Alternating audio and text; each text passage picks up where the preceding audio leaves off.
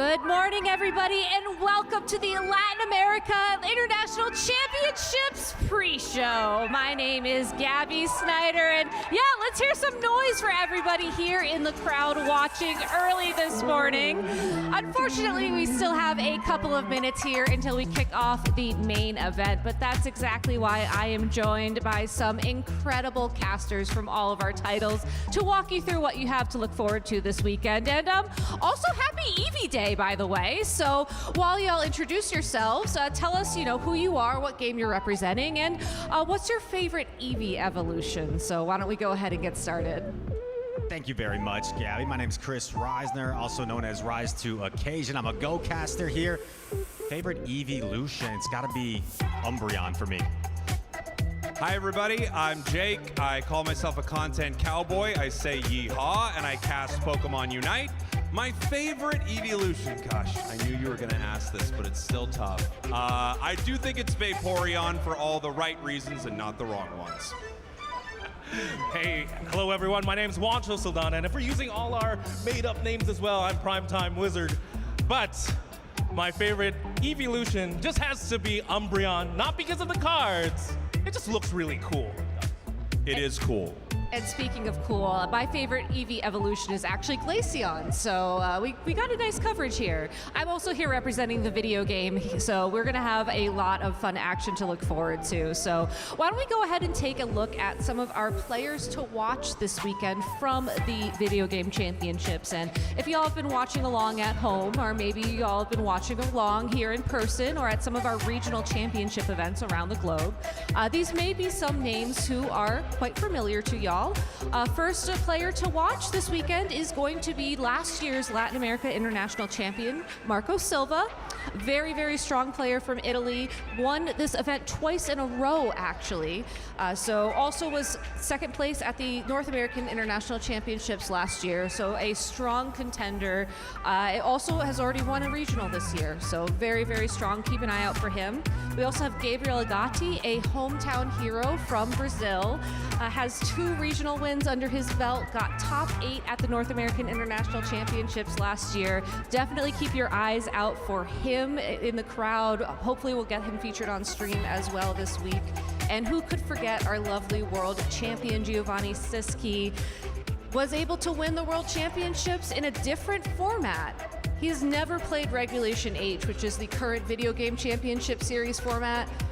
We'll have to see how he's going to do on the official stage. So a lot of incredible talent out there. We have even more players to watch, which we'll cover in the video game stream. So we'll get to that when we get to that. So we'll have to look for that. So why don't you go ahead and tell us, Rise, about who to watch for Go? It was hard to narrow it down to just 3 players, but it has to start with its accent. Perhaps the most decorated player in our game's history.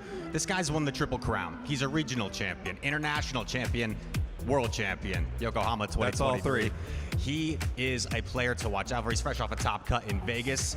Keep your eyes on its accent. And then it's the hometown hero, LNDS Hard Jeff, representing Brazil. He won this tournament 2 seasons ago. He also has top cut LAIC every single time he's competed here. Can he keep the streak alive?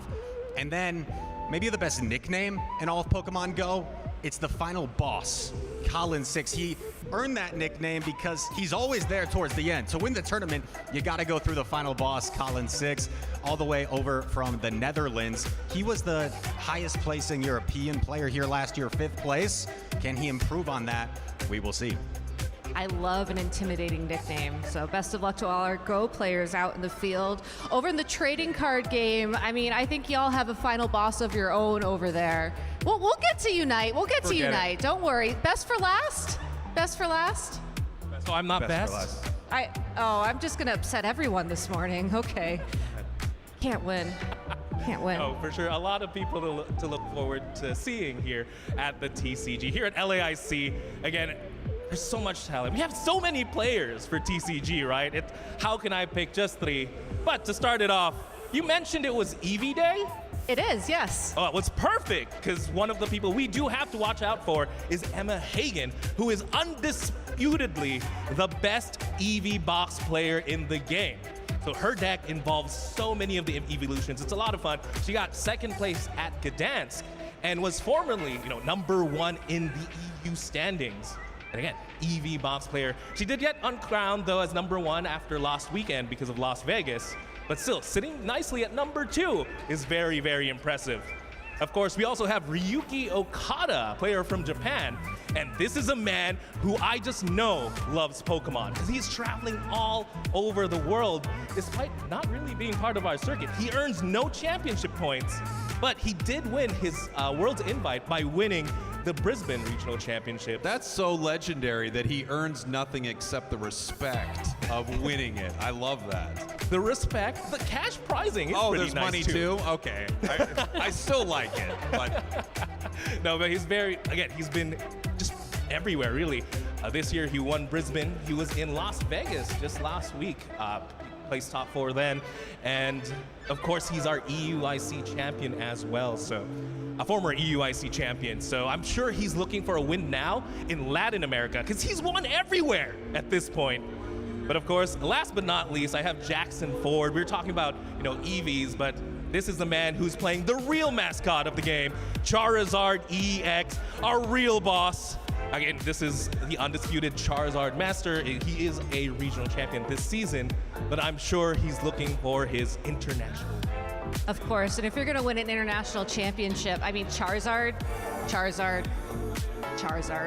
I mean, the winner of LAIC last year in VGC used Charizard, so. But finally, of course, best for last, it's time for Pokemon UNITE. yeah, we have so much exciting stuff going on with Unite this weekend. We have a new map, so many new Pokemon to the game, but there are some teams to watch here that are really incredible. Last year, out of Brazil, the runner-up, 2Z Esports, they have a slightly new roster, but this team looks incredible. They have Mazo on the squad, such an exciting team to watch. We have a new org team out of North America.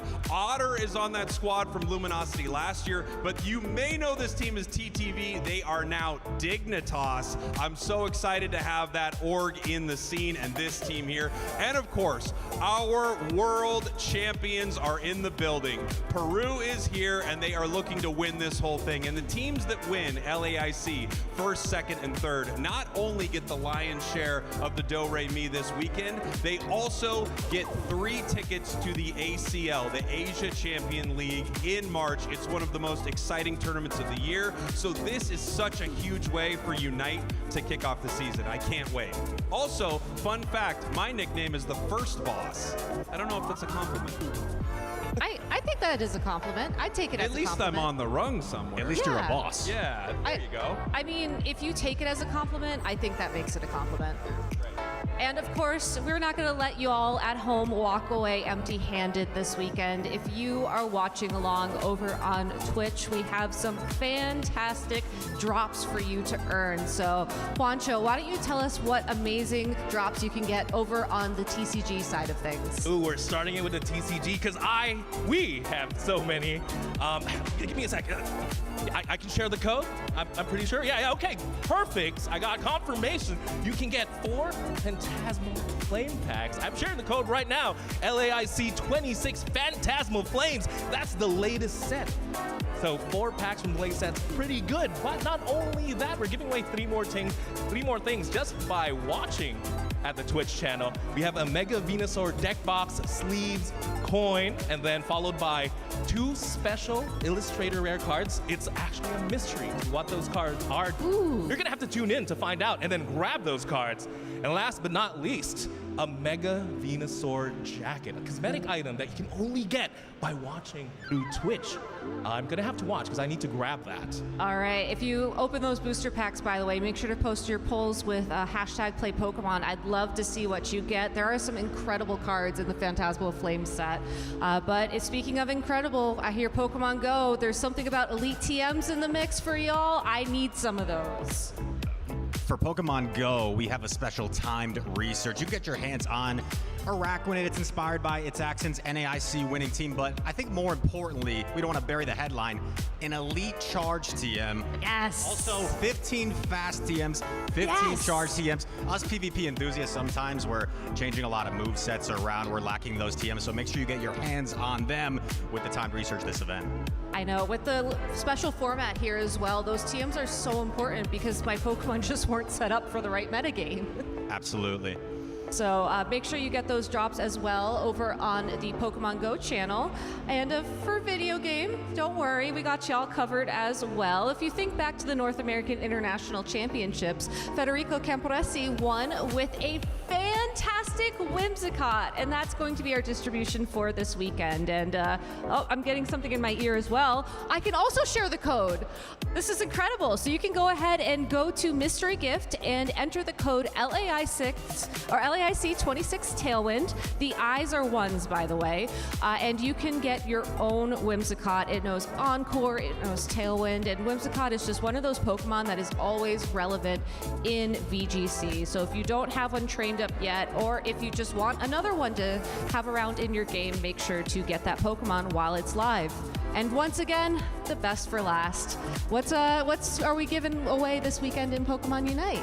Yeah, we have some cool stuff for Pokemon Unite, best for last, as always. I don't have anything in my ear. They wouldn't let me wear it, so I don't know what code I can or cannot share, but I can say that just by watching, you are going to be able to earn a Venusaur Platinum emblem. And is the code on the screen right now? Yeah, it is! The it code's is. right there! We can share it. So using the code on the screen right now, you are able to get this in-game sticker showing that you are here live watching LAIC. Of course, we're going to be live on the Pokemon Unite Twitch Friday, Saturday, and then Championship Sunday, we will be up on the main channel. Make sure you snag these free rewards just for watching Unite.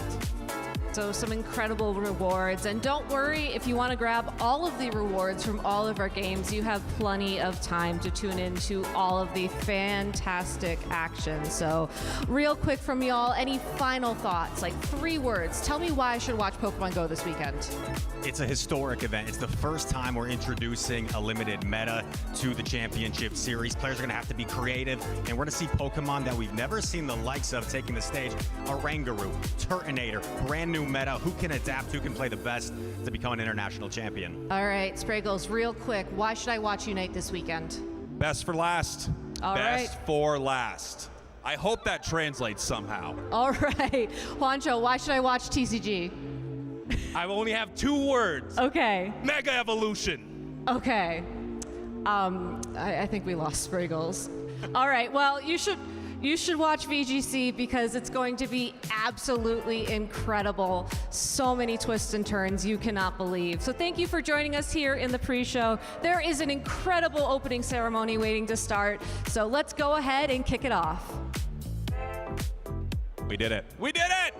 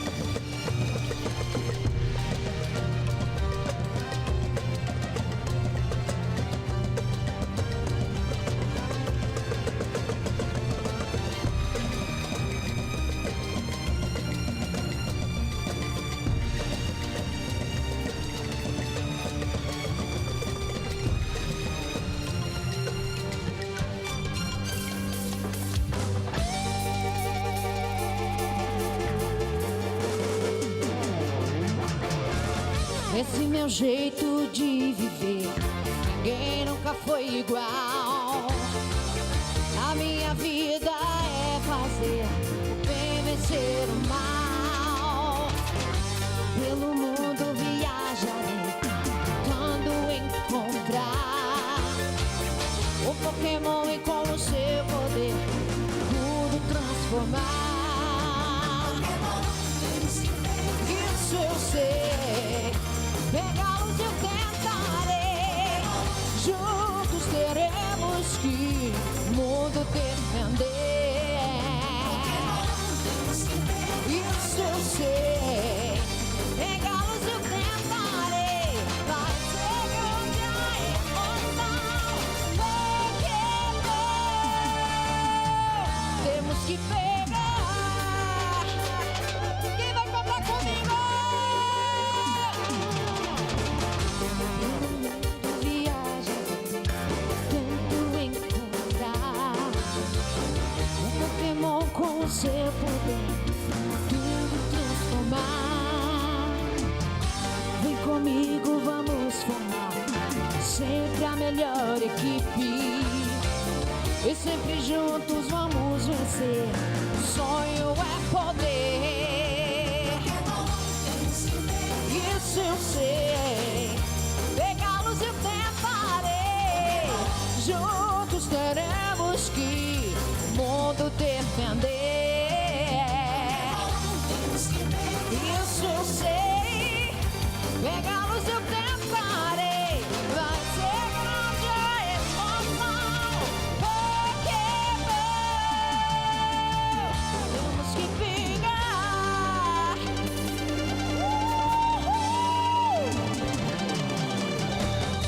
誰よりも強くなりたい。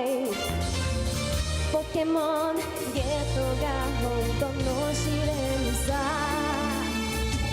この広い世界中探し求めるポケモンの本当の力知るため力合わせそれが運命俺たちで世界守ろう強い心と勇気で飛び越えよう日々これ助け合ってI wanna be the very best no one ever was. To catch them is my big test. To train them is my cause. I will travel across the land, searching far and wide. Each Pokemon to understand the power inside. You should say, pegá-los eu tentarei. Juntos queremos que o mundo defender. Isso eu sei, pegá-los eu tentarei. Vai ser grande a emoção. Pokémon, temos que pegar.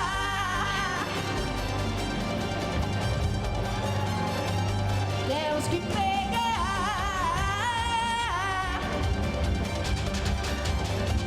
Temos que pegar.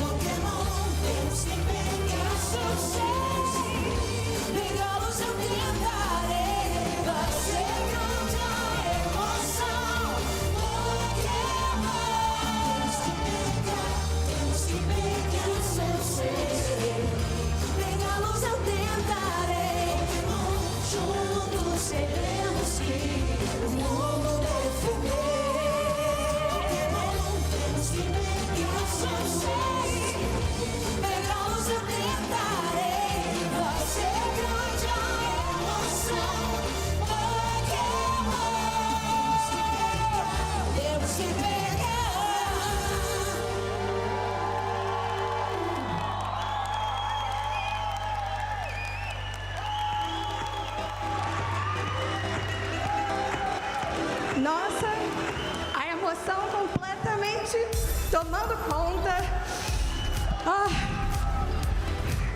Janaína Bianchi, a cantora do tema original do Pokémon no Brasil. Obrigada, Pikachu. Vai, Pika. Oh my goodness. Bom dia, São Paulo. Good morning, everyone, and welcome to the 2026 Pokémon Latin America International Championships. Oh, my goodness, that performance, Adam, it was absolutely electrifying. Took my breath away. I think it perfectly set the stage for this event and for all of our old school Pokemon fans in the audience, certainly. Yes, in Portuguese, in English, in Japanese as well. So let's give a big round of applause once again for our lovely performers. Over 3,500 of the fiercest competitors across the Pokemon trading card game, Pokemon video game, Pokemon Go, and Pokemon Unite are here in São Paulo, Brazil, fighting for their shot at the 2026 Pokemon LAIC Champion title. It's not just the title as well. We're talking about a $500,000 prize pool across all 4 games. And of course, a qualifying option for the Champions to Worlds happening next August in San Francisco, California. And of course, alongside the Pokemon Experience. Incredible. It feels like just yesterday that we were crowning the 2025 World Champions in Anaheim, California. And now here we are kicking off the first international championship of the new season with our competitors preparing to play some of their most intense games of Pokemon yet. And it's not just about playing Pokemon, it's about competing, proving yourself, and taking that crown. Well, let's not keep them waiting any longer then, Sophia. Competitors, get ready for round 1 of the 2026 Pokemon LAIC Championship. Alrighty, so to get this started, let's give one final round of applause now for the lovely staff and crew making this lovely event come together. All right, are you ready? Go!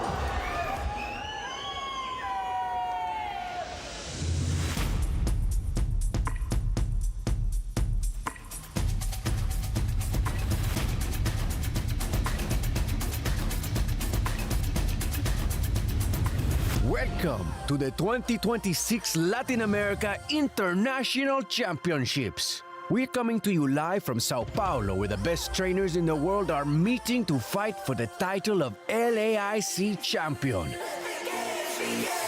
Last year, 2-time world champions Luminosity started their historic season off with a dominant win to start their 2025 IC sweep. Has just been buckled in Brazil! Your former world champs are your LAIC champions! Regional hero Marto Galde persevered with unmatched resilience, withstanding one final brave bird attack before rising tall as the LAIC champion. He might be the greatest of all time! Miloslav Posledny proved that patience pays off. His highly calculated plays laid the groundwork for an inevitable victory and achieved status as TCG legend. Brent doesn't think he can do it, extends the hand. Defending LAIC champion Marco Silva devastated his opponents, burning through the competition and searing his name into Pokemon VGC history. As the first 3-time international champion in the Masters Division.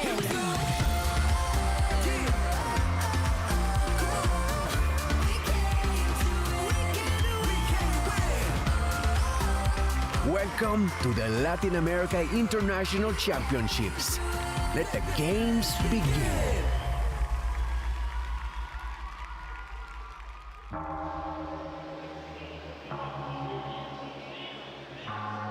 Bom dia, everyone, and it's another beautiful day here here after a series of beautiful days in São Paulo, Brazil, and I am so excited to get into the action here. We are back in São Paulo for the Latin American International. Hello everyone, and welcome back to the Pokemon UNITE Championship Series. Here we are to kick off the season live in São Paulo, Brazil for LAIC. I am so unbelievably excited for this season of UNITE. Hi everybody, I'm Jake, your resident content cowboy here. Yee to the ha, joined by the one and only Noob Snacks. Hello, Noob Snacks. Hello, cowboy, and it's exciting to be here in São Paulo, Brazil to kick off another LAIC for the Pokemon UNITE World Championship Series. Can I tell you something right at the top of this? This is the size of the cup they originally gave me. It's like a cup for a little hummingbird. I asked for bigger cups, but we have more important stuff to talk about here today.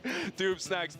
First off, we have a league format coming to our game this season, which is going to be so exciting. We even have some of these orgs here today, which I cannot wait to talk about. But man, so many changes between Worlds in Anaheim and the start of this season. And it's just been a few months.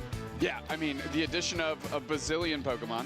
I'm pretty sure that's the correct number. It is 5, but still a lot. Yeah, that's quite, it's a good rate of additions for sure. Since the World Championships. Of course, the Groudon map is here, and we are going to have our first big competitive event on it officially for the UCS, which to me is incredibly exciting and was a breath of fresh air into the game that a lot of people, including myself, so desperately wanted, and it's an exciting time here to be playing Pokemon UNITE. And of course, I mean, think of all the stuff that they are competing for this weekend. We have the 3 spots to ACL. Right now, we are taking a look at that new map. So right in the center there, we have the new objective, Regidrago. Now we're taking a look at Regieleki spawning in the top path. However, Regieleki now possibly spawns top or bottom, and at that 7-minute mark, you're going to know, well, actually, at 7 minutes 30 seconds, you're going to see this countdown here, and teams will find out whether it's going to be spawning top or bottom, which creates a lot of different plays, a lot of different macro decisions that they have to make now. Absolutely right. Now we're seeing the countdown timer to that 2-minute mark. What formerly was Rayquaza is now the Lava Monster Groudon. And what does Groudon provide to these teams when they secure it? Well, it used to be the Rayquaza buff, right, which was crazy scoring speed that was uninterruptible as well as a great damage buff. And now you do get great scoring speed that can be interrupted. You get this incredible damage buff, but the biggest difference maker with Groudon here, not only, by the way, does it look amazing, and there's less tall grass around it, so there's less places to hide. One of the biggest things about it is after you take this buff, if the enemy team KOs this Cinderace that we're looking at right here. Oh, it says Wonder Chef, by the way. This will be an easy KO. Yeah, so easy money. Look, this is easy money as right we're here. watching it happen by, what was that, PPL Unite 02, a legend in the game, if I'm not mistaken, is going to go ahead and take that buff right off of Wonder Chef. Bad look for the Chefsky today. And this is just this new incredible end game that we have in UNITE now. So if you win Groudon, that does not mean you win the game. In fact, sometimes winning Groudon, and I'm sure you've experienced this in your solo, duo, trio games, sometimes winning Groudon means that you are going to lose the game because you're quickly going to get KO'd by a monster on the other side. All of a sudden, they get this buff, they are more powerful, and they run to your goal zones. That's one of the most exciting changes of the entire season. Again, it feels like just a few months, but so many big changes. Like you mentioned, we have upwards of a bajillion Pokemon, closer to 5 that are new for this competition. Slight correction there. I said bazillion. So that's a bit of a different number, but we're kicking this off with Latias, who recently got some really solid buffs. I expect it to make a good splash here today with its Dragon Pulse Cheer moveset that you and I are fans of. Oh, I love and it works terrific with Latios as well, as we're seeing the 2 move in tandem on screen right now. Yeah, obviously Latios was available at Worlds, but Latias not yet. Seen that Unite move working in tandem there. I absolutely love that combination. And of course, we have a new all-rounder to the game. It feels like you can say that pretty often in Pokemon Unite. A new all-rounder, Palmod. It's kind of this sustain all-rounder that gets in there and brawls. And if you don't shut it down quickly, it will recover all of its own HP using its boosted attacks after its moves in some of these big fights. Yeah, I mean, top path players are eating well with all-rounders right now, and Palmot is no exception. We know a couple players that like to play it in NA specifically. You just had on the official UCS channel the Groudon Gauntlet, where we saw a little bit of Palmot action. But let's talk about Empoleon. Yeah, Empoleon was one of those Pokemon that came out and was so unbelievably good that you thought it was going to make its way into UCS for sure. However, after a couple rounds of sizable nerfs, it's now brought down back to earth with a lot of the other Pokemon in the roster. And while that happened, we had a couple of huge additions in these new Mega Pokemon. Mega Lucario, another Pokemon looking to make a splash here. Of course, they all want to splash. They all want to splash. True. Close combat power-up punch. You see it uses its big Unite move there and immediately hits its Mega form, which means that close combat and power-up punch are going to deal just a cartoonish amount of damage. A ludicrous amount of damage. Yeah, Mega Lucario is unbelievably strong. And of course, we have Mega Charizard. This thing is insane. But both Megas receiving a round of nerfs before this tournament. Correct. So I really do think it's up in the air as to how powerful they will be. Just like Mega Lucario, we can see right there, as soon as the Unite move is used on Charizard, boom, right into that Mega X form, and this thing just rips through enemy teams. However, unlike the previous Charizard, it can be stunned, it can be shut down when it's in its Unite move, when it's in its Mega form. So there's some counterplay there, but it's really hard to counterplay something that's just burninating through your entire team. I would anticipate a lot of bans for Mega Char. I do as well. I mean, if it's not banned, I definitely expect it to be picked up, especially on day one. And here's the new thing. Draft phase will now include 3 bans, which is something I've been clamoring about for 2 years, but now we finally have a roster big enough to warrant that change. Yeah, so draft phase obviously will mean that no 2 Pokemon, or no team will have the same Pokemon on them. If you pick Raichu on one side, the other team will not have access to that. It also has a ban phase, and if you've been watching UCS for a while, you know what I'm talking about. The teams will ban Pokemon back and forth that neither team can pick. Well, now there are 3 bans. This not only lets you ban a lot of these top meta choices, like we may see Charizard just catch a ton of bans all the time because it was so unbelievably good a couple weeks ago, and I don't know if teams are ready to just play into that yet. But it also starts to give you more and more opportunities to target ban your opponents. If you know that this guy has been playing Delmise for the past 50 games that we have been here, let it through, because I've been losing a lot. Honestly, just go on and let it through. I'm catching lots of L's, and unfortunately, I'm dragging you down with me, just as the Delmise anchor does. Let's talk about some money. That's right. The IC here has a lot of Do, Re, Mi available for our competitors. First place getting that lion's share there with $8,000. I will tell you, before the show, I was just about to say it took us a long time. Production was arguing with us about how much money is there, but $25,000 is up for grabs. I'm not trying to do my own horn because it took me way too long to calculate the amount of money that's on the line here. But shout out to Garen, who gave us the wrong answer twice. That's right. Our director, who is in our ear, gave us insane numbers for that total prize pool. The first one was egregious. It was like, oh, it's $11. Yeah, and like the top number says 8K. Like, that's obviously wrong. Came immediately back with another wrong number. Shout out to Garen. We love you. It's going to be a long weekend for you. It's going to be quite a weekend for you, my friend. It's going to be such a great weekend, man. I mean, the start of the season is so exciting, and we touched on it briefly, but what a prize for this tournament. Oh, yes. Not only the first place team going to ACL like last year when Luminosity won, went to ACL, had a monstrous year, right? Won every single IC. This year, the top 3 teams will represent the West in ACL. That is so unbelievably exciting. I mean, imagining having a representative.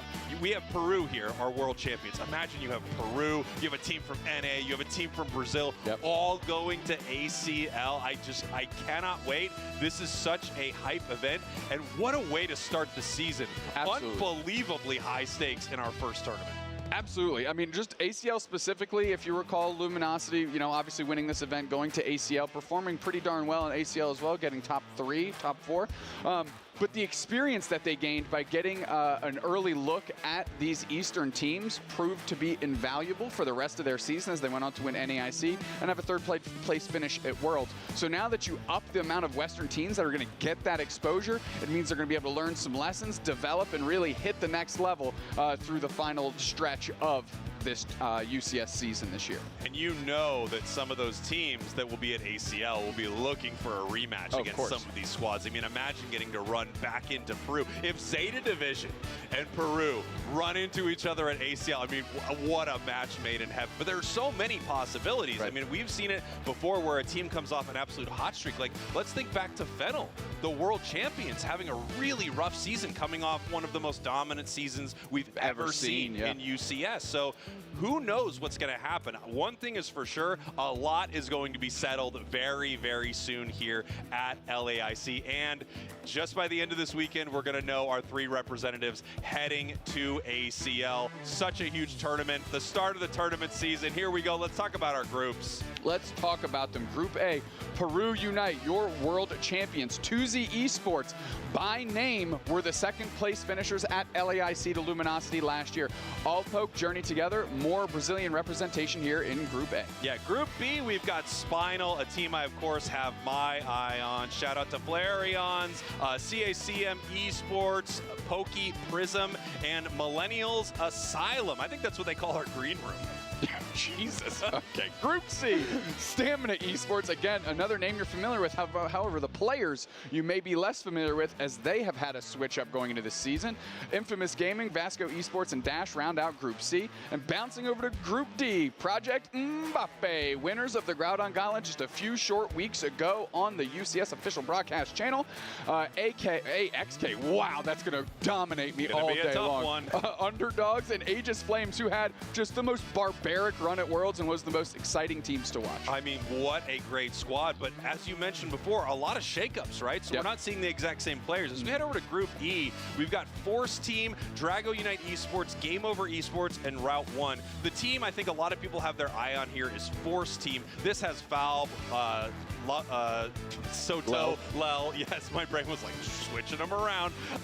These are like players that we've seen in Brazil have absolute dominant performances year after year after year. So Force Team, really a group to watch. Then we head over to Group A, we have Nemesis, also a great showing in the Groudon Gauntlet, coming in 3rd. And they're one of those teams that's always on people's radar, and it should be even on people's radar more now that they have Trainer, formerly of Luminosity last year, now on Nemesis. Yeah, Luminosity absolutely broken apart and their players scattered around the globe. As we go into Group G, and Dignitas, you may know them a little bit better if you've been paying attention for the last 5 years as TTV.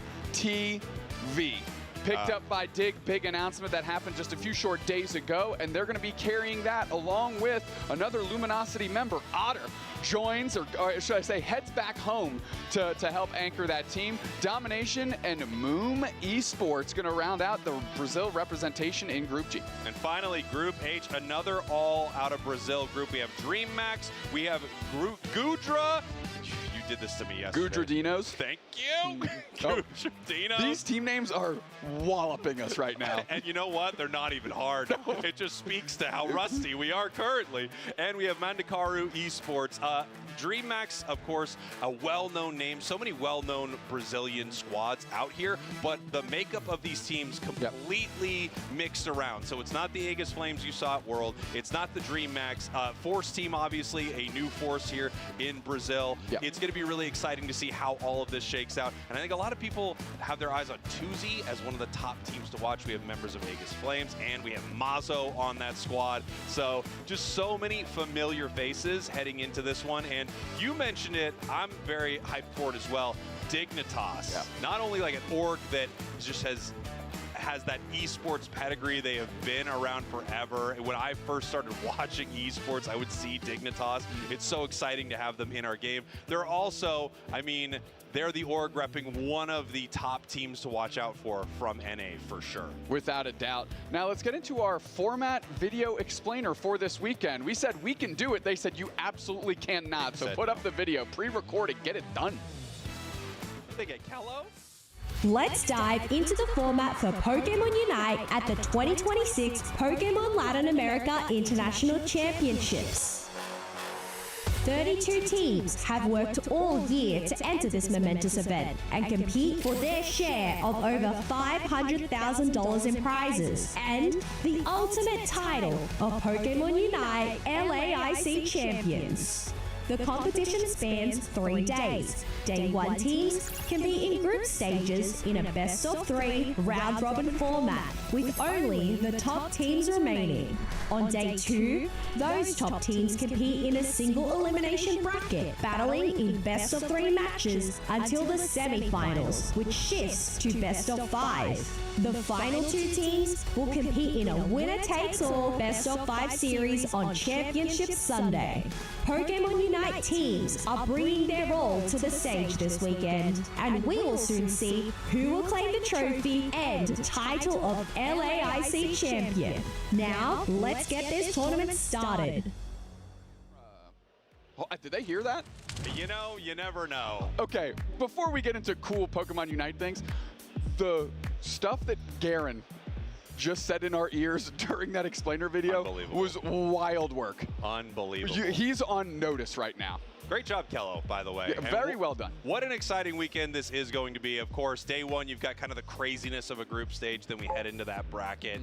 And then Championship Sunday. And take a look at this. We've got drops just for watching. You're going to earn yourself a Platinum Boost emblem. Make sure that you pick that up. And, of course, you get the LAIC sticker. We've got the code on screen right now, LAIC 2026. Go ahead and just pop that into the gift redeem section in game, and you will get that sticker. You can let everybody know that you are watching live, watching one of the most exciting kickoff tournaments that you could possibly have here at LAIC. Now, before we head to the big stage, because I know we have our players up there getting ready, we are going to talk a little bit about some of the meta Pokemon that you might see here in this tournament, and we kind of have a cool way that we're going to get into that as well. Normally, when we're talking about stats in a lot of these tournaments, we are talking about how they've been performing throughout the season. Well, what we're looking at right here, these are the stats about what is happening on our ranked ladder in the game. Yeah, we mentioned Latias, a new ad from the World Championships to now. 53% win rate, but I want you to see the volume of wins it has, right? 26,000, almost 27,000 wins at a 53% win rate is honestly staggering. Yeah, it's really incredible. And then as we go down the line here, we have a lot of picks. So Zarina, really popular in a lot of the eastern regions, but we don't see it as much in the west. I'm wondering if after the nerfs to Mega Lucario, Mega Charizard, we might see some of these western squads pick it up more. Alchemy, another powerful support that didn't get a lot of play at UCS, also hops on this list.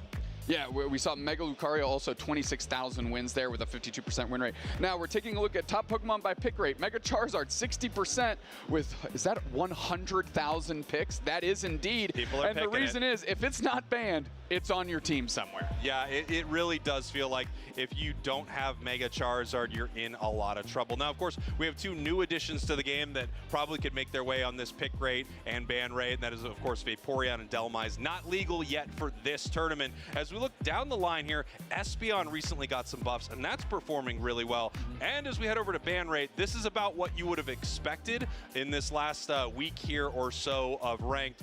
Charizard, Lucario, Darkrai, getting over a 100% ban rate, which means when draft popped up and ranked, it was at least banned by one team almost every single time. Charizard almost banned by both teams every time. Yeah, 166% is essentially what my Little League coach, the effort he wanted me to put out there on the field. Unfortunately, I was just dog water at baseball, but we're taking a look at this. He just thought, I don't know, maybe can he up his effort? Is there a way he could go maybe 166%? Like, what do we do here? We just got in our ears. Stop talking about Kirk's Little League baseball career. Let's get to the stage and get into some action.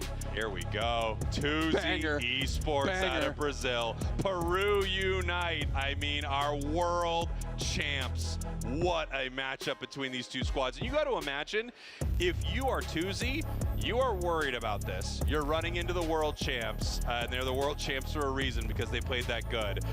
However, if you can take them down to start the day, what an electric way to start this tournament. You have to feel, if you beat Peru Unite right now in your group, going into the rest of the day, you feel like you have galaxy locked yourself for day 2 competition into that single elimination bracket. Now, nothing is free here as we're taking a look at Baby Mazo, who a lot of people consider, including myself, the face of Brazilian Unite. Yeah, absolutely. You know, there are certain players that just become the thing, and he is absolutely the thing here in Brazil. We've got some aura farming happening between these two squads right now, which I always love to see.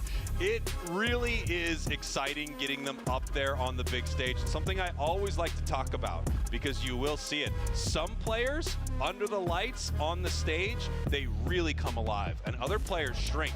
It's very, very difficult in like these high stress situations, and it's why you see certain players have incredible finishes in these competitions over and over again. I mean, you look at Luminosity last year, winning every single IC. That's the kind of team that can compete when the pressure is on. We're gonna have to see if Tuzi has what it takes, because we know Peru does. They just won Worlds on the biggest stage we've ever had for Pokemon in Anaheim, in the stadium, in front of thousands and thousands of people. Yeah, I mean, Tuzi and the players, I mean, there's known quantities on both sides of these of this stage here. You talk about just repeat positive performances on stage. I mean, Mazo is no exception to that, winning big games on the World Championship stage, on the LAIC stage, the IC stages across the world. And now we are setting up for the first match of our 2025-2026 UCS season. And I don't think you could have asked for a better lineup right here than this match we've got. No, I mean, what a treat that we get to cast this game to start the day, right? Like an absolute banger right at the start of the show. We always get lucky with a game like this. So, I mean, lucky, we do decide the schedule as a team in UCS. It's not like it just goes to one of those. It's not like it's not the teams deciding. Yeah, like, how about who us? wants to go up there? But I mean, we're lucky that we get to cast a game that I think a lot of people could say, hey, this might even be a grand finals match, you know, on Sunday. Without a doubt, we get to see it right now.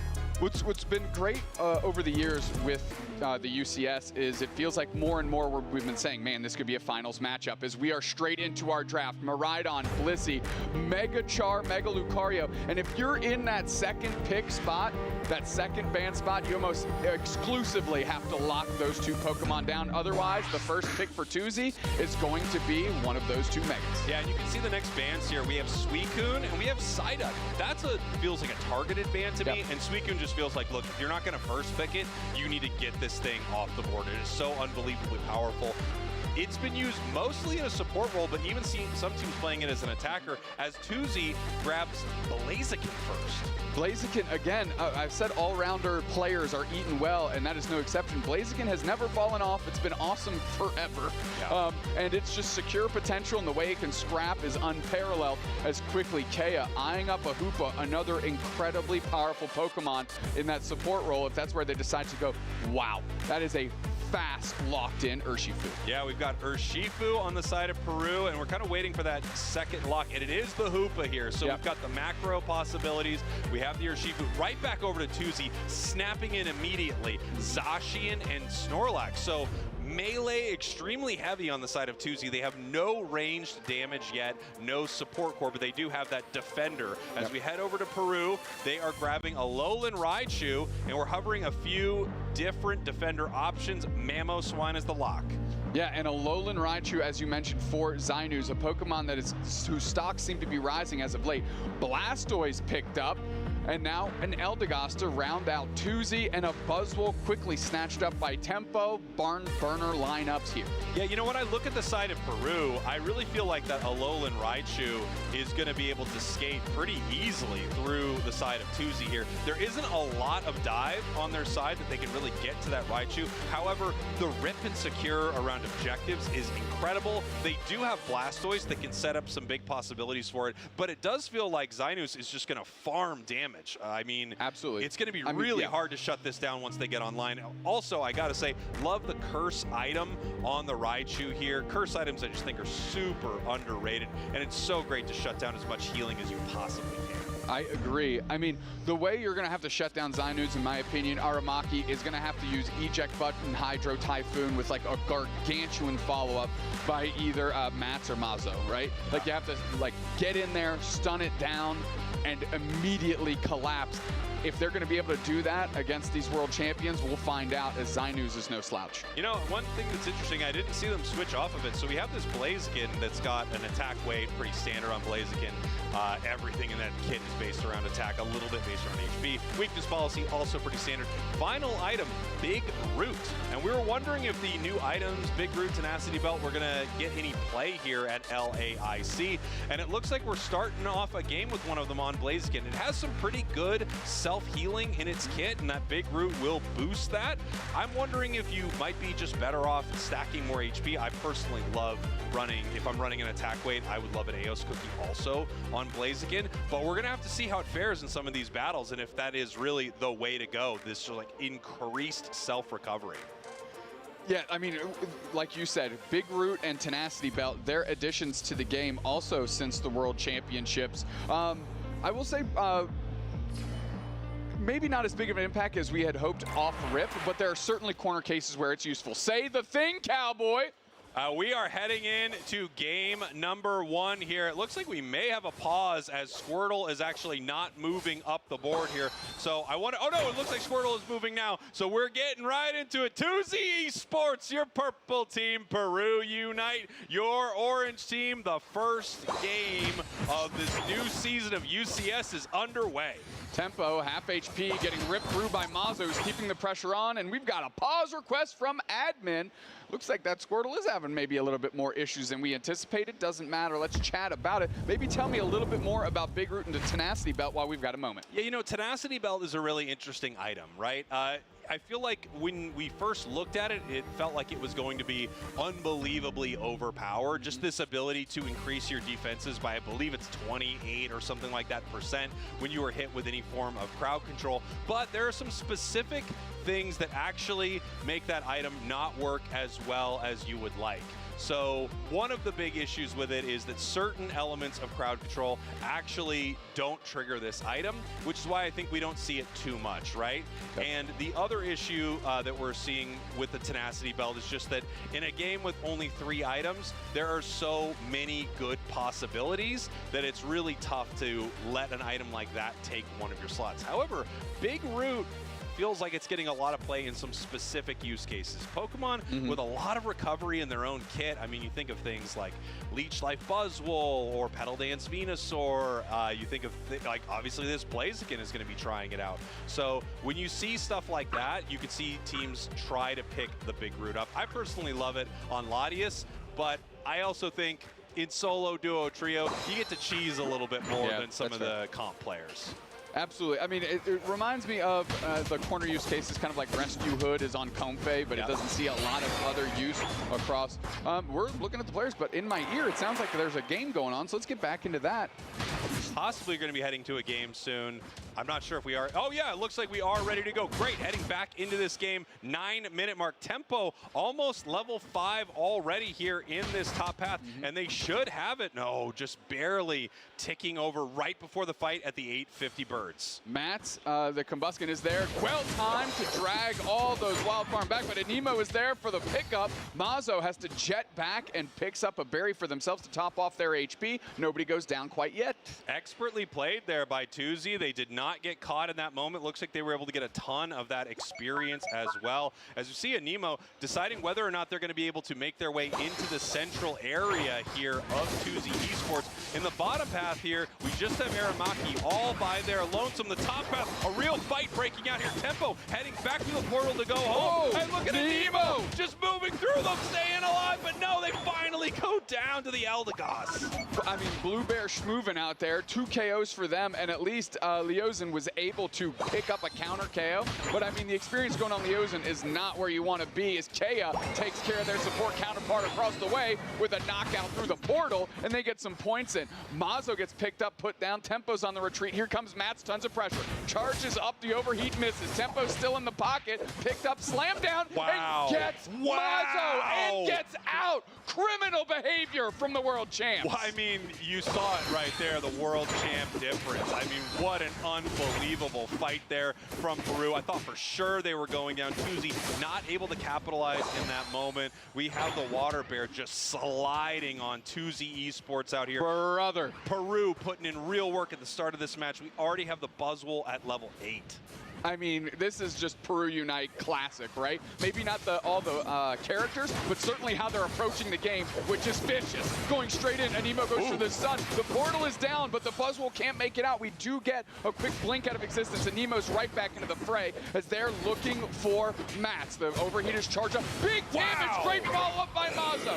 The hyperspace highway is up. Here comes Zynus as Kea is trying to A-press them down. Zynus creates some space, but we've got all 5 players of Tuzi on Regice. What is Peru Unite going to do in the face of 5? Not much. Regice belongs to Tuzi. Beautiful stuff there from Tuzi. I mean, they took that fight, got a couple of huge KOs, and we talked about this rip and secure on the side of Tuzi, right? I mean, immediately ripping through that objective, the Metal Claw just taking it down, and then, of course, they had the overheat ready to go. Actually, it looks like the overheat was charged too long, and they didn't end up hitting it. However, they still got, Regieleki getting worked on by Peru. They've got the positional advantage. Draken going deep, trying to just create space, and it's good enough. Regieleki's looking to walk, and Peru Unite is looking to escort it. Regieleki on the doorstep. Let's see how they fight. Block is up. Draken straight into the back line, try to create some separation, and the Mats is on top of them. Quickly knocked out is Draken, and now the fight continues as Anthras goes down, and the Regieleki has not quite hit yet. Tempo's looking to create space. Mats is still scrapping. Buzzwole Unite is out, and it's not going to be quite enough. And the Regieleki walks. Aramaki can't stop it. Wow, I mean, what an interesting... Tuzi had such a wild moment in that fight. They charged up an overheat on that Regieleki, but it was so close to going in that they couldn't hit it until Blastoise Hydro pumped it back the other way. That was almost putting it into their own goal zone, but you could see the high level of play from Tuzi. Still, Peru able to make sure that that goes in. Anemo fighting here, the Metal Claw Zacian able to take it down. Yeah, we actually saw the Buzzwole on the retreat, and Anthras, the Snorlax, was able to heavy slam eject buttoning, just get the knockout, which was critical because Anemo went down as well. So it gives Tuzi the opportunity to meet the rotation speed of Peru to get to that top Regi. Look at this here, just using block to push all of this experience towards the side of Tuzi. Even though score-wise, this game is not close yet, 0 to 137. Experience-wise, Tuzi is very much in this, and it feels like these fights are extremely close. Yeah, they're fighting well. The block is up, just going to shield the rest of the team. Anemo's looking for a backdoor. The overseat is there. They sussed it out. Half HP poached onto the side of Tuzi, and Anemo is gone. Well played by Tuzi. Beautiful stuff there. Heading into the wrong tall grass. Tempo putting him up into the air. Here comes the Hoopa Unite move, and they're looking for the Registeel right now. Kea having to peel away. Backline stuns. Draken is there. Comes through the portal, engages the Mammoth. They're going to start stomping around to see what they can do, but they are buckled.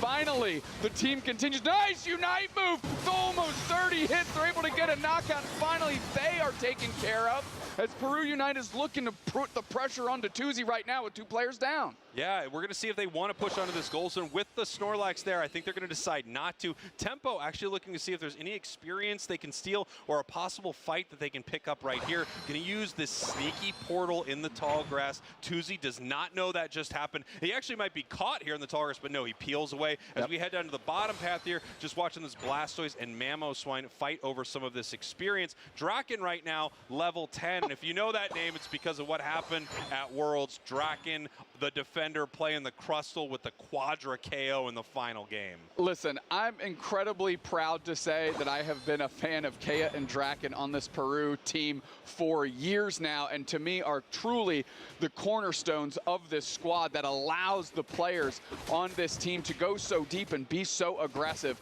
and that is no exception here as they are winning 167-0. And here we go, Reggie Alecki walking, and it looks like Tuzi is going to decide to focus on this quick Reggie Drago rip. They're going to see how fast they can get it. The overheat is out. Beautiful. This is something they can do with this composition, and Peru is going to need to answer to that, especially when we get closer and closer to Groudon. Yeah. I mean, at least they have Hoopa, right? So if they want to do some cheeky back cap action or anything as Groudon populates on the map, they can at least rip them back through with that big Hoopa Unbound form and open up that big Avengers portal. Yeah, absolutely. Bring them all through, you know, on your 6, and here comes the whole squad. Well, in 40 seconds, we're about to see the first Groudon here of the season. In our top path, however, we have one more objective. Another Reggie spawning in the top path in just a few seconds, and we'll find out what it is. These teams could be fighting over a Reggie Rock, giving you that increased defense and special defense. However, it looks like Tuzi is aggressively positioned around Groudon, possibly going to go for an early rip. Tempo cannot get caught out here. Kea as well. Now they're showing. They know where all of Tuzi is. They can see them on the map. 10 seconds, Cowboy. Here we go. Getting ready for this fight. Tempo possibly looking for a catch. We have the Electro Balls being set as a trap. Here comes Anemo. Anemo moving in. They peel back. Snorlax pushes the block. And now we have the rings unbound. Here's everybody's looking to scrap. Hydro Typhoon does kick up. Groudon's already at half. It's getting ripped. The overheat's going to have to get lined up. They're trying to get in the back pocket. Anemo pops Unite, and it's secured by Kea, the cornerstone of Peru Unite, as Tuzi Esports is instantly wiped, the whole team down, and for the first time this season, 10 Jack, Queen, King, that's an ace, baby. What a great fight from Peru. They knew exactly what Tuzi was trying to do. They were going for this full rip, and you even saw by the time the overheat was getting charged, it wasn't low enough, which allowed Peru to just win this thing. They were not looking for Groudon. They were looking to take down as many members of Tuzi as they possibly could. Then by the time Groudon was low enough, the secure comes in from the Hoopa. Now, here's one of the most interesting moments about this entire season. Yes, Peru won that fight. They're up by what looks like an insurmountable amount. However, if Tuzi can get enough KOs and steal these buffs, there is a way they can get back in this game with the Groudon buff that transfers over after a KO. That's correct. However, is there enough Eos energy on the map to hit 647 points? I don't believe so. It's really up to Peru Unite to play ball here and just kind of run it down until the end of the game. They're in a good position to just defend, and it looks like Kea on the backside is portaling their way through and putting backdoor pressure, but it doesn't matter. 4 players down for Tuzi spells the end of this one. Beautiful stuff there from Peru. I mean, looking like the world champs. They just had so many dominant fights throughout this first game right here. However, Tuzi staying in it the entire time. Maybe the only real mistake they made around Groudon, and it's really hard to get away from this, but they let Peru know what they were going to do right away. They kind of let them know what they were going to do just for their team composition in general, but it was very clear they were going for the rip on Groudon. That is the play they decided to make, and Peru countered it beautifully. I will say credit to Peru Unite. I mean, I think Tuzi's strategy, I'm not sure they tipped their hand. I think it was pretty obvious to those of us in there, just watching the game. However, the way they did tip their hand, in my opinion, Cowboy, is Kea kind of went really far forward. It almost looked like they were going to get caught. But what it did, it all of a sudden Tuzi rips out of the tall grass, and all 5 of them were just standing there with their pants down, and just Peru Unite looks and goes, okay, now Peru, now we're ready to engage. And then Anemo is able to come up from the bottom path and really kick off the fight in a meaningful way, straight into the back line, past the Snorlax. Yeah, I mean, they got really close there. Yeah. Very, very close on that Groudon. We saw the overheat charge up from Blaziken. They had the pieces of the puzzle. It just wasn't close enough to being finished. You know, Groudon was just a little too high for that too high of HP for that Blaziken to secure. And then at that point, they were able to take it down after KOing a few members of Tuzi already. You know, one thing that teams try to do when they feel like there's a bit of a discrepancy between possibly the skill level of these squads, right? Like Tuzi looks pretty great, but these are the world champs you're going up against. You do try to take some of these weighted flips to see that if you can push something into your advantage. And it was a weighted flip, right? It was definitely in their favor. We saw the rip speed that they had on all these objectives. I mean, the great secure in overheat. Again, I don't think Tuzi was really trying to hide what they were going to do at Groudon. What really spelled their demise was the fact that Anemo was able to get immediately into the back line once Tuzi Esports was exposed, and really they kind of got caught in a sandwich. Yeah. In Peru Unite, I mean, we saw the Rings Unbound form happen immediately. That big stun in the pit allowed all of this cascade of damage to rain through.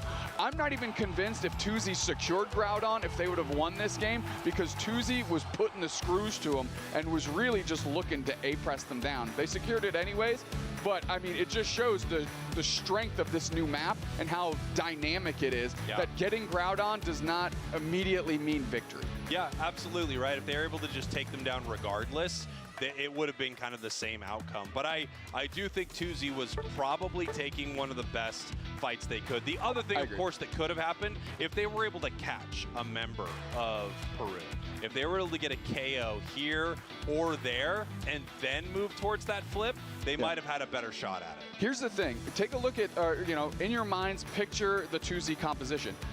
They all had to be on Groudon to be an active team fight member. Everybody was fighting on their team from short range. I mean, a Mamoswine earthquaking in and hitting its Unite move is just trampling 5 players. It's stunning 5 players. The Fist from the Rings Unbound, stunning 5 players. A Nemo gets to move through with the Water Bear on 5 players because they all had to be there. And now you're like Alolan Raichu just throwing electro landmines right in the middle too. Like, it was an absolute blender. Yeah, as we're looking at some very similar bands that we saw in game number 1. We have Miraidon, we have Blissey, we have Suicune onto the other side. No changes. Mega. Yeah, no changes. Really, the Psyduck is kind of what sticks out to me from the Peru Unite side. Obviously, they're kind of priced into banning Mega Lucario and Mega Charizard, but they've got some intel for that duck for sure. Here we go. Blaziken again. They're running it back with this strategy. We're going to have to see if Peru wants to counter this at all. One thing they could do to counter it is steal away Zacian. Zacian would be a great thing to take away from Mazo here. That way they have less rip. So we're going to have to see how Mazo wants to play without that. I did see them quickly move by Ceruledge. I don't know if they're going to move back to it, but it does rip through objectives as well. It does. To see if they want to use something like that. But instead, they decide to pick up their supports early. We've got our Eldegoss, and we have Crustle. Crustle really going to limit Draken a little bit, but surprised to see Anthras go from the Blocklax straight into Crustle. I don't really think that the Snorlax was a concern in that match. I certainly don't think it was the issue, but the Crustle is something that they want to do in the face of the first pick, Urshifu and Zacian. Yeah, and here we go. Zainu's on this Alolan Raichu again to the other side. A gutter pick Hoopa feels criminal. I don't know.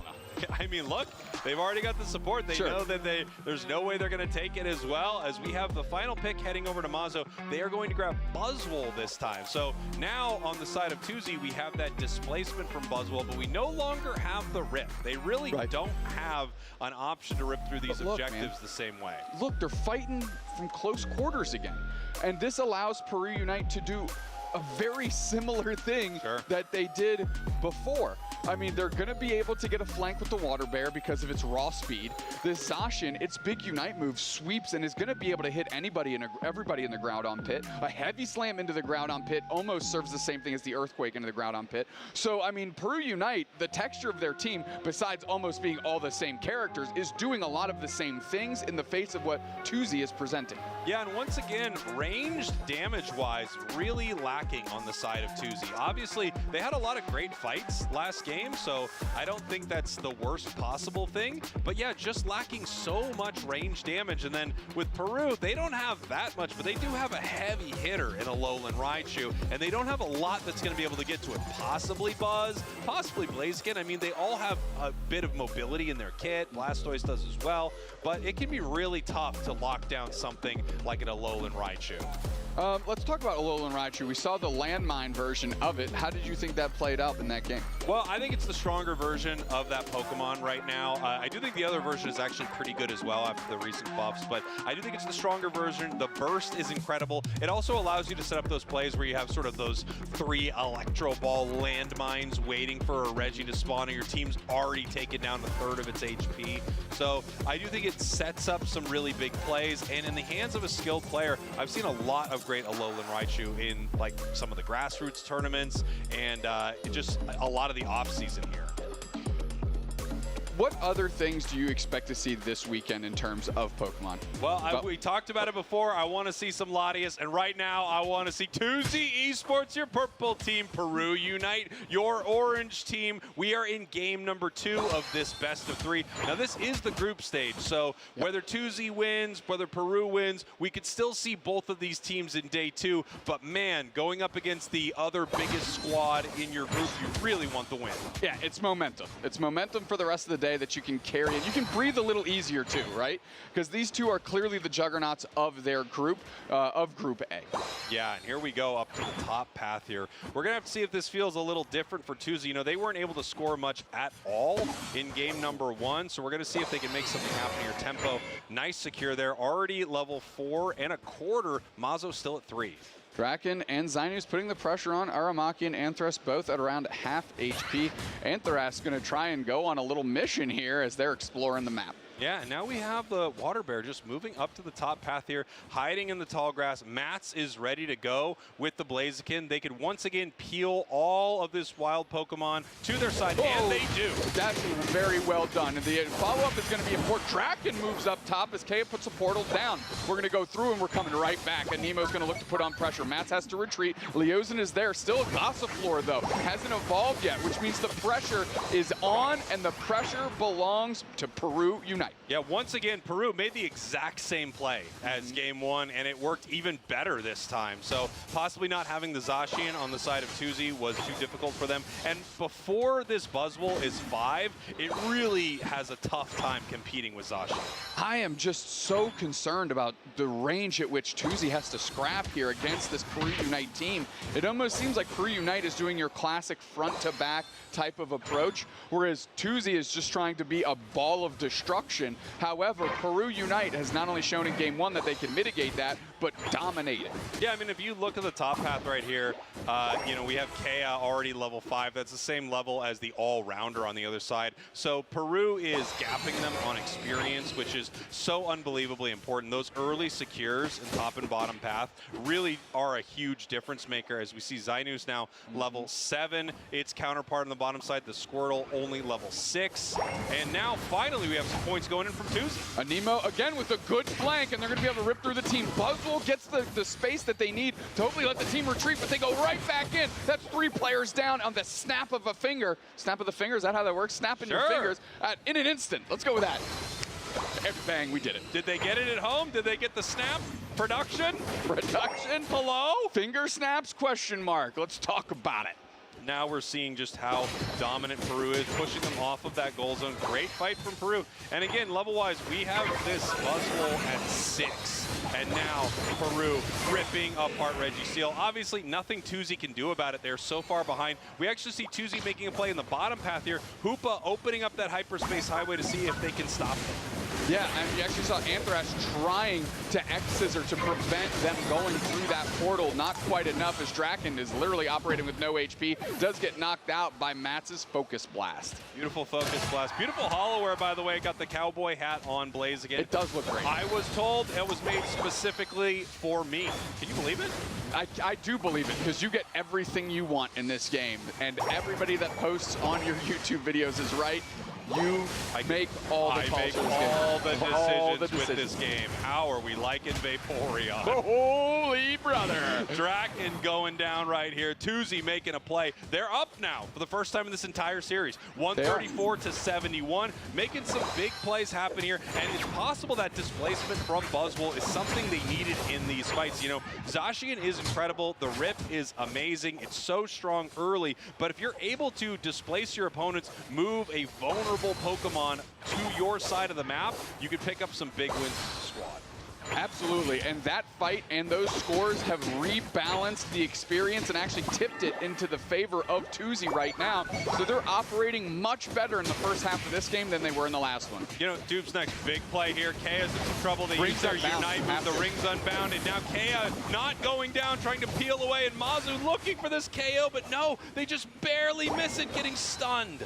I mean, well done by Kea to kind of just kite it, bro, as they're able to stun down, and now Mazo's in a trap. trap, and Mazo falls victim to Tempo there. Yeah, really nice stuff from Peru. I mean, that's just once again what a counter punch.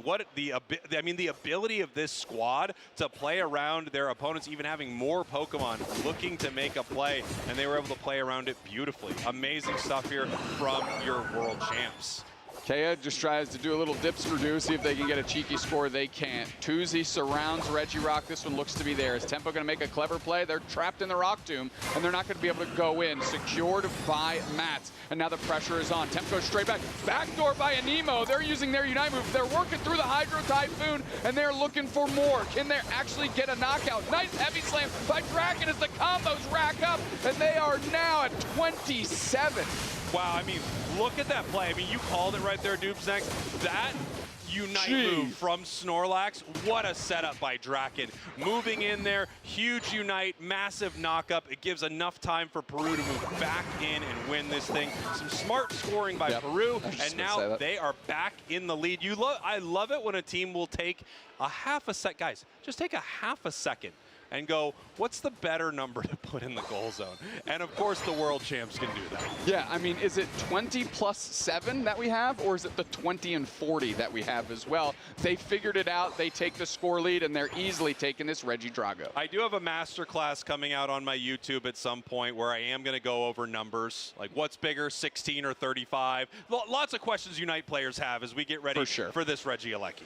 Yeah, I mean, Draken actually going for a heavy slam on the Regieleki, almost showing that the rest of Peru Unite is around trying to get Tuzi Esports to engage, but all that did was buy time for the rest of the team to show up, and now a big heavy slam block separates Mazo and Mads. Regieleki's getting ripped. Zainus is looking to go in. Regieleki at about 25%. Another Evo Unite move as Regieleki is coming back. It's going to get secured by Tuzi, and 3 players down instantly by Peru. They might have had the small positional advantage, but they take the L in the knockout section. Wow, I mean, once that Regieleki leashed, it gave enough time for Tuzi to do what they needed to do in that moment. Big fight, big win for Tuzi. Game 2 looking a lot better for them than Game 1. This one is razor thin between these two squads. Less than 100 points separate them, and that's one of the big break points in my mind. If it's less than 100, that means just a single Pokemon can peel off at a Groudon fight, and they can put themselves in the lead, right? That means this game is so close that it's going to matter a lot what happens in the next 30, 45 seconds as we have Regirock right into Groudon hitting the map. Yeah, Anemo actually used their Unite move downstairs on that Regieleki. That Urshifu got knocked out and had a pretty large respawn timer, less than 30 seconds to get that thing back up.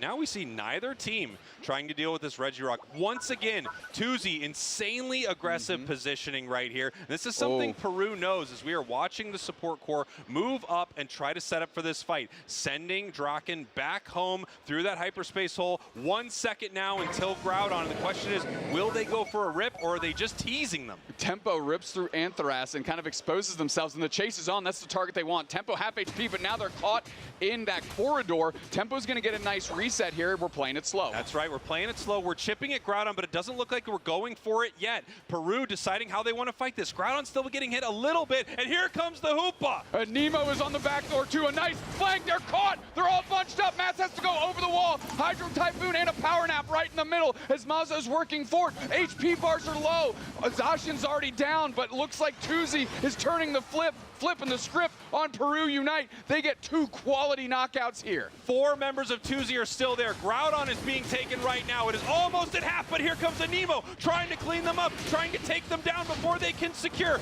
Mats is there for the secure, but they could be going down. Blastoise looking for it, and here comes Mats, and no, it's the boss wall, secured by Mazo. What a fight by Tuzi. They were caught in the corridor. They adjusted incredibly well. Peru Unite could not find the knockouts.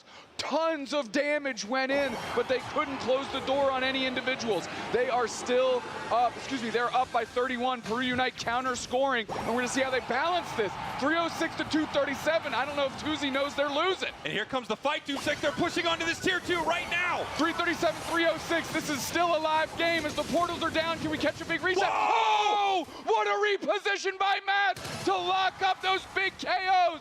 And that's going to spell the end for Peru Unite in the last 20 seconds of this one. Whoa, the points are going into the main goal zone, and here we go. You can hear the crowd at LAIC because Brazil just took a game off the world champs. 557 to, I didn't see the other side, but it doesn't matter. Tuzi taking game 2. Wow. Wow. I mean, their fight at Groudon was terrific, but Mats, to me, put the last nail in the coffin with that big reposition to prevent the reset through that Hoopa portal. 3 KOs at the snap of your fingers. I'll get it right eventually. I'm going to keep working on that Production, today. did I get it? Can people hear it at home? That's a good snap. Thank you so much. Good finger snap Thank there. you, sir. I really and appreciate also, well done by Tuzi.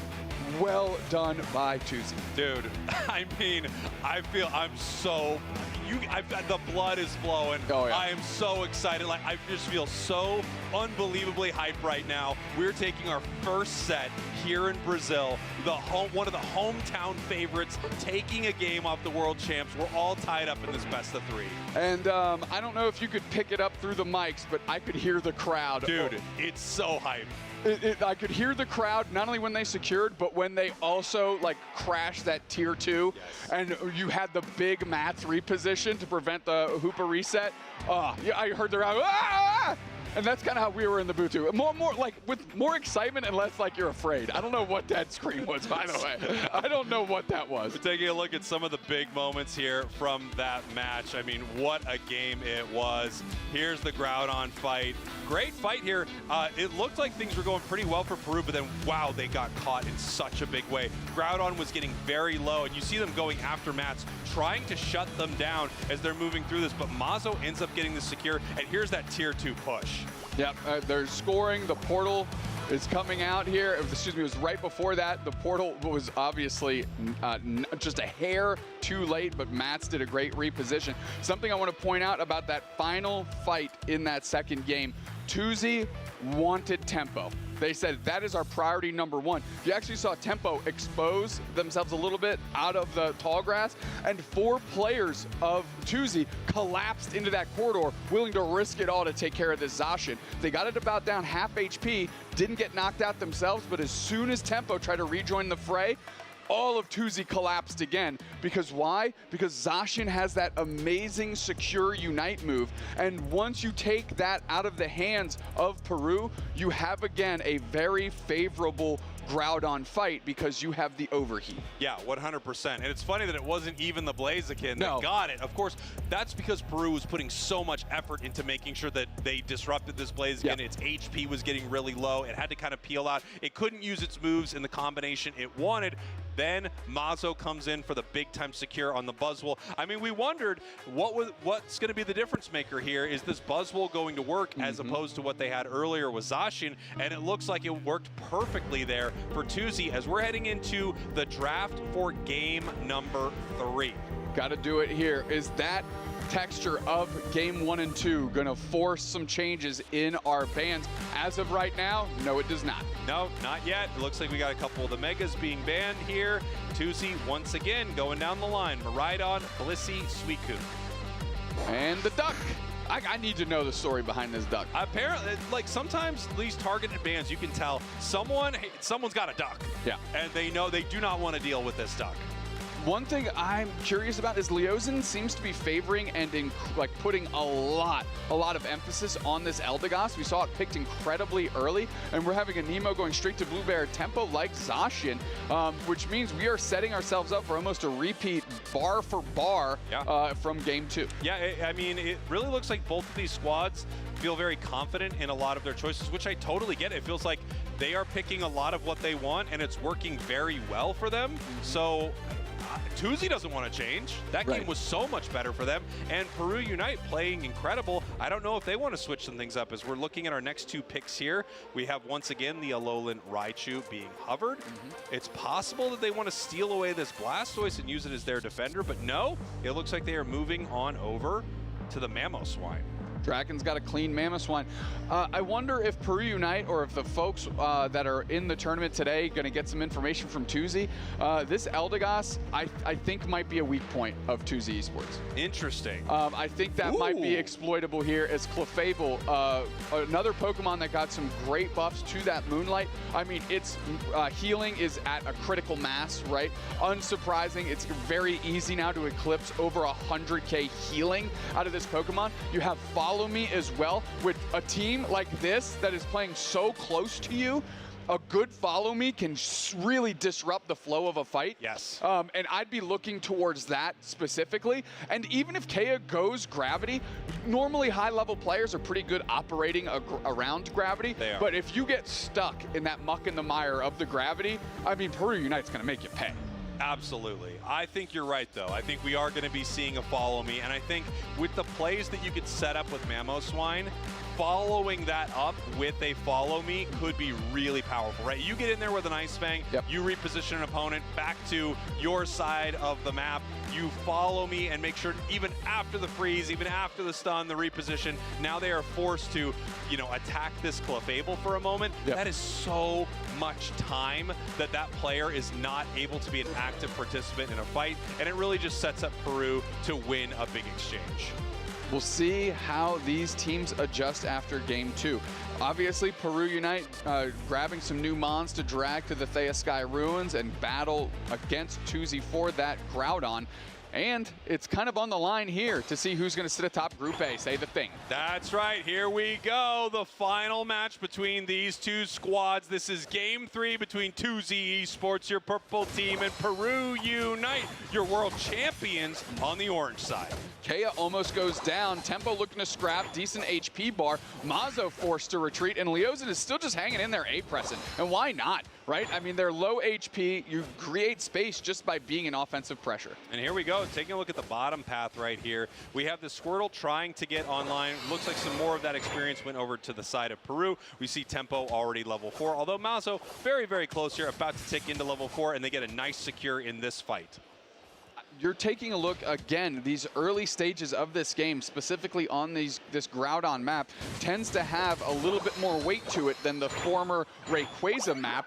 And Peru Unite and Tuzi Esports know that, and I think that's why they're favoring these early mons. We have a switch up here. We have members of Peru heading to the top path, but we only have 2 members of Tuzi. They're actually just going to play this very, very safe as Blaziken went to the bottom path. They kind of got the better of the early exchanges, so they might feel a bit more comfortable giving it up rather than giving up a knockout, as Leozin is quickly making their way down, trying to work down this ball toy formats. Yeah, it's nice to have this Eldegoss here, right, just to help make sure if the Urshifu or something like that walks in, they can A-press it and help take it down. Blaziken is extremely good, but it really wants its level 7, actually level 8 even, before it can fight.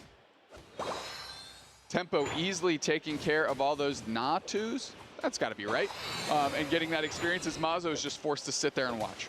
Here we have an Alolan Raichu in the bottom path. 8 minutes now, which means Reggie Drago is here in the center. I'm not happy that that's happening to me right now. I'm going to be honest with you. Reggie Drago's there. It's a 5-4 4v2. Quickly knocked out, as you'd expect. The personnel advantage to be Tuzi's, that they'd get the best of that. Draken able to dart through the Rock Tomb and make it back to pad and not get knocked out. Overheat doesn't find anyone home. What a little steal there from Peru. I mean, wow. And now Zyno's in a lot of trouble right here. 3 members of Tuzi, no, 4, heading down to take it out. 30 seconds still our bottom objective. And we saw it doesn't have that yellow ring around it, which means we have Reggie Alecki top this game.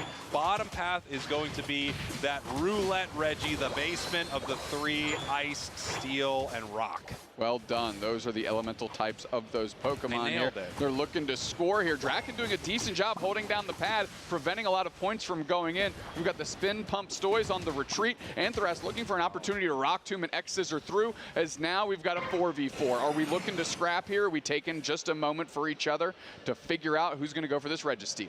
Here we go. It looks like Tuzi is trying to hit this here, but also trying to bait in a fight. They have some powerful burst damage nice moves. Rock Tomb right into the Spin Pump. That's a blender for sure. Registeel is getting ripped through, and it's taken by Tuzi. Wait, it's not?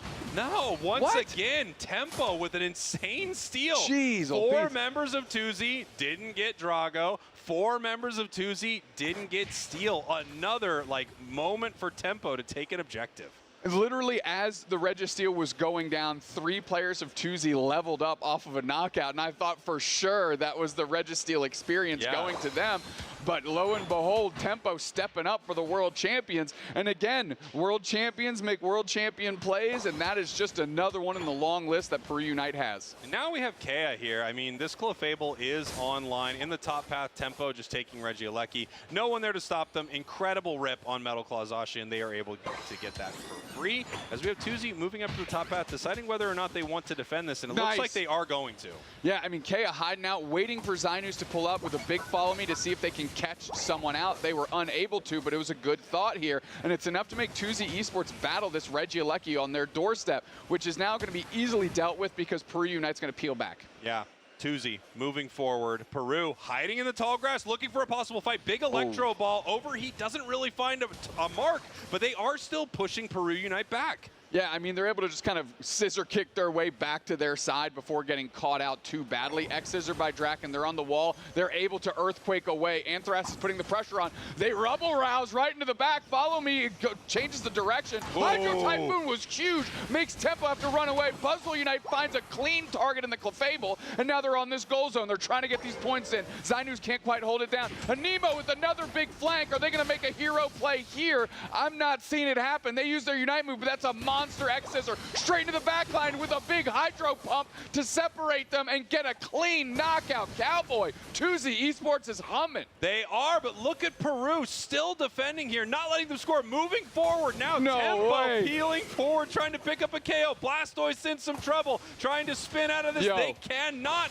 Draken now online. We have Mamoswine. It does have a Unite move if they want to use it. Up into the air, and it looks like Mazo in some trouble right here as they finally go down. Now it's 4v2. We had low HP bars, and Mats is looking to scrap. A good follow me, and Draken has the follow-up. You called it up with a Mamoswine, looking good. X-scissor. These teams want to brawl, dude. We're just sitting in this top path going back and forth, and you'd think by now you would have learned your lesson, but they say, no, not today. I want more. Ding, ding, round 3. Fun fact, that one fight back and forth lasted 21 minutes. That sounds correct. It sounds right, and it is right. Can you hear the snap? Production? What's our snap volume at? Nemo in a little trouble right here as 5 members of Tuzi are following them down to this bottom path right here. The Unite move does pick up the KO, but only on the support. 4 members of Tuzi now looking at this tier 1. K is there. Rock Tomb, good separation. They're able to get around and follow me through. A nice Alolan Raichu Unite right on the pad, and they are able to deal with the Cake Crustle. Yeah, great Alolan Raichu Unite, right? Especially the timing of it, they'll easily be able to get that back for the objective. Kea getting caught right there, and we've seen a few moments with these huge catches, whether it's the Blaze Kick or it's the Buzzwole repositioning here, even the Hydro Pump from Blastoise. Nice catch on the support. However, in that bottom fight, one each way, a support on both sides going down. Yeah, like not the worst exchanges if that's going to happen at this stage of the game. We've got 1 minute until Groudon is going to hit the Thea Sky Ruins. Meanwhile, Peru Unite, I mean, Draken is just in these Rock Tombs like on repeat. Yeah, I mean, they're really good. Anthrax is like nailing some of these setups for the team. It feels like they catch them in a lot of great moments here. And we're going to have to see if that's what happens here at Groudon. Of course, like I said at the start of this best of 3, man, if Tuzi can take the win against the world champs to start the day, what a huge win for them. What a huge win for Brazil. What a way to start this tournament. But you wouldn't be shocked at all if your world champs take this game. Right now, so incredibly close, 97 to 150. Everyone's sort of dancing here, but not wanting to commit to a fight. I mean, big overheat. Half of Kea's HP bar is gone. They're able to top that back up. Another Rock Tomb separates Zainus. Anemo going for yet another flank. And look at this here. Both teams at full HP due to their healers. We're going to have to decide if they want to move in. We have the overheat. Catches nobody. But here comes Zashi and Tempo moving in. Now we have the Moonlight right on Tempo. Going to keep them topped off. The rocks fall down here as Anthrax rocks Tomb Zainus. They can't retreat. Straight to the back line with Pepper. Now Unite moves. Hydro Typhoon comes through. 2 players down for Peru. And it's Draken caught between 3 players as Mazo's in the back line. And Kea has no HP. Come on. Now Zainus is nothing. Kea's on the retreat, and Tuzi pivots to Groudon. Tuzi looking at Groudon right now. It's down at half. Kea and Zainus are the No only shot. chances for Peru. Huge no shot. But this is what's going to happen here, Doob Snacks. Unlike Rayquaza, where this would feel like the end of the game, right? Peru can push back. If they can get a couple of KOs right now, they can come back in this match. Look, they know all 5 players are here, and now Peru Unite is looking to fight. You can kind of see some of those shields kicked up for Tuzi Esports here as they're rotating across the map. They've got another T1 to contend with. So Tuzi could theoretically score right here, big over, and retreat back and be okay. But now there's a Rock Tomb. They're in a blender. Tempo goes straight in. A Nemo Unite move as well. Tempo goes down instantly. Kaya's down. Again, Tuzi keeps the pressure on. They're being relentless. And here we go. 45 seconds left. They're looking to score here. Some really good math. We've got the 16 into the 50. 403 to 150 with the timers on the other side. Doob Stacks, we still have 35 seconds, but I don't think they matter. Tuzi Esports, the hometown team, takes down the world champs to start LAIC. Absolutely electric play out of Tuzi Esports. I mean, they're looking like the Sharks and the Jets in the middle of that Groudon pit. 5-on-5 staring at each other. Tuzi Esports saw their opportunity and pounced on it, dude. They absolutely split Peru Unite, cleft them in twain, if you will, as that fight was all theirs. They take the Groudon, and you have to point out the absolute dissection of the defense that Peru Unite tried to mount there in the final seconds of the game. Wow, I know, I mean, such a hype way to start the day. I know Tuzi's feeling good. I know this crowd is feeling good because in the booth here, I can hear them popping off for this team. And you know what? I think a lot of teams in this tournament are feeling pretty good when they see the world champs lose a couple games, because I know everyone is worried about running into Peru. I don't think this is the last we're going to see of them. I could almost guarantee they make it through this group stage, but crazy things like this have happened in UCS. They sure have, and unfortunately for Peru right now, they obviously took a loss to Tuzi, but the other Brazilian teams in Group A are like, oh, the world champs can take losses. Yeah. And they might have even scrimmed against Tuzi, for example, and gone, oh, well, we've taken some games off Tuzi. Now, all of a sudden, everything seems incredibly manageable because the juggernaut world champs just lost. Yeah.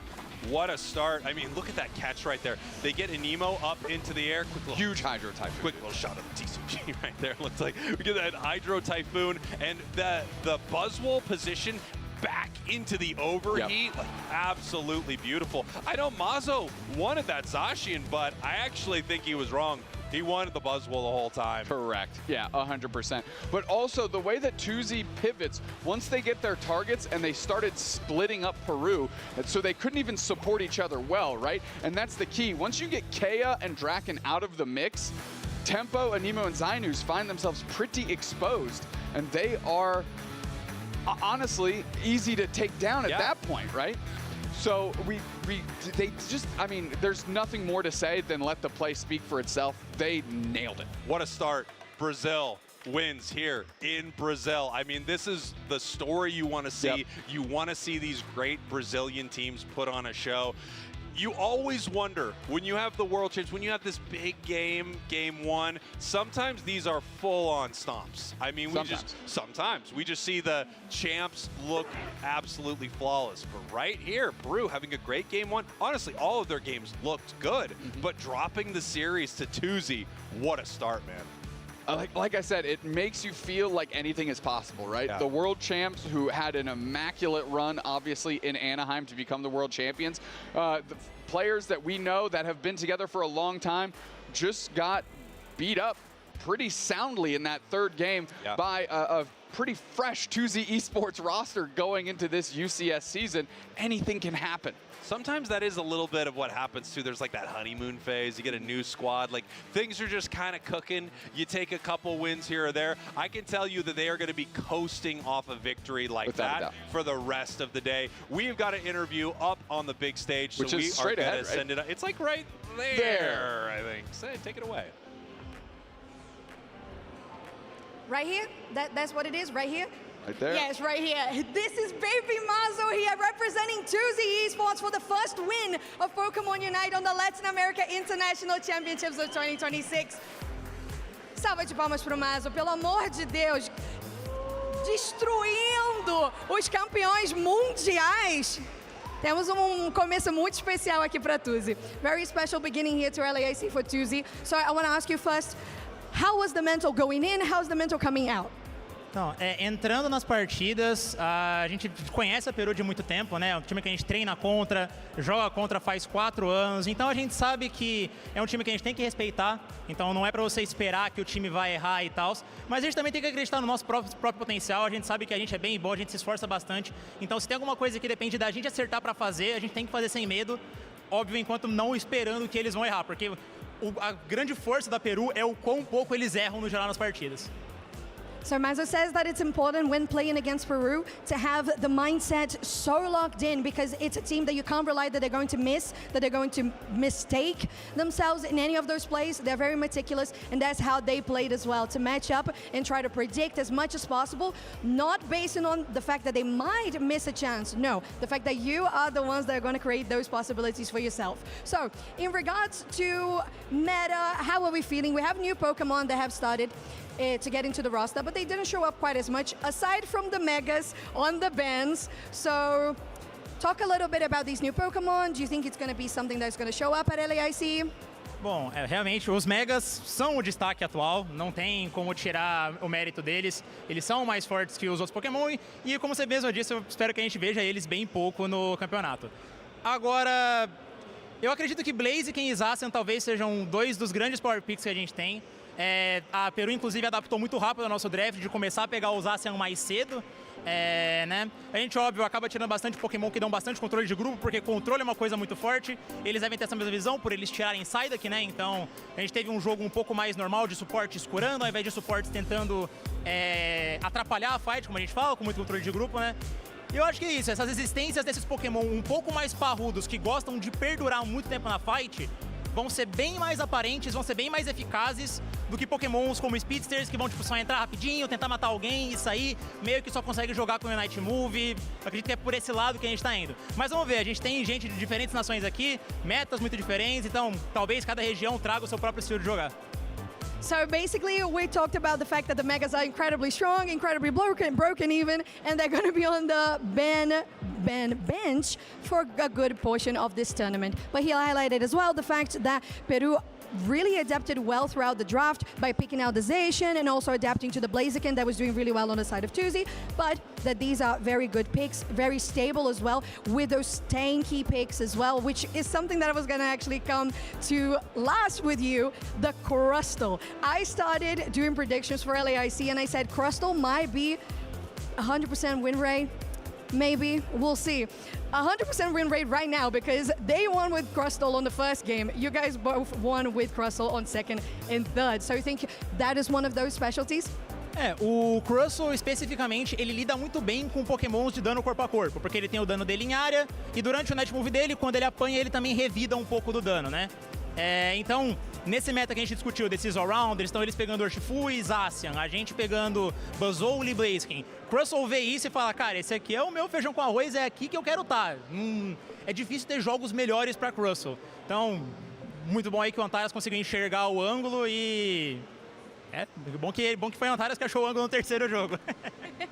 Yeah, so he's really glad that Antares played super good on the Crustle in this last game to wrap up that win in the best of 3, and as well highlighting how Crustle is amazing against these all-rounders, the Zacian, the Blaziken, and all that was played throughout this series. So, last few shout-outs before we head to the castas. Molecada, ganhamos, Peru, já desbancamos o campeão mundial e, cara, se a gente consegue desbancar o campeão mundial, quer dizer que dá pra gente levar o campeonato. Vamos lutar até o final. A partir de agora, assim, se existir algum resquício de ter medo de alguém, ele vai embora e a gente vai continuar respeitando muitos outros times, mas a gente vem pra ganhar, a gente vem pra jogar o nosso jogo, porque, cara, dá. Right.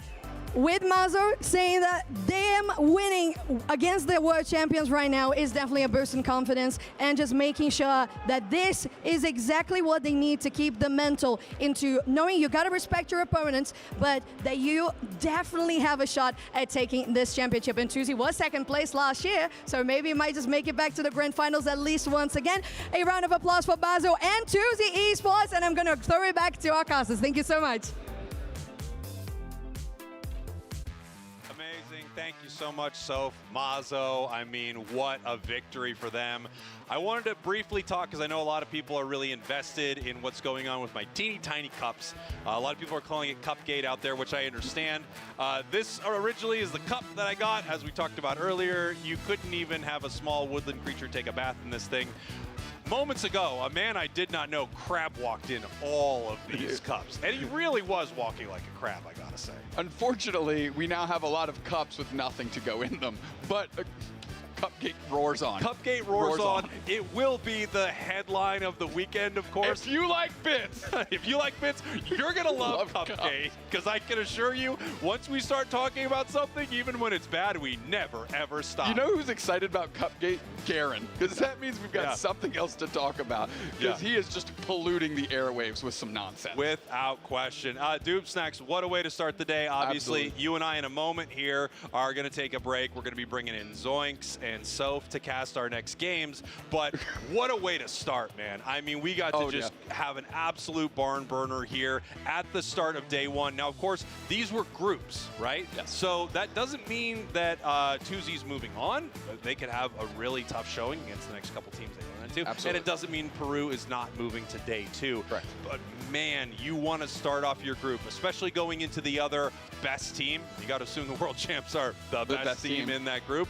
Starting with a win, such an incredible start. We are going to take a quick pause here. We will be right back with more Unite. Do not go anywhere. Tell me if the snap worked. LAIC continues, and so does Cupgate. We'll see you in a bit. Production has the snap. It's a snap.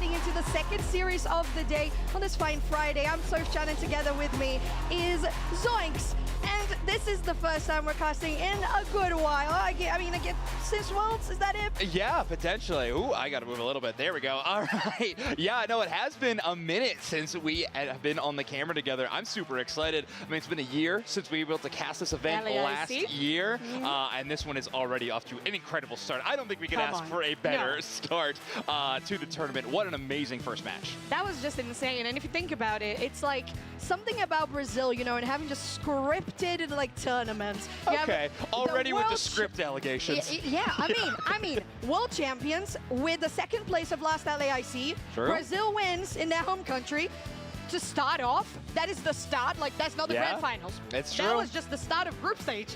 I know. So we had a team successfully defending home turf already in the group stage. Our next matchup we're going to be setting up is really going to bring home the Latin America International Championships title. We're going to have a team from LATAM North going up against a North America squad. It's going to be a really fun match we have for you all set for our number 2. But before we get into that, I did have a quick little breakdown I wanted to do of that game number 3. Obviously, it was an amazing final team fight. So I want to show you this in slow motion a little bit. So please watch this team fight specifically. Watch how Mazo and Mats work together so well. If you watch the Buzzwell fully grab a Nemo right over here, and it pulls in. Check out this Blaziken. An incredible use of the overheat. Doesn't even move. You don't need to. You are trusting your teammate to bring that superpower play immediately back. Blastoise has to play a little more defensive on this side of the team fight. Is only at that level 12. We can even take one more look at it if we want to, but it's only at that level 12. Does not have that bonus of the Rapid Spin Plus. Has to play it a little bit safer. You even see Aramaki getting a little bit of that Eldegoss support move to kind of keep it up, but it doesn't matter. This Blaziken Buzzwole combo, despite the lack of range, use these combo plays so perfectly to really shut down these enemy targets, and, well, in fact, it shuts down the enemy melee opponents in Peru Unite's roster. So some really cool stuff there. And it's not just that, like, as you said, the damage dealers there on the Urshifu and on the Zacian, specifically on the Nemo and Tempo, is definitely the targets that you have on Peru's back. And if you think about it, Draken on that Mammoth Swine was in a very good position to try and zone out, but then you have the play coming from Antares too to get that Rock Tomb and just basically cut off any sort of escape route for the side of Peru as well. Yeah, it was a nice triple stun with the Crustle, right? You could use that Rebel Rouse, that first initiation, the kind of animation does have a small stun. They could hit multiple targets. Worked out really well. They weren't able to kind of win the team fight off of it, but they had some great follow-up after. Right now on stage, we got our teams setting up at the moment. I believe we got Nemesis versus CACM for our game number 2. Yeah, we have... Wasn't it Spinal? I'm pretty sure. Yeah, very great. We're on the other side of NA, but still on NA. We're good. And like you said, the LATAM North and that North America squad with that draft already starting on your screen. Yeah, we're good to go. Okay, interesting. Wow, some very strange bans starting off our matchup in this one with both Absol and Gengar getting bans. Now, Gengar may seem like a very strange ban, and I think it is. However, the context we got to fill it a little bit is Reggie is one of the only players we have in the history of the Unite Championship Series that has played Gengar on an in-person tournament stage. And 2 EUICs in a row, Reggie brought that Pokemon. So, Spinal, understanding that it's an option for CACM, and well, it's no longer one. Well. You know what is an option, though? The Megas are actually on the table, and the priority here for the side of Spinal is that Mega Lucario, while CACM is going for the Charizard X and a Slowbro for the first 2 picks. Very interesting, like you said, with Spinal being just so niche about that bans, and CACM is like, okay, you're worried about that? I guess we'll just let the Megas through. Yeah, and especially grabbing the Slowbro in tandem with that Mega Charizard X. Charizard, before it could Mega, always kind of had that natural soft counter into a Pokemon that has the lockdown Unite move to try to prevent it during that huge animation it has. Slowbro, Mimikyu, those kind of options. But Rama could he grab the Slowbro to prevent Spinal from having that natural response to the Mega Charizard. Spinal's draft, though, also pretty strong with that Mega Lucario, of course, with that Power Spike, but Dodrio and Crustle, and now Sableye and Mew. Wow. Wow, we are really getting some awesome individual power picks. Yeah, the spice is definitely coming here on the side of Spinal, on both the bans and the picks. I think it's a very good combo combo there with Rock Tomb and the triple champo that can come through with Crustle plus the Drodrio as well. And if you land a good Unite move from the Sableye, that could also be very dangerous. But on the side of CACM, you have personally the strongest of the Megas, myself. Very scared of it in solo queue. So this is definitely something to keep an eye out for. So strong that currently Frank does not have a third held item equipped. As the Mega Charizard X. It just doesn't need it. Yeah, as the Mega Charizard X as well as the Energy Amplifier. And so far doesn't even need that third option. Well, I'm sure that will change before we actually start off this match. CACM Esports certainly has some power level Pokemon. You got the Scyther, most likely going to be the option, almost assuredly, for CACM. But Spinal has some really interesting strategies available to them with this draft. Obviously, Dodrio and Sableye are well known for some really incredible team fighting mechanics, especially early in some of these kind of tough stuns to deal with, or even Dodrio being hard to knock out. But you also have a lot of scoring opportunities that this roster will be able to provide you. Look out for some crazy backcaps. Score advantage in these Groudon fights can be so important, even if things don't go your way around that final objective. For sure, and I feel like that kind of relies on the fact that Spino kind of needs a little bit of an early lead to be able to afford going for those back caps and not lose that much leverage in the ground of fight, like you said. But we're going to get into Thea Sky rooms pretty soon for this first game of the best of 3 Spinal versus CACM. And like you said, a lot of back capping that can come through for the Dodrio and the Sableye. Getting into the game, Spinal on your purple side, CACM on your orange.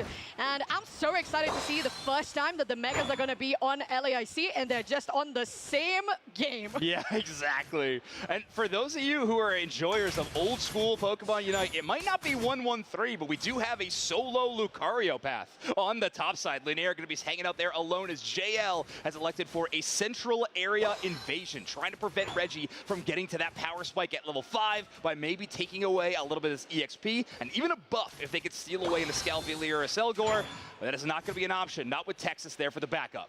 Yeah, it's always good to have that option there of your supporter going out with your jungler in the central area, and it does help out. In this case, JL only able to get one of those wild Pokemon, but we're gathering here in the central area. Vin just going for the Natu straight off the gates, and that's like the things that we have been seeing that has changed with this Groudon map. So a lot of things with the wild Pokemon, not just the big objectives. Yeah, the incredible quick clear of the central area, but oh my word, CACM with just an incredible team fight win to start things off. Joey will get that last hit and very importantly evolve into that Crustle, getting to level 4. With Frank, Texas, and Reggie here, it's going to be really tough for Joey to get back to goal zone. That was really crazy, to be fair. The damage that came out from Reggie, that was very nasty. But going out here to the bot side, Ramba is going to be taken down. JL almost there, but low on health, will still survive. With those points coming in, you got a couple. With Flareon's carrying almost a 30, would be a very good score to start things off, while CACM has accumulated already 42 points. Yeah, Spinal's investment here, kind of working out how they planned it, right? The Mega Lucario being alone in the top path might not be as far up, but however, Dodrio and Mew both doing very well on those levels, at level 6 apiece. The only kind of game plan piece that didn't really go their way is the Scyther already at level 7. Both these teams hesitant to move towards the Reggie Drago at the moment, trying to get as much of that path experience first, or potentially even threaten some goal zone scores in the case of the top side. Reggie Drago will be passing up that way, and Spinal wants to get an early start. Okay, looking good here for Spinal, as they have started, at least with this gank here from Vin, making sure that they're going to take somebody down and get that space to go to central area for that Reggie Drago. Speaking of, Reggie going on the Reggie Drago, almost on 30% HP. That's almost really, really close there, but it's not going to be the side of Spinal that takes it with that Solar Beam. Instead, CACM will take the block.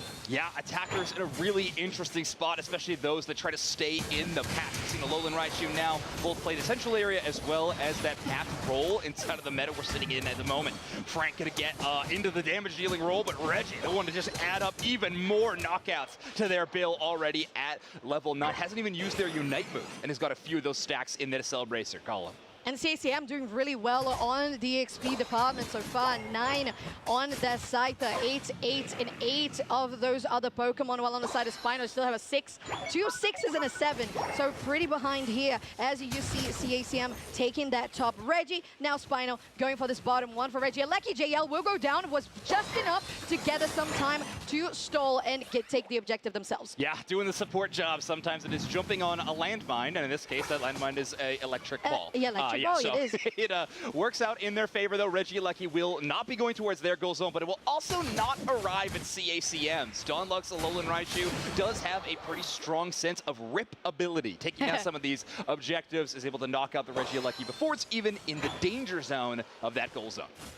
Okay, and this positioning here, going to the top side with Spinal. 30 going for Lunia, very nice, but still, it was an intact goal just now, so it's still quite a lot of points away. CACM still building pretty well, around 100 points so far, which is something that we mentioned that Spinal kind of needs to actually afford going for that back cap in the late game. Yeah, 100%. You want to open up the opportunities for JL or even Finn on this Dodrio to really have some, scary opportunities for those back caps. But Alolan Raichu, again, Don Lux seems to have JL's number. This Sableye going to go down, but the revenge knockout from Joey, and Reggie adds yet another one to the tally. This time, finally, using that Unite move. Scyther getting it so early thanks to how quick their central area clears were. That's 40 points into a 3-point goal zone, 37-point overdunk. Yeah, and it's good to point out as well that Reggie still being as dominant as they are right now. They were, quote-unquote, bothered by JL in the beginning of the game with that Sableye invade, but still unfazed in regards to how they are scaling so far. That Green Illusion Dive just getting that knockout on the bot side as well. One-on-one, that 1v1 is just really good for a Scyther every single time. So going out here to the top side, getting engaged. Oh, into the Seismic Slam, and they're still surviving. Lunia, hold on, going up for the berry. They survive, and now the Crustals on the front line just trying to maintain some protection here, but CACM will still take the knockout. Still pushing out for a little bit more. There's a Solar Beam. Oh, the damage is just not enough, and CACM is just really dominating the stop pad, and a 39 overdunk. Yeah, all right, one-upping their own overdunk they just had at the bottom side, but after a fantastic team fight, Frank utilizing the Mega Charizard X Unite move, which of course allows them to Mega Evolve, giving them access to a new passive ability and a tremendous amount of damage. The Spinal just really couldn't handle with the front line, especially when they were already at that low of HP. Bit of a counterpunch as maybe Reggie thinks they can go a little too far into that enemy central area, but getting trapped by that Psychic is JL pulled in, but a nice Rock Tomb X-Scissor combo does give Spinal a leg to stand on, and at least a couple of knockouts going in their favor, but CACM will have enough time to rally, defend their goal zones, prevent any counter scores. Yeah, and it's just a good position overall, Ryzoix, just to see the map in general and how CACM has just taken majority of the wild Pokemon, and now is just respawning really easily, taken by themselves as well. But Spino has a good opportunity here to go to start at least this Regieleki on the bot side. Electro Ball doing a lot of damage. Joey might be taken down as we speak, but it's going to be the side of CACM who steals it. They're still going to try to push for a potential fight here. Are they okay? No, they're just going to take Lunia, and this should be all they right, because on the top side, there is a back cap coming out, 46 on that Charizard.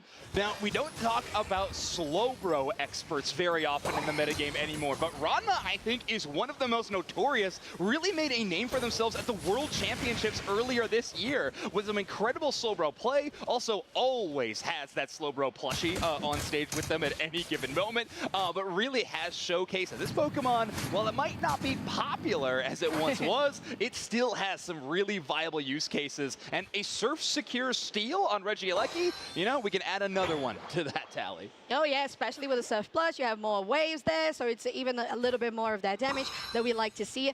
Now, we have a point in the game where Spino is just collecting as much wild Pokemon as possible because they were slightly behind on EXP, but they're kind of catching up, still considerably different from that 14 on the Scyther, which is definitely the biggest target that CACM has on their back, but you got to be careful with that Charizard getting into that Mega Evolution. It's just a lot of damage that can be done, 20 seconds for Groudon, and CACM is the first one to actually get the space here on the central area. And this is one of those situations, you caught up in levels, but your team fight needs to be perfect when you're behind this much on points. Thanks to the now new Groudon map changes, that buff can go away if you allow CACM to even get a single knockout. I mean, if you get 4 scores, CACM could still try to keep the lead with one of their own after one stolen Groudon buff, and that's even if it goes the other direction. So currently, CACM the first ones to deal damage to Groudon, hoping to gain vision on where Spinal is, but due to their very flank-focused composition, they're playing all surrounding this Groudon objective.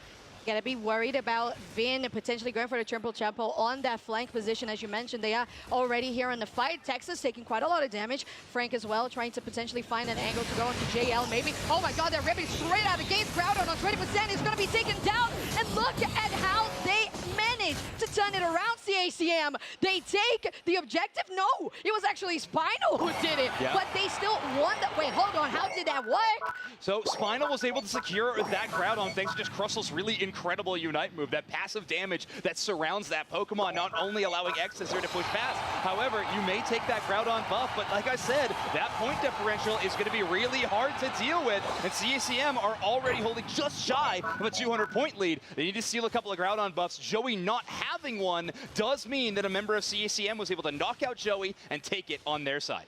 It's just crazy because I feel like a couple of the players on the side of CACM should have had that Groudon buff because, so we have, no, yeah, it's Vin. Because it's interesting how it happened. You have the takedown in between the fact that CACM got the knockouts, because if it was after the buff, they would have gotten it transferred, but they didn't. Welcome to Groudon map, folks. We gotta find the Groudon buff. Yeah, it's just Frank who got it. Spot the Groudon buff at this point. But yeah, so since Spinal secured the Groudon, they had those buffs initially, and CACM taking it back a couple of them. Huge close combat from Leonair, brings down a lot of these target slowing people. It's Reggie with the strike back 2 KO streak, taking down that Lucario. Mega Charizard crushes Crustle, and CACM not only hold on to their lead, but they take back that objective buff. That'll be CACM starting this off with a 1-0 lead. Looking good for CACM with a very nice beginning to the game, getting their EXP lead into late game. Groudon ripping, taking the objective, and as you said, also taking the, no, actually taking the objective, but stealing the objective. And Spinal, although they were close, it's just how Groudon works right now. Yeah, we're starting to see such an importance surrounding the early game in Pokemon Unite. If you have a substantial lead, I think Spraggles was talking in the last match about even 100 points. Well, how about almost 300-point differential? CACM was able to play with that very safely. Even if that major objective goes the direction of another team, you have a chance, and certainly a lot of them in their case, to rally back and find a way to hold on to your lead or even make a big comeback play. Yeah, and I feel like these fights, interestingly enough, it felt like CACM was more on control of how these objectives were being played, not just because they were on the lead on EXP, but this is what I mean. It was really close, because if it was just the fact that Spino got the Groudon and then CACM took him down, they would have gotten a lot of buffs, but it was just one buff, so it was in between one to the other, which is crazy timing to me. Still, managing to take them down was just enough for CACM, as we know that Scyther, oh, that was a threat. Oh, wow, what a very cool new screen, by the way. Welcome to season, what are we on, 4, 5? 5, I think, at this point of Pokemon Unite. We got the fans on screen, we got our final score tallies, and of course, our player of the game, Reggie, on this Scyther with a 10 KO, 143 scores, and only went down twice. That's right, folks, we got feints in the stat sheet. Oh my god, I'm that so excited about stretches the right parts of my brain. It's just like, give me all of the stats, the analysis, give me everything. And it is a crazy stat, like you said. 10 KOs and 2 feints, 8 assists as well. Total of 18 participation there. And if we look at this, oh my god, these graphs are so good. But yeah, we see that there was a growth from the side of Spino. They were keeping up with just getting a couple of points, but it was never just enough to match up with the amount that CACM was getting. Oh my god, the presence in the central, Yeah, we got heat maps, folks, too, as well as, of course, stat distribution. This is a really interesting stat that we can break down now. How often these teams are scoring, how often they're getting KOs, how often they're focusing on crowd control, or how often they're tanking damage. And in this case, our winning team doing really well in that damage dealt category. Really throwing on the hurt, and of course the scoring as well. We got Unite moves used. Man, I'm gonna have a lot of fun with these stat sheets. I am so happy. I was just like, dancing. Exactly, and that's only game 1. It was, wow, it's just the start of this event. Pokemon Latin America International Championships and Pokemon Unite starts here, right? Exactly. Other games have had a little bit of a taste of 2026 already. No, we're here to start Unite Championship Series, and it just feels really good to have all of the competitivity and the swap-ups that we had in rosters. Seeing CACM do well, because unfortunately they didn't do as good on the Worlds. So seeing those things just come together in an international event is just incredible. Yeah, we're seeing an interesting bounce back from them. I'm excited to see it already. And what an interesting start to this game one. In a match number one, it was interesting. It felt like the Groudon fights were playing out pretty similarly to how things did last year around those Rayquaza fights. You know, the team that secured the objective ended up winning the match. But already in game one, we got things like Gengar bans as well as a full-on Groudon flip-flop about how about how these situations end. So we're going to have a very fun match on our hands. I'm excited to see if Spinal wants to go with the same strategy of these target bans in the early phase. You know, it's definitely not something that is often advised to be going, especially in the first game of a best-of-3. Often that's something we see later on in these draft screens, but I really like the idea that Spinal's bringing to the table. If you do think their compositions or their strategies hinge on a single Pokemon, why not strike? But after losing that first game, it might make you have to rethink a little bit. Definitely, and like you mentioned, the fact that you go in straight out with these unique and very niche targeted bans to begin with, okay, maybe they would have had a better choice. Who knows? The fact of the matter is, they're still going sticking with it. for the CACM with that Suicune. And it's also interesting as well, because we might see a place where maybe the Charizard, Mega Charizard X is going to get banned this time around. Darkrai still on the ban bench as well. But if you're going for targeted bans, should you go for a Scyther? Well, yeah. Well, at this point, we're sticking with the Absol as Reggie's targeted ban. Well, double Reggie bans, I suppose, at this point. It will be the Mega Lucario being banned away. So Leonair is going to be going with a different option. However, I would say the Pokemon they're most known for is the Blaziken. And that being banned out by CACM is a solid read by the purple side as well. So we're already seeing some change-ups. Interesting note about the Mega Charizard X. It was obviously a strong Pokemon, considered to be one of the best Pokemon in the game at the moment. However, its damage was only around 44,000 damage in that last matchup. I think Spinal did a pretty solid job of mitigating the damage that top lane Pokemon could do, but at the end of the day, they are going to trust in Ranma's pocket pick with a first pick Slowbro yet again. Yeah, okay, like you mentioned, it's just powerful. You stick with it, you trust it, reliable, and you go for it.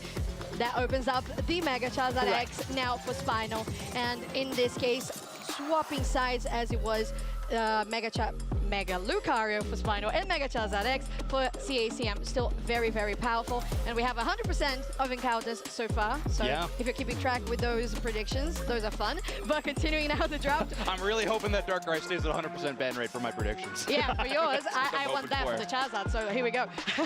Continuing. Latios for the first time so far in our tournament. I know it's only game 2. It feels early to be saying for the first time, but I am pretty excited. This Pokemon is so strong right now. It got a few buffs recently, and it is also just one of my favorite Pokemon to play. So really excited to see a world-class player like JL play it. And of course, we get Flareons in tandem with the Latios. So we truly have the duo Pokemon. They have some really fun synergies together that all of you can look forward to seeing. Of course, they have a passive ability that these Pokemon have exclusively to each other. The ability to levitate or instantly fly to their partner anywhere on the map at any point in time. Does have a long cooldown after you use it, but it is available. And then a few moves that will also synergize together. We'll have to see if Flareons and JL go with that build or if they kind of favor one of the other options. A lot of really cool options for these two special attackers. Yeah, and Latias has grown a little bit more in presence, I would say, around how when it was released, Latias was a little bit underwhelming. We didn't see it at well, so of course, explaining how it works is very important. Only Latios was at Worlds, so we're going to see these two for the first time ever on UCS together in this match. And looking on the side of CACM, they're going again. Wait, was it again? No, I think it was Spino who had the Mew. So we're really just swapping sides on a couple of things, keeping the Scyther, but still having that good damage, trying to have the disruption that the Psyduck allows. But just the fact that Spinal has that Snorlax is just always, to me, the most reliable of disruption options. Yeah. So we'll see how that's going to fare once again, one against the other. Yeah, it could be huge for those Snorlax and Joys. I mean, Crustle's solid, Snorlax is really good too. And Joey had some great moments in that last matchup as well, was able to take away that Groudon. But so let's get this started. Game number 2 between CACM and Spinal. And already we're going to have these Pokemon showing up in the top lane together. No Latios and Latios in path together. However, reminder, that Levitate can change that in a heartbeat. that's your KO opener. Frank takes down the Duo, and that was pretty easy. The damage was huge. Going out with another Gan, potentially taken onto JL, but going out to the pad is going to be a safe Latias for the moment. I'm interested to see what's going to be the damage output as soon as you see the Scyther and the Zacian together when they go for this 850. Speaking of which, Reggie able to clear that central area even quicker than last time with no JL pestering them in this situation. Reggie will take a lot of burst damage though. JL landing a few of these early damage moves from Latias. That Swift can actually hurt in those early moments. So good damage does make those Pokemon relent. However, Texas going to be rotating up. We're now Vin trying to chase down Ranma, who is only at that level 3. Has not found a way to evolve into the Slowbro quite yet, and will not, as they're able to secure all those middle Natus. Yeah, it's difficult sometimes for a little slowpoke. It just is sometimes. Now Spino going straight for an invade here with Lunia. Texa will spot them, as you have also Reggie following up. So Lunia will be just kicked out of that jungle. But on the top side, I believe Spino had the preference in regards to those EXP, and while Pokemon scoring out 55 so far, as we are still trying to get the feeling of this game that feels much slower paced than the last one. Yeah, well, I believe we have, I think it's Frank, on that Zacian, trying to change that up, doing amazing in that top path to start the game. It's almost at level 7 at the 8-minute mark. Is absolutely blowing past Vince Dodrio and is crushing it at the moment. Does take a little bit of damage, but Texas is there for the backup at any given moment. And Frank, like seriously, so close to a Unite move, is actually catching up to their central area player in Reggie Scyther. This is, this Pokemon is really strong early. Zacian has one of those power spikes at level 2 and really can start to carry that for the rest of the game. But Reggie Drago in contest, and Frank gonna pick that one up. Yes, the ACM looking really good by stealing that one and guaranteeing that they had the advantage with the levels, as you mentioned, with not just the central area, but also the Zacian, the top side, really doing super good. The amount of points that they have to score here might be able to even secure getting this pad down. They're gonna be really close, so just looking for even more of that overcap. 15 seconds for the both Reggies to spawn, as both of the actually the most of the presence of Spino is on the bot side. Yeah, and for those of you who haven't watched any Pokemon Unite since the Groudon map changes, that yellow circle on the timer on the top side indicates that that is the side of the map that Regieleki will be appearing in. It is now randomized which side, however, now that it's spawned once on the top side, to be there for the rest. Ooh, okay, Joey goes in pretty deep, but immediately retaliated by Reggie, and now JL is going to get found as well. And CACM again dominating these seed fights for objectives. Yeah, they're going to take both sides as well, as Frank solos the Regieleki on the top side, and Don Lux and Texas will likely be able to take the Regice, just the two of them. So now that is a healing buff for the whole team, a Regieleki walking towards Tier 2, and CACM honestly just getting everything they want for Christmas. And they got Reggie Drago too, so basically everything so far that it was on the table, they ate it, and they're definitely licking their fingers, just looking for that match point to be concluded in a 2-0 for themselves, but there's still plenty of game to go. It's still 6 minutes on the clock. No wild Pokemon actually to be seen, so this is the moment where teams are like really discussing what's going to be the next play, where are we going to be focusing. And notably, Spinal does have a much more late game team focus. Both Latios and Latias have a stacking mechanic when they knock out wild Pokemon or do damage to opposing Pokemon, and of course Mega Charizard really needs that Unite move before they can be a threatening presence on the map. So they're at level 10 now. Finally, Spinal will have some firepower to work with in some of these team fights.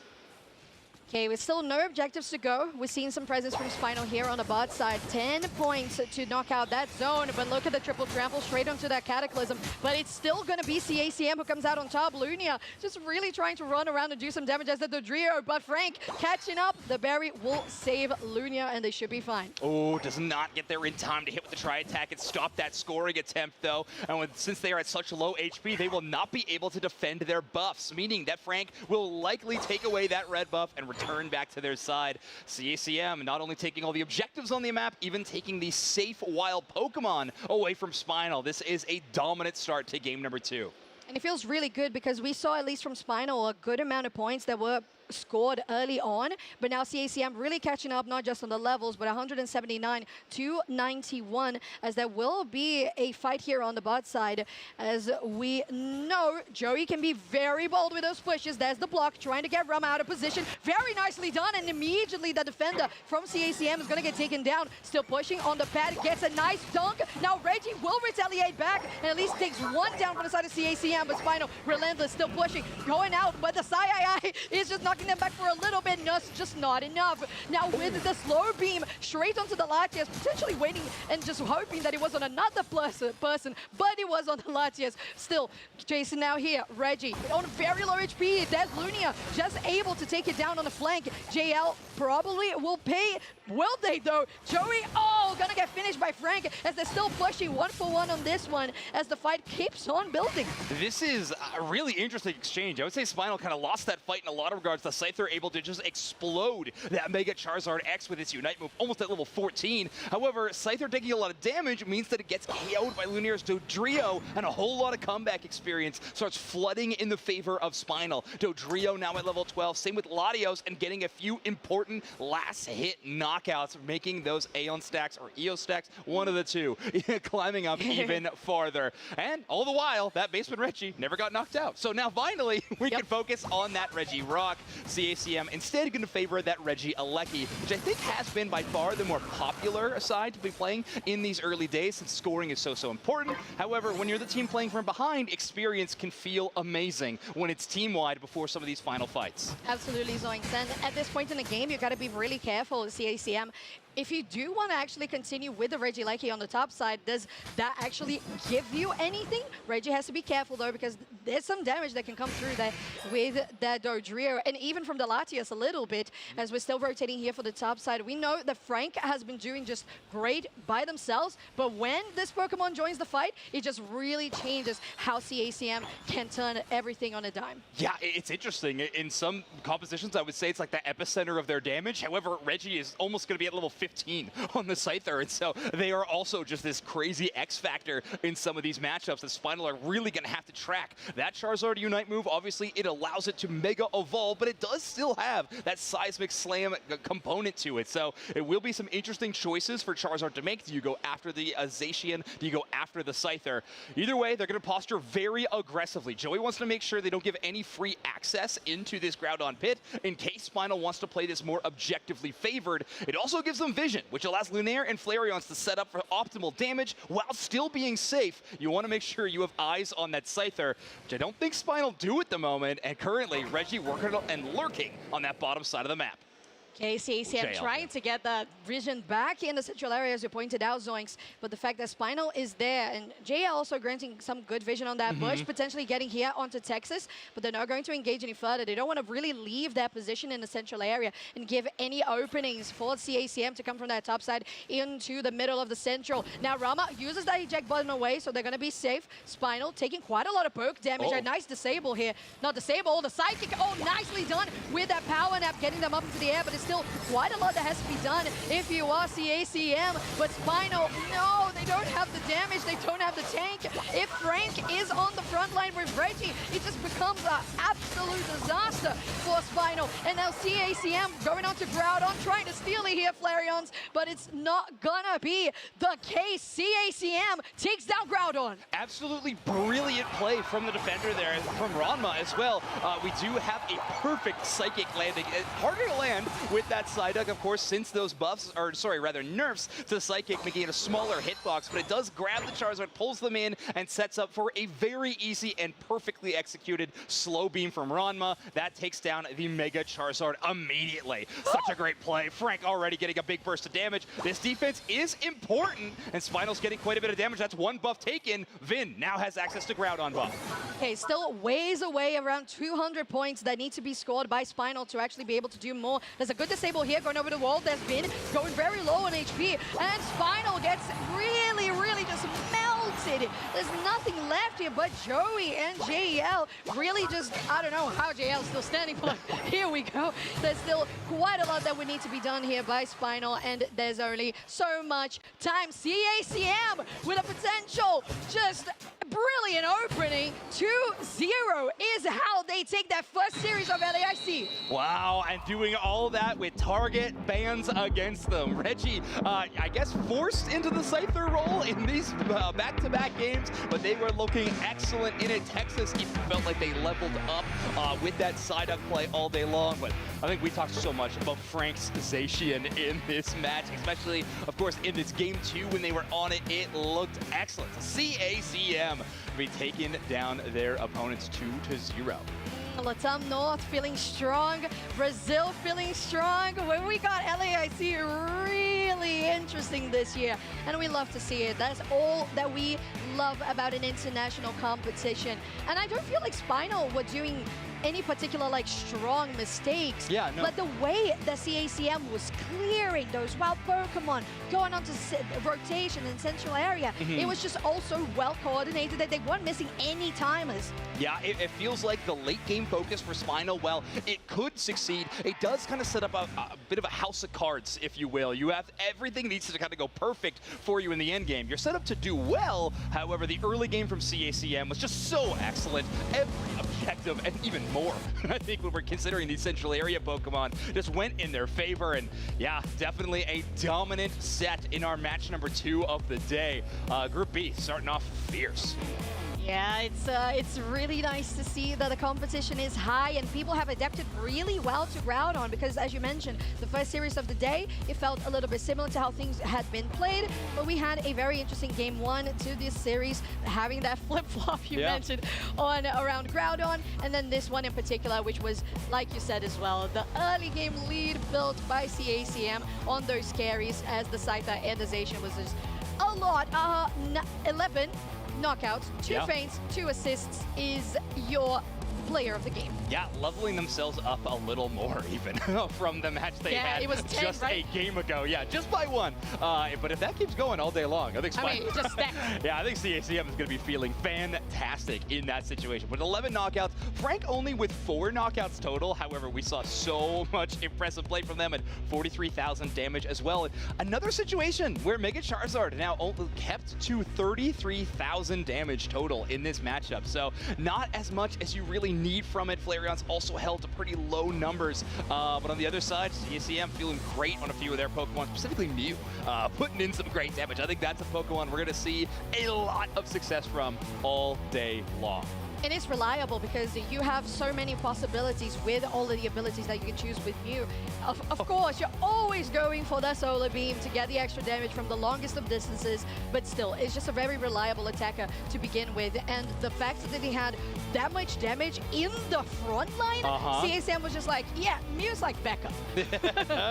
Exactly. So we had full, like, 9 team battles. We got to break down some of these eventually. I'm going to have to get real in the weeds, but 51 total wild Pokemon knocked out. We had a KO a minute in this game, which is interesting. That is not always the largest. We do see some pretty hectic games, but in this game, it is much more a focus on knockouts and damage dealt. Scoring was a huge focus in that game number 1. We pivoted a little bit going into game number 2, but either way, CACM was able to find a route to victory in both of these games. Like we said a few times already, just a great set from them to start the day. And it's nice not just to see that coming from the main attackers and just having the carries perform well, because yes, it's flashy, it's what gets your attention, gets you all excited, but all of the components that you had on the side of CACM were working out really well, because it's not just about your Scyther going into the enemy central and getting the invade successfully for themselves, it's about the fact that the side lanes have been holding out well so that you can allow and enable that to happen, and that was happening by itself by Frank on the top side and a couple of points, and by bot side also really catching up. Yeah, and take a look at some of these stats, by the way. I'm realizing now, these are all Reggie's stats, by the way. That's this whole spread on the side, or all our player of the game. Reggie only returned to base twice. Reggie did not need to go back to base. No, he was fine. Reggie was doing just fine out there. He was.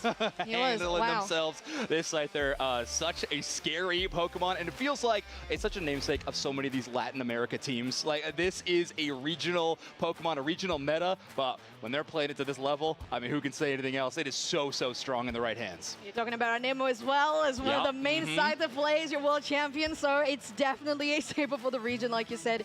And just like Blaziken is for Brazil. So yeah. it's nice that we're just getting everything, just a flavor of LAIC. So let's get to know a little bit more and throw out to our interview.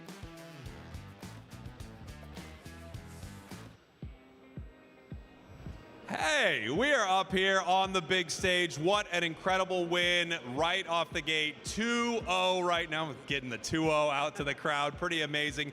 The first thing I need to ask you about, it's been a big question mark throughout coming into this tournament. Mega Charizard. You get it one game. You give away Mega Charizard one game. What do you think about this Pokemon's power level right now in the meta?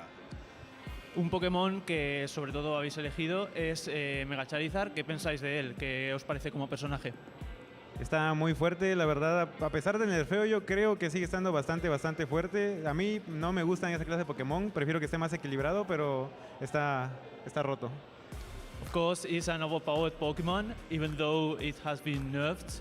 But still, even with that, it's still a very powerful Pokémon. He doesn't like it that powerful. He prefers more balanced Pokemon, but he still thinks he's a very good Pokemon.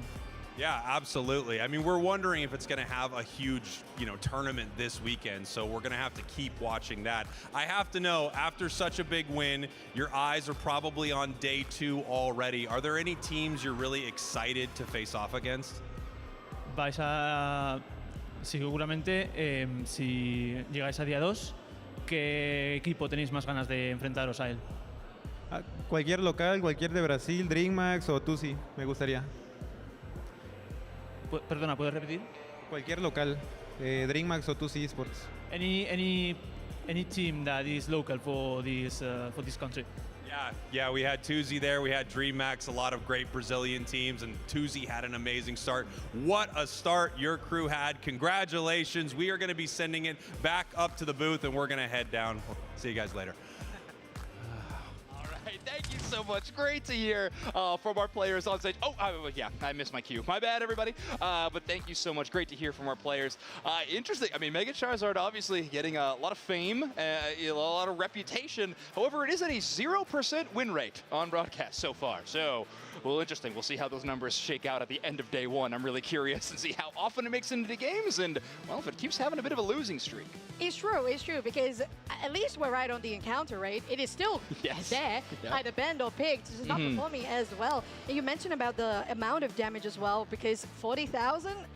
Yeah, I mean, kind of lower damage matches in these ones so far in this game. Not a ton of team fighting, or if they did happen, they happened really fast. Scyther is fantastic at that thing alone, making sure a Pokemon goes from 100 to 0 as quickly as possible. Yeah, they do. And Latam just really knows how to do it exactly just like that. They got the calculations down. They do. Gosh, I'm just so excited to keep on seeing how every region specifically is going to be behaving, because we saw a bit of Latam as well, Brazil, now Latam, North America. So what do you think, Zoinks, was your impression on what is the North America meta looking from this one? Yeah, it's interesting. I mean, we do have that favor around that like Latios duo, which was really, really cool to see. Obviously some favor on those power picks, but notably, I think one of the things we saw in 2 games in a row was that Dodrio, another Pokemon that's really powerful. So we got a lot of Pokemon to be looking out for, a lot of teams to watch, so we're going to jump to a very short break. Don't go anywhere. More LAIC when we come back.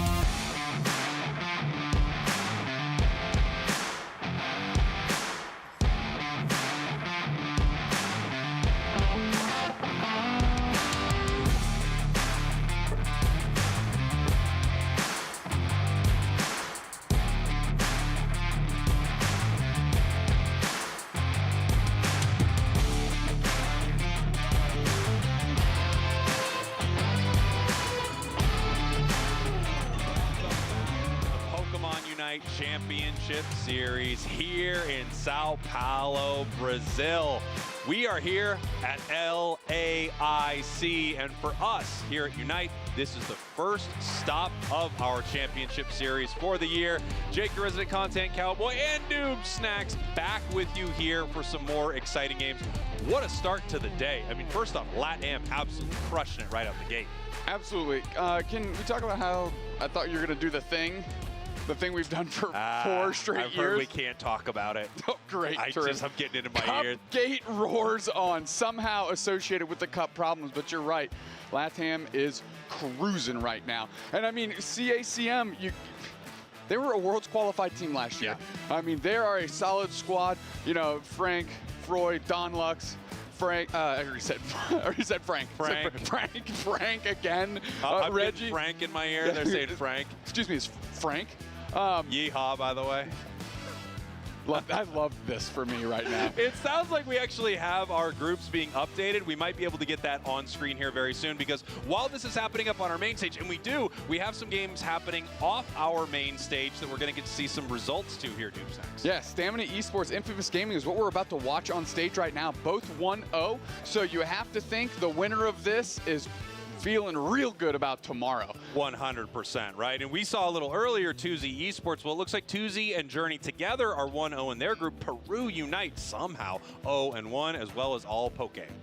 Yeah, and that's all that we've really had shaken out so far in our group stage in the early hours of our day here. And just a quick reminder of what our other groups look like. Force Team, Drago Unite Esports, Game Over Esports Route 1 in Group E, and in Group F, Nemesis, Escape Rope, and Renegade. Yeah, of course, Group G, a lot of talk about this. One huge org announcement, Dignitas is part of the championship series. More orgs coming soon, more teams that we're going to talk about. We have so many exciting matches throughout this day. But, you know, in these group stages, Noob Snacks, it really matters so much how you fare into some of these other teams. And if you just take a look at the match that we just saw with Spinal, them losing 2-0 as opposed to another team possibly losing 1-2 could be the difference between moving through to day 2 or not. So every single game can have huge implications on a team making it to day 2, as we are already heading into our draft phase here between Stamina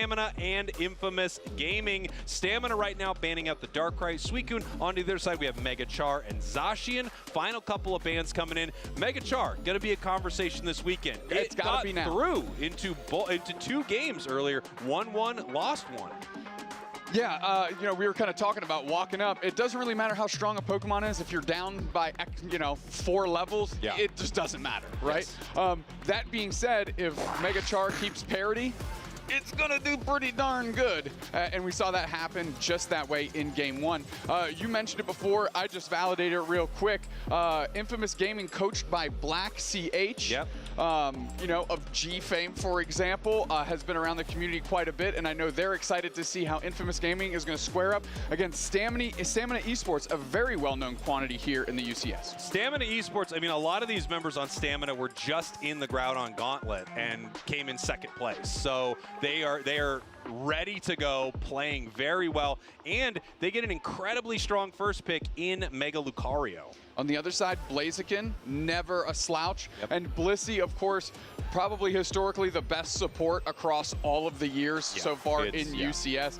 And Enisus grabbing Urshifu, which you and I have already seen a lot today. Yeah, Urshifu looking great, by the way, as it looks like we are heading out to the big stage here. We may have one of our players have a connection issue in draft. If you do have a problem, you know, in draft, they might have to remake the game, but we're heading back into it, it looks like.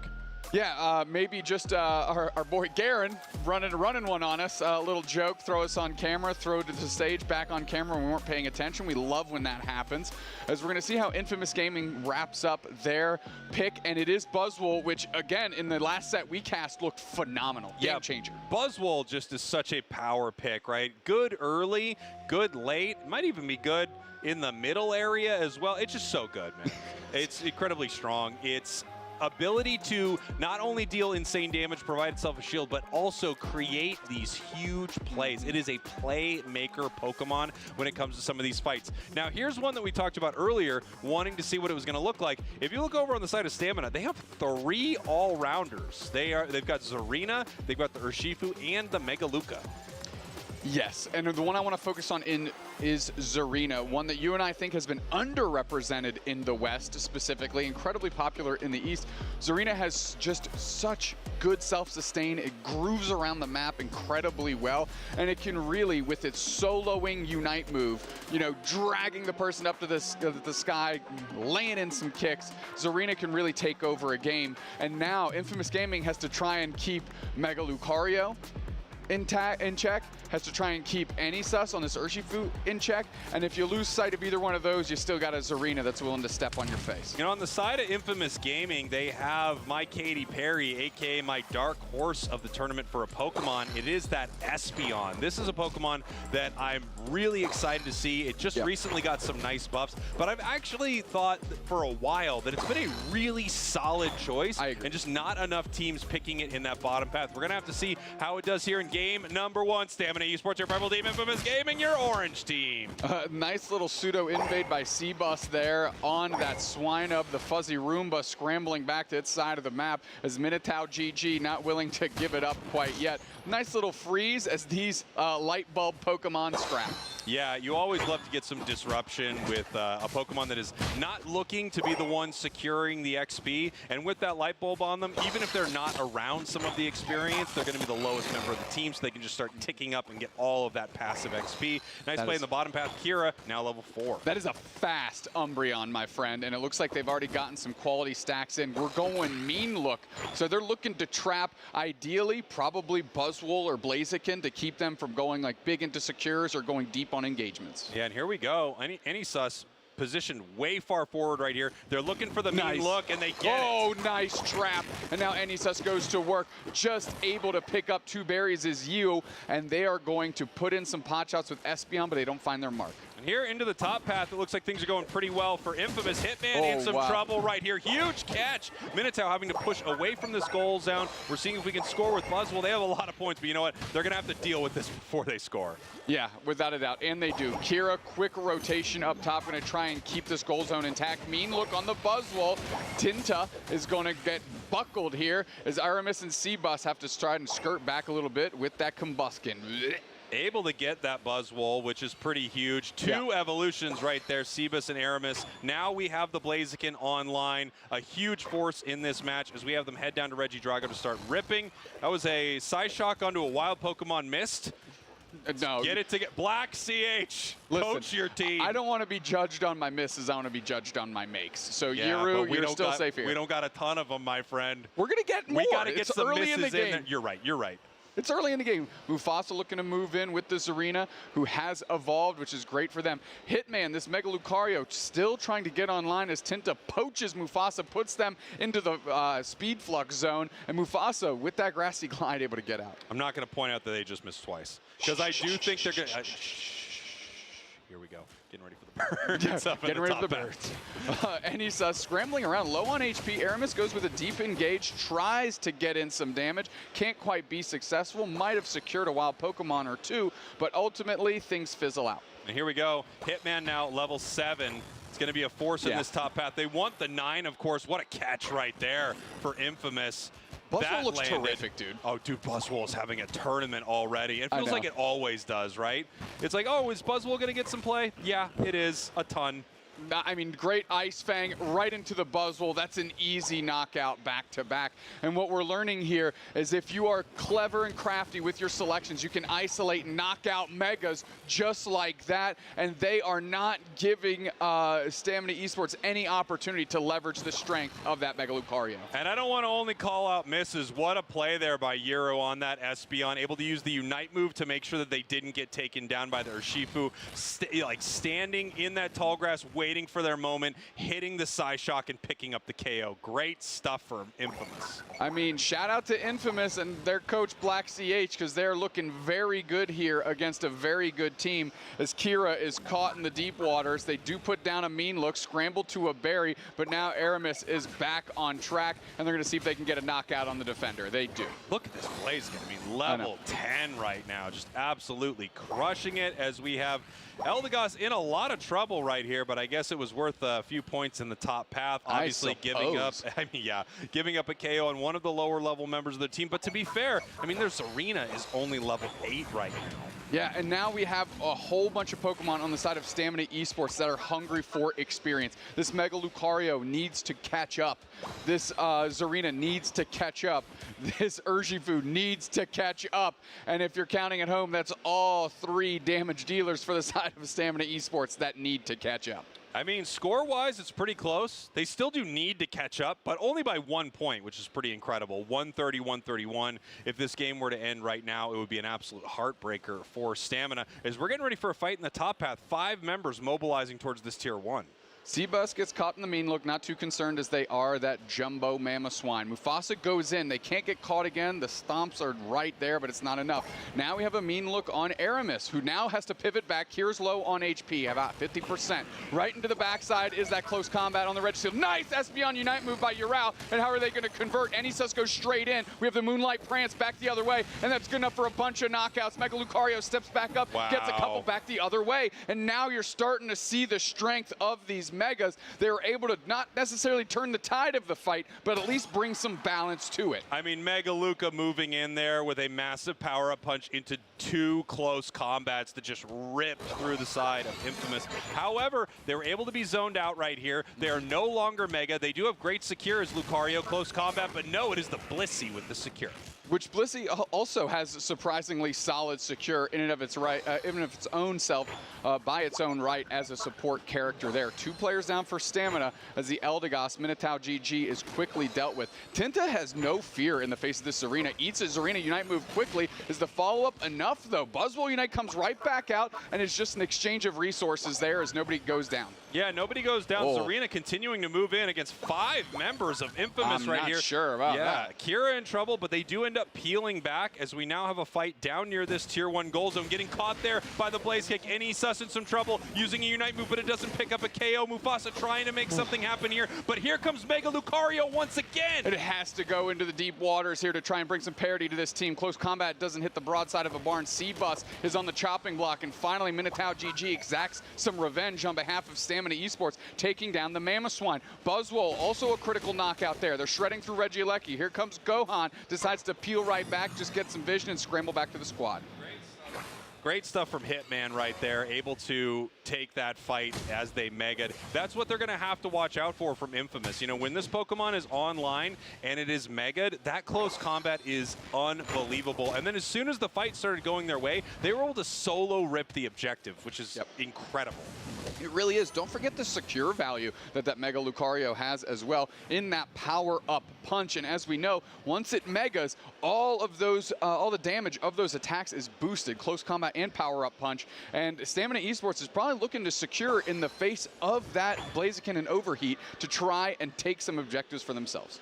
30 seconds on the clock until we hit the 2-minute mark, Doob Snacks, where Groudon hits the map. Ray is gone if you've been living under a rock that maybe Groudon puts you under. So we're going to see how these team wants to play it. We are so close in score. However, level-wise, things have started to even out in a huge way. Take a look at the side of Stamina. They are right back in this game. If that Zarina can make a catch, take down something like the Attacker, that Espeon here early, I think we'd have a great fight from Stamina, especially once Lucario megas and it just got its Unite move. That's a perfect timing for that. Tinta looking for a flank from upstairs. Mufasa moves through, and Seabus is really just trying to find, look at trying to get in there, gets caught in the mean look, but there's no real follow-up, right? Not a lot of danger quite yet. Yeah, they're just trying to find their moment, deciding when they want to go in. Overheat catches the Umbreon, but it can peel back with Wish, and not much happens because of it. The Focus Blast doesn't really find a good target in that Umbreon. Siva's in a little bit of trouble right now, and here we go. Right in the mean look, they're collapsing in. We have an egg that tops them off, and Kira comes back through. They're going to have to push back forward.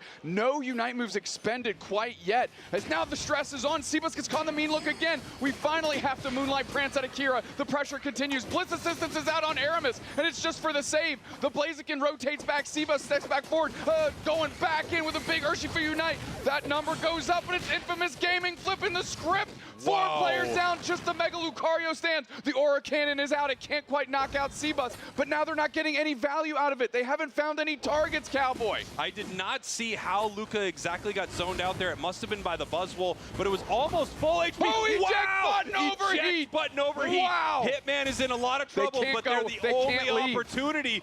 The question is, do you just peel back or do you go for the secure? Here comes Close combat for HP. Infamous Gaming takes it, gets the knockout as well, and now they have these Groudon shields. If they are good, insulate themselves to protect them, this thing is over. Yeah, and look at this overheat coming out. Serena taking him up into the air. Anisas trying to stop this right here, but the points do go in. Mufasa getting taken down in this fight. 3 players down again. 158, 271. Here comes Infamous, and they're already up.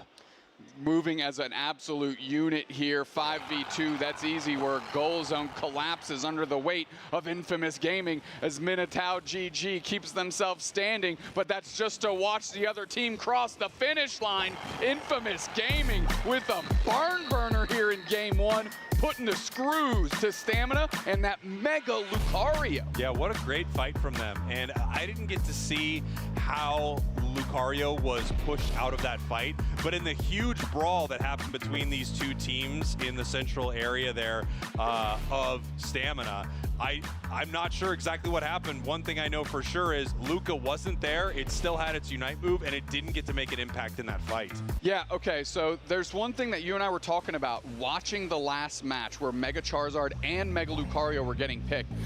Is, yes, they're incredibly strong Pokemon in their own right, but Mega Lucario needs the other team to play ball with them. Yeah. So what I mean by that is it fires off its Unite move, right? That big Aura Cannon. It hits its Mega Evolution, but if there's no one in sight, what are you doing with your close combat? What are you doing with your power-up punch? Whereas Mega Charizard, you get into your Mega version after that huge, huge suplex from space, you have Fire Punch to dive forward on retreating targets, and you can really leverage the strength that you've built up. Let's look at our player of the game, Yuru, and that Espeon, a Pokemon you called out right at the jump. Yeah, I mean, I really do feel like this thing could be a real force in this tournament, and we saw it right here. After a couple of, Psyshocks went wide early, this thing was starting to hit all cylinders. Yuru, in that final moment too, you have Mega Lucario jump in, and rather than look for the secure on Groudon, we have the Psyshock turn towards Lucario, take it down before it even has a chance. The other thing I want to point out about this, take a look at not only the damage dealt, 82,000, look at the damage taken. 15,000 damage taken. And what that means is no one on Stamina had a good answer to this Espeon, and they couldn't get to it. They just can't get to it and make anything happen. This is not only great positioning, of course, from our player of the game, Yuru, but it's also great from the defender on the team. It's great from the all-rounders on the team who are frontlining in some of these fights as well. It's definitely a team effort, but when your damage taken is that low, that means you are just farming the enemy team. Ooh, I love this. What is this graphic? This is awesome. I don't know what the heat map means, but well, that's where it was hot. That represents where they spent most of their time this game. Huh. So they were living in that middle and that T1 bot with some good presence up. I don't listen. I'm gonna need more time to come up with clever ways to disseminate this information. Yep. But for right now, this looks really cool. I agree. It looks very cool. We've got a Doppler going on somehow on Thea Sky Ruins. We know where it's raining, we think. I don't know how they spent so much time at the home base. That's where you start. Yeah, but Stamina didn't. Stamina was peeling out of that home base right away. We're just watching Yuru. This is just Yuru's heat map? Yes, right? Garen, can you give us proper information? Garen, does a snap come through? I'm hearing. Oh, that was a good snap. Yeah, it was great. Did you hear that? I did. Through the headset? I don't know if people at home did. That doesn't matter. Yeah. This is the Spraggles and Snacks show. I really want to know. People watch this? Maybe. We don't actually know. Hold on. How are they gonna how are they gonna take a picture of Hitman and not tell him? Okay, so for single player, see, I was right. Yeah, so I assumed correctly. The people at home didn't hear the director, but yes, the heat map is for that individual Pokemon. That's really cool.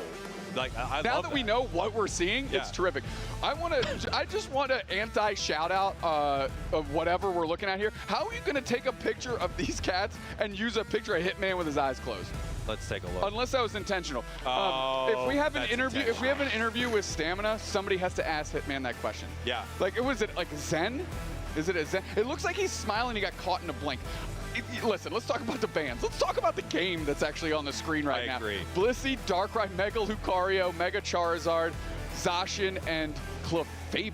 Yeah, and now we get the Blaziken for Stamina, right? Yep. So we've got a lot of these power picks taken away. They decide not to bring Mega Luca back. One of the things that I think is really tricky about Mega Char and Mega Lucario, they're really recent additions to the game. Thank you. Okay. They're really recent additions to the game, and I do think it's tough because some of these teams haven't had an opportunity. I'm trying to get in my zone. Some of these teams haven't had an opportunity to practice with a lot of these mons, right? Even though they've played Char, they've played Lucario, I feel like most of these Pokemon do not get through a draft screen ever.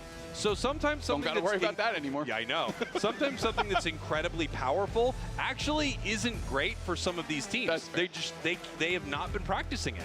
No, and you saw the way that Infamous Gaming attacked the Mega Lucario, right? I mean, you had the Buzzwole reposition into like Ice Fangs, you know, into Psyshocks. You know, it's just like this CC chain, which again, doesn't really matter how strong your character is. If you don't get to press your buttons, it ain't doing much. Rhydon on the side of Stamina. This has been a Pokemon that a lot of teams are banning out. So clearly it is a top pick for some of these attackers. We have... It's kind of the best one moving, right? It feels like it, best in class type situation? It definitely feels like it. Final pick over to Infamous. We have Lucario, not Mega, obviously.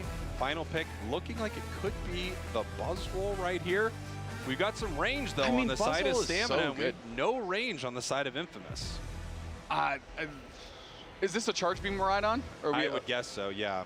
That's kind of where my heart's at as well. Buzzwole still, though, incredibly strong. Surprised it went that late. And just a show of how much the meta has changed just from Worlds. And these additions, these new mons. Gutter pick Hoopas now. That's where we're at. Yeah, it's just crazy to see. I've got to say, this Miraidon, I feel like this is a reoccurring theme so far in this tournament, is a team with not no dive. They have Pokemon that can get there, of course. They have Urshifu, they have Lucario, they have ways they can trap it, you know, with Crustle. But it really does feel like some of these ranged attackers are not being threatened much. I don't know, and I'm sure I'm wrong. There's one I'm very wrong about, which is Scyther, but we don't really see any speedsters, nothing to really hunt them down at all, and still no attackers being picked. No, absolutely. You know, we just saw Yiru with the Espeon last game pivoting over to base Lucario, I guess is what I'll call him. So, I mean, these teams are seeing just kind of the ground shift underneath them, right? I mean, we literally had Mega Lucario banned by the team that picked it last when they could have almost assuredly got it again. Stamina Esports, your purple team. Infamous Gaming, your orange team. They are already up one game here, but we've got a different look heading into game number 2. Quick pause request on the stage. Someone might be having an issue with one of their devices. We're going to make sure they can get back into the game and we can get this action started as we are getting ready for game 2. Obviously, being up one game in a series, not only is it great that momentum, you're on your way to winning this series here, it also matters a lot. Even if you happen to lose in this moment, you put yourself in a much better position in a group bracket by taking a game off your opponents. Absolutely, right? Because it helps, again, just with your tiebreakers down the road. So, you know, an example, obviously, Peru did lose the first set, but taking a game may matter as the day rolls on. For that tiebreaker scenario. As we are taking a look at Stamina Esports right now, down a game to Infamous Gaming, who really put together a really strong, cohesive strategy in the face of one of the most powerful Pokemon in the game, Mega Lucario. Yeah, they looked great. I mean, they look really, really great. Mega Luca had some big moments too, and I'm pretty confident that if we saw what happened with the Mega Luca in the fight, I think it was just completely zoned out by Buzzwole, never got to participate, which, of course, it not getting to use its Mega in the midst of all that chaos, not getting to hit close combat onto 2 or 3 members of the enemy team was huge. It really stresses the difference of how things work in coordinated play versus, you know, your solo queue games on ladder, right? I mean, being able to have calls like that Infamous Gaming made, essentially sending the Buzzwole on a mission against this Mega Lucario while the rest of the team tries to collapse around Kira and the mean looks to make sure they're not limited in that sort of way, and now take a fight from front to back. I mean, all we saw was the Aura Cannon shoot across the screen, and the Mega Lucario didn't really get to engage on anyone. No, I mean, by the time it was ready to get into the fight, there were just multiple members of Infamous there.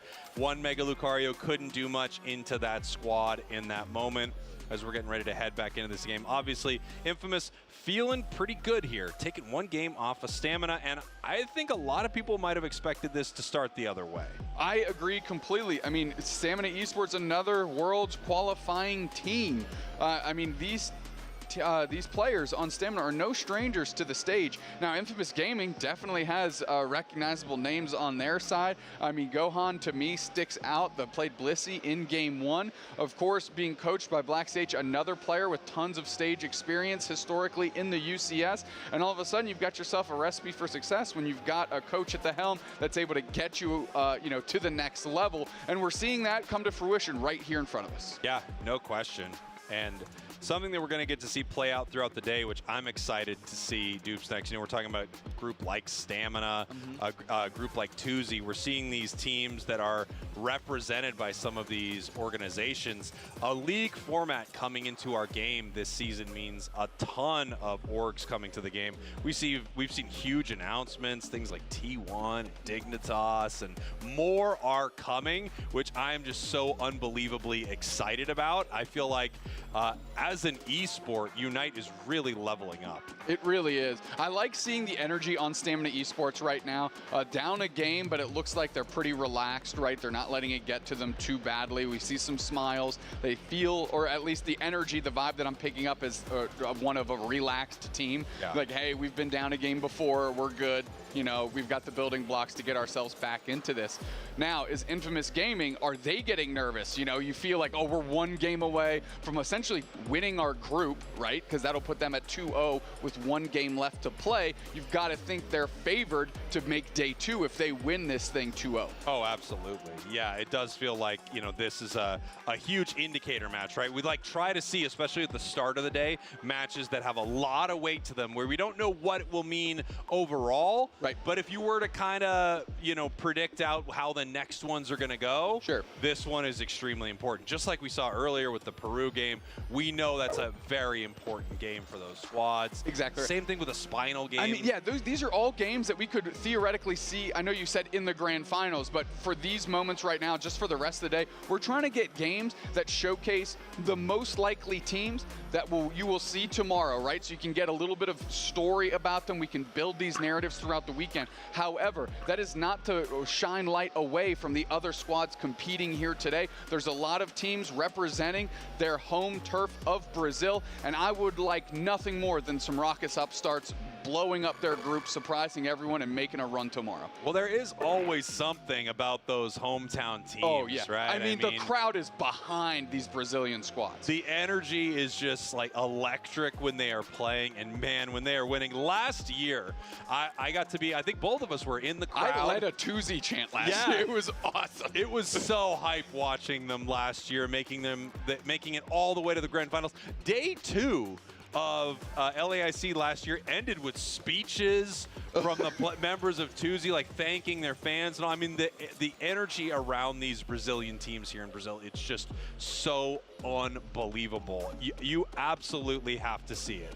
I mean, I'm taking a look at just the tournament last year, you know, Tuzi falling to LG in the grand finals on Sunday, but I think Tuzi would have given up all the cash they get in the event to have played that grand finals that night on Saturday, because that team was, like, they were electric, like, they were humming, everybody was on the same page, they were grooving, but such is the thing. You get all of the motivation, you get all the momentum, but you have to find a way to bottle that and carry it into Sunday to cap off your fantastic run. Yeah, you know, I don't remember which member of Luminosity it was, so forgive me for that, whoever I was speaking to, but I do remember them telling me, it might have been Slash was just saying, hey, you know, had we played them Saturday night, I don't know how it would have gone. Right. Because that energy was so unbelievable. They were on such a hot streak, but getting to play them Championship Sunday the next morning, Luminosity was ready for them. Things had cooled off quite a bit, and they were ready to just kind of methodically take them apart. We're gonna have to see what this weekend looks like. Of course, no Luminosity here at all. Basically, the members of that superstar squad scattered to the four corners of the earth right now. Yeah, absolutely. I believe Slash is in Taiwan, Overlord's over in Japan, and the rest of the squad, Otter, Curios, and Trainer, are all on different NA teams, all of which are here today. What an exciting time as we're heading into our second game here. Quick game remake, and we are back ready to go. Stamina Esports, your purple team. Infamous Gaming, your orange team. I kind of like what Stamina Esports is doing now. Send your little Torchic into the central, get to Blaziken quickly, have Anysus rotate back through, and then become your central player. Anysus can still put on pretty decent pressure to a Buzzwole. You're seeing it right here. Is Minotaur GG is just supporting with that A-press.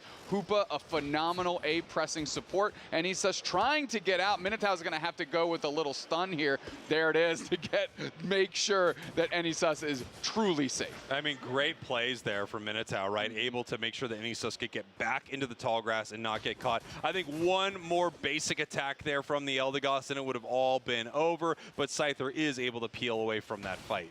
Here comes Mufasa as the Combuskin.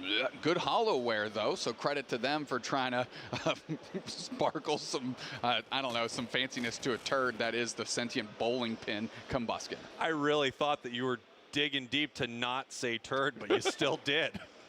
There's one thing about me. When you think I'm going to go one way, I switch it right back on you. I hit you with just a clutch turd. And here we go. Aramis in some trouble right now. Anysus being pushed away from this. And no, not much gained here by either team, but some good experience over to the side of Stamina as they're looking to score again.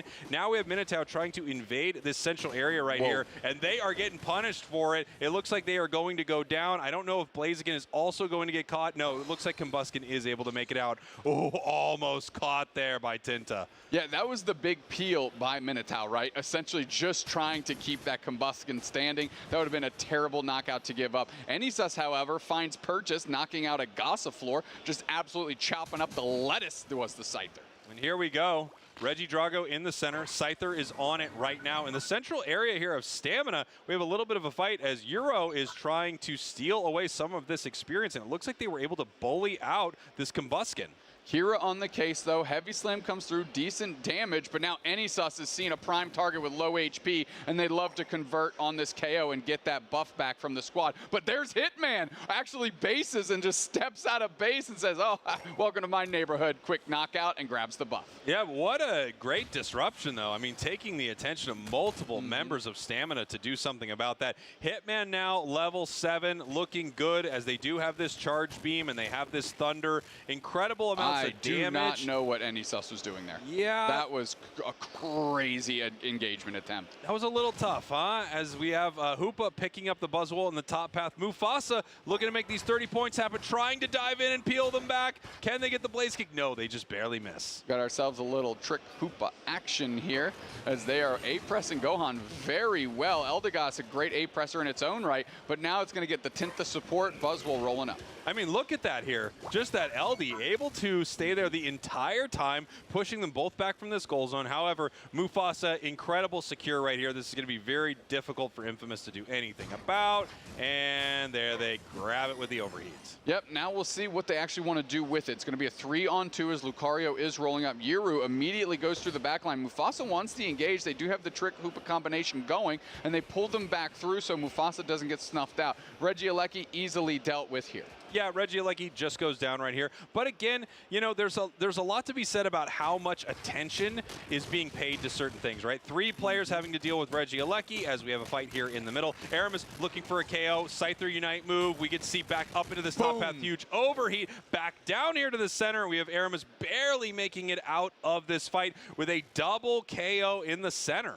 Hitman peeling back, putting that Thunder on C-Bus. Knight's Rock Tomb ejects past as Hitman. They're trying to save themselves. Decent X-Scissor, and finally goes down to the Lucario. Tinta low on HP. Mufasa not willing to chase, as they just want the easy experience in the form of the Swablu and Altaria. You know, we are bouncing around this map top and bottom, and it just goes to show how much action is taking place in both of these paths right here. Sus ripping them apart here as we head back up top. The push comes in. Urshifu trying to make something happen, but look at this defense here. It does feel like both sides just can't make a dent in these goal zones in the top path. Aramis seeing Mufasa again. The trick Hoopa is going to allow to yank Mufasa back out of danger. Overheat is charged so they don't get kind of stunned out and picked up, but they're knocked out anyways as Aramis moves very well into the flux zone. Rings unbound by Minotaur. They might get knocked out to try and bring the squad through. Nobody's willing to commit to that L as they're scoring downstairs. Yeah, and look at that overcap right there. Really beautiful. 37 over. Hitman, what are you doing? Hitman in some trouble, and you know, I think both of us thought, especially with how long it took, no one was coming through that portal, but it looks like Hitman did make it through, and unfortunately, without that flux zone, they really couldn't get away at all.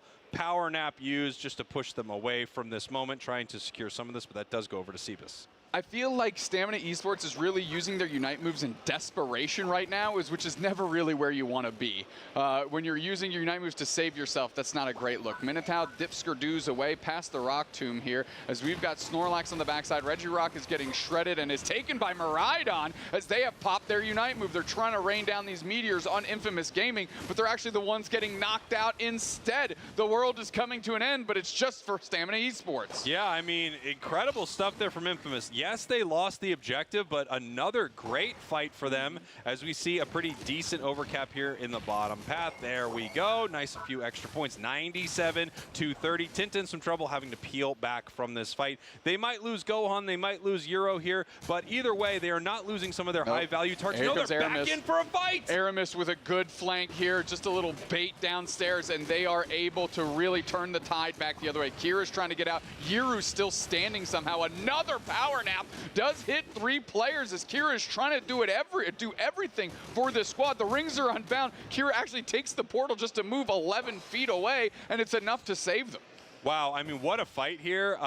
It does feel like these two squads, every moment you think they're about to disengage, find something else to do in the map, they are right back in there fighting. And you can see it's working out really well for Infamous. That Urshifu is almost level 14 right now. Yeah, like I said, Stamina Esports is using their Unite moves out of urgency and emergency, while Infamous Gaming is using it to just fight. Yeah, and here we have Regieleki being torn apart by Stamina. They have great secure, pretty strong rip too. This should be an easy one for them, and it is. They're able to take that. A minute until Groudon here. We're going to see how Infamous wants to fight this. They're actually looking for this Urshifu. They kind of know that someone could be coming on the flank as they head down to this tier 1.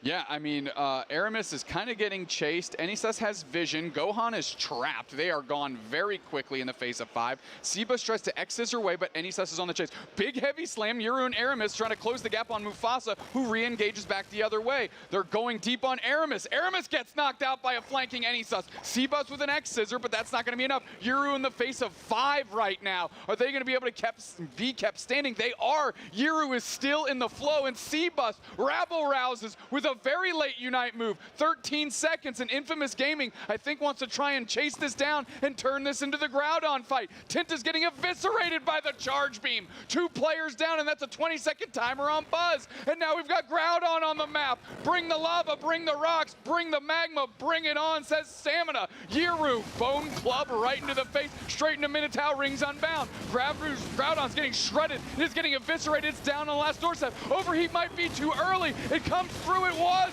but it's taken by Infamous.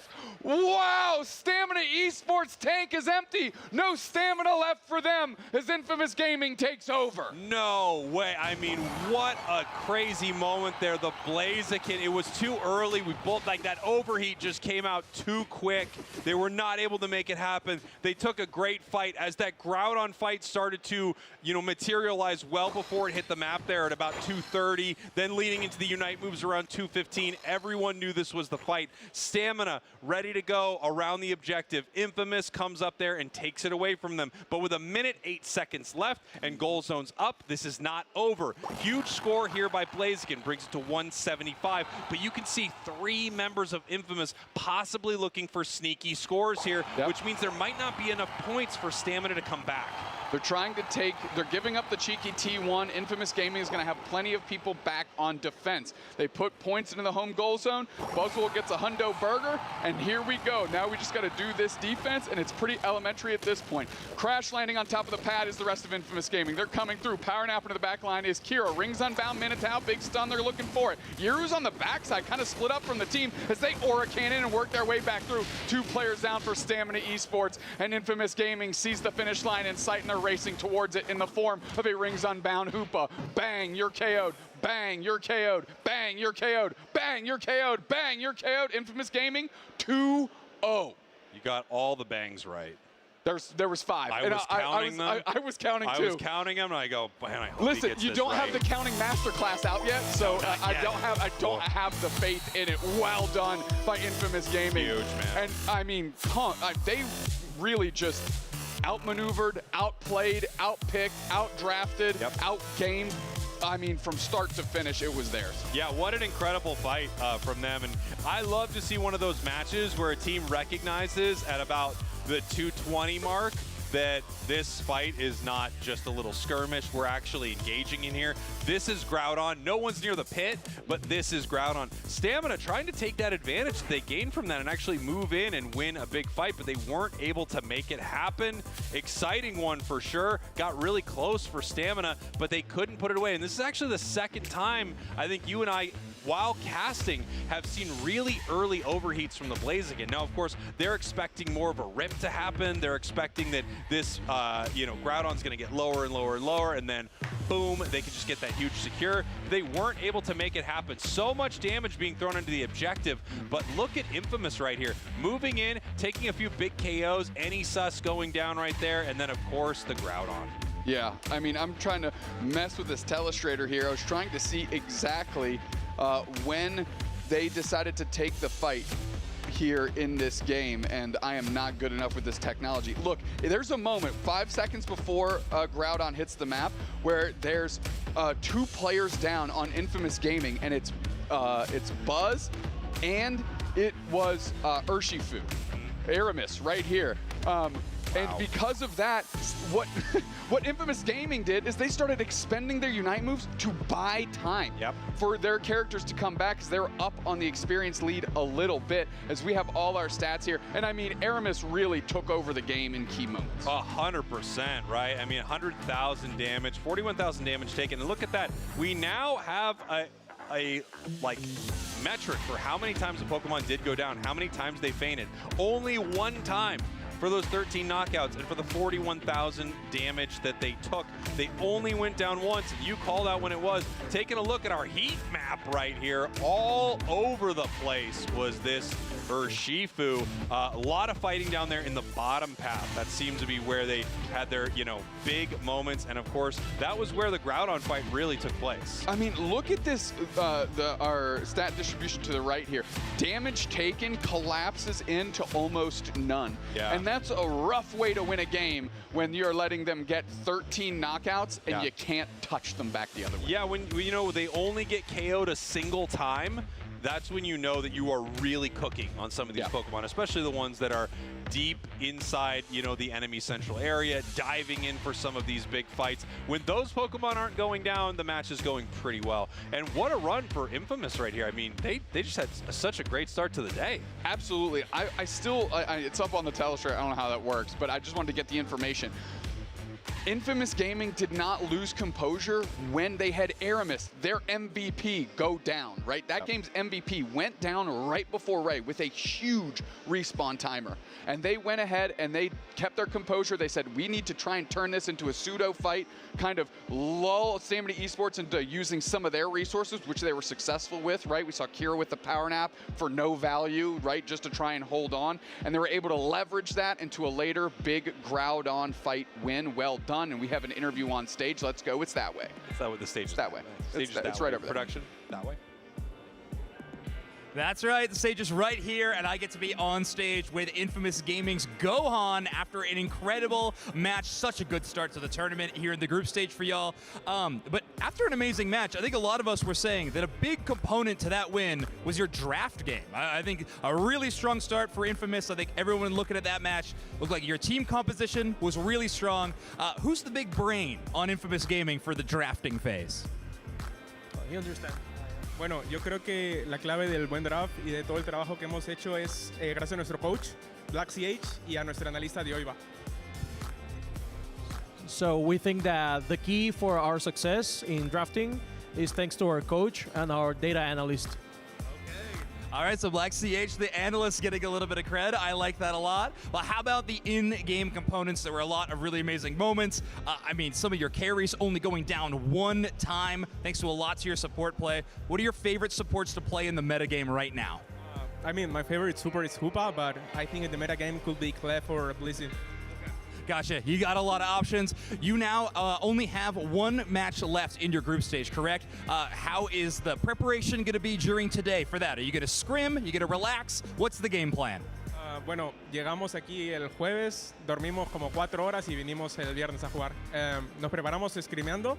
El jueves jugamos 3 scrims y analizamos a todos los rivales por igual. So we got here on Thursday. We barely got 4 hours of sleep, and then we played, you said, 3 scripts? 3 scrims and analyze all the rivals. Oh, okay. So the prep's already been done. That's good to know. Now you can just focus on the gameplay. Last question, anybody at home or in the crowd here today that you want to shout out? Un saludo a mi mamá y a mi familia que me está viendo. Y a la familia de mis compañeros que también están viendo. His mom, his family, and the family of all of his teammates. Awesome. Well, shout out to all the families of Infamous Gaming at home after a great match. Good luck in the rest of the tournament, Gohan. Spraggles, Doopsnacks, back to you. Back to us, he says. We accept. We accept, Zoinks. Welcome back to us. We're seeing some handshakes. And now it is back to us. You always wonder, how do these interviews end? You know, we let them linger a little bit. Do they do a handshake? Do they do a fist bump? Full-on hug? You never know. And that's why we have to keep the camera right there on the stage. Anything to keep us off of Cupgate. That's right. Cupgate, of course, still rages on. Nobody even wants to hear about how strong my tea currently is. It's very, very strong. Too strong? I can't even drink it. When you have a tea bag in the cup the size of a thimble, it tends to be potent, if you will. And I know it's been a controversial topic. I'm already seeing a lot of feedback on Cupgate, but as I said on Twitter, we will not be shying away from Cupgate. It is a very important thing that we're going to continue to talk about. Even more important, we have more Pokemon Unite coming at you very, very soon. Don't go anywhere. We'll be right back. Decent throw? A full throw. That was pretty good. It wasn't even captured on camera.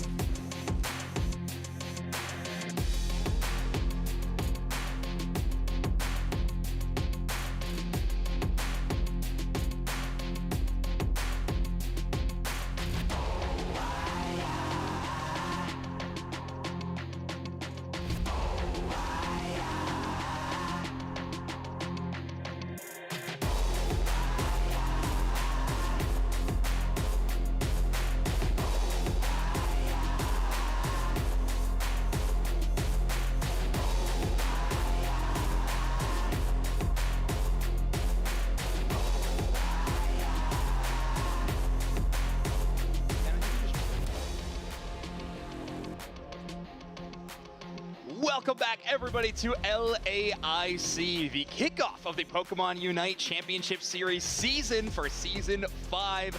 My name is Zoinks, joined as always today, at least, or in the next couple of days, for an incredible tournament. We've already seen a few matches, already getting into our 4th match, and this time it is going to be a matchup between a North American squad and a hometown team. Oh yeah, and we know that this hometown team has played LAIC last time because, well, it was the first time that we actually had Unite on LAIC last year, so we're just starting to build the tradition. Everybody's just getting acquainted with Unite on LAIC, and I feel like we're definitely feeling the home crowd as well, so I'm super excited to see how they're going to respond to this one. Yeah, and it's been an amazing tournament so far. Let's actually take a look at how our group stage has been playing out so far in the day, because we got some interesting results. Just a reminder, everybody, we do have, of course, the main broadcast as well as the feature station broadcast, if you want to take a look at some of the stuff we have so far. But we're going to be watching our match from Group D. Interesting enough, Project Mbappe is so far 1-1 in this leaderboard currently. Aegis Flames taking in 0-1 and AXK at 0-1. So this is a very important matchup for both Project Mbappe and AXK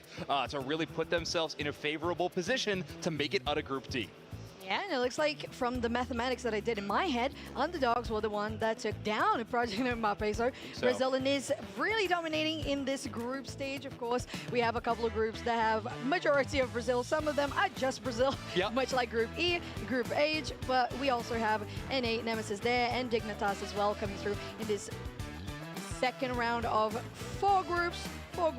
8 groups total that we have for this group stage of Friday of LAIC. And AXK coming out here, not unknown to the LAIC. Yeah, a familiar environment. Hopefully that will benefit them. They got a little bit of stage experience. They're going to be going up against a team that a lot of the players on it have a ton of stage experience, though. It's going to be a bit of a challenge. Project Mbappe, a new squad made up of kind of a not a mixed match, but yeah, a mixed basket of a lot of North American players that we've seen on various teams. I think maybe the most notoriety one would be Curios from Luminosity Gaming of the last couple of years. Former world champion is going to be playing the attacker role on this team. Exactly, and not just former world champion, 3rd, 4th place at Worlds this Anaheim that we had on 2025. So very important to note that. So it's a position that exactly for Project Mbappe being 1-1 in the group, it's important that they actually keep up with this match in particular. Because they don't want to be 1-2 and just start like falling behind into this group stage. So we want to see that being locked in of that performance that we want to see from North America and AXK as well. Just bringing some of that. Okay, we're just getting more acquainted. I know that it's different as well to be on stage, but let's have a look at these Pokemon by pick rate. I had been thinking a lot about Blaziken, and do you think it's just because Brazil loves Blaziken and we have so much Brazil playing today? I think that's certainly a part of it. I don't think that's all of it, though. This Pokemon is tremendous. We've seen a lot of very successful Blaziken play. The picks are there to back it up. By the way, just a reminder from everybody, we saw some stats earlier on in the day on our ranked ladder. All of these stats have now been updated to reflect the tournament, both the main stage matches and any of the matches happening off stage as well. Some interesting picks there by ban rate. Darkrai leading the leaderboard on this one with 84% ban rate, being banned in 21 games. Mega Charizard X right behind it, though, with 20 bans total. Yeah, just followed up by that Mega Lucario. And it feels like in this game in particular that we just watched with Dubsnax and Spraggles, that Mega Lucario did a little bit better than we had been seeing from Mega Charizard X in particular. So with a brawler composition, this Pokemon really taking a good spot. We saw that with the Buzzwole as well. So both Pokemon that do really well in the lane. Now on the win rate, Zacian doing really good. On a 90% win rate.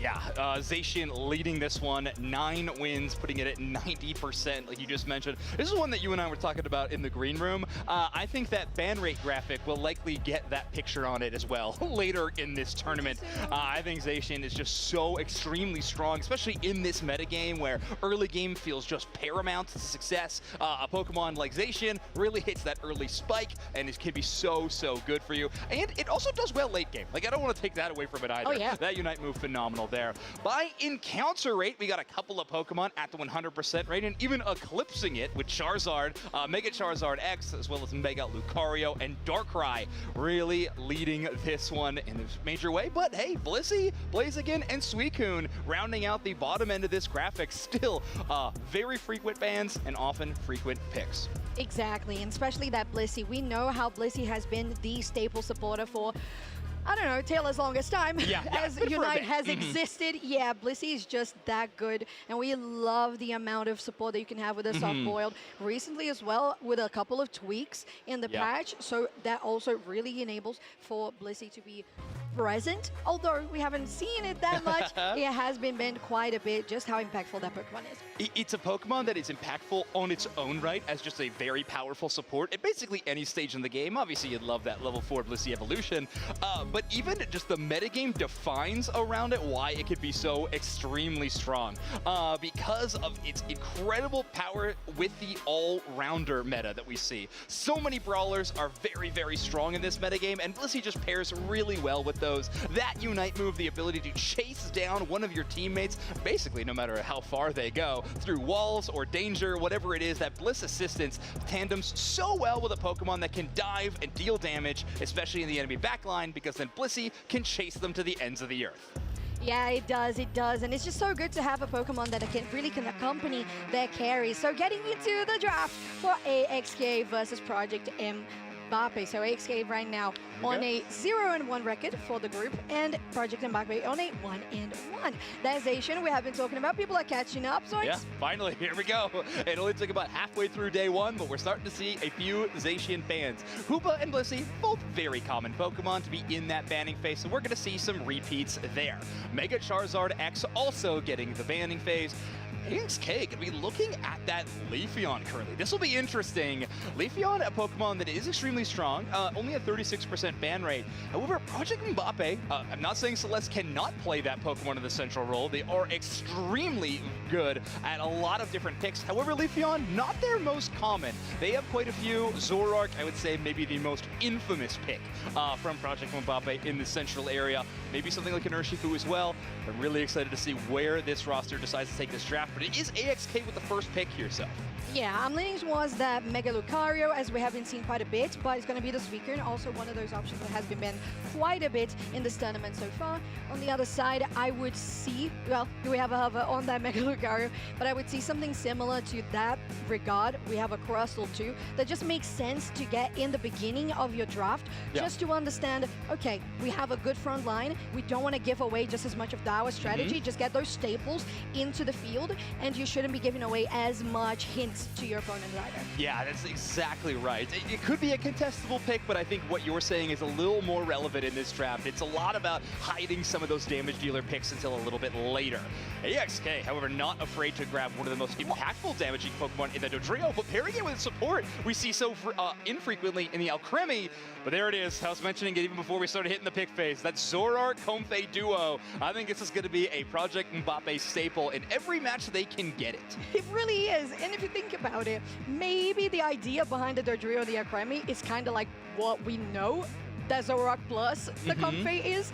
But the Comfey actually attaches to your carry, the Alcremie doesn't. Yeah. So you're going to be potentially left behind by such a mobile Pokemon like the Dodrio is, but you're going to still have your backline covered with a Mew. And in this case, a Mimikyu that we haven't been seeing as much, but we know is just good at the moment in regards of it can really control well that central area. Yeah, a pretty low encounter rate considering I think how powerful this Pokemon can be. I personally am loving that Shadow Claw Trick Room build around that Pokemon. I think it's extremely strong, especially with a Miraidon on the other side. That Charge Beam is so devastating to deal with, but you set up that Trick Room, you start reducing that damage outside of that magical box that you can create with Trick Room. It can be a better asset. But something interesting to note, remember Project Mbappe at a set score of 1-1 in their group right now means they played 2 full matches, and Comfey is sitting at a 0% encounter rate essentially. So that means this is the first time this Zoro Comfey duo is going to be hitting the map for Project Mbappe. So and not even getting bans either. So they've been waiting. They want to debut this one on the big stage. They do. You're gonna do it on the main stage, do it in front of the crowd, and it just makes it even more thrilling every single time. Exactly. And as you mentioned,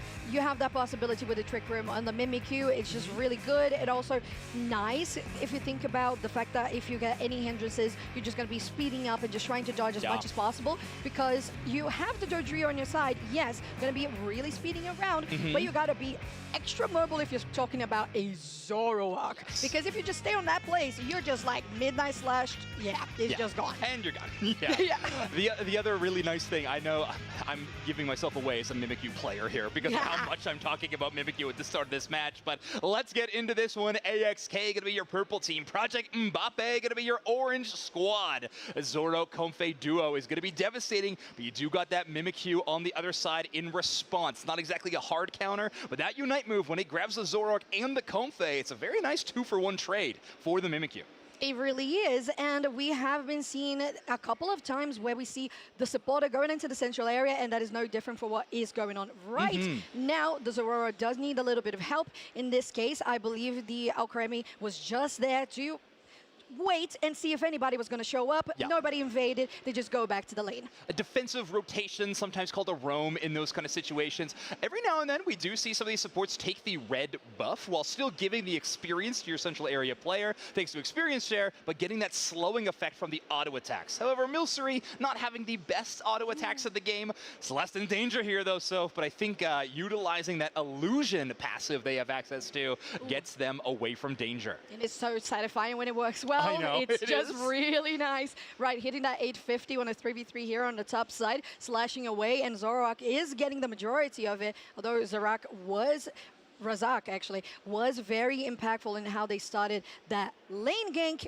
They're not going to commit on fully sending on anybody. Yeah, but a win on the top side allows you to kind of take it a little further, and Celeste is not done with just a single team fight win. They want to take the red buff, so far successful there. Actually have to wait a little bit for the blue buff to spawn in, but that's a Suicune KO as well. This Zoroark, especially if they're getting these knockouts in the early game, they're starting to stack their Excel Bracer. This could be a very, very dangerous two-player combo in this damage dealer. To be honest, I think it already is, because the timing, because the timing that they had going from top side to enemy jungle was just so spot on, and they were quickly able to take those buffs, and not even, well, they actually got KOs on that as well. Now, ooh, look at that, the smoke bomb just really allowing for them to continue on chasing, getting even more dunks, and look at that, it's a level 7 on the Miraidon, but now 8 on the Zoroark.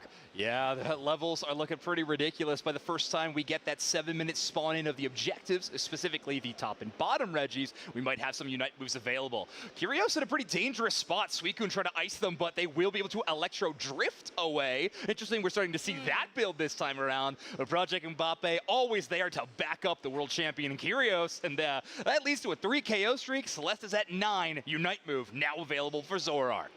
Yeah, just the impact that was already happening without the Unite move is going to become even more impactful. Top side, look at that eject button on the... That was such a good connection. Still, with the gank coming up, Razak has to go for that berry, and also for those little creams. Not going to be enough. Neither will Aisha get away out of this. A really cool technical play from Chris Smith so far. If you are just starting to, or if you've been watching Pokemon Unite for a long time, you might not recognize this name. Chris Smith, one of the youngest players in North America that we have kind of entering the competitive space, just aged into eligibility at the end of last UCS season. And joining this roster, I mean, that is a pretty good accreditation to your name to be on one of the best teams in North America, alongside, of course, Ducky in that tank role too. So this is a couple of, people that have been around for seemingly forever. Maybe with Curios, and then also some new guns to work with as well.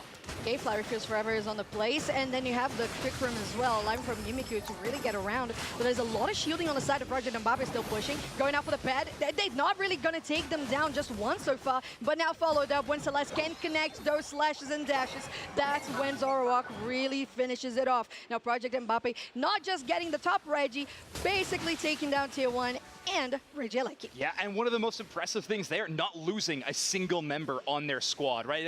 When you're in a position like this in some of these Unite matches, you have a huge lead, it can be devastating to give up a KO, lose some of that comeback experience, but taking a team fight win and not losing a single member is a great way to hold the lead and what we like to call snowball it. So really impressive work from Project Mbappe. They're going to go all the way to this Tier 2 and up their score lead even more. Yeah, 212 to 63, make it 242 with even more. 45 is just how much they are dominating the Sky Ruins right now. Project Mbappe against AXK. As soon as the wild Pokemon arrive, gone. And it's not just the fact that they have been rotating really well. Electro Drift, speaking of rotating, going for this bot tier 2. And Reggie Alecki helping as well, gets a nice stun. Aisha's down, 2 KO streak, continuing forward, unstoppable though. You have that Unite move coming from the Mimikyu, still pushing, trying to buy some time here, AXK. But there's your Meteor Storm coming through as well, going for the Electro Drift. They're surviving for a little bit. The Reggie Alecki did hit, but the rest of the team has spawned from AXK, so Project Mbappe will disengage. Curio's doing a few really cool techs there on this attacking Pokemon. Miraidon does have if you're familiar with the VGC counterpart of Pokemon, does have this electric terrain setting ability. It does appear in Pokemon Unite as well, and it debuffs that goal zone with that big circle of electrical energy. Makes it so it was a little bit easier to do damage there, but also using their Unite move, a very powerful teamfight Unite move, but in this case, just giving them unstoppable so they could walk away from those Suicune freezes and not get KO'd. And then, of course, that empowered Electro Drift allows you to spin dash all the way to the other side of the map sometimes. So Kyrios also having an escape route unlocked. Really cool technical play from this Miraidon, and it has been a very, very important factor throughout the first 6 minutes of this match.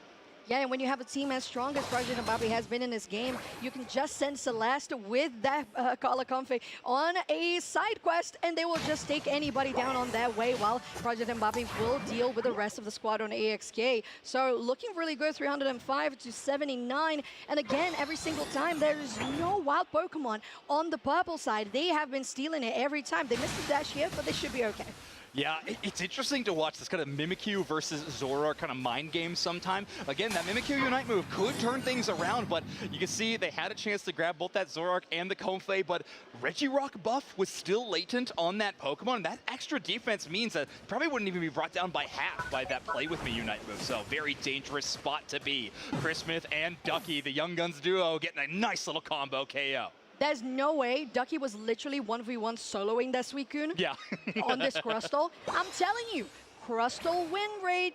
Looking pretty good, To me, it's Crustle win rate and Blaziken. So we saw Blaziken is also really up there on the stats we saw so far. But yeah, it's just looking really good. And the Rock Tombs coming from Ducky in this game, absolutely spectacular. Yeah, a really powerful Pokemon kind of for the latter half of the season, the Unite Championship Series last year, but really made a name for itself at the World Championships. Shout out to Draken, of course, to really make that Pokemon spectacular and get a big spotlight. But either way, it has been a relevant meta threat for quite some time now, all through the offseason. A lot of strong defenders, but Crustle, certainly one of the best in the biz.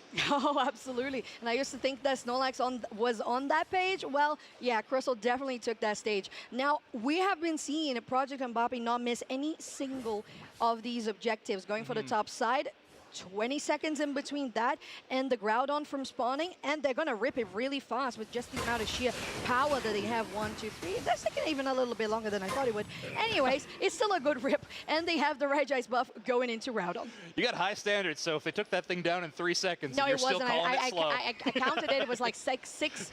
All right, fair enough. Either way, it looks like we're setting up for a team fight. Project Mbappe actually the aggressive ones. Oh, looking so good with the Bright Future Meteor Storm still going in. Now in the back line, Flash is going to go down. No, they don't. Celeste still has a lot of shielding on that side. Look at that Electro Drift on her back. That was amazing. What a Miraidon play. Looking for another one on that Mew, but Fartuga doesn't go down.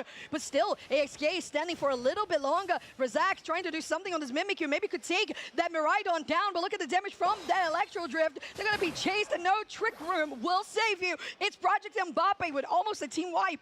Yeah, rolling it down, actually getting a really cool knockout there on the Comfey. Actually detaches, gets the boosted auto hit, and then reattaches right back to the Zoroark. Doesn't want to let Celeste get all of the big moments in this matchup. Comfey needs to be a part of it too. Still a minute left on the clock, so there is a chance for AXK to rally, but Flash being in a very dangerous spot at the moment, and with how high the damage numbers are for Project Mbappe, you can't be in those moments for very long. You will be snuffed out. And with 441 for Project Mbappe versus 79 for AXK, you gotta really score high, and you definitely need to win those fights, plus Groudon and plus everything together. So that could be a low probability, but it's still in the cards. Nice frozen there onto Celeste. They're going for this flank here onto Flash. It's not tanking as much as you would expect. Gonna go down. Suicune is not there anymore. 3 KO streak for that Zoroark and Celeste is unstoppable. Project Mbappe just, I mean, they're one of the most offensively minded teams because their defense was prioritizing their offense, which is really interesting. You're playing a Pokemon like Crustle, which isn't one of the best defenders at locking down these corridors, something where Snorlax or Mamoswine, they can just kind of push their own body all the way through. Sometimes when you have that Rock Tomb, it can kind of be at a detriment to your Mega Lucario, or your Zora can actually trap them in a bad spot, which means that Ducky's going to play a little more defensive, but it allows Zoro and Comfey to play defense on the top side and just keep on flanking into the bottom. Chris Smith on the Mega Lucario was doing the same thing, but on the bottom side of the map. And Project Mbappe will not take the ground on, but they'll take game one. Oh yeah, and that is just how the dominant performance of Project Mbappe wrapped up this game one of the series, because they had huge leads in points from the get-go, and they kept on building just steady curve into that late game. Not needing to take the objective is just so huge for them. But although Celeste, of course, very flashy and very impactful, I was so impressed with those Miraidon plays.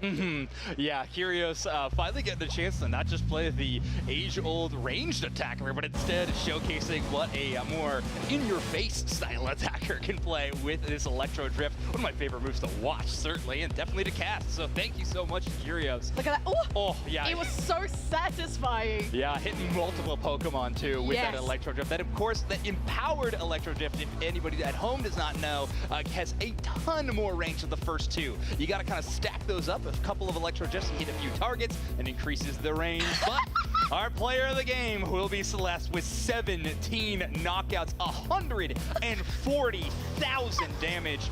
A very, very impressive numbers for one of NA's best. Is that 50%? 50% of their team's damage, That is crazy. And I was talking about Kyrios right on this Miraidon, still really good at really connecting those final Electro Drifts to finish off the enemy. But 50% really Celeste is the highlight of this game. Look at the graph we mentioned, just how much they kept building that goal lead and just making sure that they had such a healthy lead. That graph looks really funny. Yeah. Anyways, they had such a healthy lead that late game, like you mentioned, you're fine. Play not just on the defense, but if they come in, you just play onto them head first. 1.7 KOs per minute, by the way. We're starting to see that number creep up and up and up. We're going to get very close to the 2 knockout per minute very soon. Celeste also, notably, we've seen a few of these stat lines. 33 is a pretty low wild Pokemon knockout in terms of these metrics. So Celeste favoring a lot more enemy Pokemon knockouts rather than some of these buffs, which is very, very interesting. And yeah, one of the more populated heat maps on the opposing side of the map compared to what we have seen in past ones. Great work from the Zoroark Comfey duo.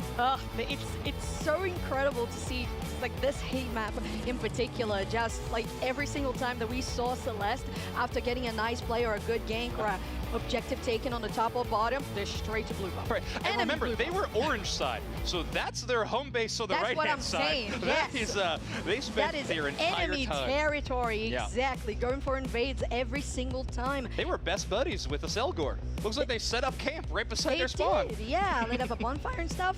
Yeah. Absolutely, just doing some marshmallows. Oh. Yeah, that's nice. That feels very comfy. Oh, I didn't don't know mean why, that. but it does feel right that a Selgor would love marshmallows. Like, I don't have any backup for that. I don't know if there's a Pokedex entry that gives that any credence, but it just feels correct. It does. I agree. I feel like it makes quite a lot of sense. Yeah, so these numbers are really interesting. So how we pointed out, scoring, just maximum priority, knockouts and damage dealt, specifically here for Celeste. You can even see the border of that graph. It's like, it feels like it's even off the graph, like it's off the charts. It was just how much Celeste was doing in this game with that Zoroark and Comfey combo. Yeah, it didn't take us long to break the graph. We just needed Celeste on Zoroark and to have Roland it down on the Comfey duo. We could have had one more knockout, by the way, if Roland didn't hop off and get that KO. I want my 2 KOs per minute stat. That's what I'm waiting for. We're searching for it. But I can't be asking for too much. 140,000 damage in that game is certainly a metric I'm going to be talking about for a while, and I'm sure that momentum for Project Mbappe has got to feel great. Reminder of where they're at in the group stage right now, at that 1-in-1 match scoreline, means that this next win would not technically lock them in for Day 2 contention, but it's just the most likely situation to lock them in for Day 2 contention. This is not exactly a must-win, but it certainly feels like it if you're Project Mbappe. It really does, and like you mentioned, they're not just 1-1. It's the fact that the rest of the team, like the rest of the group, rather, is 0-1 or 1-0. So they're the team that played the most so far in the group. So they're kind of like more advanced into the quote-unquote bracket, which means that every win counts and every win is really necessary. Yeah, go on. I was just say, it also means after this, you got to watch the results.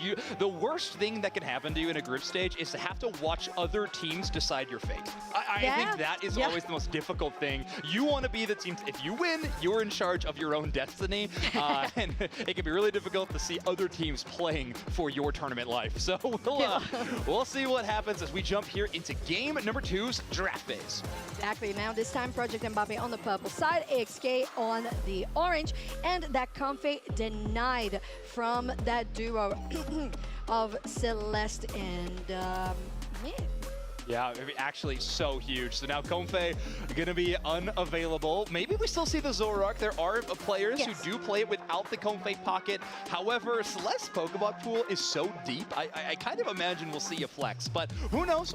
We do see a lot of Buzzwole from them, kind of swapping into the path and the central. We might see that happen in this next one. AXK, though, are going to grab the Crustle. So Ducky picking that Pokemon so extremely early with a lot of access to it. And AXK, after a tough matchup where they lost a lot of KOs, are now going to go even more tanky in this next game. Exactly. And think about the fact that it's not just tanky. No two healing supporters are in the match because both Comfey and Blissey are out of the game. So if you think about it, it's just going to have to be raw damage on the side of Project Mbappe to really finish them off.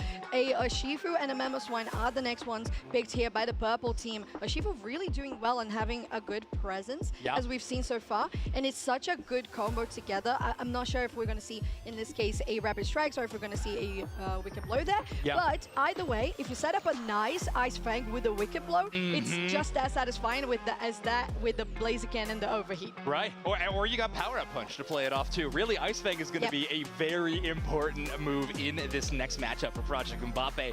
On the other side, AXK will get to pick this Leafeon. So a Pokemon that was banned in that last phase, now AXK get maybe one of their more notorious picks. Leafeon up to a 54% encounter rate, so climbing those leaderboards as well. Project Mbappe hovering over a couple, potentially the Cinderace for the last second swap to the Mage pick of Mew. Cinderace has been seeing more play. It just feels like it's just shy of tournament viability, but it is seeing more play in scrims. So watch out. I'm sure we'll see it at some point during this weekend. Exactly. And it's a safe bet here, continuing the draft, that we see AXK. They did go for the Psyduck, so Project Mbappe is like, okay, we'll take the last remaining healing supporter, and then you get that Eldegoss in with your range damage on the Mew that has been, again, a very good quote-unquote all-rounder because it's an attacker, just doing really well at a distance, closer encounters, just really good overall. Well, on the side of AXK, they go for the Latios as the last pick. Yeah, the last thing we need is more all-rounders. It's a trigger word. Trigger warning. Let's keep the red background on Mew, please. But on the other side, we will see the Latios, like you were just mentioning a moment ago. A very powerful attacker. Won't have the Latios duo, unfortunately, but still can be a very strong Pokemon. Notably, though, it does need to kind of scale into that late game. It's a very important factor of that Pokemon. They're going to be relying on Leafeon primarily to carry them through that early game. In fact, I wouldn't be shocked if Leafeon actually paths down towards the bottom side to try to assist that attacker and try to assist Latios to getting to that level 5 and get, just a little bit quicker. I would say that makes the most sense as well because you need not just the late game because it scales like that. You need the stacks. Right, which and start it at 5. Takes time. Oh, I love the Gengar transition. Right, into your game 2. Match point for Project Mbappe now on the purple side versus AXK, trying to get themselves into a game 3. In this case, really relying on that Leafeon, like Zoinks mentioned. So we'll see how the double defender composition will do. Yeah, that's a whole lot of tankiness. And of course, Blastoise not holding the EXP share, but still having that defender class. It gives it access to so many defensive abilities. But don't second guess its offense. It's got some, I would say firepower, but that feels wrong being a water-type Pokemon. Well, yeah, I get that. It just feels wrong sometimes. Right, you got that Kubfu and that Gossifleur in the center, clearing out really fast to go to the top side. Myth is very advanced going into Aisha, and it's gonna be a double KO here on the top side. Oh, correct me, live on stream, Costicus. That nice eject button does get J-Rock away. Caster Curse for Mbappe, or your caster blessing AXK. Either way, however, Celeste wanted to correct that wrong. They wanted to play with fate a little bit, try to go to the opposite side. Will not be able to take the red buff. Nice work from the Leafeon that toss in those Leaf at the last second and secure the last hit on the Escavaliers. Celeste will rotate back towards the path instead. That will be an evolution to the Pylo Swine. Here's another thing we can combo with Ice Fang. How about Solar Beam? How about Solar Beam? Wow, it's just so good now, Mammoth Swine, and it has been appearing quite a lot as well. We're going to have that rotation pretty soon to the middle for that Regidrago, but on top of plenty of wild Pokemon to be taken right now. Yeah, Mamoswine, one of those Pokemon, and I've said this for a long time, I think ever since Ice Fang became the popular moveset on it, it's a Pokemon that used to have the detriment of really needing its Mamoswine evolution. I don't think that any longer. Ice Fang and the Piloswine are just good enough of a combo. You don't really need the Unite move as the final punch of that combination play anymore. Ice Fang, good enough to do it on its own. Over Kyrios and Ducky, not so alone anymore. They got a 4-player rotation incoming. They don't have the damage to take down Flash quite yet. They're able to make it back. Rolling here for the backup, but you might want a little bit more damage. Urshifu currently working on the Regidrago. Very close there. Asha does get a nice block on the booster auto from the Mew, defending there from Flash getting taken down. Now Celeste still tracing now. Aisha will get them away. Ducky, he's in a good position. The beam will guarantee that Regidrago, and very close to also securing. Woo! Nice dodge from Flash and Asha, they survive.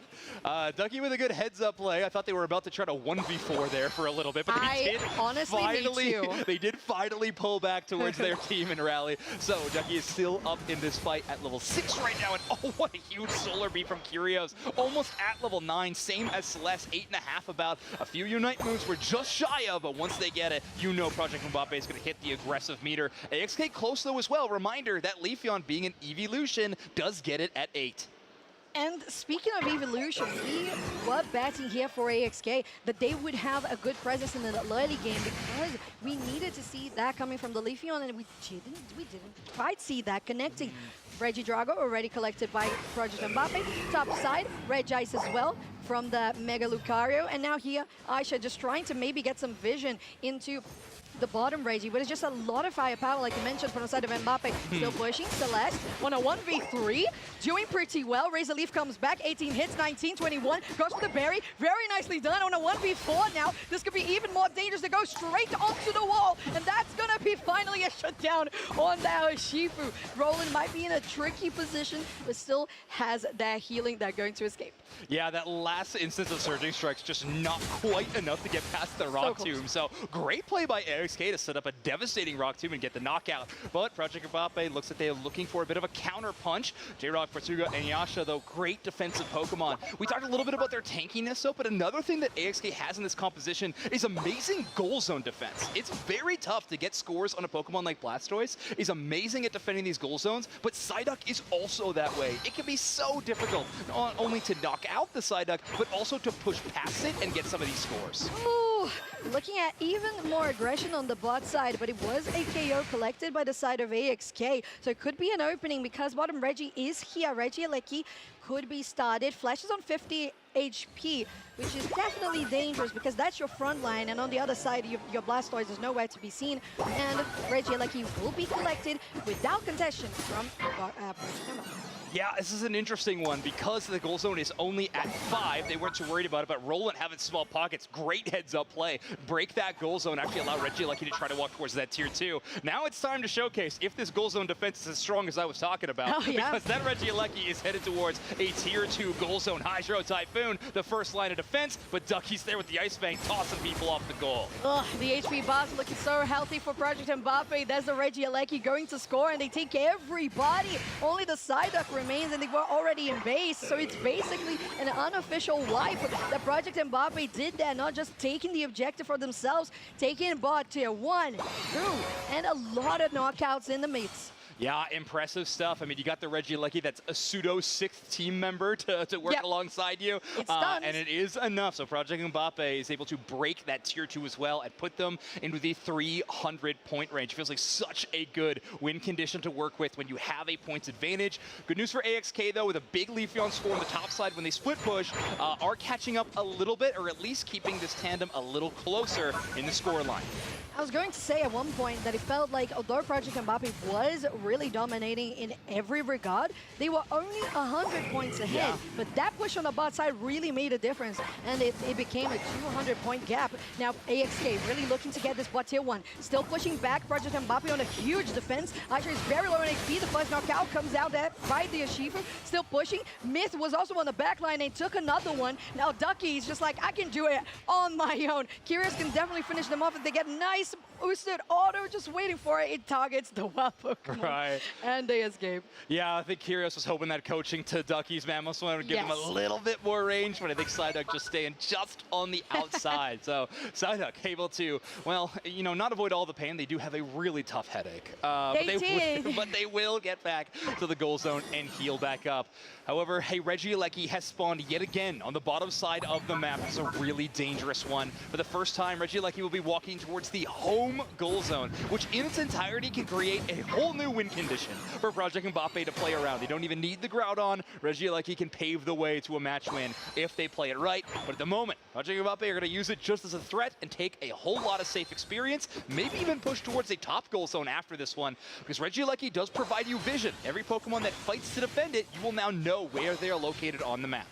Exactly, and it's a lot of important information. It's going to get ripped really quickly here by AXK, so that distraction you mentioned doesn't last as long, but still allowing for the experience to be collected by Project Mbappe. That has quickly positioned in the central area, spotted out Flash and Aisha, still waiting AXK to find good damage from this Latios for Portuga, but not really connecting as much thus far. Neither Razak on the Leafeon. So a lot of good presence from Project Mbappe. The poke is huge.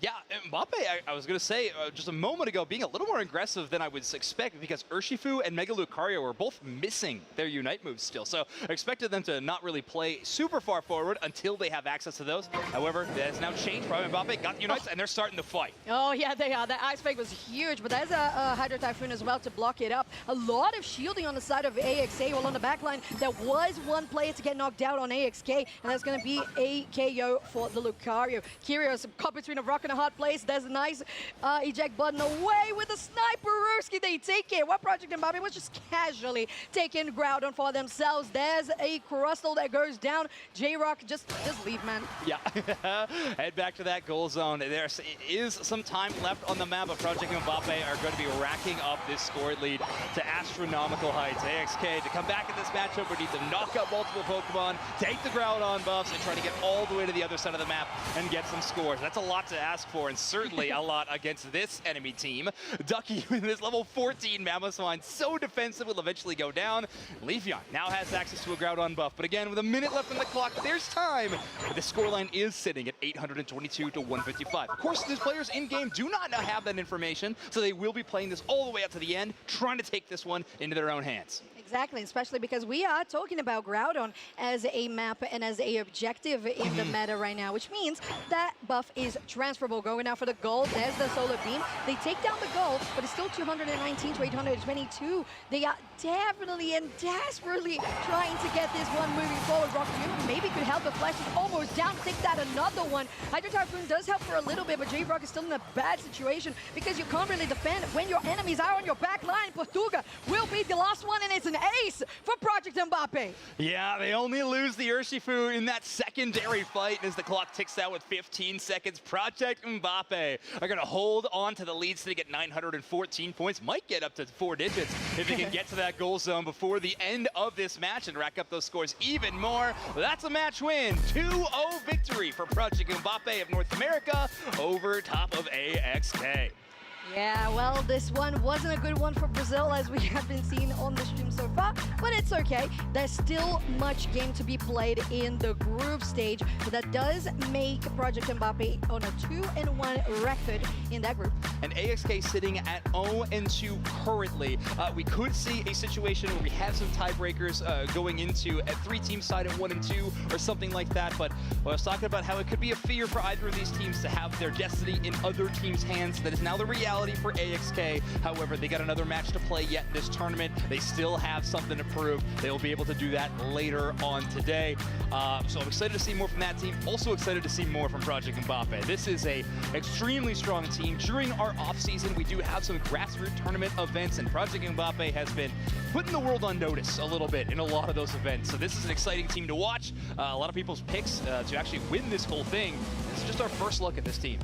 It is the first look. You're totally right. And of course, a reminder that we have this broadcast, but we also have the featured station for the B stage of the teams that are not currently on this channel. So if you want to watch more of that, make sure to also tune in. But don't give up on us. We're pretty cool. And this game was really good because it really portrayed Mbappe as a very steady, I was going to say rock, but there's been a lot of crustle today, so I guess that's where my mind is at. Anyways, they are just relentless on how they play. And I feel like overall, Kyrgios getting the player of the game in this one. 9 knockouts, 0 fence.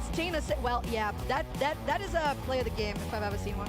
And this stat line, by the way, I don't think is abnormal for this player. Historically, in all of Kyrgios' career, they have been one of the attacker players that I think one of their best qualities is they simply do not go down. Kyrgios knows how to play their life so extremely well. Not to mention with this Mew went up to 93,000 damage on the Mew. They also know how to weave in those damage numbers. Do not worry. But they've played with players who are very infamous for going in there, taking a lot of resources, doing a lot of damage, that kind of thing. I think Celeste and Chris Smith can be players given that same accolade. But Kyrgios, not so silent of a carry in this game number 2. Taking our MVP award, 9 KOs, and only taking 19,000 damage. So doing a very good job at avoiding a lot of that enemy incoming damage as well. Makes the support's job a little bit easier. Okay, so we have that presence here on the bot side, of course, is where the Mew was. So we don't have that much of that flashy, being in the enemy central, stuff like that. It's just a little bit more common for lane. And as always, we're going to get even more accustomed to how the heat maps work and how they look. I was going to say, even notably, a little bit more of the green lights in that bottom path all the way towards Tier 2. So just an early break leads to a lot of extra pressure towards that Tier 2. And we saw that Reggie Lucky push as well. It was so good. It was lovely. What a great control that they had all around and recognizing the strong points of their composition. And I feel like, unfortunately for the side of AXK, it felt like they did have the double defender, but I wanted, and I do want when I see a double defender, to see a healer. You want to keep those defenders going because if you just have them go down immediately, or if the enemy team just gets into the back line as they did, it just gets a bit too dangerous. But let's talk about that in a little bit as we're going to get even more insight with our interview on stage.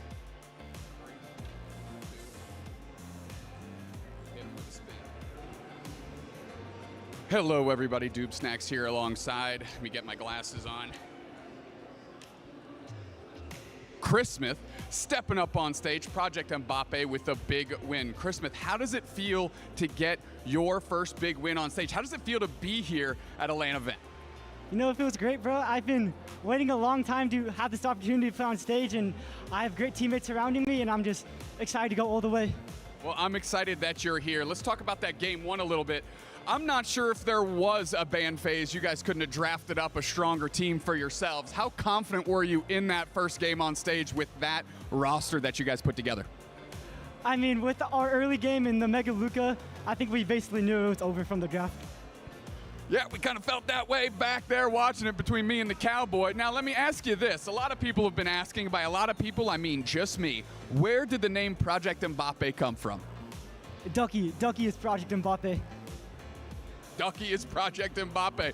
So where does Chris Smith fit in the equation of Project Mbappe? What do you think you bring to your team outside of, obviously, the role you play? Well, Kratos got too old, so he had to retire. They needed young blood to take his place, and I'm here to fill in him. Notable fossil Kratos had to hit the back seat, but we've got Chris Smith, the young upstart, here with us today. Last question, and it's an important one. What's your favorite Pokemon not in the game? Halucha. I like Halucha. Howlucha. Howlucha, the luchador flying press Pokemon. I'm pretty sure that's an accurate Pokedex entry. Any shout outs, any last things you want to say to your folks out there watching through that lens right there, my friend? Shout out to my mom. You have to be a little bit delusional to bring your son all the way to Brazil to play a video game. And my brother and my family, and yeah. Well, Chris Smith, you better take this run real deep for that old lady. You call her mom, she ain't that old. I can see her right over here. She's a very respectable age. I don't even know why I said that. Wow, this went off the rails crazy. I apologize to everybody at home. I certainly apologize to you right there. Holy smokes. Get me off this mic. Chris Smith, Tube Snacks, back to the booth. Gotta love a supportive family. Yeah, from the player, maybe not from Dupe Snacks. But either way, yeah, amazing support for the family. Great to hear from Chris Smith. One of my favorite interviews that maybe we've ever had. That was amazing. It was incredible. Mhm. Also, Mega Halucha. Mega Halucha. Ooh, leveling that up even. That'd be a whole lot of fun. The Luchador Flying Press Pokemon, straight from the Pokedex. Yeah, exactly. Hear from folks. I think it'd be a great Pokemon. I'm excited to see how deep this run can go. Chris Smith, very excited to be playing with this team. Very excited to be replacing Kratos in the squad. But either way, I think this team has a lot of potential, and a lot of that is because of new additions like Chris Smith, like Ducky, into this competitive environment. Exactly, and it really adds up to the seasoned experienced professionals as we have there on Kratos. Yeah. Curious. All right, let's wrap up for the moment, but we're going to go into a short break, so don't go anywhere, as we still have more Pokemon Unite on Latin America International Championships.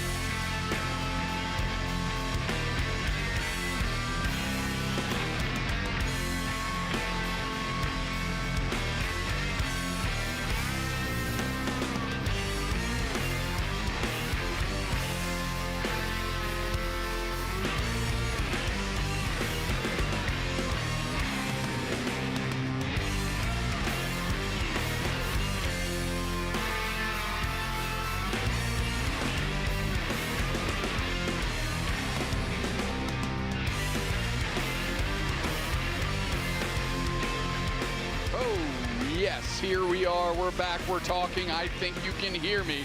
2Z Esports Journey Together. Garen with another cataclysmic fumble here in day one of this broadcast.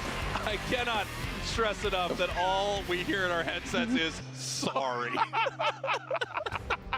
Here we go. 2Z Esports Journey Together. Both of these teams 1-0 in their group, by the way. So this is most likely a decider game. Of course, things could shake up very odd depending on how Peru runs into the other groups in this series.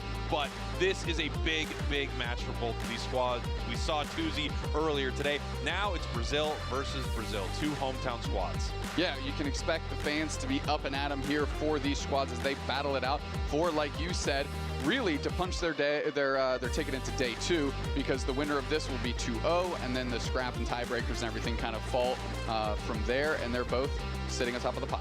Yeah, they both look great. We have not got to see Journey Together yet, but obviously they've taken a game in their group. We got to see 2Z take a 2-1 victory off the world champs Peru to start our broadcast earlier today. As we take a look at our bands and our picks, we're going Miraidon, Blissey, Suicune. Other side, we've got Blaziken with the Darkrai and Mega Char, which gave them Mega Lucario as a first pick. And now we're seeing why the Duck was banned in the first set that we watched. Leozen locking it in, and if it's not Duck, it's Eldegoss. So that might be something for the teams to note going into tomorrow. If 2Z Esports is to make it, you can probably attack Leozen's pool pretty efficiently. And here we go up to our next couple of picks here. We do lock in the Eldegoss on the side of Journey Together. We have Urshifu, so much water bear today. The rapid strike style Urshifu has been a huge factor. And we have Espeon making its way into this game in the attacker role. We have a lot of movement through that blue Shifu, but if you take a look, I'm looking at that first pick, Mega Lucario. I'm looking at that anchor pick, Espeon, and across the way, we have like a gameplay of days past here. Very front to back. We do have Zeraora in the mix. And really, Journey Together is going to have to play together in the face of some of the strong picks on the other side. But if you take a look at the encounter rate for some of these Pokemon, Gardevoir is at a 3% encounter rate, which means it's never banned, almost never picked. Zeraora, on the other hand, doesn't even have a number next to it. I don't know how you would even encounter this in a Unite tournament. You might have to go to a Burger King and they give it to you or something when you're a kid. I don't know how it works, but we have this Pokemon coming out into this match. However, this squad did win a series, so they absolutely have a strategy behind this. Just because something looks wonky or something looks a little different than what you would expect in the meta, it doesn't mean they can't have a huge impact in this game. And we've seen this Pokemon specifically have some very sneaky, big performances over the years. We absolutely have. I mean, just a few years ago, Gardevoir was a showstopper in the finals of like NAIC. We've seen plenty of Zeraora over the last couple events to finish out last season as well. I mean, Snorlax is in almost every single game. Eldegoss as well. There's good, solid picks on the side of Journey Together. Let's see how they play them. And here we go. 2Z Esports back on the main stage. Your purple team, Journey Together, also out of Brazil. Your orange team. Both of these teams are 1-0 in their group. So this isn't a full-on decider, but boy, it's pretty close. And this really could be what moves one of these teams to day two. Dreams grabbing that red buff as that A pressing Gossifleur, going to really put some slow down on 2Z and see if they can leverage that with if the Zeraora goes to the top path. Here we go. We have Mazo powering up that boosted, looking to see how much of this they can get. They take two. One goes to the other side here. Experience-wise, things are looking better for 2Z. If you are able to secure even a little bit of that contested farm, you are going to be ahead of your opponents by quite a bit. One level, a single level in a moment like this can be the difference maker. Mats on the blue bear goes to the top path. Sky Charizard sees Aramaki and thinks they have a target, but actually Anthrax is right there to provide cover. Caterpimbass, that's fun to say. Caterpimbass coming through, providing some cover. Oh, nice stun. Sky Charizard has to leap away, get back to pad, but it's not enough. Mats closes the door on them. We're looking for a two-piece. Count it. Snorlax goes down as well. Beautiful stuff here from 2Z to start 66 points to 0. Great fight for them, and it looks like they didn't give up too much top either by having all of their players rotate. And now we have Mats just hanging out in the central area here of Journey Together, taking all of the experience. Mats is really putting the pressure on. I feel like 2Z already smells blood in the water, and they are just going for it now. End this thing before it ever began. Yeah, and now they're heading to the center here, able to take some of this experience and be in a great position to take Reggie Drago, as we have members of 2Z up in the top path. Mazo obviously looking for that level 7 so they can get their close combat. And then, of course, 9 is the huge break point where Mega Lucario will hit the field. I kind of like this over-rotation by Journey Together, right? You know you're a little bit behind on experience, so do it through numbers. Zero Aura jumps to the pad, tries to score, gets stopped a little bit by Leos, and Mazo steps up and is really providing decent cover as I believe Aramaki is the one that takes the Reggie Drago. Dark having to peel away from this fight. The Gardevoir, Brian Gunn getting caught right there. Tough moment. Dreams also getting caught in the top path. More points going in. Nice fight here from 2Z. And now the question is, do they want to try to break this? This is going to get very close. They're going to leave it at 2. We could have a massive overcap in the top path. And it looks like they're going to keep Mats up here. Just let them get as much experience as they possibly can before they go for a break. I apologize. I said Aramaki, but it was Mats that secured that Reggie Drago as that blue bear going through the middle. Apology accepted. Thank you. Say no more. Apology accepted, my friend. Sky Charizard looking for Leosin, who's doing a great job with those waves, just disrupting Journey Together's ability to get into the front line. Caterpimbas playing far forward. Let's see if they can get a decent engagement here. They have a heavy slam in. Reggie Lecky is a half. Now it's getting eviscerated. Who's going to take it? It's Caterpimbas! Caterpimbas takes it, and 2 players fall in lieu of that. And that's a big Unite move by Mats, getting a quick KO on the Wartortle as Mats is dealt with by Sky Charizard. Now, Zeraora can just do that. Yeah, Sky Charizard absolutely farming them right here. So a little bad math. They didn't let the score go in from the Eldegoss first, but not that big of a deal. Level 10 right now on this Zeraora. And that Wild Charge, you know, it creates some really tricky situations for 2Z. Obviously, Urshifu wants to be in there, wants to be brawling. But you can't fight anything while Wild Charge is happening. It is just dancing around you, dealing some damage. Also dealing a little damage to itself, but that doesn't always seem to be that big of a difference maker. Yeah, Brian Gunn quickly getting to Gardevoir, who is just a Ralts before that fight in the bottom path, is also critical for this Journey Together team, as Dreams and Caterpimbas are taking a look at that tunnel from the central to the middle of 2Z Esports. Sky Charizard up here in the top path, possibly looking to catch someone, but they would be running into 4 members of 2Z here, and now they decide to peel back. Journey Together, mostly journeying together in the bottom path. 4 in that bottom path, pushing away this Umbreon, as we have 2Z trying to catch up to this fight. Yeah, Leosin leads the charge down, Mats and Aramaki in tow. Brian Gunn sees an opportunity here, and they are going to go for it. That's a big power nap by the Snorlax right there to keep themselves standing in the middle of the 2Z Esports squad. Mats pops another Unite move, and instantly 3 players are down because they got a 2-piece for themselves. Caterpimbas, unfortunately, bites it as well. The name is so good that even when they just get KO'd in an unfortunate fashion, it's fun to say. It really is a great tag, for sure. We got Mats here doing what they were doing at the start of the match, just spending their time in the central area of Journey Together, trying to take away as much experience as they possibly can. And when you haven't lost both of your tier 1s, you do have to head over to the other side of the map and look for some of that experience, which is what 2Z is doing here. 217, 149, about halfway through this match. The fights are mostly heading to 2Z, but look, once again, this Zeraora level 12 right now. Yeah, I do appreciate how Journey Together is kind of avoiding the biggest things on 2Z Esports side of the field, right? They're rolling together 4 players at a time, trying to get advantage through numbers. Now, Dark is peeling back. That is not a strict tank Blastoise here. Snorlax is taking that role. Dark taking a ton of damage. Is going to try and surf away. Anthrax is on the chase, though, and the surf through from Leosin isn't quite enough. The mean look is there, but the follow-up really isn't. Finally gets pulled back in, forced to pop the Hydro Typhoon. It hits 4, and now Journey Together have an opportunity. Low on HP is 2Z Esports. Aramaki barely trying to make it out. Leosin is low as well, and now it's Mats with another Unite move and another string of KOs. Man, you got it. I mean, Aramaki able to get out of that with almost nothing right there. Beautiful play from 2Z and from Aramaki. Now they get the secure on Reg Ice. They still have the Reggie Alecki walking in the bottom path right here, and it looks like Caterpimbas has just been hanging out, fighting this all by their lonesome. Obviously, Sky Charizard, if they were there by themselves and they wild charge it, it would just walk right into the goal. A very funny interaction, but these teams are a little too smart to let something like that happen.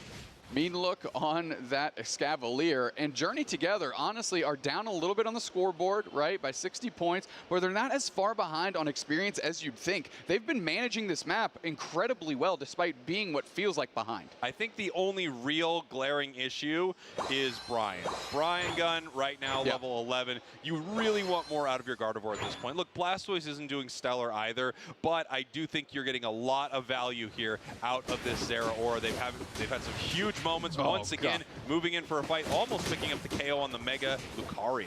Yeah, I mean, it feels like they're just on the precipice of just finally knocking the dominoes over and getting some quality experience back into their hands, but they're not quite closing the door on these knockouts. Yeah, they're getting very, very close. If Gardevoir was a higher level and could just rain a little more damage in from afar, you know, that catapult of special attack damage that Gardevoir can provide, I think they would be able to have a big fight here. But unfortunately, I think they're just too under-leveled right now. If they're 13 by Groudon, though, we could see a different situation. Most of the team for Journey Together backs. There's 20 seconds until Groudon hits the map here in Game 1 between Tuzi and Journey Together. Here we go. We have really aggressive positioning by Tuzi Esports. They are in the tall grass, kind of hiding on the outside of this tall grass. They know that they are seen right here. They catch the Snorlax. That's not really what you're looking for to start this fight. Nice little Psychic, though. Sky Charizard, the Zeraora, is looking for their moment. If they can get a huge wild charge, they could shut down multiple members of Tuzi. It does so much damage, and it does group damage once it hits its level 13. Now the question is, what do they want to do about this score? Did you see that leash back in? Teddy Pimbass has to go straight into a power nap. That's going to force the engagement. We're going to have a Surf by Dark to just split. So now that's a resource down by Teddy Pimbass as Leosin is just hanging out. Nice heavy slam on Anthrax. Are they going to follow up? No, it's not their moment. They're pretty well grouped together, though. Sky Charizard might see an opportunity. They go straight into the deep, followed by the Surf. Hydro Typhoon kicks up. Can they actually find a knockout here? Bang, there's one, but it's two back the other way. Mats is low. They pop their Unite move, and they find an absolute combo. Combo breaker, not today. Journey Together finds themselves rinsed in the face of an incredibly powerful Tuzi Esports squad. Catapimbass not able to secure. Nice SB on secure there. Really great fight from Tuzi, just systematically taking apart members of Journey Together one by one, leaving only the defender that had no chance to secure that. Level-wise, you've got to assume that had you had a better Blastoise, a better Gardevoir earlier, you might have been able to make something happen here. But really, the entire fight was on the shoulders of one Pokemon. A Pokemon that most people wouldn't even consider particularly meta. They had a real tough time here as Journey Together is going to lose game. Yeah, one thing that if I'm Journey Together, I find confidence in is, hey, we managed the opportunities we had reasonably well, right? We were, like I said, when Anthrax barely made it out, when Mazo barely made it out, like those KOs are just cascades of experience into the hands of JT, and they can do it better in the second game. If they can clean that up a little bit, they weren't that far off. No, they weren't. They had some good moments, too. Obviously, there's a reason these two teams are undefeated right now in their group. They both played well, but it does feel like Tuzi just had the better in that moment. Yeah, I know we were talking about, hey, it was a little bit more of a classic lineup out of Journey Together, right, in terms of the Mons they selected. Maybe going for their first match on stage with a little bit of comfort, right, familiarity, so you're not trying to contend with too many things at once because Tuzi is certainly experienced on this stage. But sometimes the strength of the Pokemon on the other side are just a bit too much. So even when you're at parity, they still get the edge because they're just naturally strong. Yeah, absolutely. And I mean, there is a lot of benefit sometimes to playing a pick that a lot of people aren't prepared for. I don't think many teams are prepared to fight a wild charge Zeraora, and you can see that by how well it did in that match, picking up a lot of KOs, getting a ton of experience. And same thing with a non-EXP share wearing Blastoise or even Gardevoir. It's not a Pokemon that you run into a whole heck of a lot. Blastoise much more than the others, though. Yeah, absolutely. I mean, there we saw a great Hydro Typhoon. You see Aramaki there on low HP. I mean, and they had a reasonable, I know they're wiped here, but before that moment, the moment that they chose to engage was the best look they got. Agreed. And they didn't, you know, miss a beat when it presented itself, right? I mean, Dark was able to surf in very deep, get a big Hydro Typhoon to clear the path for really giving that Wild Charge Zeraora its best opportunity to win the game. Unfortunately, it just wasn't quite enough, but tip the cap to Sky Charizard in that one. But Matt's your player of the game, and they were everywhere. I mean, they were using their Unite moves 2 KOs minimum. Yeah, great stuff. Really impressive, and just in general, as a Pokemon, having one heck of a weekend already. Yeah. It could be, I think, veering towards, against specific teams, ban territory, because some people are so good on Water Bear right now. It's just incredibly powerful. As we're taking a look at some of the stats from that last match right here. Damage-wise, putting in 90,000 damage. Most on the team, in fact, 37% of the team's damage. Yeah, I want to kind of point out a glaring separation of statistics to me. Aramaki, 61K damage. Mazo, 44K. Couldn't quite find the footing despite having really kind of an advantage all game long. They weren't really leveraging, I think, what you'd expect out of a Mega Lucario in the hands of a player like Mazo. You know what I've noticed? They're taking a look at the heat map right here. Obviously, they spent a decent amount of time, as you can see, in the central area of Journey Together, but they were doing their rotations. Their heat map right there, both of those red dots are sitting right on their buffs. So they are on top of it every time they are up, grabbing red and grabbing blue, grabbing red, grabbing blue, heading into either top or bottom path to fight after that. And it's important. That's why it ended the match at such a high level, as walking into Groudon so powerful. There we go. We got our team name swapped there. Journey Together going to be on that first pick as Tuesday Esports quickly bans a Mega Charizard. Darkrai back the other way. And honestly, Darkrai is so strong. I feel it's kind of not talked about too much just because, you know, it's looming in the face of the Megas and now Vaporeon, thanks. But to see it banned so much in competitive when those things aren't an option really shows how strong it is. I mean, respected by every team we've seen. Totally agree. I think a lot of teams are giving Darkrai plenty of credit, and if they know someone on the other squad even remotely wants to play this, they do not want to face it. As of course we have Mega Lucario banned as well. Blaziken on the side of Journey Together, and Suicune. It's another one of those Pokemon that you just don't want to see on the other side of the map. It's so frustrating to fight. It's so interesting, just the big meta changes we've had in a few short months since the World Championships. Before, we were looking at bans of almost every support character, right? And now we're having gutter pick Hoopas. You know, we're taking a look here, we're seeing a first pick Blastoise here, and Dark says this is where I've got to be to give us a chance. And honestly, sometimes that's just what you got to do. You know, you don't switch up too much, you just say, let's run it back and do what we can. Leosin going straight to Blissey, so shame on me for assuming Duck and Eldegoss was as deep as the pool goes. But if you're a long tenured support player in this game, you better have a Blissey. Yeah, I mean, I'm guessing when you're pairing this with Mazo, possibly, you're looking for that helping hand safeguard. Although soft boiled does seem like it's just getting so much play recently. Yeah. But into, you know, with something like Metal Claw, you would love for it to be able to attack a little bit faster, have a little better move speed so it can catch up with its opponents, and importantly, have a safeguard there, so something that does want to auto attack a lot, again, Metal Claw, Zacian build, gets to take advantage of that. Yeah, I mean, and looking in the face of what Journey Together has selected so far, Helping Hand Safeguard looks pretty good just off rip, right? Yeah, and then on top of that, you're getting mats on Urshifu as well. And I would just kind of keep yourself from getting, you know, cheesed out with, you know, CC strings and just say, okay, Safeguard then. Contend with that. We've got Brian Gunn here on the Alolan Raichu, and wow, a Pokemon that honestly I feel like, unfortunately for it, has really fallen off competitively. It doesn't mean it's bad though, and that is Absol here as a final pick for Journey Together. We'll see where Aramaki decides to kind of finish up the draft here, and they go with Sylveon. What do you think about that Sylveon, my friend? Well, it just got buffed. You know, it's got a few moves that all got some nice buffs, and it actually also, I don't know how long ago it was now. I mean, time is a flat circle, but I think it was 6 months ago or so, had a small round of buffs also that seemed to be okay for it. It has an awkward spot in competitive play. There are times where it feels incredibly oppressive, and especially if your opponents want to try to dance around you, outplay you. There are just so many funny moments where where a Dodrio or something like this, Absol possibly, could try to move into your squad, and you could just simply juke it, bounce out with something like Mystical Fire. And if you happen to be running a bunch of special attackers, you know, there is some decent value into that Hyper Voice and that Special Defense Shred. Given this team composition, given the items it's running, I think it's extremely likely that we are seeing a Mystical Fire draining Kiss Sylveon.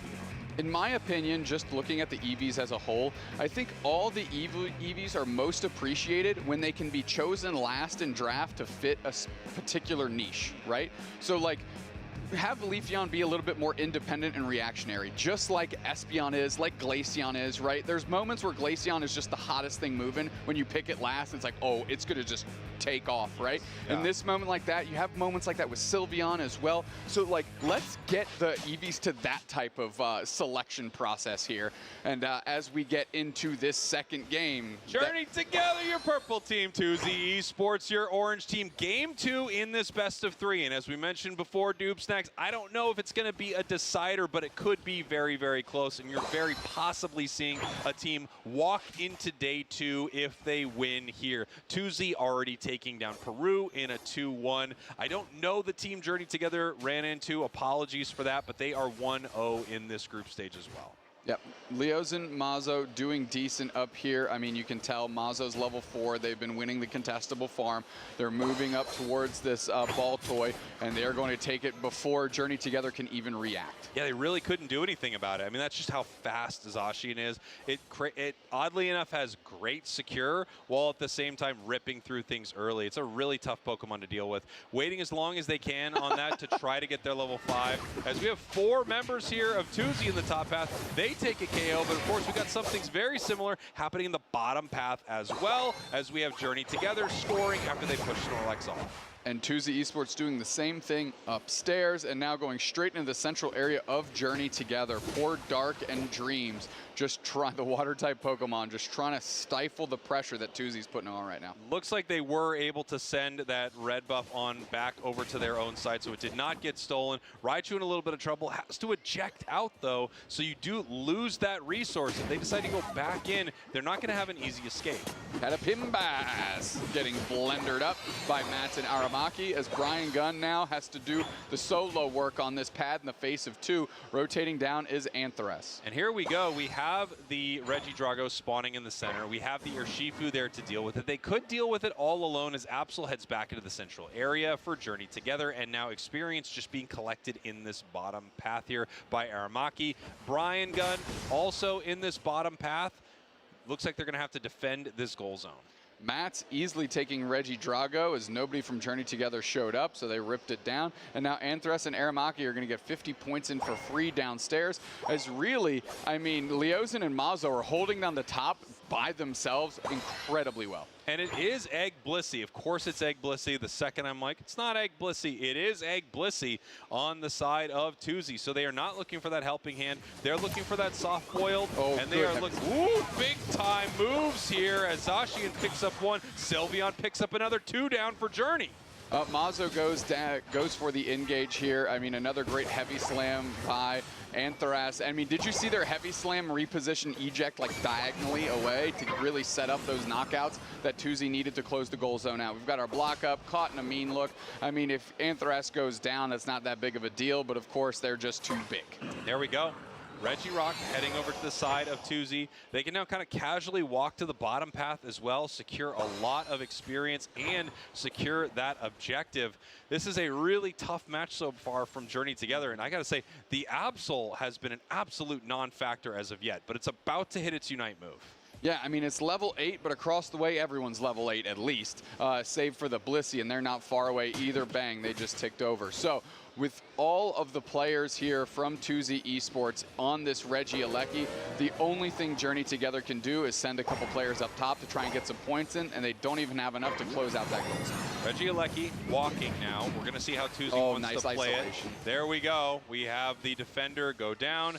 That walks. We got some decent scores here. We can get the 5, we can get the 6. Oh, they're doing some perfect math as long as we bring back this huge Mazo has point 40. Zacian here. I'm surprised Mazo isn't going for the score. There's still enough time. I think they would have made it, but electing to prioritize getting some experience for themselves and then going back bottom path anyways as the race is over to maybe get those points in. I have no idea why he didn't go score. Well, the only thing I can think is they want to continue farming. No one is there, so they're going to be able to get a ton of easy experience. And if there's any Pokemon that hates scoring, it's Zacian. You just don't want to give up that Eos energy. So those are all the reasons I think. I think the biggest one is they don't think they're going to be fighting over anything in the bottom path right now. And so far, they're right. Yep, Anthras block, but the Surf goes right through it, able to get on top of Mazo. Catapimbas gets heavy slammed by Anthras, and now Matt is going a little bit of cover here as Aramaki steps up. I mean, the rotation of players in 2Z Esports with heavy health bars stepping up front is incredible. And now we're going straight in, big Hydro Typhoon into the Alolan Raichu Unite. This is an opportunity for damage. They've finally closed the door on a knockout. Leosin gets repositioned. Sky Charizard can't quite get a knockout, but Journey Together is holding on by a thread. Finally, the dominoes start to fall as Matt finds one. Psyduck is down, Power Nap on top of nobody. Surf to keep the goal zone alive as Matt is finally forced to scramble backwards. Now, after all that is said and done, if they can at least get one player from 2Z Esports down, I think they'd find that successful, and Sky Charizard finally does. Finally, we get a KO. It looks like they really paid heavily for it in this bottom path. Dark trying to push them off of this goal zone here. That was a nice little catch as we have Blissey deciding to break the goal zone now. So they don't get the kind of overcap they would have before, but now they are looking to clean up this fight. We get the KO there on Zacian. Dark is coming alive, moving forward here. Now, unlike some other Blastoises you might see, this is not an EXP share Blastoise, so they are expecting that this thing is going to help carry. Help carry as well, and maybe even go deep and sustain with those big Surfs. Now, Dark has done a great job, I will say, for Journey Together, trying to facilitate opportunities, as now they take the Regieleki. 2Z Esports kind of fell asleep at the wheel, giving a lot of value back into the hands of Journey Together. Look at that, 50 points right there. So actually a pretty good score from Journey Together. Even though the Tier 1 is still up on the side of 2Z, they are less than 10 points away from 2Z Esports. So having that Tier 1 does set up a really nice scoring opportunity at Groudon. If no one ends up taking the objective, you can peel off, you can score, and they're really close. Yeah, I mean, Sky Charizard forced to use their Unite move there just to survive as Mats can't close the door. Dark, again, doing a great job putting pressure on. Hydro Pump is there. It secured a little bit, but really the crop of that went to 2Z. And here we go. 2Z having some great fights throughout this, still up right now, but giving up quite a bit in that bottom path to Journey Together. These teams are going to find out very soon how close this match is. I mean, they're less than 10 points separating them right now, so no one is going to know exactly who is ahead. I think 2Z's got to assume it's them, considering they broke 2 goals, but still, this is very close. As we now have Journey Together already setting up here around Groudon, and why wouldn't they dupes next? I mean, look at this mini-map. There isn't a speck of experience, just one just spawned, 2 in the bottom path there, but they are licking their plates clean. They want to be as fed as possible before this Groudon fight. Decent trap here on the Snorlax. They find their way out of the mean look with a block. Mazo grabbed those 2 pieces of experience, but they're getting ready. We've got 13 seconds till Groudon.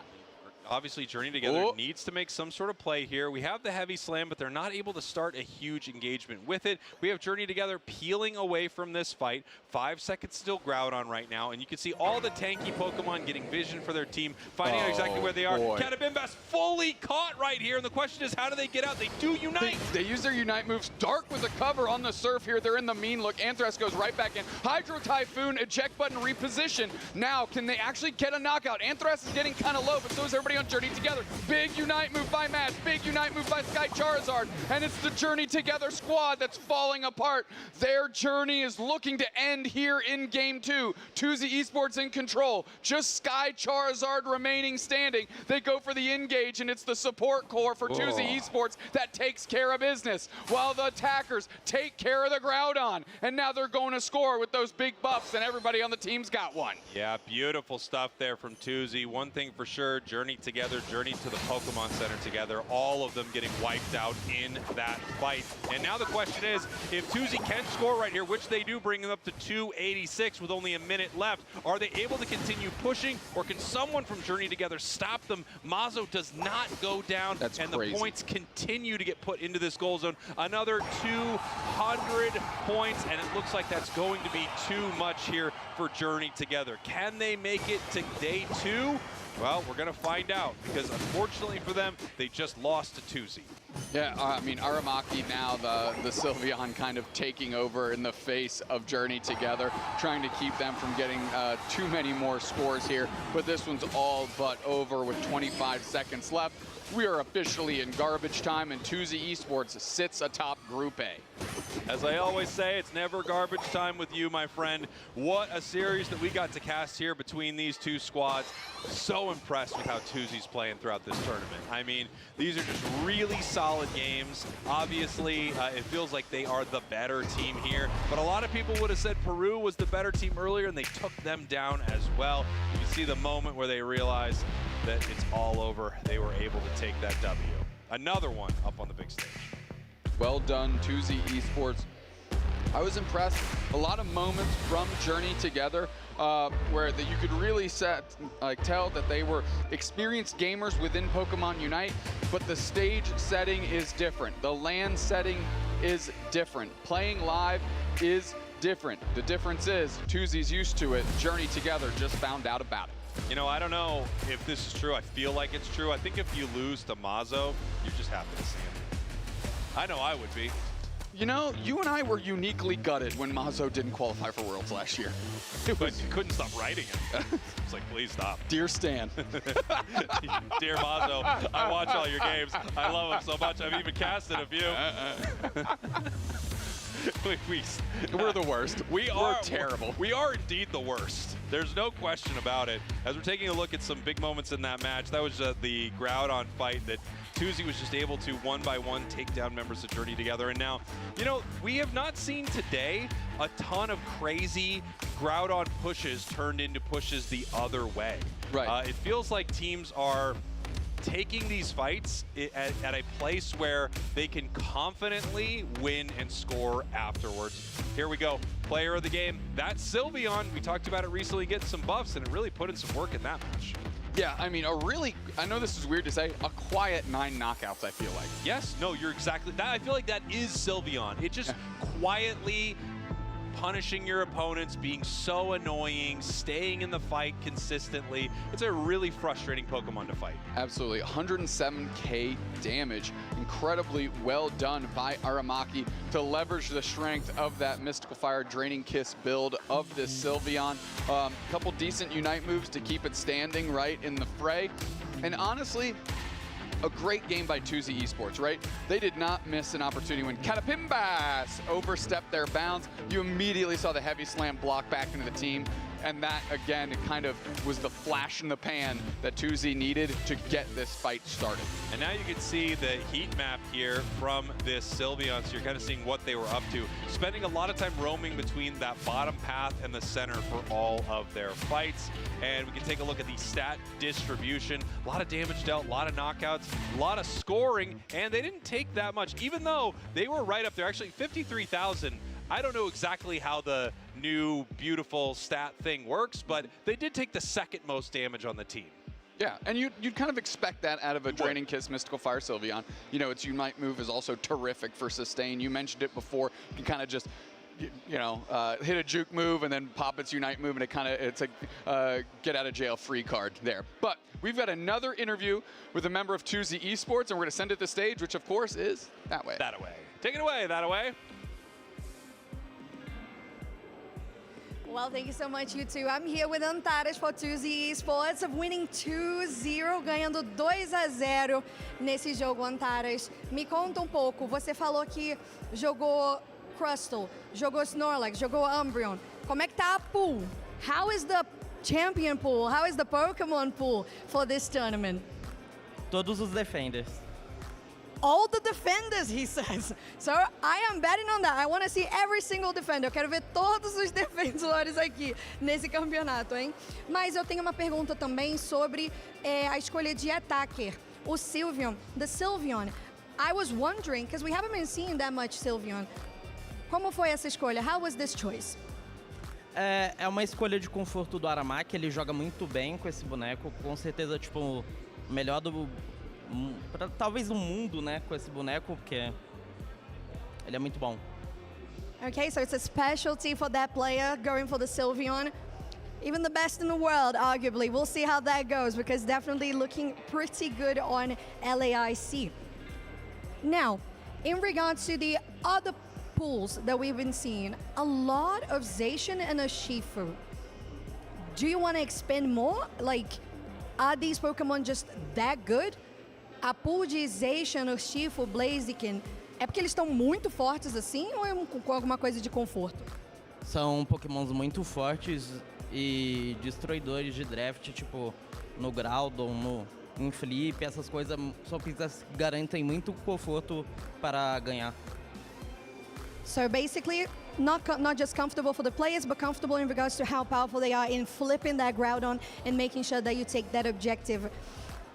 Second win of the day on stream. Segunda vez que vocês ganham agora, estando na transmissão com a gente. Como você está se sentindo? Já está mais aclimatizado? We have the second win for Tuesday on stream, so how is it feeling so far on LAIC? All warmed up? Eu confio muito no meu potencial, no potencial do meu time, e eu sei que a gente vai conseguir garantir esse campeonato. So a lot of trust and a lot of reliability on his team, and he's very certain that they're going to take this championship. All right, so a couple of final words. What do you want to say to the people at home, to your fans? Algumas últimas palavras para falar para o público aqui, para os seus fãs? Muito obrigado a todos que torcem por mim. Eu amo todos vocês. Thank you so much, everybody that supports us. A big round of applause for Tuesday Esports. And he says he loves you all as well. We love you too. We love you too. Right, thank you so much, Antares. Congratulations on your win. And now back to our casters.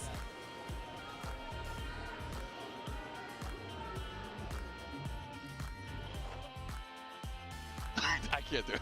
Come on. Instantly. Come on. It was my idea. Second. It was my idea, and I cannot do it. The goal was for us, we said 30 seconds, and we're going to hang out for 30 seconds to go to break, was the directions we got. And we went back to back. I was like, we're not saying a word for 30 seconds. Yeah.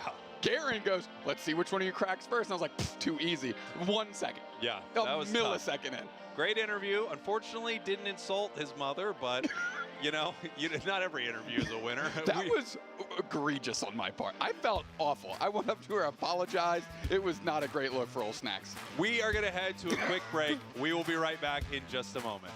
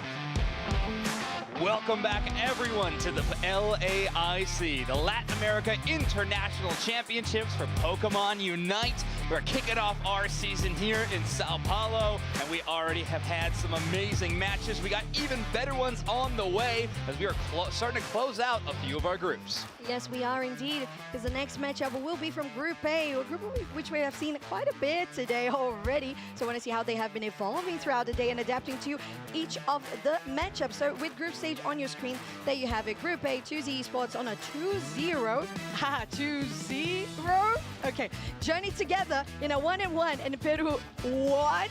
Peru is on a 0-1 record. Yep. That is crazy. Yeah. And Pokemon 0-1 as well. Yeah, after we saw them earlier on in the day taking that loss to 2Z Esports, really need a bounce back, especially against Journey Together, which will likely end up having a very similar record to them in the group stage with their kind of trajectory they're on at the moment. It's going to be a very important matchup. A few other notable things across the rest of the group stage, though. CACM off to an amazing start, 2-0. Spinal sitting at 1-1. Underdogs from Brazil actually at a 2-0 victory, and Project Mbappe at 1-1. So that win over Project Mbappe, they're going to be feeling amazing about. And in Group C, Infamous Gaming at 2-0. Let's move over to the other side, though, at Force Team, 2-0 to lead Group E. Nemesis leading Group F at 1-0. DreamMax gets started in Group H, leading that 1-0. In Group G's, Dignitas, or formerly known as TTV, now at 1-0 lead. Speaking of Dignitas as well, it's just so good to see new orgs coming out to Pokemon Unite, just really reviving the scene and making it feel like it's a whole esport ready to start that 2026 season here at LAIC, and I'm just so excited when we see more of these teams on screen. But next, we have that Group A, which we mentioned is going to be Peru Unite versus Journey Together, yeah. Journey Together, yeah, we've seen quite a lot of them. Yeah, definitely. This is going to be an important matchup. Obviously, Journey Together playing a bit of a back-to-back on stage at this moment, but it is a super important matchup. If they can take this win over Peru Unite and send our world champs to 0-2 in the bracket stage, that is, first off, a very surprising result, obviously, but also Journey Together would not exactly solidify, but almost assuredly make their way into the Day 2 single elimination bracket of our format. Oh, yeah, because we are on group stage. That's what Friday's all about. Tomorrow, Saturday, is about the single elimination with the Championship Sunday Grand Finals. Oh, so good, so exciting. Yeah. I do want to mention, so if we talked a little bit about the format, I think we had the amazing Kellosaurus do an explainer video when they started off the event talking about how the format's going to work, but just as a bit of a reminder and a bit of a lore dump for anybody who's really into competitive Pokemon Unite, we know for a long time now I've been doing group stage into single elimination bracket territory, but for about that long also has been a bit of the curse of the first seed. In so many of our events, the second seed coming out of group stage went on to have incredibly successful tournaments, notably Peru Unite, second in their group at Worlds, and then went on to win the whole thing. It just, for some reason, second just seems to be a spot you want to be in sometimes. Sometimes it is, yeah, and it's really interesting that it comes together that way, absolutely. Right.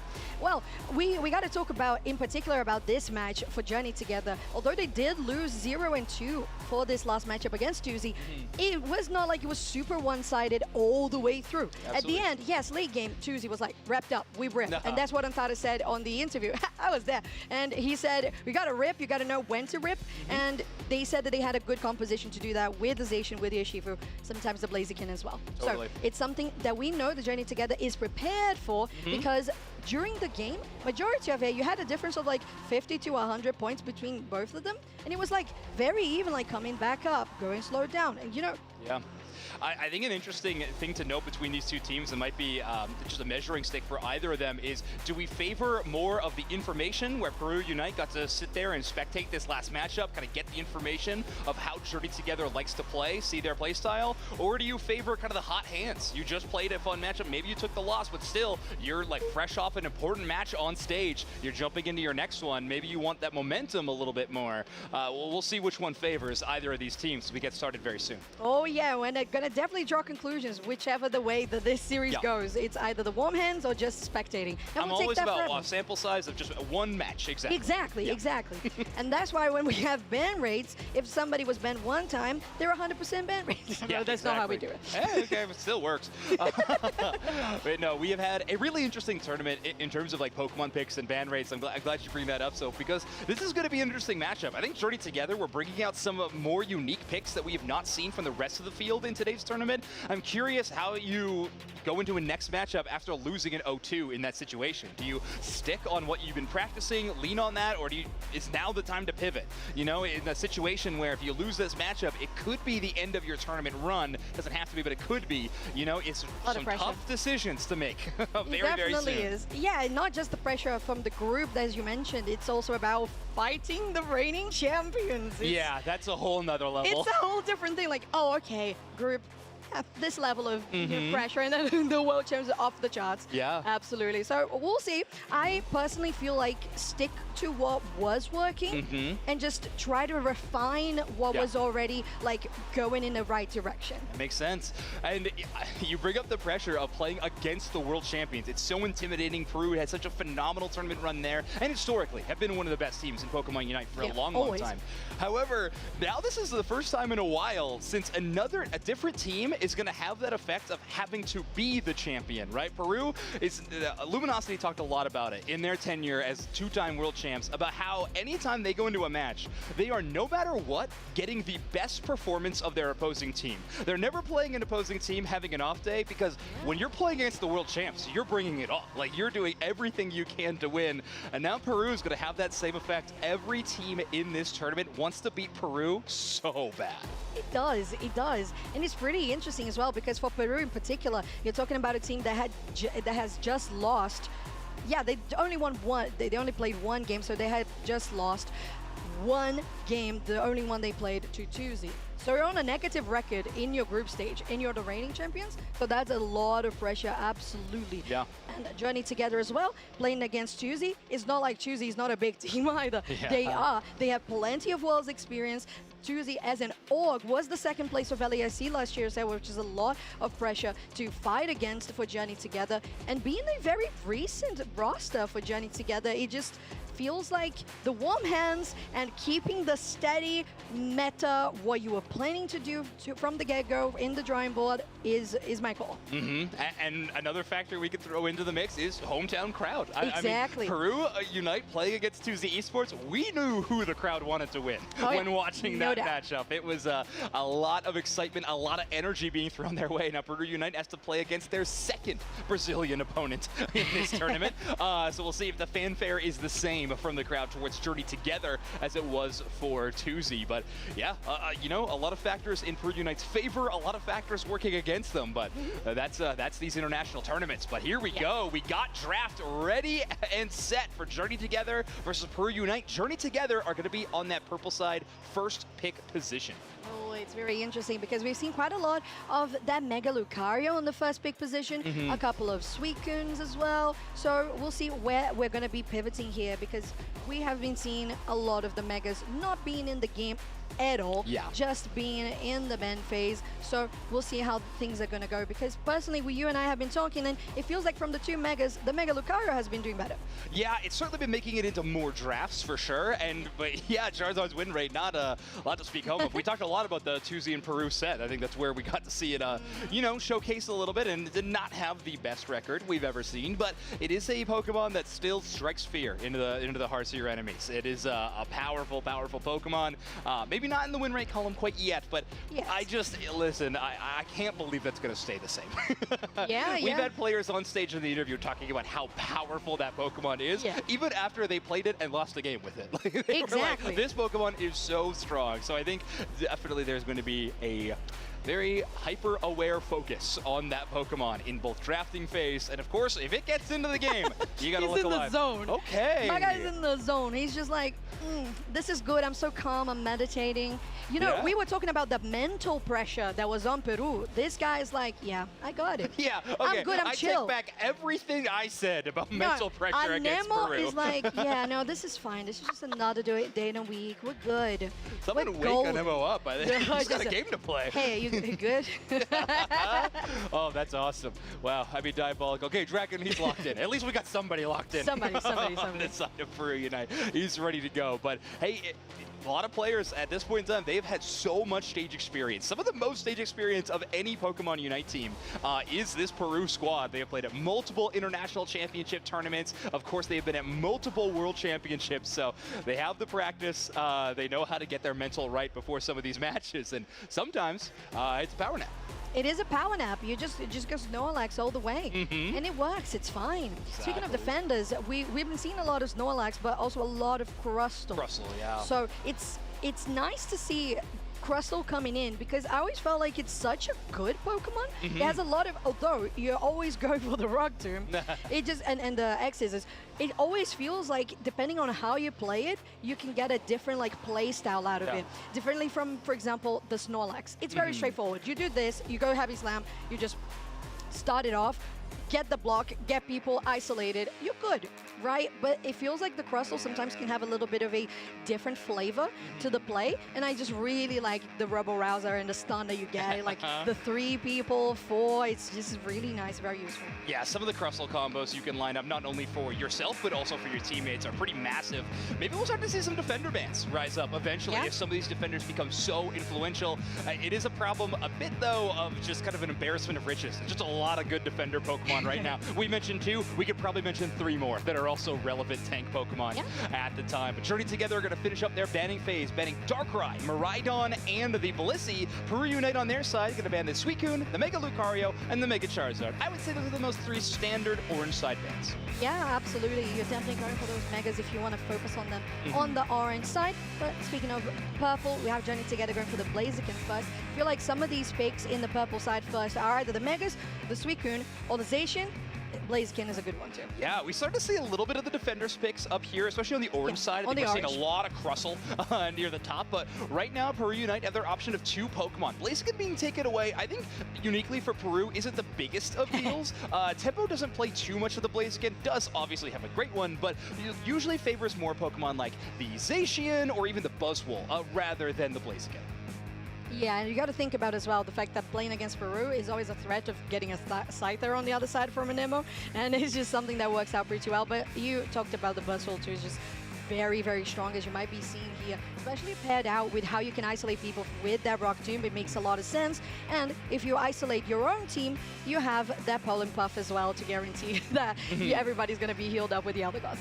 It's another Pokemon where Buzzwole, if you have an opponent that can kind of outpace you in those first few levels, like 1 through 4, it can be kind of challenging, but just Torchic on the other side for top path will allow Tempo to very quickly get to that Buzzwole danger zone of that level 5 and onwards. So Zainu's going to be backing up on the Alolan Raichu on the bottom side, of course. See what Journey Together decides to round out their draft. It's going to be a Zoroark, and likely no cone facing as the Hoopa's already locked in, and Brian Gunn will lock in the Mew as their final option. I actually really like this. I think it was a good read from Journey Together to go for this second round of picks on their side, to go for the Hooper instantly because of that Buzzwole threat. Because, again, the Torchic is going to be defenseless against the Buzzwole on the top side, but if you have a Hooper to help, it's definitely very impactful. And now that you have the Zoroark confirmed, we know how they're going to be rotating around. And much like the Scyther, the Zoroark can clean out their central really fast. Yeah, we're going to have some huge burst damage moments. Yeah, we got Scyther on one side, Zoroark on the other. There is going to be some very quick fights. However, they do got great backup. Hoopa portals available to fully restore some HP bars, albeit on a bit of a delay. And then you got Chaos Eldegoss, who's going to be running that buddy barrier all in on supporting and defending the team. Probably, most likely going the Pollen Puff build. I do miss Leaf Tornado. I miss it every day. Every day. But every day. Every day. I wake up in the morning and I say how much I miss Leaf Tornado, and Leaf Tornado says nothing back. It says Pollen Puff's just better. So. Yeah, it is better. We don't have that many healing Pokemon, man. You gotta use it. Yeah, all right, that's fine. I'll leave Leaf Tornado in the side like everybody else does, but that's all right. These two teams are going to be lining up. Yep, but you were right. They do have some great healing options. Portal's on one side, Pollen Puffs on the other. There's a ton of sustain to work with, and not only that, we do have some pretty solid Pokemon at restoring their own HP, namely Blaziken. Ever since those Blaze buffs kind of came in, even Torchic in the early game has a little bit more with that burn damage and getting that healing back. So let's get started. So Journey Together going to be on your purple side, and Peru Unite are going to be hanging out on the orange side of Thea Sky Ruins. Yeah, and that is Group A for you all. This is the first game of a best-of-3 between these two teams. And as we know, the Scyther, such a big threat. We're going to be seeing Nemo really quickly going here to the top side. But, oh, we actually have a different formation that I was picturing. So we actually have the Mew and the Umbreon on the top side. I like that a lot. We were talking about how bad the Torchic can match up into the Buzzwole early. Mew is going to have a lot better of options against this Buzzwole. And even with these Electro Balls, potentially able to out-secure. Tempo does have that full muscle gauge ready to go. So that Fell Slinger could do a lot of damage. But, of course, the Umbreon, a bit tanky, is able to ward off most of that threat. Yeah, we're looking to collect the Baltoy here. A lot of the XP was guaranteed by Peru Unite as we're reaching out that first crucial moment of 850. A lot of action here on the bot side, so Anemo, instead of going top, goes here and followed up by Sky Charizard. Ooh, Draken, very close to getting taken down. He's gonna have to do something about these. Oh, and that's really nicely done, actually. The Rock Tomb just getting people away from taking that Swablu's and Altaria. Well done. Yeah, even the fadeaway Rock Tomb. Not even joining the fight, really. Yeah, but it was just like, here, take this. Yeah, and Nemo was calling for it. And all right, fine, you get one more Rock Tomb before I got to go back and heal. So it works out extremely well. And this top side for Journey Together, putting this more offensive range threat to try to counter Tempo, comes a little bit short. Tempo already at level 6 and is out-leveling Fry and Gun, but maybe more importantly, they are holding that Umbreon to just the Eevee stage at level 3. Yeah, a lot of pressure that can be done by the Buzzwole, as we have already stated quite a lot. But in this case, the Eldegoss is really helping in regards to having those ranged auto attacks compared to the Umbreon. Is that there is a brawl going on the top side, but we're still keeping eyes here on the bot as we have the middle wild Pokemon Sky spawning. Ooh, Sky, the last order from the Eldegoss, as I was just saying, grants down that last Pokemon. Tempo will go down as well, so it's a 2-for-1. Yeah, still important trades though. Buzzwole just trying to race as quickly as they can to that level 9. Even if they have to give up a bit of experience on the other side, they're not too worse for wear. Even if they could get the secondary ability, they'd be good to go. Dreams takes a lot of damage. That double wing beat just shy of the knockout with 30 points. We'll leave that goal zone at 4 remaining. Surprise Draken, that's depositing that 2 points to leave it at an even lower one. But hey, Crystal's got other places to be. Draken's got Macro on mind. And you know what they have on mind as well? Anemo just really just busted through on that Regidrago. It's gone. It's already taken down by Peru Unite as they have rotated here to the top side, as you mentioned. Ooh, nice one there. So the passive getting them unstoppable for a brief second. Still maintaining healthy.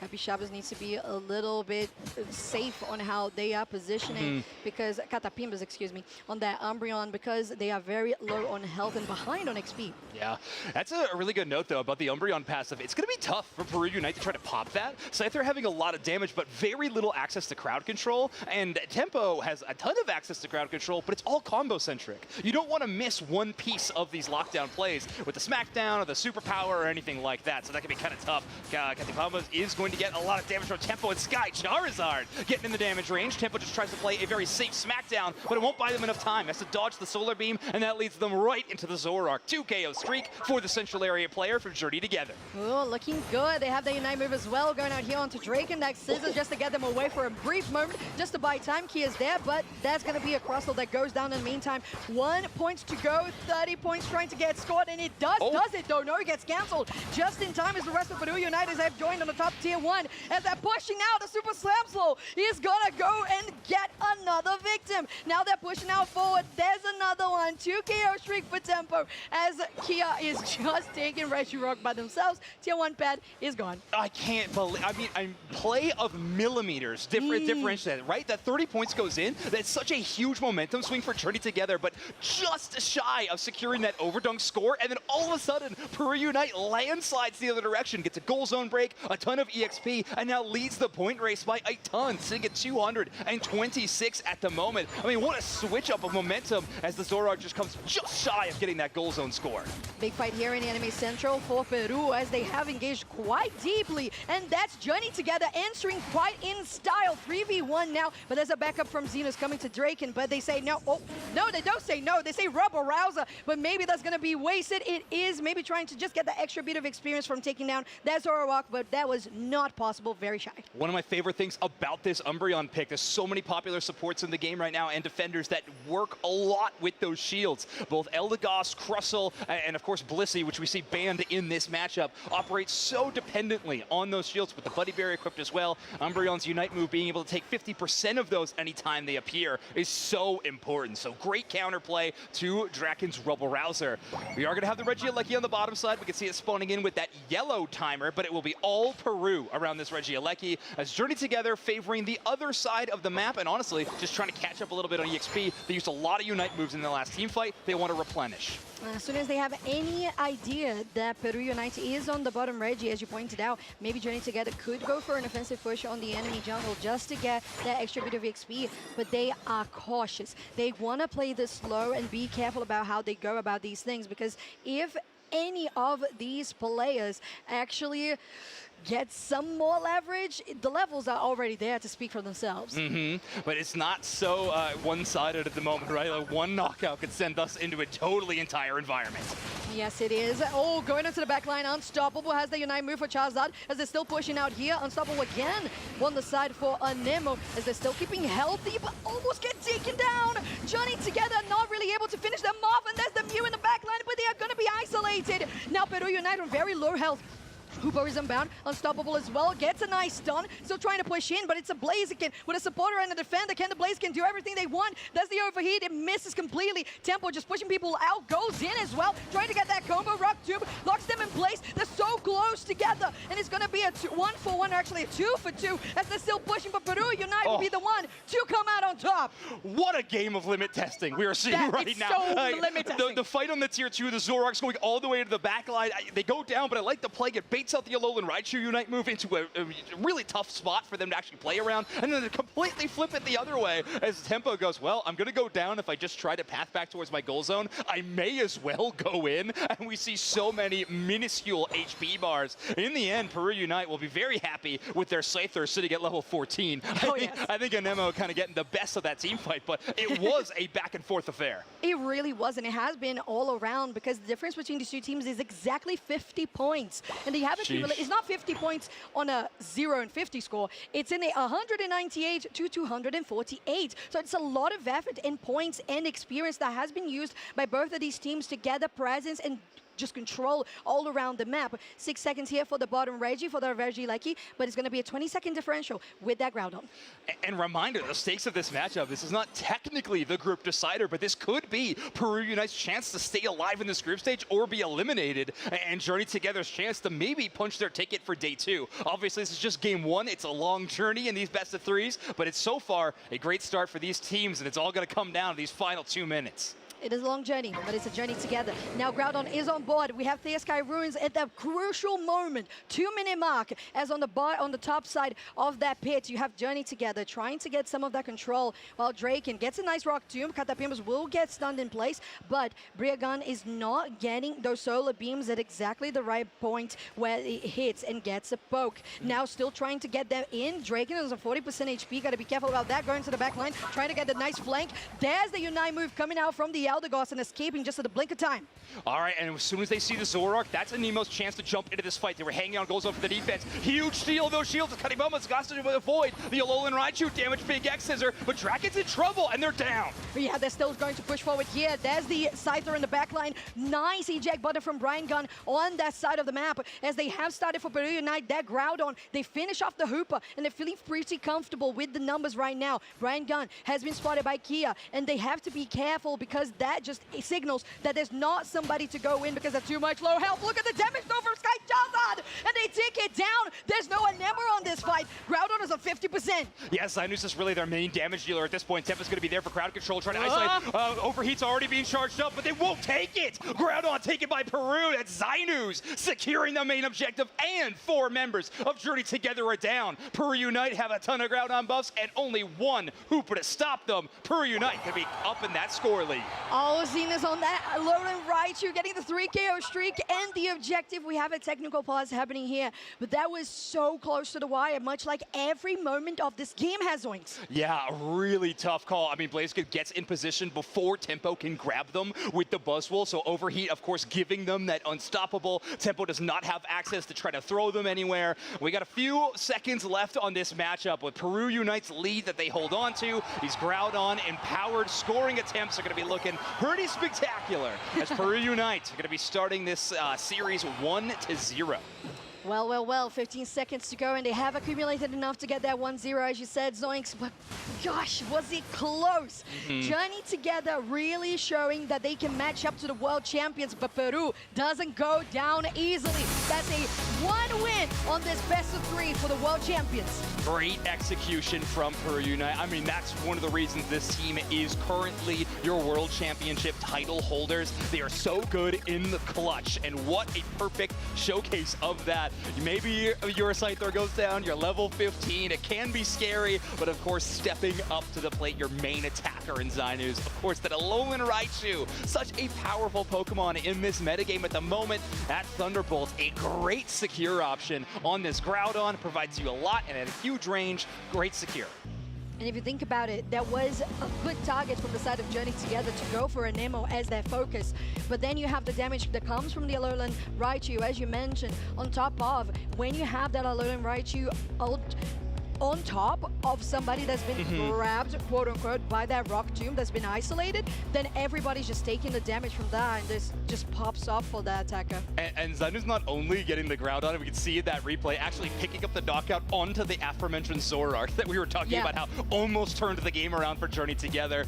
Alolan Raichu's boosted auto attacks, kind of having that chain effect, can be so devastating. But our MVP of the game will be Tempo on that Buzzwole, drafted specifically to try to shut down Dark's Blaziken. Had the matchup against the Mew in the early game, but I think still looked phenomenal. 50,000 damage, 6 knockouts, does go down 3 times in that matchup in total, but certainly making it up for it in a lot of other factors. And if you look at this this bit of stats as well, the fact that we have on both sides, the maximum number of knockouts on an individual player is 7. Yeah. So you can see like how down to the wire this match was, and just how impactful it was for those minimal limit testing plays, as you said, Zoinks, to really showcase the cold nerve that Peru needs to have and that they do have. Yeah, and both these teams playing in a similar fashion to that, right? The damage distribution extremely similar across the board for all these teams. And yeah, scoring, we're definitely going to see Peru Unite finding a great way to come back at the end of the game. But to your point, throughout the majority of that matchup, Peru Unite holding a lead, but boy, is it ever a small one. Here's Tempo, obviously favoring the top side of the map for the majority of this matchup, but lower on the damage graph when we see that kind of pull apart, knockouts, scoring, crowd control. That's the Buzzwole graph if I ever saw it. Some big throws, some really big moments. Actually showing a lot of presence towards Regidrago as well, and of course that end fight. Exactly. Yeah, it was the moment when we saw actually a lot of pressure that was coming, I think, on the bot side? No, excuse me, on the top side. And then Anemo was just ripping through the Regidrago. And we're like, oh, yeah, Anemo was here. Where was he? Oh, yeah, he just completely melted that objective. Yeah. Yeah. Okay, welcome back, Anemo. Welcome back. Yep. So that's what they were, you know. It just feels like every move from Peru is very intentional. And I don't feel like this is an opinion. I feel like this is a fact. Yeah. Not just by the fact that they have won Worlds, but also the way that they are showcasing that Pokemon Unite gameplay here today. Yeah, they proved it kind of again and again. They're looking to do it again at this tournament, of course. However, a 1-0 start was not what they were looking for in groups. This is the match they're looking to bounce back in. And in the banning phase so far, they're going to be starting with those Mega Bans. That's the orange side of the draft for you. Mega Lucario, Mega Charizard. You just don't want to face up against any of those, even if you're giving your opposing team only 1 pick to start the draft. You don't want either of those to be Megas. But, oh, yeah, Blaziken. Yeah, I was gonna say either that Suicune or maybe a Zacian or Darkrai. No, Darkrai's already on the other side. So a Blaziken it is here, very interesting. Again, it has been a very stable Pokemon, much like Suicune is. It's just reliable. Yeah. You can always trust the Suicune to just have as much crowd control as possible and just do really well. In many stages of the game, you don't see like a huge power spike. Look, this is the only moment that it does well. No, it's just good all around. It was one of the most powerful Pokemon for quite some time at the World Championships, maybe one of the most defining Pokemon, especially in that championship final. Has not received any changes since the World Championship, so it's still extremely strong. Peru Unite are going to be locking in the Eldegoss and the Crustle. So going with Eldegoss again, I am a bit surprised. Hoopa being available, oftentimes Kea likes to slot into that role, but they are going to be giving it up to the Journey Together side. If they want to go with it, it looks like Umbreon Suicune going to be their roster. Suicune kind of filling that defender tanky role, and Umbreon going to be likely building a support healing style Umbreon. Definitely, especially with that Blastoise locked in as well. So Journey Together is very tanky. And we know that Wish does heal quite a lot, but kind of similar to Hoopa, you have to be preemptive about it. You just throw in the ability, has a little bit of a wound up getting into the actual healing to activate, much like those Hoopa portals. So you have to be very precise about it. And to be fair, both teams were definitely meticulous in the game one of this series. So finally wrapping up with that Mew, also very stable across all moments of the game in securing EXP and Poke and a Leafeon that I really want to see succeed, because today we kind of expected the Leafeons to be very proactive in the early game, but they didn't quite show up as much. Yeah, we'll see how Sky Charizard wants to play it. Obviously, Zyndus is going to be the main target they're going to be hunting for on this Leafeon. It can be kind of a delete button if you can land your Unite move onto that Pokemon, especially since Sky Charizard is playing the very popular X-Attack Energy Amplifier build of this Leafeon, and of all in surrounding that Unite move strategy. It can be a great job. However, Inteleon does have some mobility with that Fail Stinger, can try to escape some of these big hits, but either way, it's going to be a fun one to watch, that dive versus that long-range attacker. On the other side, I'm interested in a Nemo swap, right? We had the Scyther in the last matchup. We're going at Dodrio this time. I have to imagine there's just less, squishier targets for the Scyther to try to find. Instead, Dodrio's Tri-Attack poke damage a little bit more safer into things like Blastoise, Umbreon, Suicune, and not wanting to try to go all in on the burst like you did in the last one. Yeah, and I feel like a little similar to the Scyther, you have always great flanking angles and possibilities with a Dodrio and a Scyther, but the Scyther raw damage, the Dodrio does have some disruption on that triple trample. So maybe that's a little bit of a difference in case they don't feel like they have enough. Now getting into game 2, a match point for Peru Unite in this best of 3. Now on the orange side, well, Journey Together is on your purple. And let's see if we can break this streak of 2-0 games that we've had for a lot of the day. We started the day with a really fun 2-1 with this Peru Unite roster. Let's see if we can do that yet again. Dark gonna try to get the secure, but not Tempo and Kea just too strong in this early game. Kea not taking the red buff, instead going to make sure that Dodrio can take that one, and likely they want to be right beside Tempo from the early game. If Journey Together just oversteps a tiny bit, even this Gossifleur and Zacian can take the KO. Yeah, and that's something that I really want to point out as well. Just like the fact that Tempo and Kea are just so well coordinated that they can really survive this laning phase in any situation and still come out on top on those wild Pokemon. Now still with over 3v3 here, still waiting for that 850 to arrive, and Anemo will guarantee the last bit of enemy wild Pokemon to the side of Peru as they are setting up, although Leafeon has rotated bot side. Yeah, they're going to now. I really think this gambling play from Journey Together was interesting. They actually gave the Leafeon only the red buff and elected to have Mew take blue so they could rotate up way earlier than Peru Unite from the central area. However, they're not able to string together a knockout, and in fact, well, maybe get a good chance to take this KO, but we will have a game pause. Fortunately, something going on with Tempo setup, but we'll get that figured out in just a moment. But either way, interesting rotation from Journey Together to start the game. Really close call on some of these early matches, and we'll see if we can actually, get a K opener rather soon. Oh yeah, looking forward to it, because it was really close on the screen as we had it right there with the pause. But I totally agree, Zoinks. The point that Journey Together is at right now is that they feel the need to be even more preemptive with their plays and have as much quick thinking as possible against Peru with doing exactly what they did. They go top side and they get like, okay, Anemo just got all the XP. I'll leave.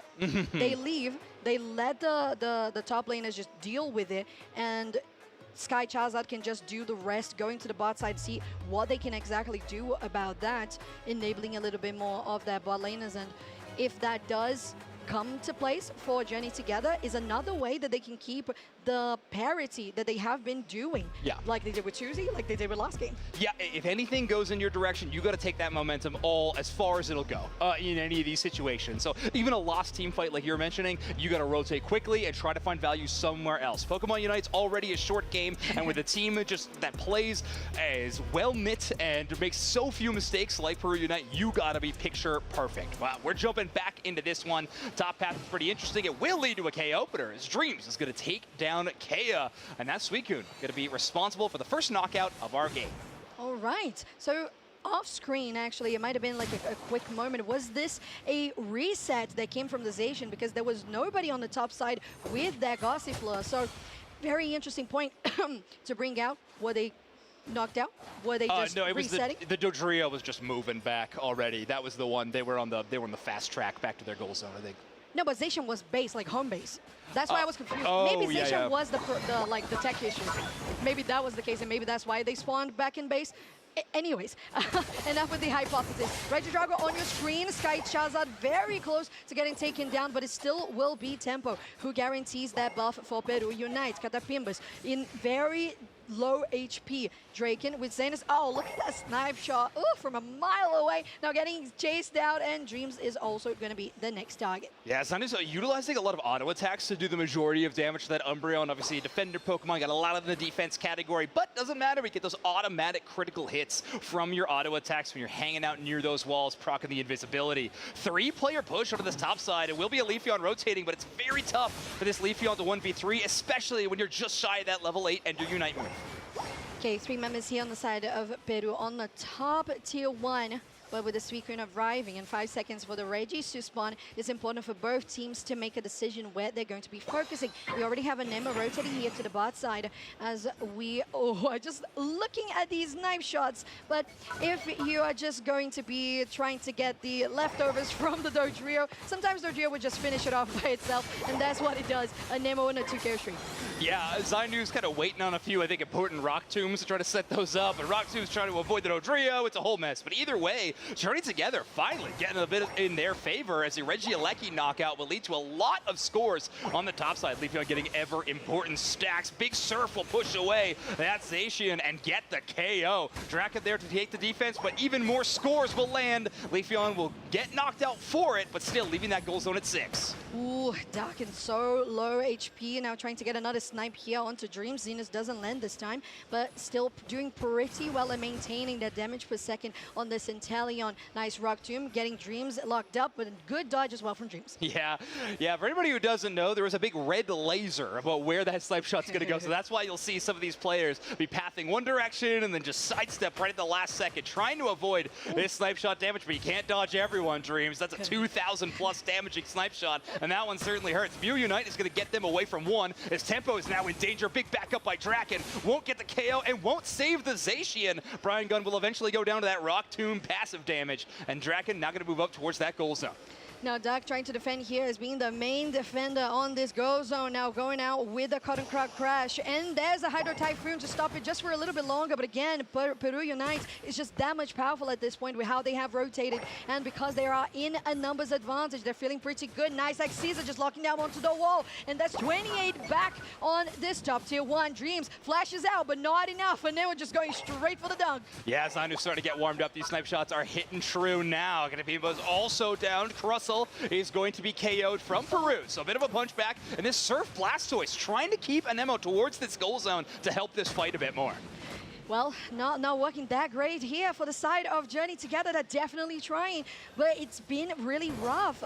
I feel like Peru has been even more assertive in this game than the last one against Journey Together. And I think Zenus is definitely one of the main key components of how they have been doing and managing that. And Anemo as well, of course, always so fast in those rotations. They just take the Regieleki, gonna be pushing out, and maybe they could just go for the bot side, but they're 150 points ahead. Yeah, it's been pretty impressive to watch so far from Peru's side of things. Journey Together looking to find an angle to punch back in, but they're trailing by around 170 points. It's a really difficult metric to come back from, and one of the things that could assist you with that is, of course, the Reggie Alecki, and it's walking towards your own goal zone. So right now, Journey Together is going to be looking all over the map for any kind of opportunity to buy back a little bit of EXP. And now in a dangerous spot, Sky Charizard takes the chase and gets the KO. What a great ambush there for the side of Journey Together. Sky Charizard still chasing, having that movement speed from the Emerald two-step. Now Katapimba separating Zinnis and Kea. Now Draken and Tempo chasing out on Dreams. That Suicune is going to go down on the right side of your screen. Zinnis is very close to getting taken down themselves, but the KO does land at the end. And Journey Together is just getting some straps here and there. Peru is still trying to fight it. Tempo on a 2v2 here. There's the Hydro Typhoon. 1v2 for the side of Journey Together, and Peru will come out on top. They're still chasing here on the top side, but Draken will say, okay, right, that's enough. Yeah, and Tempo showcasing another reason this Zacian is so powerful right now. There's just so many things in its toolkit. It's able to just tap its Unite move, charging it for a second to get unstoppable. And it is able to avoid that Hydro Typhoon and able to keep that fight ongoing. So really impressive stuff and nice counterplay into what Journey Together is trying to accomplish. Anemo, just the ever thorn in the side of Journey Together from Peru Unite. Anemo, the Thorn, working nickname, we'll workshop it. We'll think about it. Either way, great stuff at this point in the match. Only 3 minutes left, and Sky Charizard, the most notorious knockout monster on Journey Together, trying to look for another one. They are definitely, but Zenith is definitely snipe-shotting them from a very long distance and nailing those target on their back really well with this technical pause here for a brief second as we fix whatever's going on with any of the players' setups. This is a Peru that is fired up. Yeah, totally. Yeah, they found a new answer for sure. We all watched that first game of the day. It's early. We saw, you know, Anemo taking a nap even before this game. They were trying to catch up on their sleep, but it looks like they're all set now. I mean, this team is humming. Sure, we got to pause a couple of times here, but Peru Unite's still in a very, very strong position. We'll see what it looks like when we get into these last stage around this Groudon fight, because, of course, things can change in a heartbeat, but they have done a great job of building themselves up an awesome lead, both in points and in the levels. Indeed, and it has been working out pretty well for them, although I will say the vision from Journey Together has been also very on point in regards to right ways to counter and deal with the threat that Peru Unite is. So we'll see if they can actually catch up to that, because the problem is it's not just the vision and knowing how to execute it. If you are that much behind in points or in XP, you're just gonna fall short anyway. Exactly. Yeah, you got to be perfect all the time to beat a team like Peru. It's just the unfortunate way of things at this moment.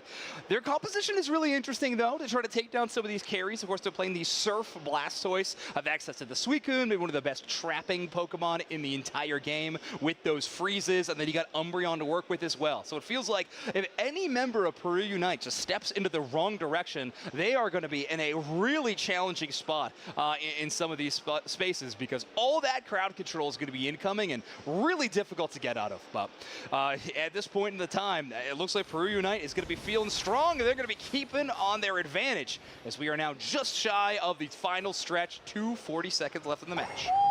Oh my god, that Surf just getting out of the wave just at the last second. They got a good dodge there, Dark, but then Mew is not going to be able to escape. Reggie Alecki getting started and finished pretty quickly by Peru Unite, as Journey Together will try to take this moment to go into central area and conquer that position themselves. Yeah, look at Tempo kind of taking their time on the burn. They want this not to be KO'able before the final stretch. They want to force Journey Together to make a decision. Also, Peru Unite is a few wild Pokemon away from having 3 level 14 Pokemon, by the way. There's their second as Zainus ticks over to that metric. Tempo just shy, but they're going to make sure they're in charge of the Groudon pit. Yes. Oh, that Rock Tomb, I got to say, Draken, that's the pick, the Crustle. And Xena's on this knife shot. Inteleon is just so good. Doc, another one. Look at those, just taking people, just one by one. You don't even need time. I mean, you got tempo, but you don't need time when you have Inteleon there just to finish the job pretty quickly for you. Now, there's another Rock Tomb getting Katapimbas in a bad position. Sky Chaza going in on a 1v4,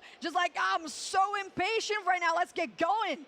Yeah, we had Brian trying to 1v1 Tempo in the backline. It actually might put Tempo in a dangerous spot, and it will. The Mew gets the KO. It will Emerald two-step Suicune in response, but Anemo will still be up, trying to run, and they're down 2. Journey together having one of their best chances in the match right now, and it's a 4v3. Well, it's looking pretty close here for the side of Journey together. There's the Moonlight Runs, and they're going in, but there's again the Rock Tomb just getting people away from the escape routes. Now, Ryan Gunn gets some damage in with that Solar Beam, but just not quite enough compared to what we've seen from the snipe shot on Zinus. Now, Doc is just trying to know what's happening from the enemy team. As we know, Tempo just spawning. We got all the players from Peru gonna be joining as well. They haven't seen Anemo yet. Yeah, at this point, you might want to track down that Dodrio. It's almost at level 15. It is such a scary, damaging threat. And, well, you know where Zinus is going to be. That heat map is going to be one red dot in the middle of the map as the sentry turret of this sniper is ready to go. Ooh, okay. Oh, that Blastoise was really trying to get a good setup for the Hydro Typhoon, but his knife shot to the face will deny it entirely. Now pushing out here, there's 2 members down of Journey together as they keep on doing it. Peru with a team ace as they can go straight to Groudon. Yeah, that's a 3 KO streak. I think that's going to be ticking up even potentially a little bit higher if we add Groudon to that tally. It's Tempo going to be taken down. No, of course, Designers has to steal it away. Inteleon, just what a highlight reel for that player as this match will conclude with Peru Unite, a 2-0 victory over Journey Together. Well, would you look at that, the reigning champions, they're feeling warmed up on LAIC. It is kinda home turf. We are Latin America all together, so we're feeling pretty good here if you're a Peru Unite fan. And that was, again, so good to watch because Journey Together is one of those underdogs, although there is a team called Underdogs, that's not the one. Right. They are underdogs because they had new players and they really performed incredibly well against Tuzi and Peru back to back. Yeah, 1,000%. Like, this makes us a really interesting group to be watching right now. Peru Unite needed that bounce back match. They found it. Journey Together in a tough position right now in the group stage, but still interesting bounce back from our World Championship squad. We'll see how they do going further in this group stage as well. There's 1 or 2 more matches left to conclude in Group A. But yeah, what an amazing match. I think Inteleon probably the story of this game number 2 for me. Zinus doing such an amazing job. Even with that Leafeon on the other side, was able to avoid them enough to just get a huge level lead. And even into Pokemon like Blastoise and Suicune, these snipe shots were taking down every single Pokemon on the other side. Yeah. No discrimination. Everybody takes the headshot. Doesn't matter. And to be honest, although, yes, I know Zinus on this Inteleon was, for me, for you, maybe for the stats as well, that he was player of the game. There we have it. But I gotta give an honorable mention to Draken on that Crustal as well because the setups for the snipe shots, they were juicy. Yeah, that's true. Yeah, you can't have a 11 KO, 83,000 damage game Inteleon without a Crustal to go work in tandem. But Zinus gonna be doing 32% of the team's damage. Like I said, 83,000. Looking incredible. This Inteleon has just been a staple pick for Peru for so long. I was looking at their journey to the World Championship last year that we saw, like Pokemon.com doing a really cool article breakdown. Yeah. At LAIC last year, Zinus was all about the Chandelure. Was their most frequent pick. You're right, I remember yeah, that. it was a really nice answer to Pokemon like the Blaziken and the Urshifu back then with the Imprison, but now it's all about that damage. Take a look at our heat map. That attacker staying on the safe side of the map, you know, with that range damage, but still having a ever-present threat in the middle of that map. Yeah, and the knockout scoring, it's interesting because the damage dealt, it makes sense because the snipe shot is either going to do a whole chunk at the same time or it's just going to finish somebody off from the get-go. So it's interesting that we see that, like, yep, exactly. Just damage dealt, that's where we are. And it's so fun to me that we've been starting to see much more of the in-depth analysis that you can do on these plays because of the feint stats. Yeah, we are seeing some interesting metrics there. Only 1 feint for Zinus in that entire matchup, only getting 1 knockdown, and no recalls to base, which is very interesting. Instead, you just got to be an ever-present threat in that attacker role. They are not solidified for day 2 quite yet, but almost at that point. They have 1 more match to play in our group stage, and that will really be the defining moment for this team in this day number 1. But such an interesting tournament across all of our 8 groups of competition. Really cool to see. This was an open sign-up tournament, of course. Awesome to see almost 30 teams signing up to play at LAIC for a lot to play for. Some great prize pools. How about 3 invites to the Asia Champions League in-person final? Hello? Yeah. Excuse me? I mean, last year we had that as well, but it was just the top one, so Luminosity were the one to do it. Yeah. But we're going to talk to the reigning champions right now after Peru winning this match in a 2-0 fashion.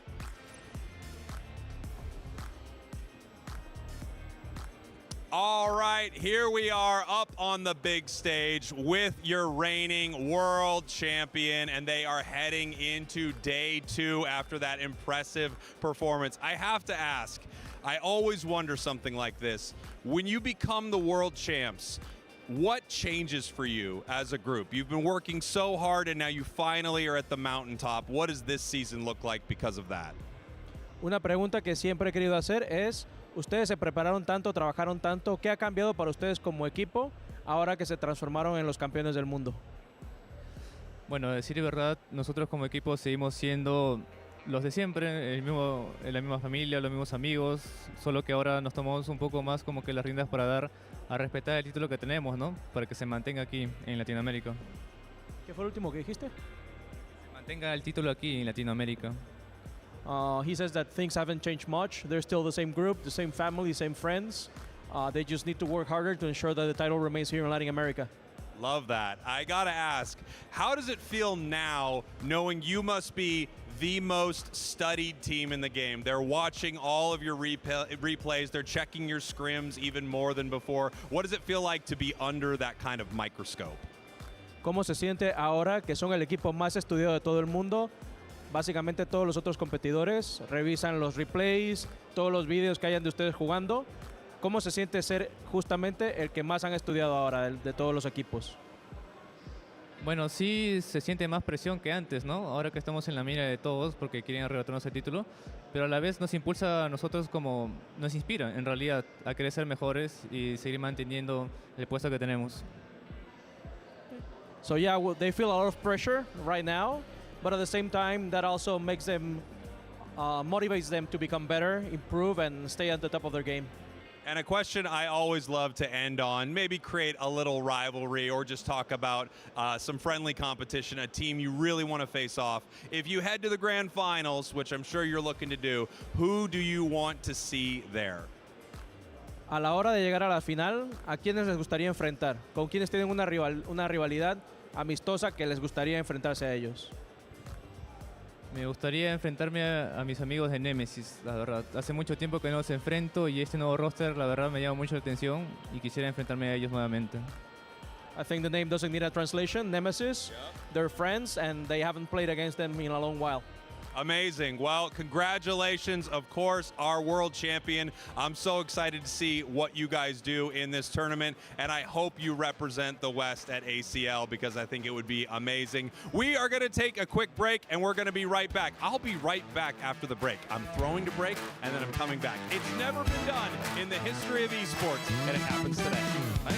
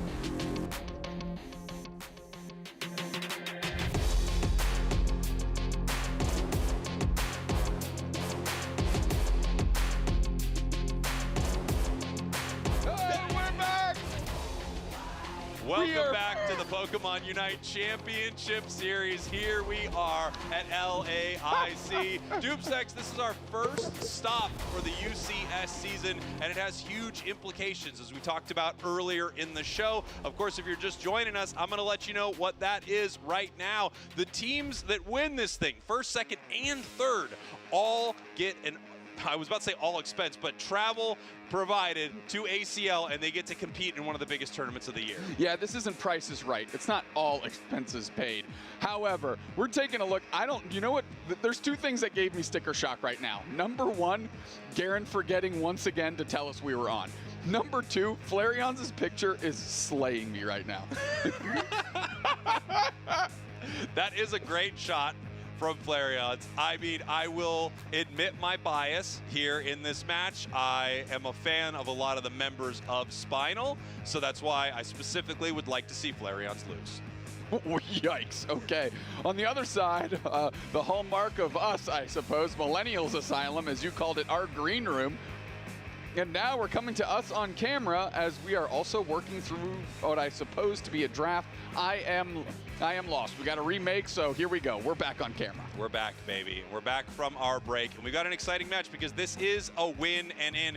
And even more exciting than that, we do have an update to Cupgate. We didn't know if we'd be able to get to it in time, but Doopsnacks, you have some developments. A cup of beans. He has a cup of beans. A cup of beans is where we are now on Cupgate. For those of you keeping track at home, we started with the Hummingbird Cup, then a slightly larger Styrofoam Cup. Now, cup of beans. Cup of beans. There was a brief period that happened off camera where I actually went back to a smaller cup, and now we're heading back into draft. So I did go back to the small cup for just a moment here as we're heading back into it. Let's talk about these bans real quick. This is what we would expect, right? Mega Luca, Mega Char, Leafeon, interesting ban, feels very targeted. Over to Millennials Asylum, they are banning out the Darkrai, the Blissey, and the Blaziken. First pick takes Suicune. Feels like a solid start for Millennials Asylum. On the side of Spinal, I like what I'm seeing. Of course, I love seeing the little gentleman, aka Sableye, and I think Dodrio is pretty sick. Yeah, I agree, and it looks like Spinal learned their lesson that the Megas are not something to be contended with as they finally banned them out. Aegislash getting a solid pick here by Sunset, and Lost queuing up Espeon, a Pokemon that you and I both agree, pretty solid. Yeah, I think Espeon is looking really good in this tournament. Pikachu is one of those Pokemon that could definitely counter what's on the other side. However, it's really only looking at one target when you see what Spinal has brought out here, and that is going to be the Dodrio, right? Absolutely. I mean, everything else doesn't really look too good for Volt Tackle, Electro Ball, Pikachu. Not that it's bad, it's a good moveset and all, but you don't really need to Volt Tackle a Crustle. It wasn't going anywhere anyway. However, we could see Thunderbolt. They do have a setup that does lend to that with the curse item, so we're going to have to see how they want to play this Pikachu. Of course, it's a great tool to deal with Dodrio, but they have a lot of great tools on the side of Millennials Asylum for Dodrio. Aegislash plays pretty well into it with Wide Guard, kind of bumping it there with that little stun and then into the boosted. And of course, Suicune makes anything that moves, have a horrible day. Yes, absolutely. One I'm excited about, though, if those of you are Flareon's fans out there, the Inteleon is going to be a lot of fun. Yeah, of course. This is Flareon's signature Pokemon. It used to be Jungle Hoopa, and then for a little while it was Mew, but no question, he became known as one of the best to play Inteleon, maybe in the world. Yeah, and has had solid showings on big stages, which is really how you earn that moniker, right? You can play a Pokemon a lot, but if you're not delivering in key moments, then that title seems to slip away, slip between your fingers, as we are watching two players there from Spinal get geared up. JL popping off the headphones, trying to figure out what's going on. Vin next to them as well, and we are slowly trying to get locked in. Yeah, just trying to get ready for this game. Obviously, if we have any device that is not connected to the game, we want to make sure that the game is paused for just a moment so that they can load in, be there with the rest of the players, and do this match proper. There's a lot on the line for this game. Again, this is a win and in here. If Spinal can win this, they're moving on to day 2. They've made a long trip out there, and I know they don't want to go home early. Who does? We don't. Well, no. We absolutely do not. We don't tell anybody about this, but if we don't have a good enough cup bit, they will send us home today. Yeah, They said pay off the cup bit or you're going home. It's a win the cup bit and in.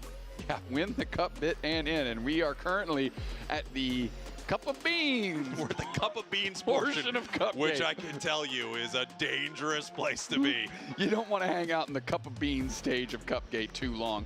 Millennials Asylum, again, terrific team name, by the way. Killer. Just such a good team name. And I really think my joke about the green room is spot on. It's solid. It's very really solid. good. I mean, look at every other game. You don't need to go there right now, but all of the casters together, it's just a great joke. It's correct. I mean, the team name differential, the scale is definitely tipped into the favor of Millennials Asylum without a doubt. As across from them, the average age of Spinal is like 19. Yeah, I believe it is 15 is the average age of Spinal. But it's not, because then they wouldn't be allowed to play. They wouldn't be allowed to play, sure. So 19. Sure.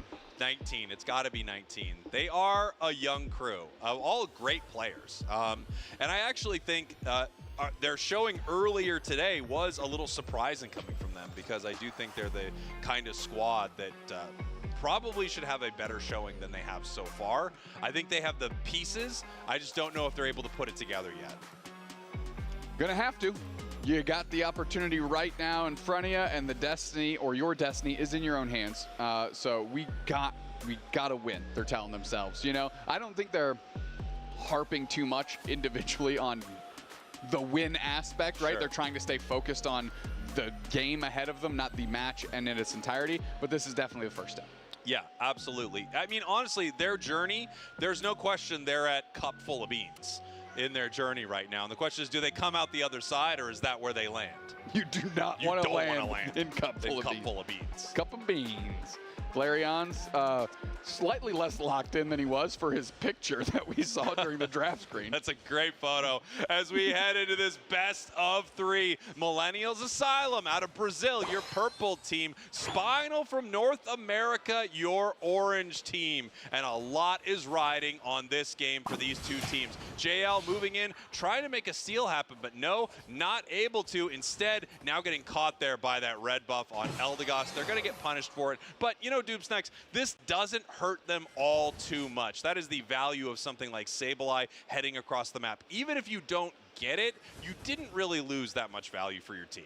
No, that's exactly right. You know, that's a sacrifice they're willing to make. And if they come out with a buff, and as well as stalling out time, you know, that's just icing on the cake. And here we go. We have 2 members of Spinal heading up to this top path, the Sableye and the Dodrio. And now it looks like, no, they're actually peeling, and they're going to possibly take some of the center area experience before they head down to the bottom path. In the top path, however, Millennials Asylum has 3 members. And yes, they do make it down bottom in time. They're looking for Pikachu, and they get it with the boosted. Yeah, actually, JL right there to pick up Tony if Tony decided to pursue and try and get a knockout on Vin with the flank. Now Joey evolved. Flareon's already into, I believe it's Drizzile, baby. Drizzile, there you go. Yeah. With the emo swoop, right? It's very emo, which is very exciting. Although I think he's wearing a cute little hat right now. Yeah, good thing. JL sees that he can put some pressure on. Rod has to babysit losses. They're trying to get the Escavalier buff for themselves. And JL now is just providing free information for the team as they are investing 1 person to babysit 2, and that is called a player advantage. Yeah, it's a great advantage for Spinal, and it's just a constant annoyance, right? It's something that Millennials Asylum is going to have to deal with all the time. This frustrating ward that is finding out where they are, setting up big plays, heading into their central area. A great Sableye is so tricky to deal with. Yeah, again, you know, we've mentioned it before on broadcast. They just stress the map in such a unique way, the way it operates, how it can score, its disruptive abilities, you know, to set up engagements. It's just a tough thing to constantly have in the back of your mind as you're trying to play a more straight-up version of the game. Here we have Flareon's now level 7, so they have that snipe shot, and they are going to start landing here. Big-time KO. Sableye picks it up. Dodrio for the next one. Yeah, I mean, the Sableye stuns into a perfect rock tomb by Joey makes it very easy work for Vin to get those knockouts or at least deal a critical mass of damage. Yeah, level 9 on this Dodrio, by the way. So we have a Unite move online. Flareon's is getting there as well. Reggie Alecki is top. We can see that in our picture-in-picture right there. JL in some trouble, and so is Vin.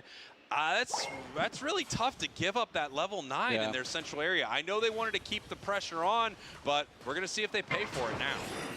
Nice little pot shot by Flareon's using Snipe Shot, hitting Tony. Big chunk of damage on the Suicune, who's going to put the Whirlpool down. Joey looks for an X-Scissor into the Rock Tomb. Registeel's getting low. We'll see who takes it, and it is Joey moving through the opposing team. Now the Snipe Shots have free range on this Millennials Asylum as there's 4 players down, and Rod is not long for this world. Make it 5. Suicune coming off respawn, but they're going to get there a day late, $1 short. All right, we got some math happening here with the team. Not too bad for the overcap. And, you know, with how aggressive they've been playing, I could absolutely understand them wanting to break this goal. It makes it a little harder for Millennials Asylum to deal with them in that central area. It gives them kind of less vision, right? So they're able to move in and be more aggressive, which is what they've been doing all game. Nice full heal to pull them out of that Espeon Unite move and away from danger. Everyone on Spinal has a Unite move, or has at least had access to it so far.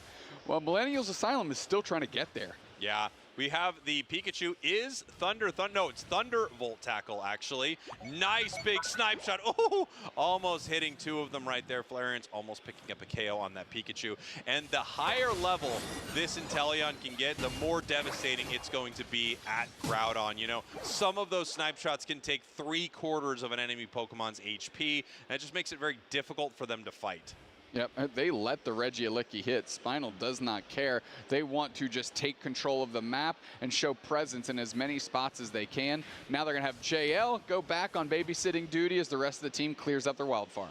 Yeah, and we've got Flareons hanging out in the bottom path. Everyone is just going to find as much experience as they can. With both Tier 1 goal zones up, this is a tricky spot to be in if you're not a seasoned player, because you do lose out on a ton of experience. However, Spinal is well aware of this, and that's why they're spending so much time in the central area of Millennials Asylum. They need to take that experience away from them and make sure that they can't catch up. Now you can have JL is just feeding Vin information, right? Where these 2 Pokemon are. JL will go down, and they tried to set up the Rock Tomb just a little bit shy. If it was able to capture 2 players, you know Vin would have engaged right there. Oh yeah, that would have been a beautiful moment for that Dodrio. Rock Tomb just slightly short of grabbing both of them. 5 members of Millennials Asylum moving towards this Tier 1 goal zone, setting up with the wide guard here to give themselves the boosted and head into the defensive stance, and they are moving. Yeah, we have Inteleon Unite downstairs for the solo Regirock. Nice Thunderstorm out of the Pikachu. Hydro Typhoon follows up, but they are quickly knocked out. Spinal is looking to defend this goal zone, but decent pressure out of Millennials Asylum. Yeah, not bad for Millennials Asylum, and look at this Aegislash staying and fighting. They're going to have their wide guard back pretty soon. They're going to push JL away from this. JL looking to see if he can take the KO on that Espeon, really trying to move in there, trying to sneak around the Suicune, but was not able to make it happen. JL, again, just taking inventory of where everybody on Millennials Asylum is. They're able to take the red buff right there, is JL, with a nice little maneuver here. And really, we're just kind of settling into this 4-minute mark of the game. Yeah, this is what, I mean, Sableye sets up, right? They have spent all of their time harassing all of the experience on the side of Millennials Asylum. And when you're doing that, that makes everything on the side of your map totally free, as long as Millennials Asylum can't push them out, which they've had a lot of trouble doing. Big time Snipe Shot after that stun. Phenomenal coordination. JL set up, damage in by Vin with the drive-by, and then Flareon seals the deal. You know, I asked the team Spinal what they were going to try to do in this game, and they said go back to the basics. They want to play things that they're really good at, they know they can win with, so I'm not shocked to see this Inteleon, and I mean, look at these Snipe Shots. Yeah, I mean, gargantuan volumes of damage. If that would have hit that Pikachu, that was 2/3 of its health bar just eviscerated. Regieleki going to get escorted in by Millennials Asylum. As the Regieleki does hit, and they have an opportunity for a good over, they're still down, though, by almost 200 points. And while that was happening, we had Spinal scoring in the home base of Millennials Asylum. So they know their way up. 45 seconds now until Groudon hits the map. A great position to be in. It was easier for the team behind with Rayquaza, but, you know, Millennials Asylum here is quite a bit behind, and they're going to have to not only get Groudon, but not give up anything when they do. It can be quite tough for a team that hasn't been putting together great team fights all game. Yeah, and I mean, Vin was able to take that buff on top of everything else. Truly the salt in the wound here for Millennials Asylum. Spinal going to get good posture, hitting over the springboard. I don't know if Lunier was close enough to see that. I don't believe they are. and now everybody's hiding out in that bush. You gotta love a play like this, because if they are able to make a big catch, that's one of the things that can turn a fight like this, if someone decides to walk into that bush. But Flareon's knows where they are, and the snipe shots are raining in, Doob Snacks. Yep, and they're gonna keep on going. Decent rock tomb there. Lunier steps up, bang, that's one player down with literally no investment. Vin's going for a flank here as we have this high-level view. Half the HP bar's gone. Vin smells blood in the water. They're gonna get one. Lunier gets credit. Thunderstorm is out. It's not gonna be enough. The attacks are on. Hydro Typhoon kicks. That's just raw damage. We have the wide guard from Sunset, but it can't guard enough of that sword because it is absolutely cracked in half. JL is putting pressure on this Pikachu, and now Groudon is in the sights of Spinal. Snipe shot comes through. Rod is the only character there. Hydro Pump pushes them against the wall. Cotton Cloud crashes up. They're going to try to give some HP back to that Pikachu. Groudon's going to leash now, and Spinal says, what are you going to do? You got a minute left. Yeah, they're going to have to make a play here, and it looks like things are great for Spinal. As long as they don't get caught in some massive way, I don't see this going poorly for them. They're way up on the scoreboard, and they've got Millennials Asylum hiding in the tall grass to not get caught by Flareons. However, here they go. They are moving in. Great engaged by JL. How are they going to follow up with it? JL is gone, KO'd by the Pikachu. Snipe shot hits Tony for a ton of damage, and now everybody kind of peels back. Millennial Asylum sees Flareons. Lunier's there for the cover. Great rock tomb on Tony. Dodrio Unite finally comes out. Tons of damage. 3 players. Lost is trying to hold back Joey. Joey sees the X scissor into the wall. That's a stun. Flareons gets put there. Coup de grace, not enough. And here we go. Spinal has 1 player, but it's just Lunier standing with 1 HP on the other side. I mean, look at that. It almost was a full team wipe on both sides. That was incredible, but they come out the other side. That was fully almost a cup of beans. that is, if there's a fight, that is a cup of beans fight. Yes. That's it. That's the closest to a cup of beans. That's a classic cup of beans. And I'm not going to hear from anyone on Twitter. I'm not going to argue it. You know it is. You know that's straight up 100% You know it's true. cup of beans. What a game. Great game for Spinal. They start out feeling great here. And you know, I really liked what they brought out in this game. It did feel like they were playing their own version of Unite, you know? They had Flareons lining up these impressive snipe shots. They had great moments from Joey where they were able to lock them down. And then, of course, the insane pressure from JL all game. Like the most annoying thing you ever have to deal with all game. Without a doubt. We're going to take a look at the replays here, which is really the Spinal show.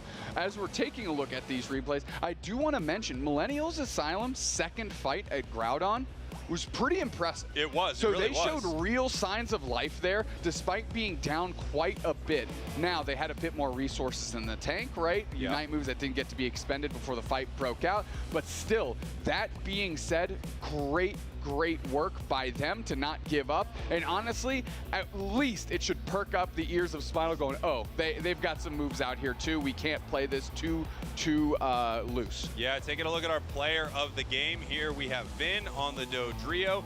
Dealt 52,000 damage, took 33,000, but I think the real thing with Dodrio is just how unbelievably oppressive it is. Yes, it's 8 knockouts and it got knocked out itself 3 times, but it paired with this Sableye just puts so much pressure on the enemy team that it allows something like Inteleon to free fire snipe shots all game. Exactly. Right, I mean, we saw Flareons get a KO with Snipe Shot without literally having to even come close to getting in danger, right? And just the spacing between JL, great rock tombs out of Joey. Honestly, and like Lunier silently playing a great game as well. Absolutely. You know, late game Blastoise tends to do that, and it delivered, right? They were just there, stacking damage, spinning on top of this Millennials Asylum squad, as we're gonna get those names flipped around for you here. Yeah, that's right. Millennials Asylum looks like they will be your orange team in this match. Spinal will be your purple team. So they're gonna get first pick as we start to see the bans come through. Leafeon, Mega Lucario, Mega Char, Blaziken. Final ban for Spinal is gonna be Blissey. And then over to Millennials Asylum, our final ban. I wonder if they're going to want to get rid of Suicune or if they just think, you know what, I don't think they're going to pick it. And they go with Darkrai. Darkrai's great.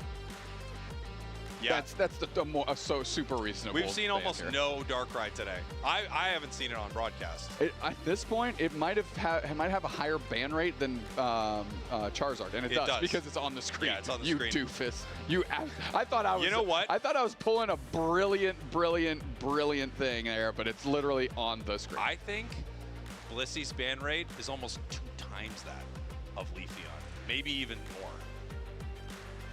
I hate it here. Dude, but I'm saying, like, maybe, right? Yeah, maybe. There we go. Snorlax first pick. Interesting. Hiding. You hide a lot of information with the Snorlax first pick. That's for sure. True. Is there? Yeah. I mean, I guess you can do this. I think if you feel like you really got the opposing team's number. And like this is just a way to like, hey, corner yourself even more here, and then we will just get the most perfect draft because we think we've got you on the skill diff, so we don't really care the strength of your mons here. We're taking a look here at the next couple of picks for Spinal, and of course, most people are spending their time taking a look at Flareon's picture down there. Dude, it's so funny. It's such a choice. It's a choice. It's a vibe, as the kids say. Millennials Asylum certainly doesn't say that. We don't say that. We can't. Not legally, we can't. Yeah, well. Vin, Dodrio, unsurprising. Yeah, just such a good pick for them. Heading on over to Millennials Asylum. Buzzwole, an absolute like star performance once again, as always. Buzzwole, I feel like, is always one of those Pokemon where you go, you think it's going to get a lot of play, and then every game it's in, it's a dominant factor. Pikachu entering the match once again, and possibly getting our last pick here, the Talonflame. Very interesting. Ooh, I love Talon. It's a lot of fun. Yeah. It's a great Pokemon to watch. It's a great Pokemon to play. Unite move always hits a wall, which is just a bit unfortunate that they designed the character that way, but such is life, we deal with it. Yeah, I mean, it just is what it is. If Talonflame was released in the game today, it would be a sure hit Unite move. You fly up into the sky, you see everyone on the map, and you slam into them. But it came out when the game came out, so it hits walls. So it flame sweeps into walls. It just flame sweeps into walls. That's just how it works. And I can't explain power creep any better than Talonflame's Unite move and any Unite move that's come out since then. Look at Talonflame's Unite and Mewtwo's Unite. You know? Hey, look at them. Look at them. Look at them. You look at them and you tell me they're similar, they're not. I love arguing. Not only do they do functionally different things. Yes, on totally different Pokemon with totally different energy. I love that I'm arguing a point that no one would disagree with, but I'm feeling very self-righteous about it. No, you tell me right now. Listen, because you can't. Listen, back to the Cup of Beans Classic we got going on stage right now. I would love it if this is what this series is remembered as. The Cup of Beans Classic. Make it so. Here we have it. Spinal, your purple team. Millennials Asylum, your orange team. This best of 3 will decide which one of these teams is moving through to day 2. You are watching the Cup of Beans Classic here at LAIC. Production, can we get a splash graphic after this that says Cup of Beans Classic Champions and then whichever team wins? And you could maybe have a bunch of beans on my head or something. You know, just have fun with it, guys. At least text on screen, please. At least the text on screen that says Cup of Beans Classic Champions, whatever the team that wins. You weren't talking to production. That went out to the broadcast. Here we go. Brutal work. We see Hoopa in the top path, trying to push them away. Of course, Sableye being an absolute menace here. And we have Talon making their way up. A lot of experience, however, still going over to the side of Millennials Asylum. Just wasn't able to get picked up by Buzzwole. Pretty fun that we do have the Hoopa Talonflame combination, so we could see a lot of fun trick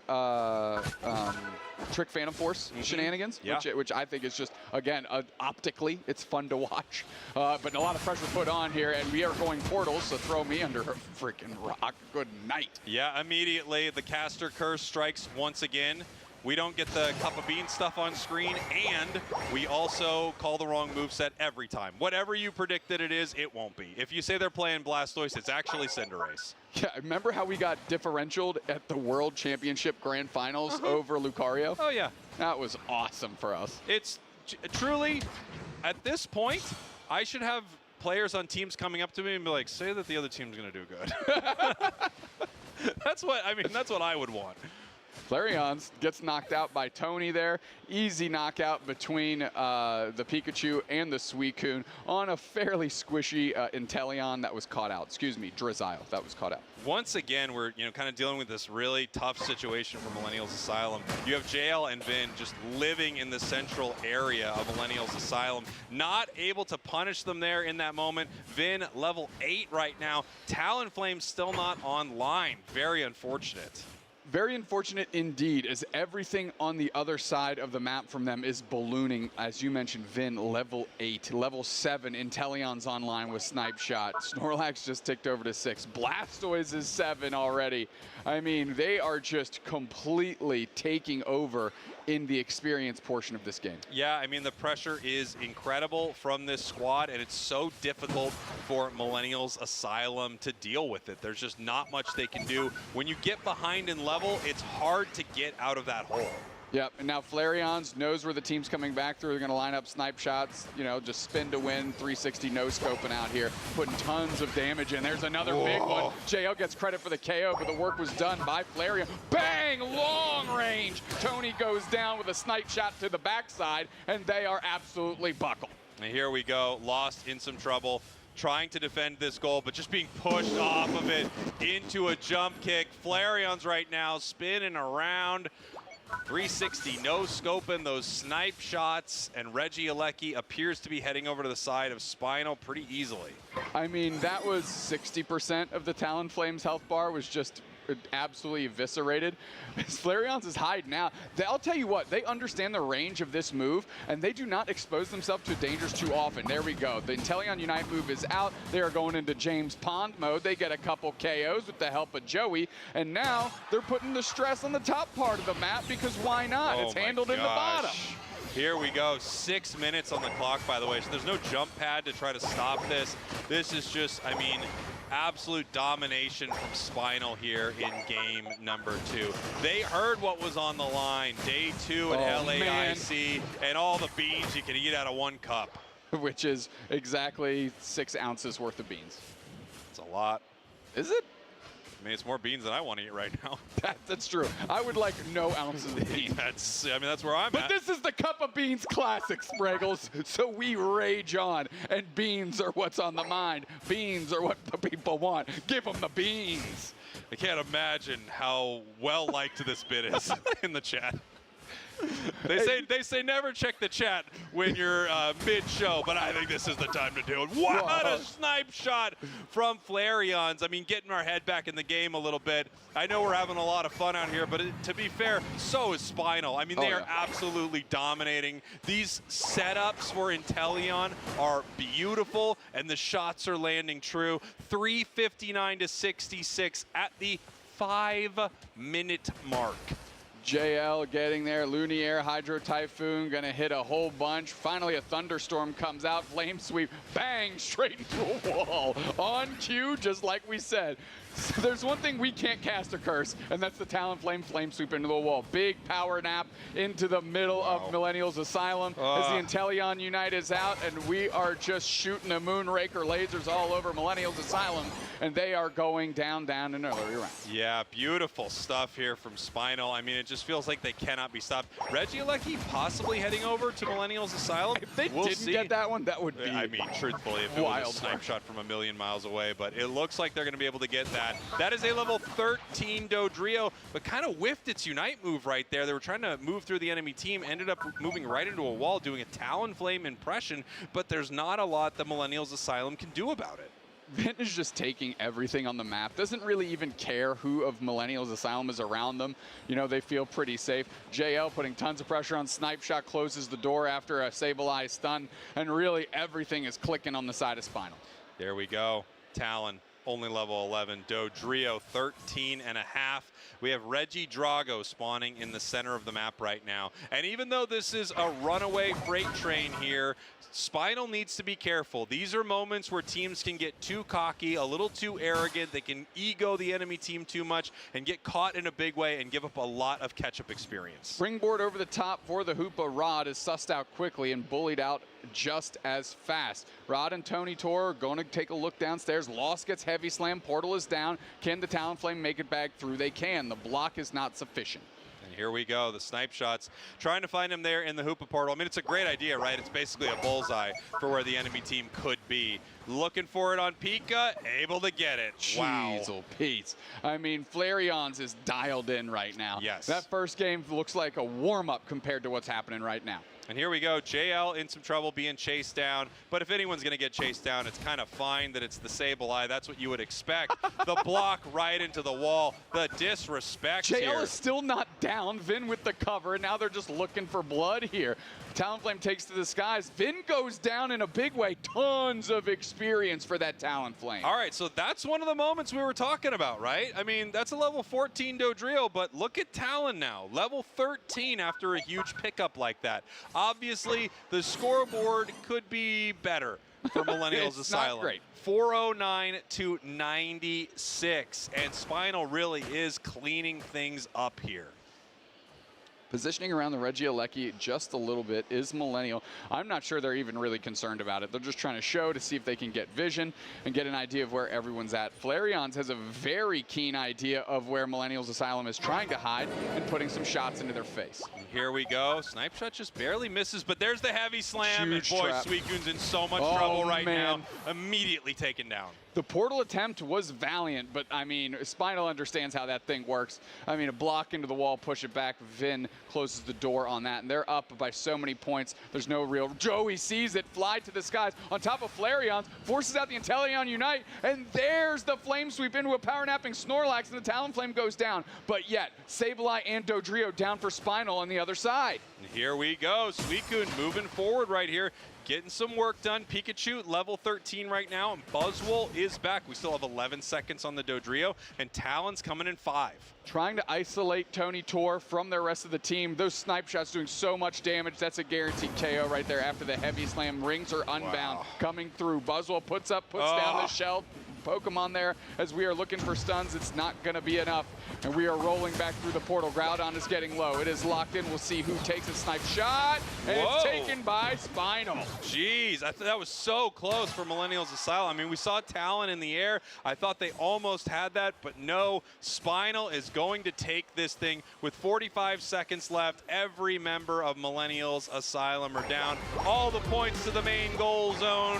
That is a full cup of beans for Spinal. Cup of Beans Classic Champions, Spinal from NA. I know that's a title that Millenniums Asylum were definitely vying for this weekend amongst the secondary prizes of the money and the ACL trip. But really, they wanted the Cup of Beans Classic Championship. And of course, heading to day 2 now. And with a rocky start to the day, it's great to see them, you know, back in a position that you would expect them to be in. I won't say it was all because the beans were on the line, but it was different when they weren't. It certainly was. Hey, when the beans weren't in the equation, how many games did they win on stage? They won 0, my friend. And when the beans were in the equation. They did it! Yes, the Cup of Beans Classic Champions, Spinal! That's right. Garen, you have completely redeemed yourself. Thank you. I say a lot of bad things to production behind the scenes and on camera. But right now, I want to say that they absolutely nailed it, Dupesnacks. I love everyone back there. I apologize for my quote-unquote temper tantrums. That's what you call them, but I'm just kind of putting my foot down about things that I think are important.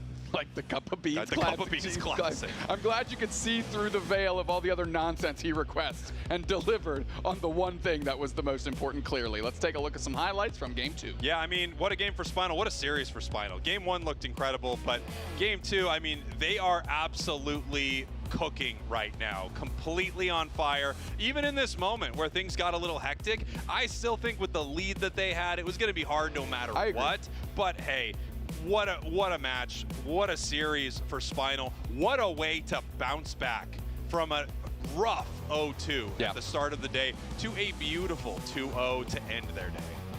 Looking at Spinal right now, there is one thing that's a little bit of a yellow flag for me. As Vin is going to be your MVP, 15 knockouts, bunch of points, 91k damage, yada, yada, yada.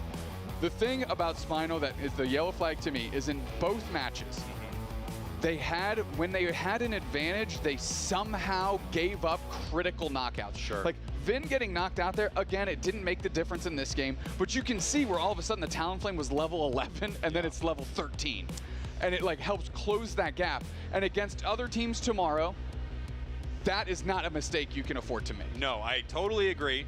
I do think with the play style they have, they are constantly, their play style is basically Icarus out there. They are flying too close to the sun the entire time, and sometimes they are going to get their wings burned, especially on that Dodrio. But this was so much better. They were so much more dialed in. I'd love to see them move to their comfort picks. However, the thing I worry about when a team goes to that is now they become very bannable. You can target them easily. Like, you could just take away Inteleon from Galarian. Correct. What happens then?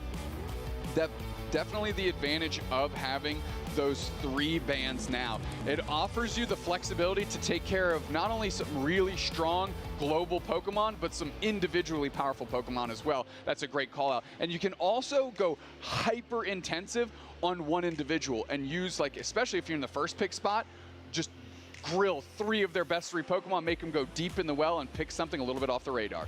Yeah, we have the interview ready on stage right now with our Cup of Beans Challenge champion. Classic champion. Classic champion. Right up there. Take it away. All right, thank you so much. Thank you so much, Fraggles and Doomstacks. That's right, I am up here with recent champ Flareons after an incredible matchup there. Your Inteleon was looking sick.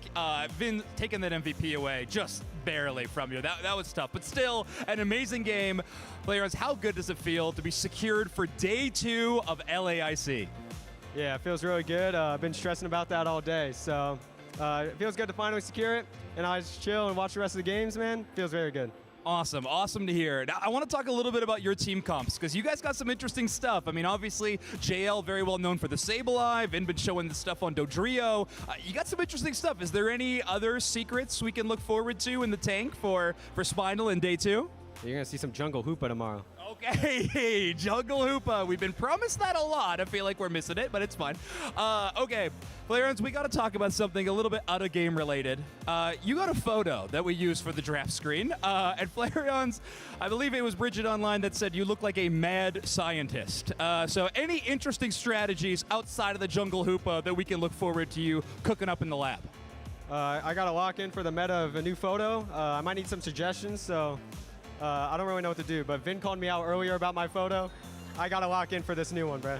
All right, well, that's a few notes now about the photo. We'll get you a new one. And all right, there you go. Flareons, you now have a cup of beans. You do not have to partake in those right now. I'm just going to go ahead and put it down.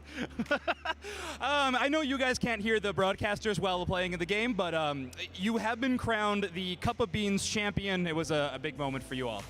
Anyway, we got to ask some of these questions that we see every tournament. What kind of matchup are you looking for? It's a few NA teams. Any of the NA teams in this tournament that you would consider rivals that you want to play against?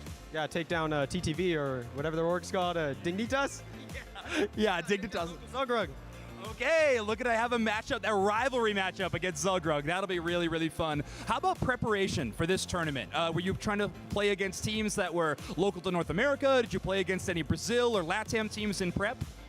We tried the scrim, and we went 0-9 because the Wi-Fi is kind of bad, so no more scrims.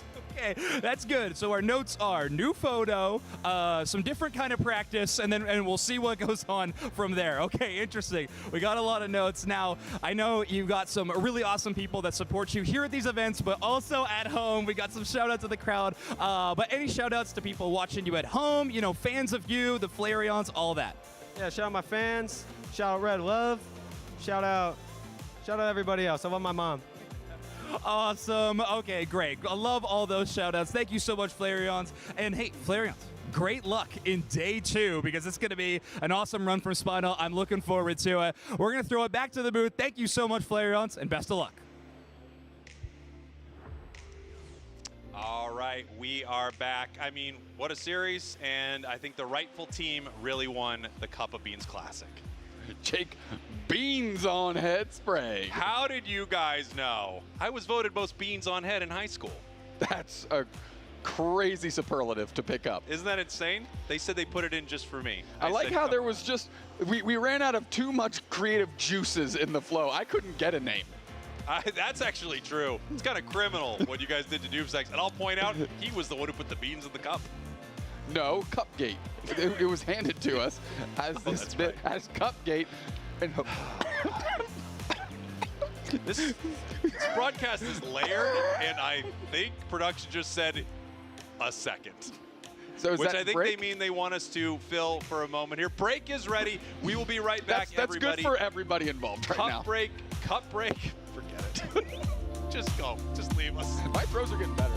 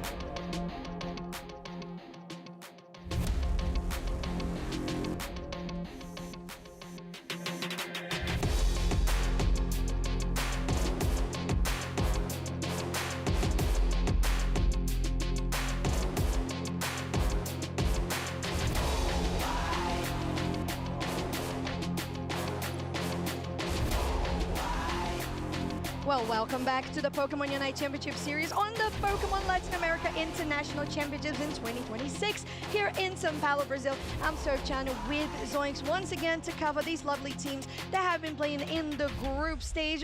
And we have an interesting matchup, a team that hasn't played thus far today, and a team that has a very interesting new roster. Yeah, Nemesis, basically a household name in North America with, again, a brand new roster to be playing in today's tournament. They are 1-0 so far in the group stage. A win here would secure them into day 2 as they are in one of those 3-team groups out of our groups of 8. So will be an interesting one, but of course their opponent's not going to let that happen easy. So we have Escape Rope on the other side. Yes, we do, and we do not know that much about this Escape Rope roster, but the side that they are a Brazilian team and basically new to what we have been seeing of UNITE Championship Series thus far, but that was kind of similar to what we saw on the likes of Journey together, Zoinks, and they really outperformed our expectations. Yeah, they had a great tournament. It was really, really fun to watch that squad play. We're starting to see the tournament storyline start to solidify going into day 2. We're starting to see teams slowly be secured into that qualification spot after this group stage. We just saw Spinal do it, kind of having a bounce back moment for them, and they're qualified for day 2. So I think there's a lot of teams that are excited for tomorrow and a few teams that unfortunately their tournament run is over, but hey, at LAIC there's a lot to do. They're gonna have a lot of fun at the event still, for sure. Of course, and it's just great at the end of the day that this is an open event as well, so anybody was able to sign up, check in, sometimes checking in today, but that's all good. We don't talk about that. Right, so Nemesis and Escape Rope is our next series, and like you mentioned, a very important one here for Nemesis to lock in that 2-0 in that 3-team group, and Escape Rope to show us the road. Yeah, in their debut matchup. So here we go. We already got draft underway. Nemesis going to be leading the way with an Umbreon ban. Interesting one in this, especially because Nemesis is one of the most notorious Umbreon teams. We see Trainer playing a lot of that currently. But we'll be banning it away, and Escape Rope are going to ban that Mimikyu. Again, it feels like these teams got a little bit of information about each other because these bans seem mighty specific. Yes, they are. We're getting a bit more in the generic now, though, as Mega Charizard are going to be the next ban up for Nemesis, followed by the Mega Lucario. Well, I think what's not generic about that is that it's the purple side that has chosen those Mega Pokemon to get banned. Now Escape Rope finishing up that ban phase with the Dodrio, alongside the Hoopa and the Mimikyu you mentioned.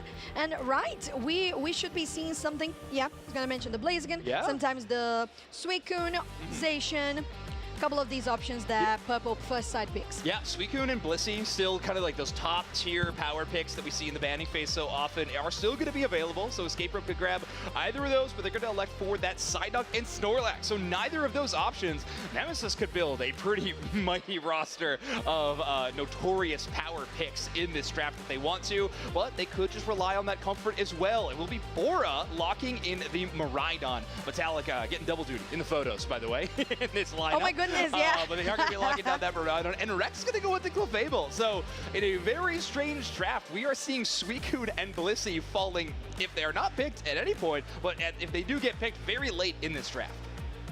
Yes, it's true. And I'm interested to see what's going to be the damage side of Escape Rope, because so far, alongside this Suicune, we haven't seen it yet. But this Buzzwole definitely indicates something along those lines. I wouldn't be surprised to see something, maybe the likes of an Urshifu to round up here with this Buzzwole, because we've seen quite a lot of that together as well. On the side of Nemesis, with the Miraidon, you have that extra range, but we've also seen the Electro Drift being played today.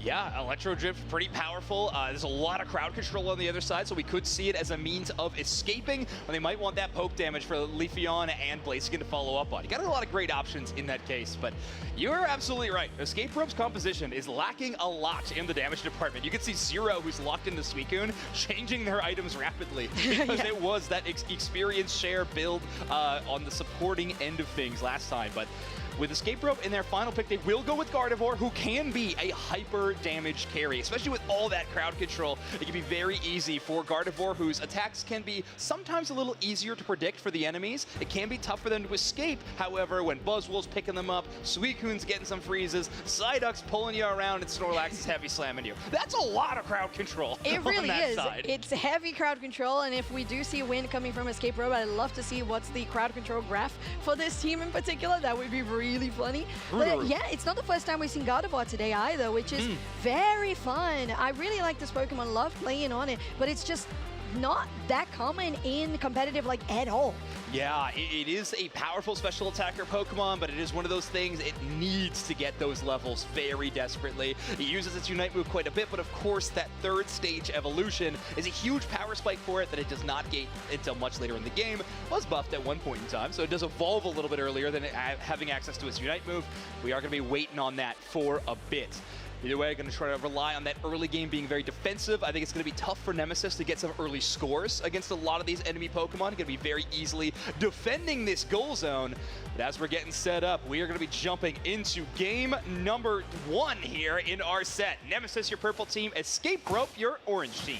I'm very excited about this one. As you mentioned, with that Leafeon here on the side of Nemesis, this might be the first time that we see the Leafeon popping off in the early game, which is what they're notorious for, which hasn't been highlighted as much today, although it was played a couple of times. Now, I'm interested as well on this Miraidon. Are we going to see the likes of potentially the Kratos, was it? Yeah, that Blade, yeah, it was, wasn't it? Blade Electro Drift? Yeah. No, not Kratos, Kyrios. Kyrios, yeah, no. Hey, welcome to my world, casting those two Yeah, players in I North swear. America. Kratos, unfortunately, not at this tournament this time around, but still, Kyrios holding the banner high. At the moment, we got 3 Pokemon in that top side. I just wanted to mention, too, that Clefable is a pick we don't see too often as much anymore, Rex on that, but we do have Escape Rope kind of trying to build a pseudo counter with 3 cursed items, or just maybe 2 in the final item builds on both this Suicune and this Gardevoir. It's a lot of anti-healing.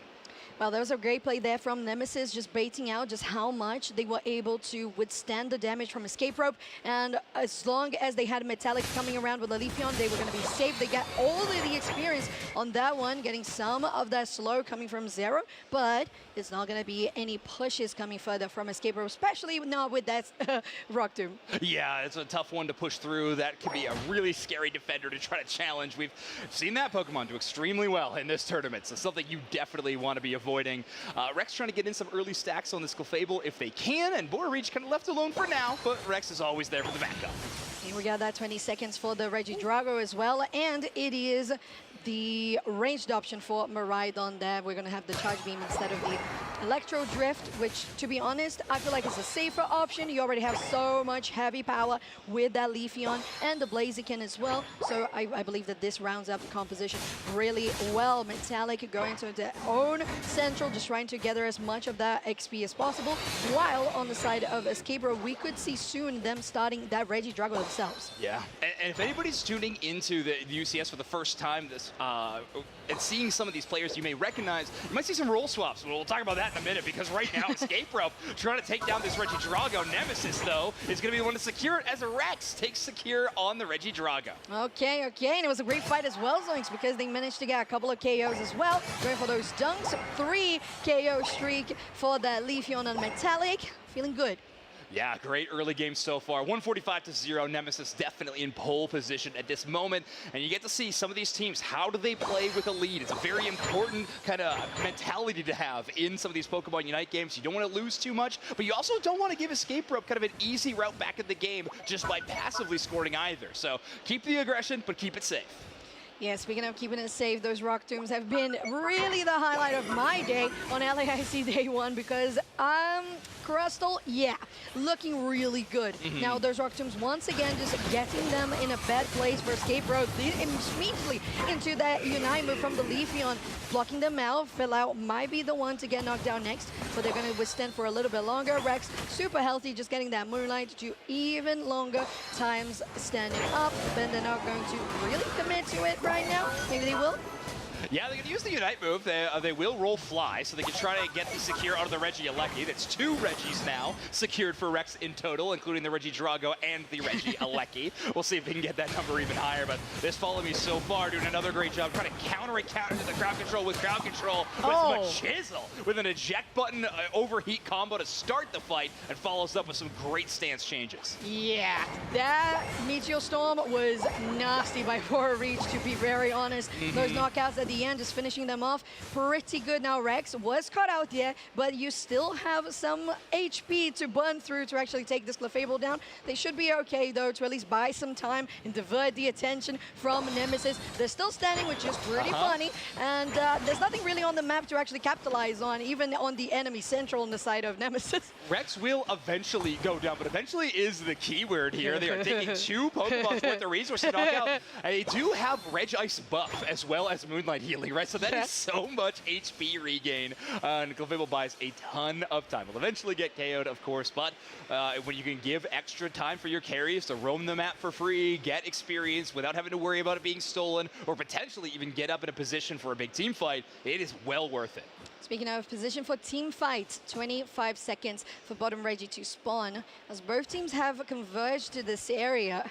But Trainer is going to meet 2 players here in a bush. Doesn't land actually on the heavy slam coming from Filau. But Trainer still going for it with the rubber rouser. But it's not going to connect once again. There's the Meteor Storm. Almost take down Lisa. But it's going to take instead the Buzzwole as they're still pushing up here on the side of Nemesis. They have the charge beam just dodging enough. And with the zone shield, that Snorlax will be able to survive.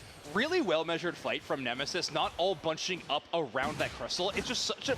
you cannot do that against the Gardevoir. That Unite move is just so tough to deal with if you're playing in these grouped up moments. But instead, Crystal kind of handles it by themselves. Boar Reach plays the offside of that team fight and gets in a ton of damage from the backline and makes it so Escape Rope can't really capitalize on either end of that team fight. Impressive stuff for Nemesis, in particular Bora, on that Miraidon.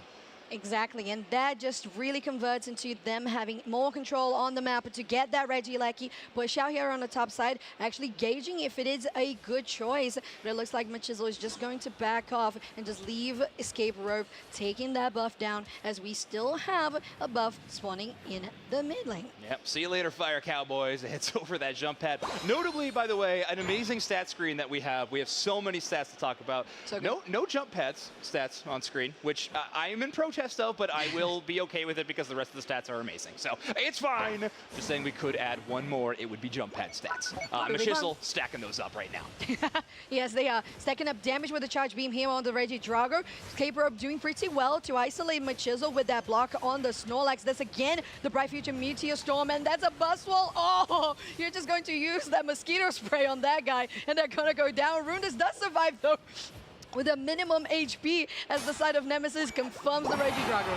Yeah, Bright Future Meteor Storm, known bug repellent. Exactly. It is working extremely well up until this point. Machisel does go a little deep, was trying to get a few more of those wild Pokemon secures, mostly to heal up their own HP every time you knock out those wild Pokemon, getting a little bit of boost to your healing, but we'll have to just retreat back to the Clefable and heal up with the Moonlight, as Rex has hit level 11. We saw how active they were in the scoring game in the early game, so definitely has a few of those special attack stacks to even increase Moonlight healing even higher.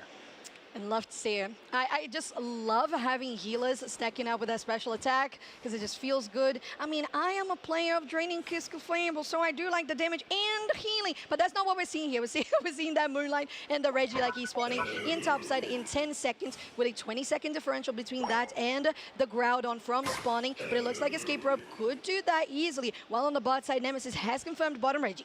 Yeah, this is one of those tough parts of the match where Escape Rope is sort of forced into this objective. They don't have the team fight potential, so with the level differential to try to fight over the basement Regi, which is where Nemesis was rotating to. The Regieleki will probably not get them a lot of value, but they just can't deal with it going the other direction. So forced into that objective. However, Nemesis not really pressuring them, does give them the opportunity here. Machisel and Trainer buying them so much space, actually force Escape Rope out of that central area, and now Nemesis has complete Groudon pit control. Yeah, that's exactly what Bora Reach can do with this Miraidon, and especially with the Colossal Rock Tomb to block out the entrance. But Escape Rope doing well at regaining that space back in central area. Falau with a nice position here. Brennan has been caught, so that damage from the Miraidon we mentioned, it's stacking up. But there is some possibility for them to maybe go back and turn back up. You still have that power nap. Here we go as we speak of it. That's the Sai as well from Brennan, but it's not doing that much really. They're isolated, and that's the Buzzwole that goes down on the side of Escape Rope. Lisa has to eject button away. Falau is in a terrible position, having to use that heavy slam to get away. First one, second one, third one goes Falau. No, that Snorlax is still standing. Again, really great coordination from Nemesis. They try to wait out for a few big Unite moves and use in defense before Metallic on this Leafeon even chooses to flank.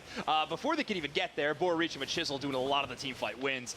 Zero and Falau going to try to escape, but there's Metallic finally joining the fray on that Leafeon, adding a couple more knockouts to the total tally. Buzzwole knocked out mid-Super Swole Slam. We'll head back to the Pokemon Center. Psyduck on the rotate on the top side. Surf got nowhere to go in these rock tombs. Trainer LGC has truly been putting on a masterclass of how to lock down enemy Pokemon with this Brussel. Yeah, that Psyduck is definitely drowning at shore because they're not really escaping and riding that wave. Not looking really good for Escape Rope with 20 seconds to go and 300 points in the lead for Nemesis. And that Groudon buff, this looks to be just about wrapped up. But we're still looking to maybe score more for the side of Nemesis. They're going pushing here. Escape Rope still has the defense going. The Carnivore absolutely eliminated. Just really vanished from the map. There's another of those power naps. And they are definitely sleepy, but they shouldn't be, considering they really need to take the next game because it's a 1-0 for Nemesis. Yeah, they're starting off strong. We do see a pretty fantastic Gardevoir Unite move right there at the tail end, but unfortunately just not as many connections as I think Escape Rope was looking for in the totality of that matchup. They're going to have to go back to the drawing board for this game number 2. I don't think you had too many problems in draft. You were favoring a lot more crowd control than you were damage, but there are ways to find success in that. It's just Nemesis with this early game dominance felt like they weren't too worried about these single isolations, instead relied on their excellent team play to win a lot of these fights. And there's also something to say about this composition, which you mentioned for Escape Rope, that was basically based on not just defenses, but crowd control.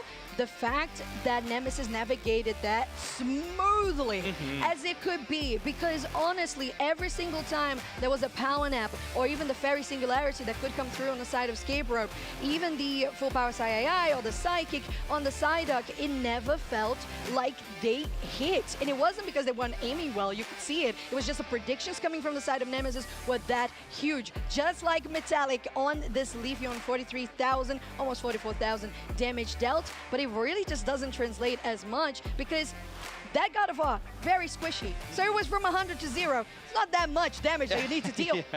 Yeah, at that point, that poor Gardevoir is certainly definition of a glass cannon, right? Yes. It does so much damage from range. Of course, that special attack damage and even the defense shred can work together for some huge damage, but it's a Leafeon, the one taking a lot of credit. You can see this heat map. Metallic all over the map on this Leafeon can very quickly take their own buffs. You actually see they spend barely any time in their own central. Instead, frequently fighting around the top side of the map, 1 or 2 flanks maybe towards the bottom side, but favoring that top side, working with Machisel.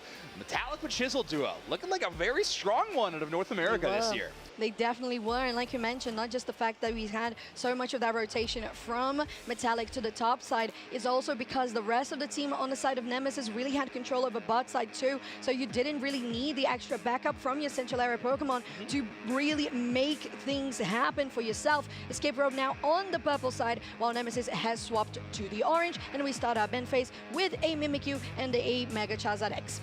It's really interesting to see the Mimikyu ban because Trainer is, like, I would say probably my favorite Mimikyu in the entire world. I think they've earned that title after many tournaments last year. However, they're on Defender now, so they so clearly Metallic or Machisel also has an amazing Mimikyu. Apparently they worthy do. of bans by Escape Rope. Yeah, maybe. Not if Escape Rope's got anything to say about it. Their final ban will be Blissey. Nemesis going to get one final one to accompany these Mega Pokemon. Blissey this time going to enter into the banning phase. It looks like it will be that Umbreon again. So Nemesis not wanting to play this Pokemon that again, in my research, they were permanently on. So a big switch up for them. Definitely, or just mad respect for any player that is playing the Umbreon on the side of Escape Rope. Now, on this particular purple side, we saw Blaziken, didn't we? We did. So, yeah, once again, we have a priority there for purple number 1. And on the side of Nemesis, I saw the comfy, I'm like, Trainer's overwalking comfy? No, hold on, he's the defender now. Yeah, bring it back for old time's sake, please. I know. No. I mean, he doesn't even need the comfy, did he? No, he didn't. One of the few that did not. But Trainer will keep the light bulb above their head with this Suicune lock-in, holding that experience share. Machisel on this station at a 60% encounter rate. rate. I really do think that is going to be even higher as we go into day number 2. This Pokemon is so strong, but Escape Rope taking a lot of the picks from Nemesis in their draft on the purple side now. Blaziken taken away from Machisel, and now Miraidon taken away from Bora Reach. So we might see the Inteleon out of Bora Reach from Nemesis going for a little bit more of that burst damage. We saw the Dodrio Inteleon combo work really well in our last match. Maybe we could see it in this one as well. Yeah, it's true, but there was one key component that I did highlight, which was snipe shots lined up by perfect rock tombs as well, and That's I don't true. see Duraludon, not Duraludon, I cross. We do not see Duraludon. No, we don't we see haven't Duraludon seen at you all. in 20 years. Where have you been? 84 years. If anybody's seen Duraludon, please call the number on the bottom of your screen. Yes, and we actually see a Pikachu, not an Alolan Raichu. We have just a Pikachu, which is fun. I feel like in this case in particular, you might be looking just to get the Thunders set up and just get the stuns. Yeah, looking to try to slow down Dodrio, which is a tall task. Dodrio, one of the fastest Would you go of the vote game. Shackle in this one then? I think so, especially with the experience share Pikachu. You're not too worried about dealing that damage. When we see the more mage build of Pikachu with the Thunder and the Thundershock damage, it's usually put a curse item or something on that, like you get that anti-heal effect. But when we're seeing the experience share, I think I tend to see, but the other option other than Full Tackle is potentially you could see a mix-up. You could go with the Electro Ball, could go with Thundershock for the stun. You got a few options there for sure. So Escape Rope playing a bit of a spicy pick in the experience share Pikachu. That could be a really fun one. Nemesis gonna have to navigate yet another field of crowd control in a new fashion in game number 2. In a different one. And if you think about it, that was the matter of great skills on dodging on the side of Nemesis. Well, Vote Tackle is a sure hit, so there you go. You can't dodge that one. Yeah. So maybe that's Good what. luck. Good luck. That's what they're betting on, I guess, on the side of Escape Rope. As we get to game 2, a match point for Nemesis, or potentially Escape Rope taking us into a game 3 of this best of 3 of Group F. Now, Escape Rope on the purple side, Nemesis on the orange. But we don't see anything different here in regards to supporters going central. We're just going regular 2-1-2. Yeah, and Blaziken taking that central area spot can do pretty well. As soon as you get that level 5, you get access to Blaze Kick, which is a powerful move in terms of damage, but more importantly, it has a huge pulling effect. So when those first Swablu Altaria spawn in, or maybe even the mid Natus now, before that first Regidrago, it could be a nice asset to have a very quick level 5 Blaziken to work with. But right now, it's Bora Reach on this Inteleon versus Zero's Miraidon. These two special attackers, some of the most notorious for that long-range damage. You probably throw Mew in there in the trifecta of those long-range damage, but okay, the aggression actually comes in for the top side in the melee department. Yes, it does, but it's not going to be on the side of that Combuskin you were mentioning that could go to the top side to try and get some action. It was from the side of Nemesis, capitalizing there on the Squirtle, and it's very important to try to shut down the 3-tier evolution. Now, Nemesis guarantees basically all... Wait, did they? I think Squirtle got one, and actually a pretty important one because it kept Zacian away from level 5 for even a moment. Yes. Yeah, for one moment, but it's enough for Zacian to have to actually retreat backwards. Metallic not too worried about it, though. They're going to be pressing forward, get caught by the Electro Web, but not knocked out.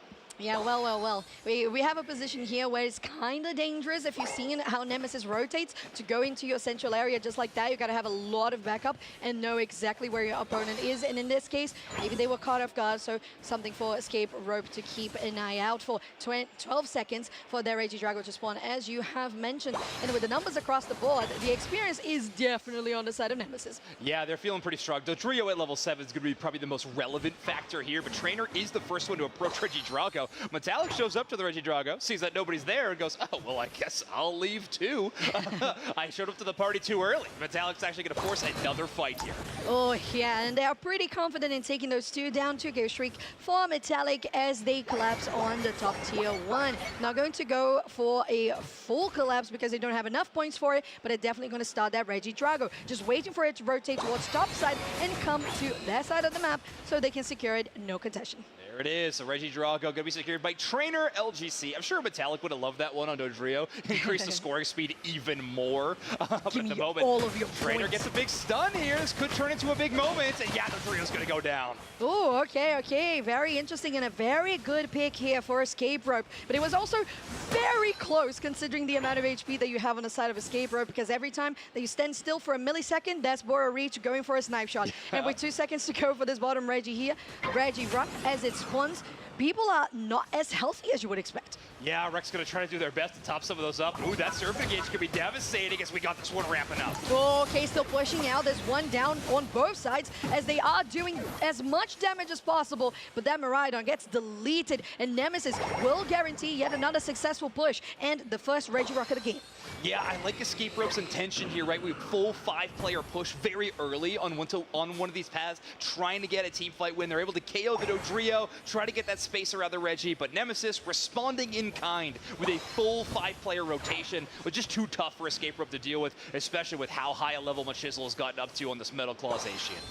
10 and 10 for that Zacian and that Dodrio, which you mentioned. And all the damage dealers are so healthy and so wealthy on the side of Nemesis as well. 111 points versus 0 on Escape Rope. That Reggie, like he has been started, but Escape Rope has to be super careful about it. Again, all of those knife shots are hurting a lot right now, especially on Brandon, on that Pikachu. If you're that low health, you can't join, but you can join if you're slow, but you're going to be just a little bit exposed as one of your players there on the side of Nemesis goes down. Gotta be careful, still pushing in. That is your UAV going in, and they take it down for the side of Nemesis, but it was very close to getting really scary. Now, Escape Rope just has to, at this point, escape.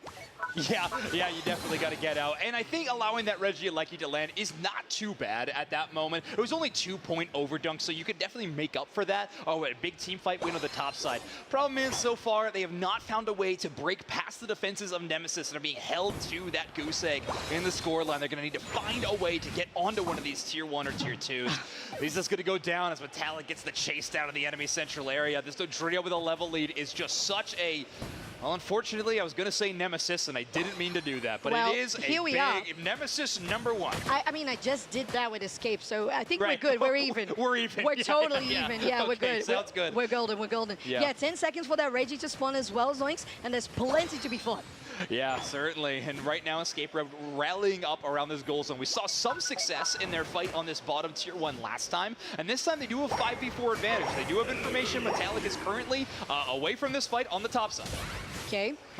There's damage on Rex. Immediately on that boat checker gets eliminated. There's no support on the side of Nemesis. Nice separation from Falau that gets created as well. And that's Escape Rope guaranteeing that objective. Pretty nicely done. Now Border Reach has to really get away from the fight because Falau is being nuisance. But maybe Machisel will capitalize on this defender. But it's all right. One defender for one objective. Yeah, I think Trader may be a little frustrated that they were the only one fighting over that Reggie with the rest of their team to go back to heal. They did land a 4-player never-ending Ice Spikes Unite move. So that's a little tough. We don't see any follow-up there, but now there is their chance. Nemesis pushing on to this Tier 1. Oh yeah, and it's looking good for them because they have a lot of HP on those bars. Falau going in, but I don't believe they have that slow beam. Indeed, they don't. And that's the Meteor Storm we have been talking about as well that could help. But again, if you don't have your teammates to actually collapse on your enemy team, you can't do much. But Nemesis, at least one player goes down on this attempted Tier 2 push. Yeah, it's a level 13 Dodrio getting knocked out, which means at least it gets up from basically one full level, from level 11 all the way up to level 12. They will be shy of that level 13 before this next Regidrago spawns, but it doesn't matter. Escape Rope feeling a little bit of momentum. We got Falau buying them some space, pushing forward, and that Regidrago will be all theirs. Let's go! Production, another W for them. Total on-stream jump pads used is at 331 players. Loving the jump pad today. Oh my god, I love that so much. Oh, okay, Runa's going with the eject button just to be very fancy about that because the snipe shots are just really dangerous right now. Water Reach is just not sparing any ammunition, just going for every single shot. They really do need to push out of this attempt. And on the top side, Nemesis did collect that top Reggie Alecki, although we saw just before that fight Escape Rope getting the Regidrago themselves.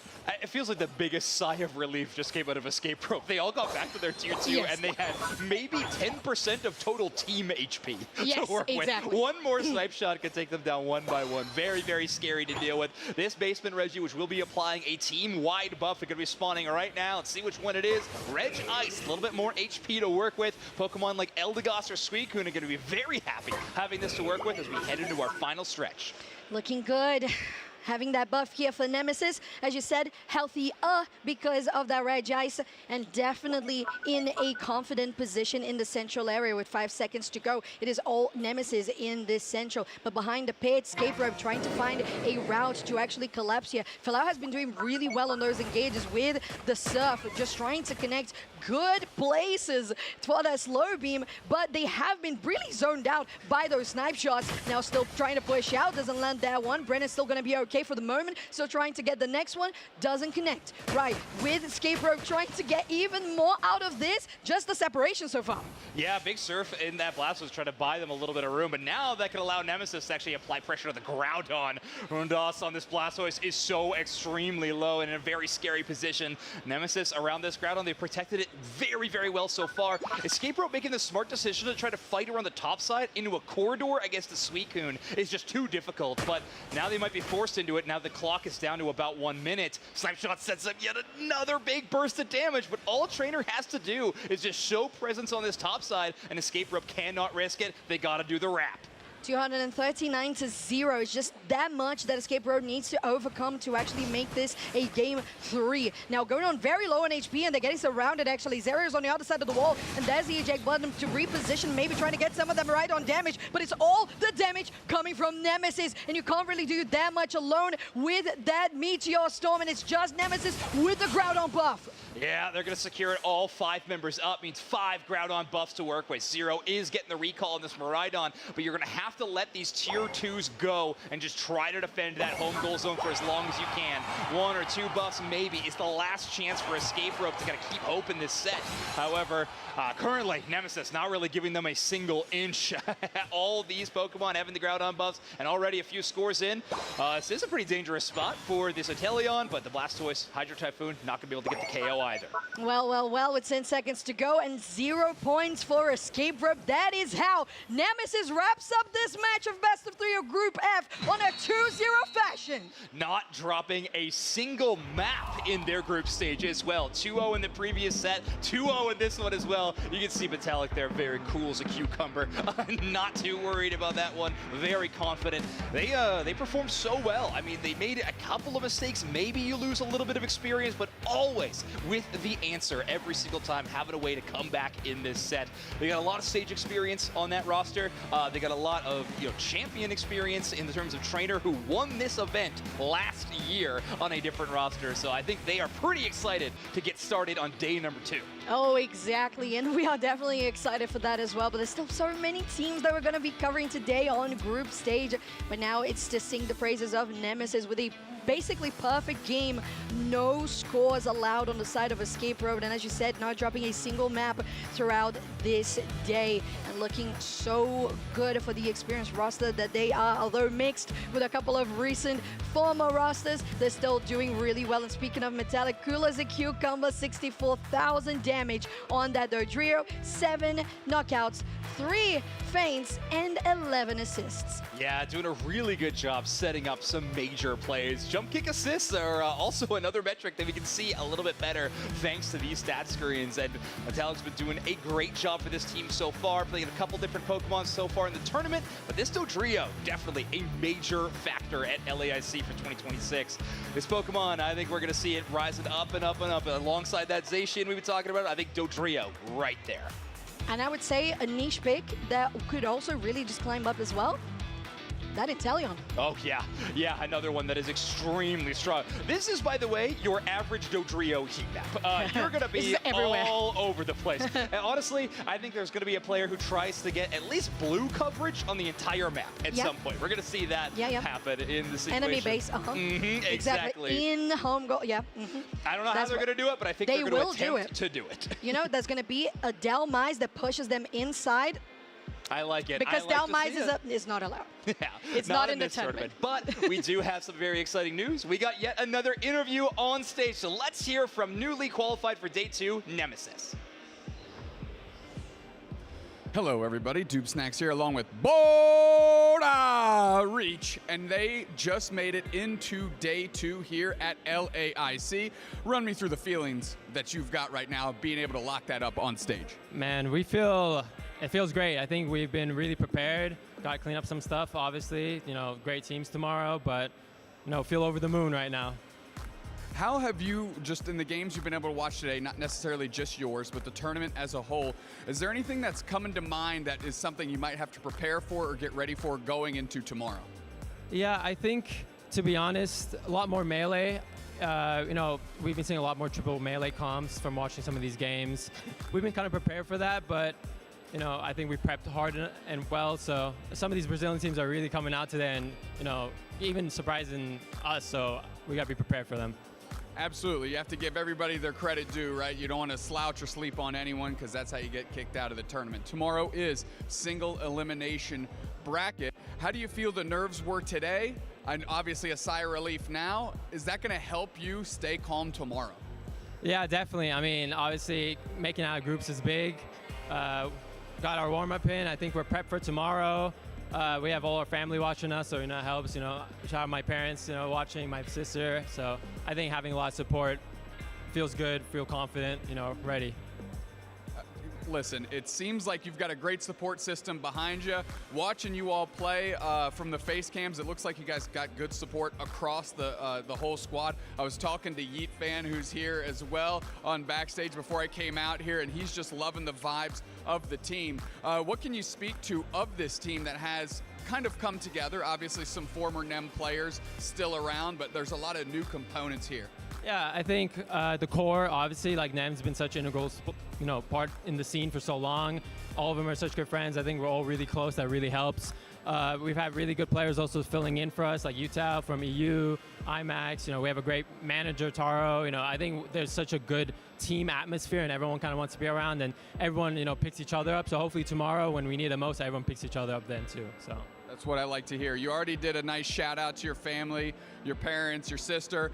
Anyone else you want to shout out here before we kick it back to the casters in the booth? Shout out Sean, shout out you guys, you, Spraggles, you guys do an amazing job. So it's, amazing to be up here with you guys. So thank you. I really appreciate that. I genuinely do. Dube Snacks, Bora Reach. Qualified for day 2, gonna fight through that single elimination bracket, but it's time to get back to the booth. Tasters? What is that word? Just cut it to the other people. I'm a tasker, a tester, Bora Reach! Congratulations for Nemesis for reaching day 2, already wrapping up that group stage. And speaking of a group stage, let's have a look at how things have been going now throughout the day, because things have been really interesting, especially with teams and groups that have 4 and some that have 3. Yeah, and we're starting to see some of those teams make it out of the group stage, lock in for day 2. We're getting a fuller tournament picture now as we are well over the halfway mark of our day number 1. So we're going to be taking a look at some of the teams that are qualified, some of the teams that unfortunately their tournament run is over. But again, it's been an amazing event so far. I think everybody's really happy that they're here and able to compete. So this group A, B, C, and D already coming to a close. Anybody who is highlighted are those teams that are locked in for day number 2. Oh, would you look at that? Wonderful for Choosy Esports, the second place of last year's LAIC, and the world champions with a following record of 3-0 and 2-1 accordingly. Now for Group B, CACM with LATAM North roster 3-0 undefeated, and Spinal from North America on a 2-1 for Group B. Group C with Infamous Gaming, also LATAM South 3-0, and then Stamina Esports LATAM North, plus Group D with that project Mbappe roster 2-1, and Brazil's Underdogs 2-0. Yeah, I'm excited to get the chance to watch those games later. Check out some of the feature stream VODs maybe. Force team also going to be in that 3-0 roster. We only got 3 teams that made it out of the group stage in that 3-0 fashion, in Infamous, CACM, and now Force team as Game Over Esports also making out in that all Brazil group. Nemesis locking in at 2-0, Escape Rope at 0-1, Dignitas at 1-0 so far, and Domination have yet to play that matchup. DreamMax at 1-0, and we're going to get a chance to see DreamMax play after the break very soon, which is going to be very fun. So DreamMax, in the, I forget baseball terms, but on deck is the word. That's what it is. And of course, alongside Choosy, we got DreamMax, we got Force Team, we got Aegis Flames. They are definitely the ones to look out for Brazilian squads, but we're going to be looking at that just after this short break. So stay tuned. We're going to be right back with more Pokémon UNITE Championship Series.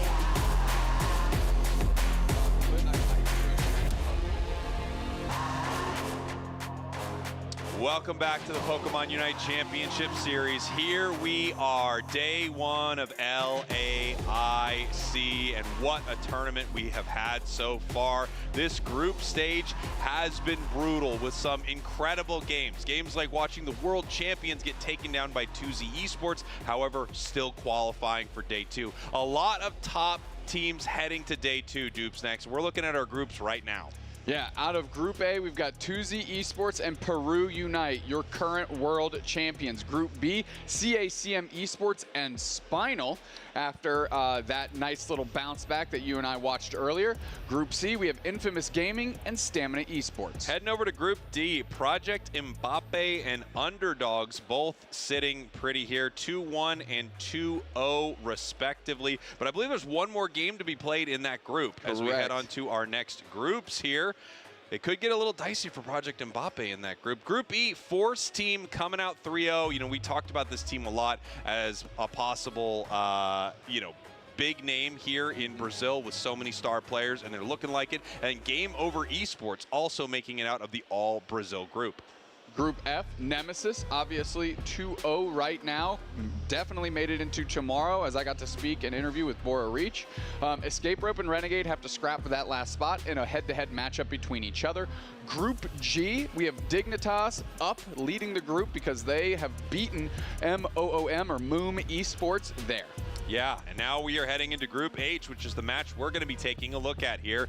Dream Max versus Gudradinos. So Dream Max, a name you know, but players looking a little different than they have previously. This is a big name team here in Brazil, but it's not who you saw last year. It's going to be exciting to see what this team looks like. Obviously, we've seen Aegis Flames have some success. We've seen the new 2Z have some success, but the question is, how does Dream Max look with this new squad?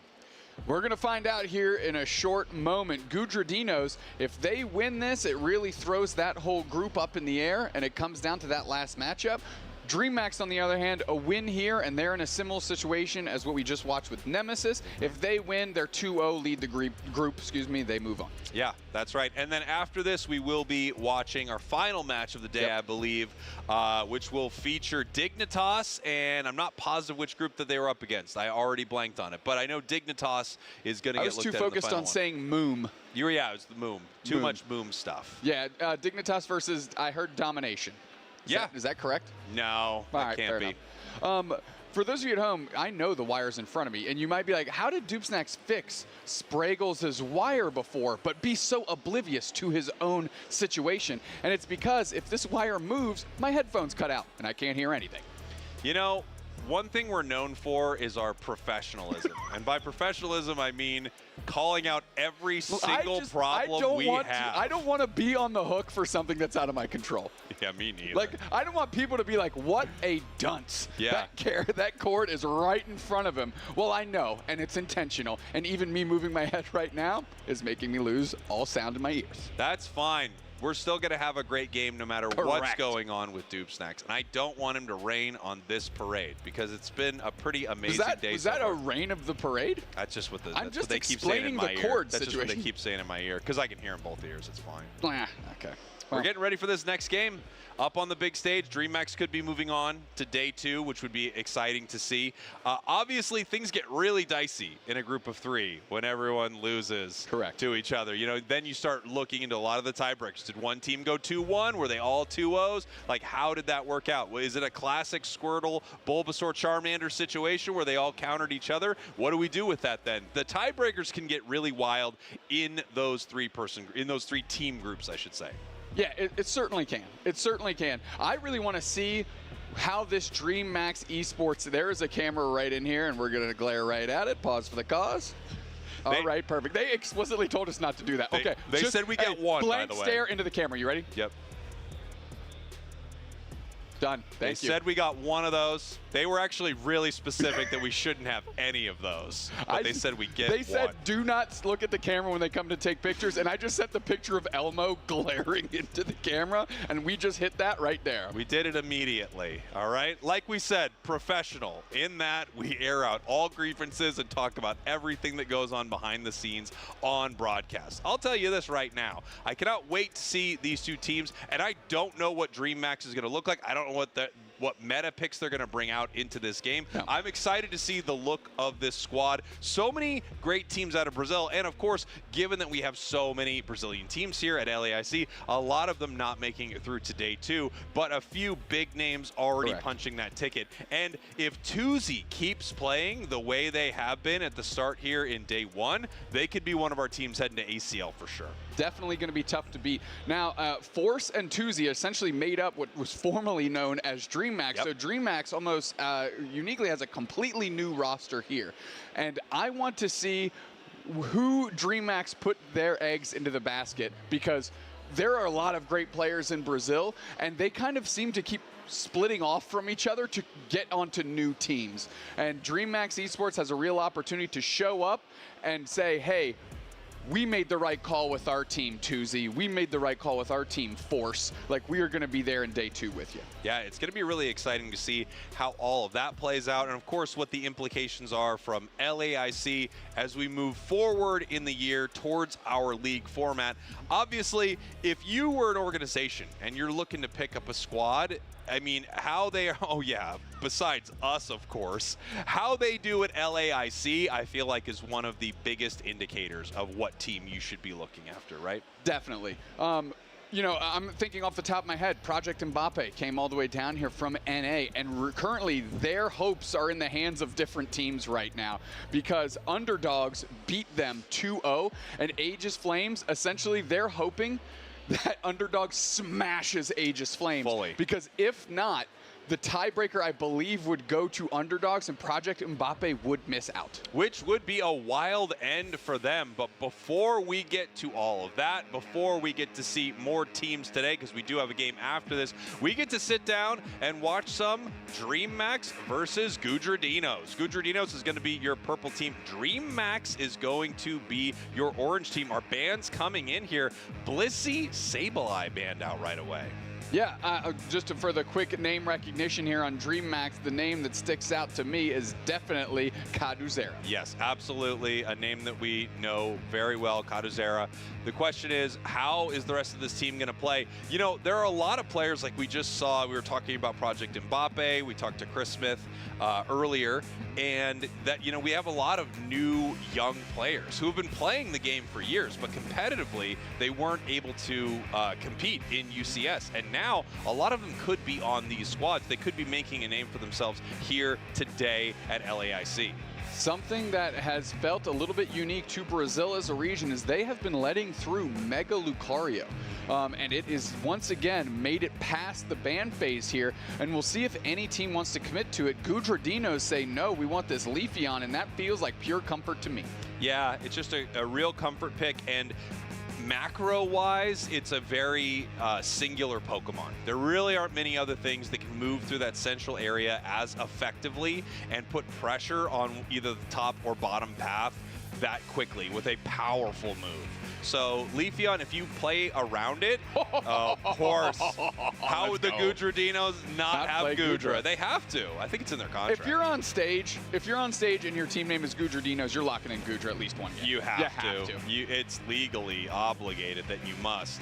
The question is, who on their squad plays Gudra? I don't think it's the only leftovers player. That looks like my solo queue ally's Gudra. Uh-oh, we saw the potion switch here, so maybe they're starting to kit out the Gudradino in of itself. Now, Alolan Raichu and Pikachu both hovered by Fasu and Giantadio. That's going to bungle me up. Giantadio. Is that it? Help me, Drew. Giantadio.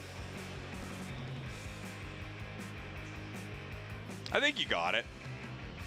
Zoroark Comfey on the side of DreamMax. Obviously, we've seen when a team is able to pick this up, it is really brutal. However, they have some great answers on the side of Gudradinos. They have that Umbreon. They have that Pikachu. They have Gudra. I mean, Gudra can be quite annoying. It's a very difficult Pokemon to take down. It also has a ton of slow in its kit that can make it difficult for Zoroark to get in and out of the engagement. And, you know, interestingly enough, on DreamMax, very little range. We have 2 ranged Pokemon on the side of Gudradinos. And then we're going to see if that's going to be a benefit for them or they're just going to get, you know, dove on by Zoro Comfey. Yeah, it all, to me, goes down to how they manage the early parts of the game. If they can scale as quickly as Mimikyu, you know, Blaziken, Zoroark, and kind of keep parity, and then the Umbreon and Goodra can actually step in front, do a good job frontlining, you know, not let Mimikyu shadow sneak into the back line and get on top of like a Alolan Raichu, for example. You know, you've got a recipe for success there. Yeah, absolutely. We're going to have to see how these teams are able to handle this Zoro Comfey. I mean, it feels like when teams run a Zoro Comfey, they're very, very seasoned at it. You rarely see a Zoro Comfey combo that's just go, you know what, we're trying this for the first time here. Goodra Dino's your purple team. Dream Max, your orange team in this best of 3. Dream Max wins this thing. They're heading to day 2. Gentadio working through the lane. Gabby Mew, it looks like we're going to have a cheeky little invade. Oh my gosh, we've got the Goodra heading on in the invade. Just a little goomy right now, but seeing what they could get, and obviously they know that this is a possibility. We have Comfey here to stop it, but an early 1v1 from Goodra is really difficult to deal with.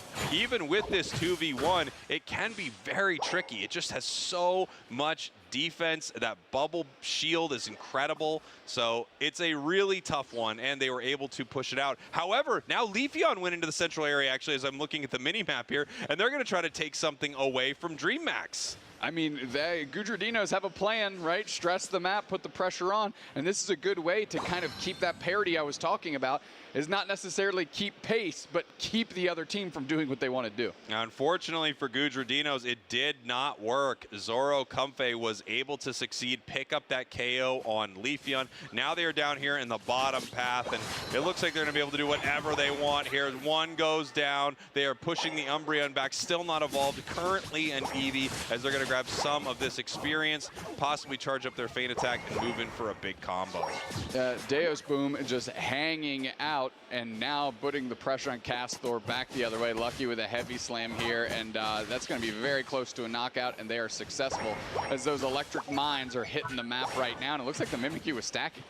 Wow, this is going to be, I mean, this is quite tough for Goodra Dinos here. They are trying to catch this Zoro Comfey. They go back in, actually, which, you know, in some realities could be a mistake, but with all that extra healing they get from the Comfey, now they are able to steal away the berry, also charge up their combo, move back in for another stack. This is not going well for Goodra Dinos. No, plenty of stacks for the Zoroark, as well as now Deus Boom is just sitting there on the pad, just attacking Castor. That poor Eevee cannot evolve. And here we go. Mimikyu now heading back into path here, trying to get all of this experience. And this is already not looking good at all for Goodra Dinos. They're behind on every metric.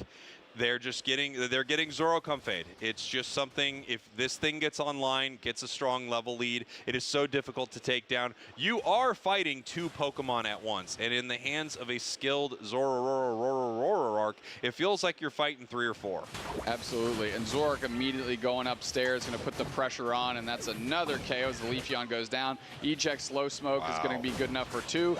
Gian goes down, Gabby goes down, Goal Zone goes down. Kaduzera finishes it off 23-171, and this is already looking bleak. You know, there are some matches that start like this and do start to swing the other way, but this is a tough one. We were wondering how Dream Max was going to look here, and man, they are looking great in game number 1. You can see why Dream Max picked these 5 players to represent their banner, as the T1 Goal Zone is gone. Perfect timing for the Zoroark to get more points in. Lucky says, heck, I'll throw my 4 in as well. Cool Trainer steps up, and their HP bar is eviscerate. Wow, I mean, here comes the Comfey Unite move. It seemed like they were going down, but they are able to peel away from this. Kaduzera now coming in. Zoroark Comfey is going back, and currently, I don't know if this is Pokemon Unite. I think they're playing Stardew Valley right now. They are farming Goodra Dinos out here, and that's actually worth a lot. It really is. Regieleki hits, 9 points left. That Goal Zone is on the precipice of getting destroyed with only 4 points remaining. This is just one of those really tough matches where for Goodra Dinos, all you can do is play incredibly safe, get your levels, and then attempt for a huge pick, a huge catch. If you're able to, you know, Volt tackle into a Leafeon Unite, the Electro Ball lands, all of a sudden you get a KO, you're going to have to get it because the level lead is almost insurmountable. Oh man, Slow Smoke, 2 people down in the blink of an eye. Once I saw the Shadow Sneak hit the Leafeon, it almost felt like it was the go button for the rest of DreamMax. They just completely folded the rest of Gudrodinos like laundry. Oof, this is just so rough. It's just so tough for Gudrodinos, and I really like what they've got going on with their comp. I really love seeing something interesting right here, but I mean, they may have just run into their final boss. Holy, DreamMax is not leaving anything up to chance right now, Cowboy. They are beating the absolute brakes off the Gudrodinos. Yeah, this is going to be a tough one to explain to the mechanic. Okay. You're going to say, what happened to your brakes? And they said, DreamMax happened. You'd understand. It was right after the Cup of Beans Classic. Yeah, and if you're looking for a used car, Spraggles and Snacks Automotive, we are selling used cars. Newest on the chopping block, a 1997 white Toyota Corolla with no brakes. That's right. Compliments of Gudrodinos. They donated that car.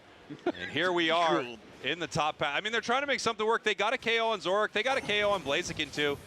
Look, it's not impossible, but this is just one of those moments where you recognize that these two teams are playing a different game right now. Gudrodinos are fighting for their life, and DreamMax are just, I mean, they're just having fun here. Listen, if the Gudrodinos have no brakes in their car, DreamMax doesn't know that theirs has brakes to use because it is straight gasoline right now. Yeah, absolutely. Both of these cars are crazy. It's like terrible cars. These cars are nuts. Honestly, don't buy a car from us. I wouldn't. I can tell you that right now. I just don't know enough about the industry. And yet we own a business. It was foolish of us to get engaged in a business we didn't fully understand. As we're watching this Mimikyu right here, this is just, called damage farming right now. This is how Chris Heroes makes a thumbnail. That's what you're watching right here. For everyone home, if you want to understand how a thumbnail is created, you stand near a Gudra for a while. You just beat it up. Pressing your buttons. Yep. And you make sure you don't walk away from that pulse so they can get all their HP back. Rinse, repeat until the thumbnail has been achieved. Until you achieve peak thumbnail. And then you're ready to go. Kaduzera here in the top path, looking for the KO on Cool Trainer, able to take them down. Pikachu put to bed right here. Back just in time to hit with the E-Ball and Volt Tackle, but it's still not enough. Gudra, I mean, the sustain is incredible, but that's a level 13 Blaziken. I just noticed, because of all the other nonsense we've been watching, Lucky is Heavy Slam Yawn. Yes. And that is just lining up KOs even easier now for these overpowered, over-leveled Pokemon on the side of DreamMax. Zoro moving back in and getting caught. 2 minutes, 50 seconds. They got a 20-second timer here. Every single time one of those gets caught, it does bring the game a lot closer. You know, there is an option here. It's 125, 424 if they have a Groudon. If they're able to take down something like that level 14 Mimikyu, right? If that somehow goes down in a Groudon fight, or they rip Groudon, they get it, they take that buff, they have the extra damage, things can swing pretty fast once we hit double time. In 20 seconds now, when Groudon hits the map, all of these scores are worth more, and Gudrodinos will have a shot, probably one shot at a fight. The question is, can they take the right one? Focus Blast goes in. Gabby Mew gets pulled by Kaduzera. Big overheat there. Gabby Mew stands in the pocket, half HP left on the Blaziken. We're going on to Castor. They're gone. Alola Raichu's gone. Umbreon's gone. Now it's just a Leafeon and the Gudrodino representative Gudra, and they're rinsed as well. DreamMax crushing dreams while they're out here, and the Gudrodinos are watching DreamMax rip this Groudon off the map. Yeah, Groudon is going down. DreamMax with an incredible fight, and you're right, they are crushing dreams out here. They steal dreams. That's how they have the max amount of the dreams, taking them from Gudrodinos. Gudrodinos now has to come with a completely different strategy, or just decide that this is how they want to play it out. You know, there are times at a tournament where you just recognize, look, I don't know if we can beat this squad, but I want to play this next game our way and see what that feels like. I think they did that here in game one. They were able to pick up a double KO, and they haven't scored yet. It's not over. DreamMax still, only a few hundred points away. Kaduzera is actually in a lot of trouble right here. Kaduzera goes down. Lucky's low on HP. We have a minute left. It's 2:25, 4:24. Okay, they picked up 2 buffs here. Now the Gudrodinos showing signs of life. They have to contend with a Zoroark, Mimikyu, and Comfey. Long timers on the other side. Over a minute left. Cool Trainer is hanging out, and they want the biggest overcap possible. They need to bridge that point. Cool Trainer stepping forward was rough. Emerald 2-step is there. They're knocked out. They need to do it here with the rest of the team that they have in post. Gudrodinos going. That's a hundo banger in, but they're scoring back the other way. 5:24, 4:15, 30 seconds. Wow, I mean, Mimikyu coming in there and absolutely cleaning up. That got so incredibly close, way closer than it ever needed to be. Correct. DreamMax actually, I mean, this is what happens when things are going too well every once in a while. Had that last moment gone slightly differently, had they been able to catch that Mimikyu in any way, DreamMax actually would have given up the most winnable game of all time. Yeah, actually, I hate to say it, I think Cool Trainer jumping past the T1 to kind of go into T2 flux zone to try and score faster was almost like intuitively it's kind of what you want to do to score as fast as you can before the respawn timers are up. But realistically, you actually want it to be behind your team and you want the Mimikyu to go in on maybe, well, the Gudra was peeling south, on one of the other characters because it still had that Emerald 2-step, Cowboy. Yeah, you know, I'm thinking what also was happening is they were allowing a player without that Groudon buff to score, right? So what they were trying to do is give as much like interference as they possibly could, but you're right, being that far forward, being in the flux zone, it didn't give them a lot of opportunities to move around there, and I think because of that, they got themselves in a real bad position. You know, a lot of the replays from this match, I would say, are just gonna be a highlight reel here from DreamMax, but it really is these last 2 minutes that got pretty interesting here. DreamMax with a full team wipe, taking Groudon, and then making some interesting plays as they go to score. Yeah, okay, they're going across the map. Leafeon doesn't have their Unite move yet, but they pick it up on their way. And now we're watching Deusei Bum go ahead and score those points with that Mimikyu that had a really decent performance there to really clean up and solidify that defense. Yeah, look at that, 17 knockouts, not getting KO'd a single time with 9 assists, 115,000 damage dealt. An absolute monster of a game. Without a doubt. I mean, not getting knocked out at all as a Mimikyu is impressive in and of itself. So impressive. Especially with some of the tools that they had on the side of the Gudrodinos. You know, well done. Really, you know, if you're DreamMax, you're just thinking, okay, I don't know what that last 90 seconds was. Let's just not do that again. Everything else, run it back. I think, you know, I think they fully, look at how close the scoreline is, by the way, at one point. DreamMax at 424, we have the final score for Gudrodinos at 431. Had they not been able to stop them, had that Mimikyu not been able to stop them and put in those extra points, we actually could have been looking at a reality possibly where Gudrodinos pulls off one of the most absurd comeback victories of all time in a match that was a full stomp from top to bottom. Taking a look at our heat map right here. I think everyone's geeking about the heat map, but look at that. We got a Greninja Shuriken over on the other side too. That's gone. Yeah, and it's gone.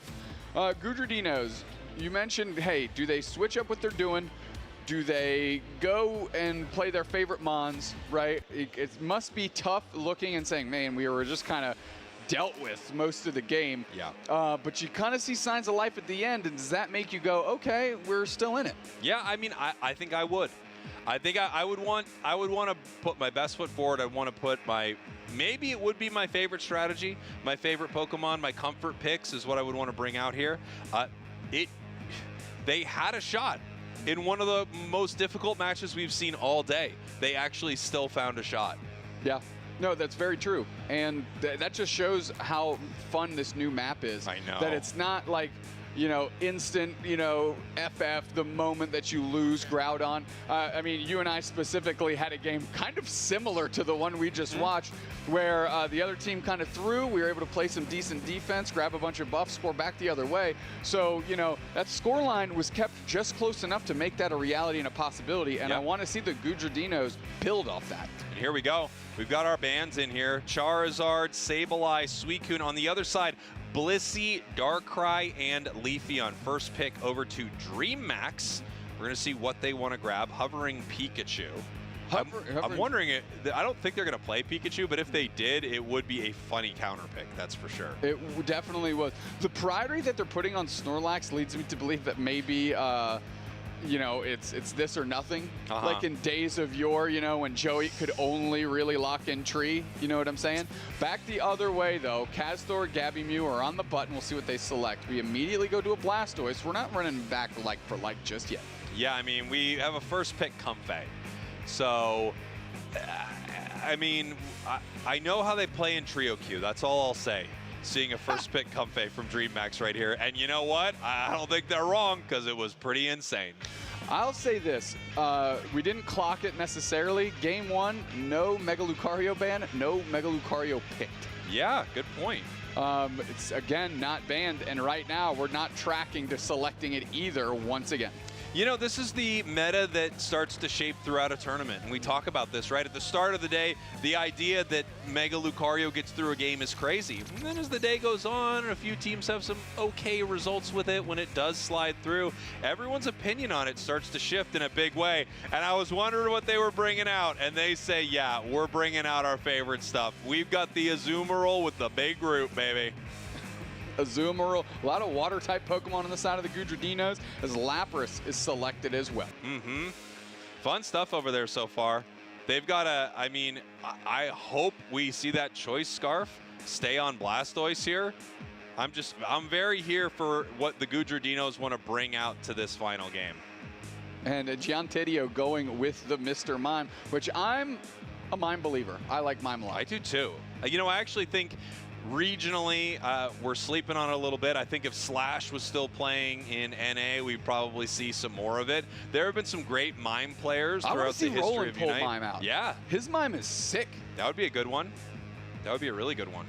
No real changes from DreamMax aside from the Heavy Slam Snorlax that was also playing Yawn into the Crustle, doing a similar type of activity here.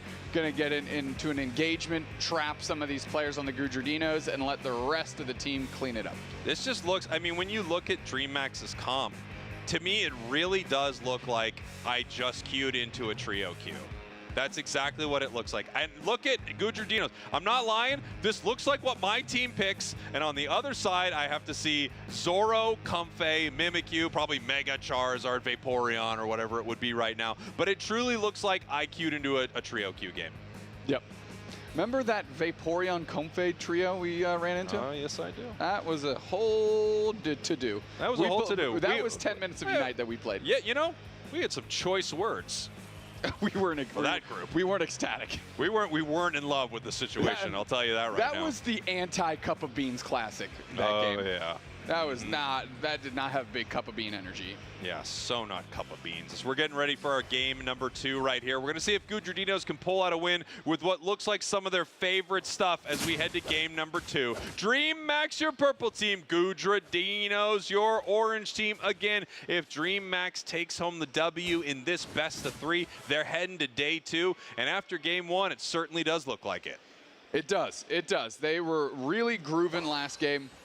Tighten up those last 90 seconds, and I think it just becomes a sure thing. Giantedio going to move forward here, put some walls up with that Mr. Mime as well, wearing that body armor, maybe for a little mental defense as well. 2 games looking for a possible stack here. Are they going to make it happen? No, they do get pushed away by the Squirtle, and Mime down here ready to take some of this. They get it all. Kadu playing on the Zoroark this time. I believe Kadu was the Blaziken before. And was that Feint Attack? That was Night Slash, Night Slash. Excuse me, Night Slash. Feint Attack was last game. Fasu, cool trainer coming up. And I'm excited to see what this Azumarill can do. Yeah, I'm wondering which kind it is. It feels like the way it's moving around, it's possibly Whirlpool, but you really don't know. We've got the Sweet Kiss on the Comfey, so they have a very different look here in game number 2. It is Whirlpool as the Night Slash makes its way up into the sky and is not able to take down anyone from Gudradinos just yet. Yeah, interesting that they switched. I mean, Kaduzera's Blaziken looked great. The Dugame's Zoroark looked great, but they decided to just swap and maybe use this opportunity to have some fun. Now the Comfey falls off. It does pick up Dugame's, but Gudradinos are putting the pressure on. Games trying to get out. The Whirlpool Azumarill chases there, and they get a KO streak of 2. Cool Trainer getting it done with Azumarill. You love to see it. You know, a player just playing something that they're very comfortable on, having a great start here in game number 2. Obviously, Mime in some trouble. We have Azumarill needs to get out of this situation. They do have 6, so they have their play rough. They are able to move away from this, but they just can't get out fast enough. Triple KO for Kaduzera. Well done by Lucky with the Rock Tomb to trap them just long enough so the cooldowns for Kaduzera could come back. Castor caught in the slow smoke, and they're knocked out similarly very quickly. Gabby Mew putting the Electro Mines down, and they're trying to A-press the rest of the squad. So it's pretty interesting. We had some similar picks on the teams, but the players changed. The players changed, the game is the same, and Gudrodinos are still bringing out some off-meta goodness here as they secure Regidrago. And now we do have Mimikyu, a different look for Mimikyu as well. This is going to be the Shadow Claw Trick Room. Trick Room, yeah. Trick Room is pretty incredible right now. It's a great escape tool. It causes a lot of problems on players when they're trying to engage. And that's just a string of knockouts for the Gudrodinos. Another KO streak of 2 for Cool Trainer. Well, let me tell you, I mean, Trick Room really does nothing against an Azumarill who wants to Whirlpool you, right? I mean, you're going to be at melee range, of course, so you're not going to get any of that extra damage. You're going to be right next to them no matter what they do, especially with that play rough. So some fun stuff so far from Gudrodinos, and it's working better than game 1. Yeah, it really is. Now they're getting all clumped together, and the damage is coming in by DreamMax. They're able to get the Blaziken down, but Cool Trainer goes down on that Azumarill as well. Yeah, and here we go. 4 members of Gudrodino in trouble right now. Boy, that's big time Sweet Kiss, and now they are all falling down. Giantato going down. We have Fasu trying to defend this goal zone. The Sweet Kiss attempting to pull him back. No, using the eject button to get the Zora. You know what? Get something. Get some value. You know, that's at least some experience before you get knocked out in the face of all the players DreamMax had on that goal zone. Castor coming over. I think I just saw an Ice Beam out of that Lapras as well, as Deusebom is going in right now. Yeah, here we go. Reggie Steele being taken by DreamMax, which is going to be very, very scary for Gudrodinos, obviously. The level lead that they've been able to accomplish in a lot of these games is tough, and when you put a buff like that on top of it, they're just going to be trying to rip through your squad and make some more highlight reels. Exactly right. Gudrodinos looking for an opportunity on that T1 in the top hat. Duke Games going for the flank, goes for an engage, big overheat, hits everyone on the side of the Gudrodinos that's there. Cool Trainer's trying to hang tough, but there are 5 players from DreamMax. And here we go. I mean, it looks like they're not even considering math at all. They've thrown it out the window. It's just time to win here, as we have Duke Games now only level 10 on this Blaziken. For, you know, compared to Gudrodinos, that's just fine, but Mimikyu is already 12. Yeah, that's trouble. That's just trouble.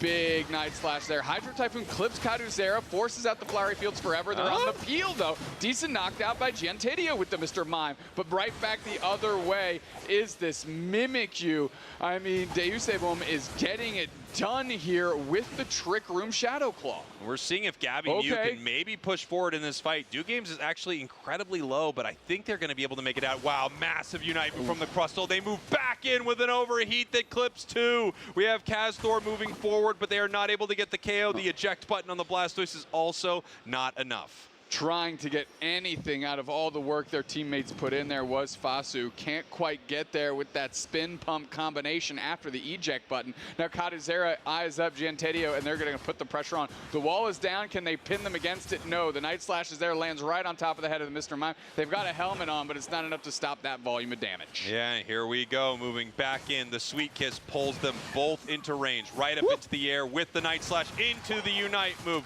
One defender goes down. The other does as well. Gabby Mew trying to move out of the fight, but they cannot. That is a 4 KO. We have the Azumarill Unite move. Boom! Takes them down right there. Level 12 Zoroark goes down to the Azumarill, and now we have a level 13 Azu on the side of Gudrodinos. Yeah, Cool Trainer is there. Giantadio is trying to follow up and provide some support. They put the wall down, kind of trapped the Mimikyu, which was nice, and another wall to split Duke Games out. So nice play by the Mime. All of a sudden, gobbled up into that Mimikyu blanket is Deusebom, and they're going to have to keep keep pushing on Cool Trainer. Pivoting back the other way is looking for damage, and they finally get the knockout on that Azumarill. Here's the Lapras Express coming up, and they're going to see if they can step in for the team and make a difference. Deus Boom is getting very low. They have to peel back. Flowery Fields Forever's down. Kazthor, Gabby Mew, they're gone. Another player down. Kazthor's on the front line. Hydro Typhoon kicks up, but the whole team's looking to get wiped here as Fasu bites it as well. Wow, I mean, just great fights here from DreamMax. I love the energy from Gudrodinos, by the way. You can see them having a good time up there. I think they know that DreamMax might have their number, but they're playing this match the way they want. That Azu's doing some serious work, and I love to see it. It's going to be a tough one. Last game was a tough one, but it was close, and this game is closer, Doopsnack. So it's definitely not outside of something that Gudrodinos can win. They got 50 seconds to try and bring as much parity as they can to these levels. Now, they're pivoting downstairs. Zorark is kind of doing some back cap action, and they're just backing straight up. Gudrodinos kind of bullied off of that bottom objective. I don't think they really care. Oof, this is tough. Reggie Steele, you really do not want DreamMax to have this. With a level lead, it's already extremely difficult for them not to burst them down incredibly fast. Now with that buff, I mean, they've got a few Pokemon that just become delete buttons, and that's what Kaduzera and Deus Boom are looking for right now. The question is, when do they move in for this fight? Because one of these Pokemon with the right combo could take out the entire team. Yeah, absolutely. Trick Room is down. There's still 65 seconds on that Registeel buff. 2 seconds till Groudon. Here we go. Groudon hits the map. We have Gudrodinos moving in, catching the Mimikyu, but they full heal out of it. Mimikyu moves back through the Trick Room, and it looks like Crustle possibly moving forward, but here comes Kaduzera around the top, Doopsnacks, and I think this is going to be the engagement right here. Oh, look at this Vice that the Gudrodinos are getting put in right now. Nice Rubble Route's going to stun. Trick Room is down. We're going straight in the middle. Hydro Typhoon kicks up, but it's dodged by the Night Slash. We're spinning the win here on the side of the Gudrodinos. They peel back. The Mimikyu Unite is down. Can't quite get the knockout. Deus Boom is gone. Now we do have the Alolan Raichu Gabby gone as well. Can they do anything with it? They pivot to Groudon. Kaduzera's on the flank here. They're watching from the top. We're taking a deep breath. Giantedio's trying to get some spacing on Dewgames. Dewgames comes in. Lucky straight into the middle. Cool Trainer's hanging out. Groudon so low. They got to go for a secure here. Low HP. Whoever takes this is going to have a real shot here. And it's the friggin' Crustle. Are you kidding me? Dashing the hopes and dreams of the Gudrodinos in one fell swoop is the bug. I mean, my brain's going, how? How was it even Crustle? I thought maybe it's going to be this Blaziken here. We had a few members of Gudrodinos. It was actually incredibly close for them. It got so low. A few moments that were key. When that Sweet Kiss hit in the Groudon pit, it refocused everyone instead of what they were doing, hitting Groudon, to now having to kind of, you know, just walk towards that target, basically doing nothing. And then you saw Groudon's HP stall out. That's why the overheat didn't get it, and it ended up getting secured by that Crustle. 673, 180. Groudon secured by DreamMax. They're heading to day 2. Gudrodinos putting up a valiant effort here. Definitely taking an opportunity to do this their own way on stage, which I respect. Because when you're put in this position, you feel like it's just tough sledding for you. Go out there and pick some Pokemon to have fun with. That's something that I think everybody can take a lesson from. You and I try to employ that the best we can. You know, when the ranked games aren't going well and we're duo queuing, let's just pick characters we'll at least enjoy, even if we're catching an L, because we can at least say we had some fun. 100%. And DreamMax has to be feeling pretty good.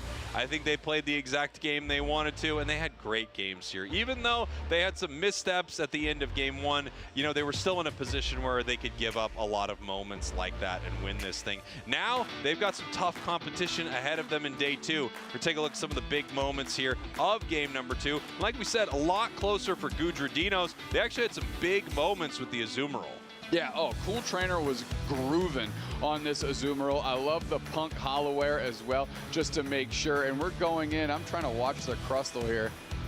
I didn't even see it. Yeah, was it the Rock Tomb? Is that what? I guess that's what I didn't even see. I got to be honest. Like, the Crustle was peeling away from the fight. So what was it? Okay, I'm just going to watch it here real quick. Doopsnack's watching it on our telestrator right now. We're going to see if we can find exactly what happened with that fight. 10 KOs, 2 times knocked out themselves, 8 assists. Do Games, your player of the game, doing 98,000 damage, 38,000 taken, 11,000 recovery. Not too shabby. Still 93,000 on the Zorak, 104,000 on the Mimikyu. Just absolutely farming some of these tanky Pokemon. It was Rock Tomb? Yeah, X-scissored a bunch of people out and just turned around and just fired a Rock Tomb at it. Crazy. Listen, good players get it done. Yes, and they do. DreamMax has a bunch of good players here as they are going on to day 2 in our LAIC tournament. Yeah, I mean, you got to be happy if you're them. They had a great one. We once again have the Greninja Water Shuriken on our stat distribution, which is always exciting to see. Heat map, you can see how much time they spent in the top path, which was a majority of the game. Yeah, absolutely, right? They kind of made that their kitchen. They were cooking in it all day long. And when you take a look at 98,000 damage and 10 knockouts, you know, they were cooking up something real good. I love the Unite moves used stat for a Blaziken, which really doesn't count at all. Yeah. Whenever they just switch sets, just, Yeah, that's a Unite move. I mean, it is its Unite move. It kind of counts, but I feel like it doesn't go with the spirit of the stat. Yeah, I agree. Yeah, it doesn't work with the spirit of the stat. So would you give it what, a goose egg? 0? I give it a little bit of a goose egg, but we're going to have to find out what they think as we're going to throw it on up to the stage, which is right over that way. Take it away. All right, thank you so much, you two. And now welcome here to the stage. It's Lucky from DreamMax, and I'm just so excited to see you guys getting into day 2. Parabéns por terem conseguido pegar o dia 2. How are you feeling in regards to have already qualified for that Saturday? Oh, yeah, we're feeling great. We're feeling pretty confident for tomorrow. I gotta say, I mean, yeah, that's all I have to say. I'm feeling pretty confident for tomorrow. That's all I have to say. Right, very confident. So that means that you already have a couple of opponents that you are ready to fight. So what's those adversaries that you're either worried about or that you're like, yes, I really want to face them? If I were to choose one, I think I would probably want to choose 2Z Esports. Okay, so a fellow Brazilian team here, 2Z Esports, the last LAIC's second place. So a great choice, absolutely. And how has it been so far, finishing out day 1? What was your, I don't know, what was the best moments? Where do you think did you exceed yourself or that your team did the best? I think, the moment that how do I say it? The moment that I played best was when I stole Rayquaza on the last game. Oh, not Rayquaza, Groudon on the last game. I think it was pretty funny as well. So, yeah. It's great because honestly, Good Radinhos were almost there to getting back to you on that and making it into a game 3, absolutely. And throughout the day, you were on a group that was shorter, right? It was like 3 teams in the group, so you played less matches. Do you think that puts you in a disadvantage for tomorrow, or are you just as confident as you said before? Just as confident, yes. Yeah, I think I'm only worried about is Sunday when we get to, finals. Okay, the confidence levels are definitely sky high in the Sky Ruins, absolutely. And Lucky, from today, were there different expectations that you had on the meta coming in? Maybe something that was different that you encountered, or did you just absolutely confirm the expectations for LAIC? Yeah, I think we studied pretty well. The meta, I think it's pretty defined on, the picks. Obviously, there could be some like wild cards and like, some special picks, depending on the comfort of the player. But I think, well, right now, the meta is pretty defined and we studied pretty well. So, yeah, I think it's as we expected. Just as you expected. So for the last question here, before those lovely shout-outs, I want to know, between the Mega Charizard X and the Mega Lucario, did they perform like you expected? What was it? Because I thought it was going to do a lot better than it kind of did. So they have, they're obviously like really powerful, but they have a few play styles that you can use to counter them. So if you play it right, you're able to, play against them pretty, I'm not gonna say easily, but pretty well. So if you have a strategy, you have a way to go. Right, congratulations once again, DreamMax, for making it to day 2 of LAIC. Lucky, thank you so much for this interview. Now back to you, casters. they told us we were doing something and neither of us heard it. My headphones don't work, and you just shrugged and looked at the camera. So we're putting something on the screen, I think. So let's do that now. Yeah, let's go ahead and throw that up on the screen, and we'll talk about it as soon as that's ready. Just whenever it's ready, and we'll just... I wish everyone at home could hear how mad that 1 second was. 1 second to us. Oh, man. I mean, hey, we were talking during that interview, by the way, about how much we liked all those answers. They felt really confident. Oh, yes. I love that. Ready to go for tomorrow. And so, like, I'm only worried about Sunday. Yeah. Like, that was, I love that type of energy. Me too. I mean, why not have a little bit of confidence, you know? Like, what's it serve you to just be like, no, I don't know. I don't know. Everybody's good. No, you're the best. There you go. I love to see it. DreamHack look pretty incredible. We are going to take a short break, and we'll be back with more Pokémon Unite. That's going to do it for these two for today. We'll be back for day 2 tomorrow. Zoinks and Soph are coming up with a very exciting match. We're going to see Dignitas. Don't go anywhere. Blah.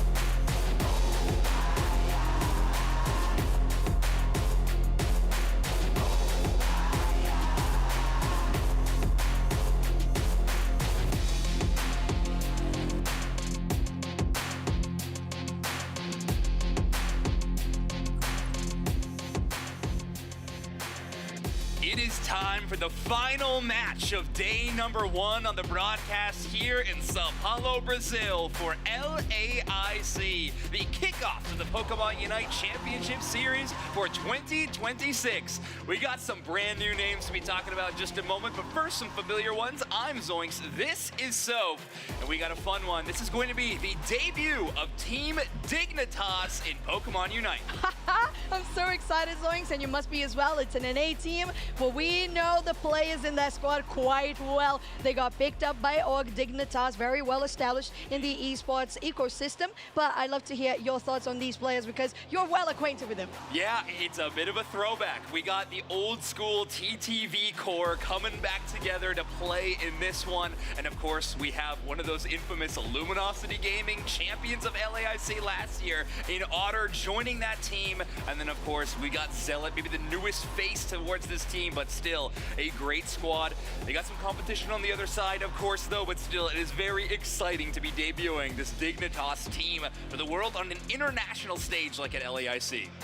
Yeah, absolutely. Not just like you said, but abroad nonetheless as well. So let's have a look at that group stage because I feel like majority of the day, I believe this is our final cast, like you mentioned. So all of these teams that we're going to be talking about are the teams that qualified for day 2. So in Group A, we have the 3-0 2Z Esports and the 2-1 Peru Unite, while on the side of Group B, we have CACM with the 3-0 Spinal, second seed on the 2-1. Majority of these teams, they are going to have an undefeated, but sometimes it's not the case. Yep. Group C, still with the undefeated Infamous Gaming, and on the other side we also had a 2-2 for Group D. Yeah, we got some interesting stuff on the other half as well. Of course, DreamMax 2-0, Nemon 2-0, Force Team at 2-0. Well, in a Group G, our final group of the day, we still have some results to find. I believe Group H still needs to have a closing match, or maybe even Group F as well, to decide the second seed of those groups. But we're focusing in on Group G, where Dignitas, Domination, and Moom Esports are competing. And on stage, we're about to see Dignitas versus Domination. It's not just that, it's Dignitas versus Domination in the fact that Domination hasn't even played today. Yeah, a debut for Dignitas on the stage and Domination's debut in the tournament. In the tournament, in the stage, anywhere, I guess, because that's kind of the vibe that we had from Domination. Unfortunately, we don't know that much about these players. They are a little bit new, but that's the wonder that we have for international Pokemon events. It's an open tournament, and anybody can come here and just have their time to shine on the stage. Sometimes just the B stage, but this time Domination getting a little bit of spark. Yeah, I know. Both these teams obviously so excited to play. This is a chance to punch your ticket into day number 2, likely for either of these teams. If we have a 2-0 fashion for Dignitas, they are assuredly in the next day. But if you're able to take down the team that is currently 1-0 in the group, that feels amazing and also likely going to send you into day 2. So Domination really have a lot on the line for this one. We're getting ready checks from both these teams. We're about to jump into draft. Speaking of draft, by the way, we got some very interesting stats given to us by our stat team in the back, who have data from, of course, our stream matches, our B-stream matches, as well as all of the matches ongoing throughout the tournament that aren't being streamed. And every single Pokemon has an encounter rate given to it. That means every single Pokemon has been picked in today's tournament. I believe I even was told that Charizard was picked in Project Mbappe versus Underdogs matchup. So every single Pokemon in our tournament has had a little bit of play. And I love that because we love the versatility of all the Pokemon and just the fact that everybody can play with their favorites. Now, some of the favorites that are not going to be played on the side of Dignitas, we have that Mimikyu, the Slowbro, still rounding out on their last spin there, but Domination with your staple Mega Charizard X with the Suicune, and Dignitas did round up with a Clefable. Yeah, interesting. Okay, so I really love this Slowbro band on that purple side. It's, hey, if you're going to allow Mega Lucario or Mega Charizard through this draft, that means that we get the first pick of it, and you won't have a solid counter to it in the Slowbro Unite move. So an interesting draft strategy there. Mega Lucario is available, but it's going to be the Miraidon as the first pick for Dignitas. Otter changing roles from support where they played all last year, which, I mean, they played a lot of attacker supports, but they are going to go full-time attacker this time around. Well, there you go. And we got the Miraidon as that pick hit. 70% encounter rate as well, which is pretty interesting. And a couple of the things that could be high priority for the side of Domination, although we have been seeing quite a bit of defenders in this first round of Orange side, we have a all-rounder and a defender. I wouldn't be surprised to see a Zacian coming on the side of Dignitas. Ooh. Actually, the highest win rate of the tournament so far with 18 games and a 90% win rate. Yeah, that's absurd, but it looks like Zealot not going to favor that Pokemon. Instead, going to go with a different metal dog. This time, the Mega Lucario. Such a powerful Pokemon, a 98% encounter rate in this tournament. And they're going to pair it with that Hoopa. I do like pairing Lucario with those portal plays. That power-up punch giving you unstoppable, or giving you a few access to unstoppable when it gets the plus move, can make it easier to get those portals. The other side, Domination, we picking up that Blissey and the Alolan Raichu. With those two Pokemon in tandem, we could see a deviation from the healing Blissey into the attack speed Blissey because of how well Alolan Raichu can pair with that attack damage. And Dignitas gonna round out their draft with Crustle and Palmot with a zero encounter data. So Palmot gonna have a debut here. I think with a hyphen, it technically means less than 1%. Yes. Is the data here. So it has been picked, but it is just so small in our tournament. Next to none, but it is definitely on your screen right now. And I feel like it's the first time that we watch it on screen because, yeah, we haven't seen it at all. And I really want to see it because it's one of those Pokemon that were added pretty recently comparatively because we had so many releases. So I'm excited to see this electric type coming through. But I also want to talk about, in the side of Dignitas, the Crustle, which is also on the highest side of win rates in the tournament so far. Second after Zacian with a 17 games played and an 85% win rate is a very solid pick. Miraidon also very much up there. So Dignitas was definitely paying attention to today. Yeah, that's a powerhouse draft if I have ever seen it. We got some really strong Pokemon, some newcomers like in Mega Lucario and Palmot, but some old favorites like Miraidon and Hoopa and even the Crustle. So really strong force to work with. Domination, on the other hand, they do have some great damage to work with. Indominus Rex picking up the normal, or standard Lucario, I should call it, with no Mega Stone equipped. Instead, they got the attack weight, muscle band, and weakness policy. I was excited for a moment. I saw when Toon was building that Palmot item build. They actually did have the big root attached just for a moment. Maybe considering having a little bit more of that healing because Palmot is exceptional at self-healing. But here we go. Game number 1 between Dignitas and Domination. Dignitas going to be on your purple side.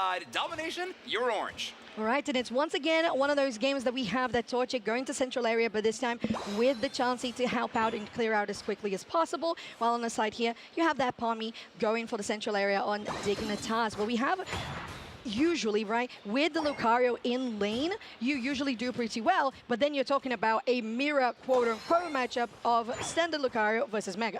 I gotta say, watching Ender, Toon, and Zugrig playing together, it's making me nostalgic, but so is just watching two Lucarios pass each other in the early game and go in a stack. We haven't seen that since the blind pick days. That's crazy. I don't know if it makes me happy, but it does make me nostalgic, and that counts for something. And a little confused, I will say, a little confused and nostalgic. That's where we are right now. With that first game starting out by Cabrownie, they're gonna go in, but Indominus might have just gone too far. You're trying to get that Astonish to get a nice stun, but Inda doesn't connect this one. Still Chansey trying to get into that Blissey. Cabrownie still getting quite a lot of damage on that Combuskin. There's Grug coming in through as well.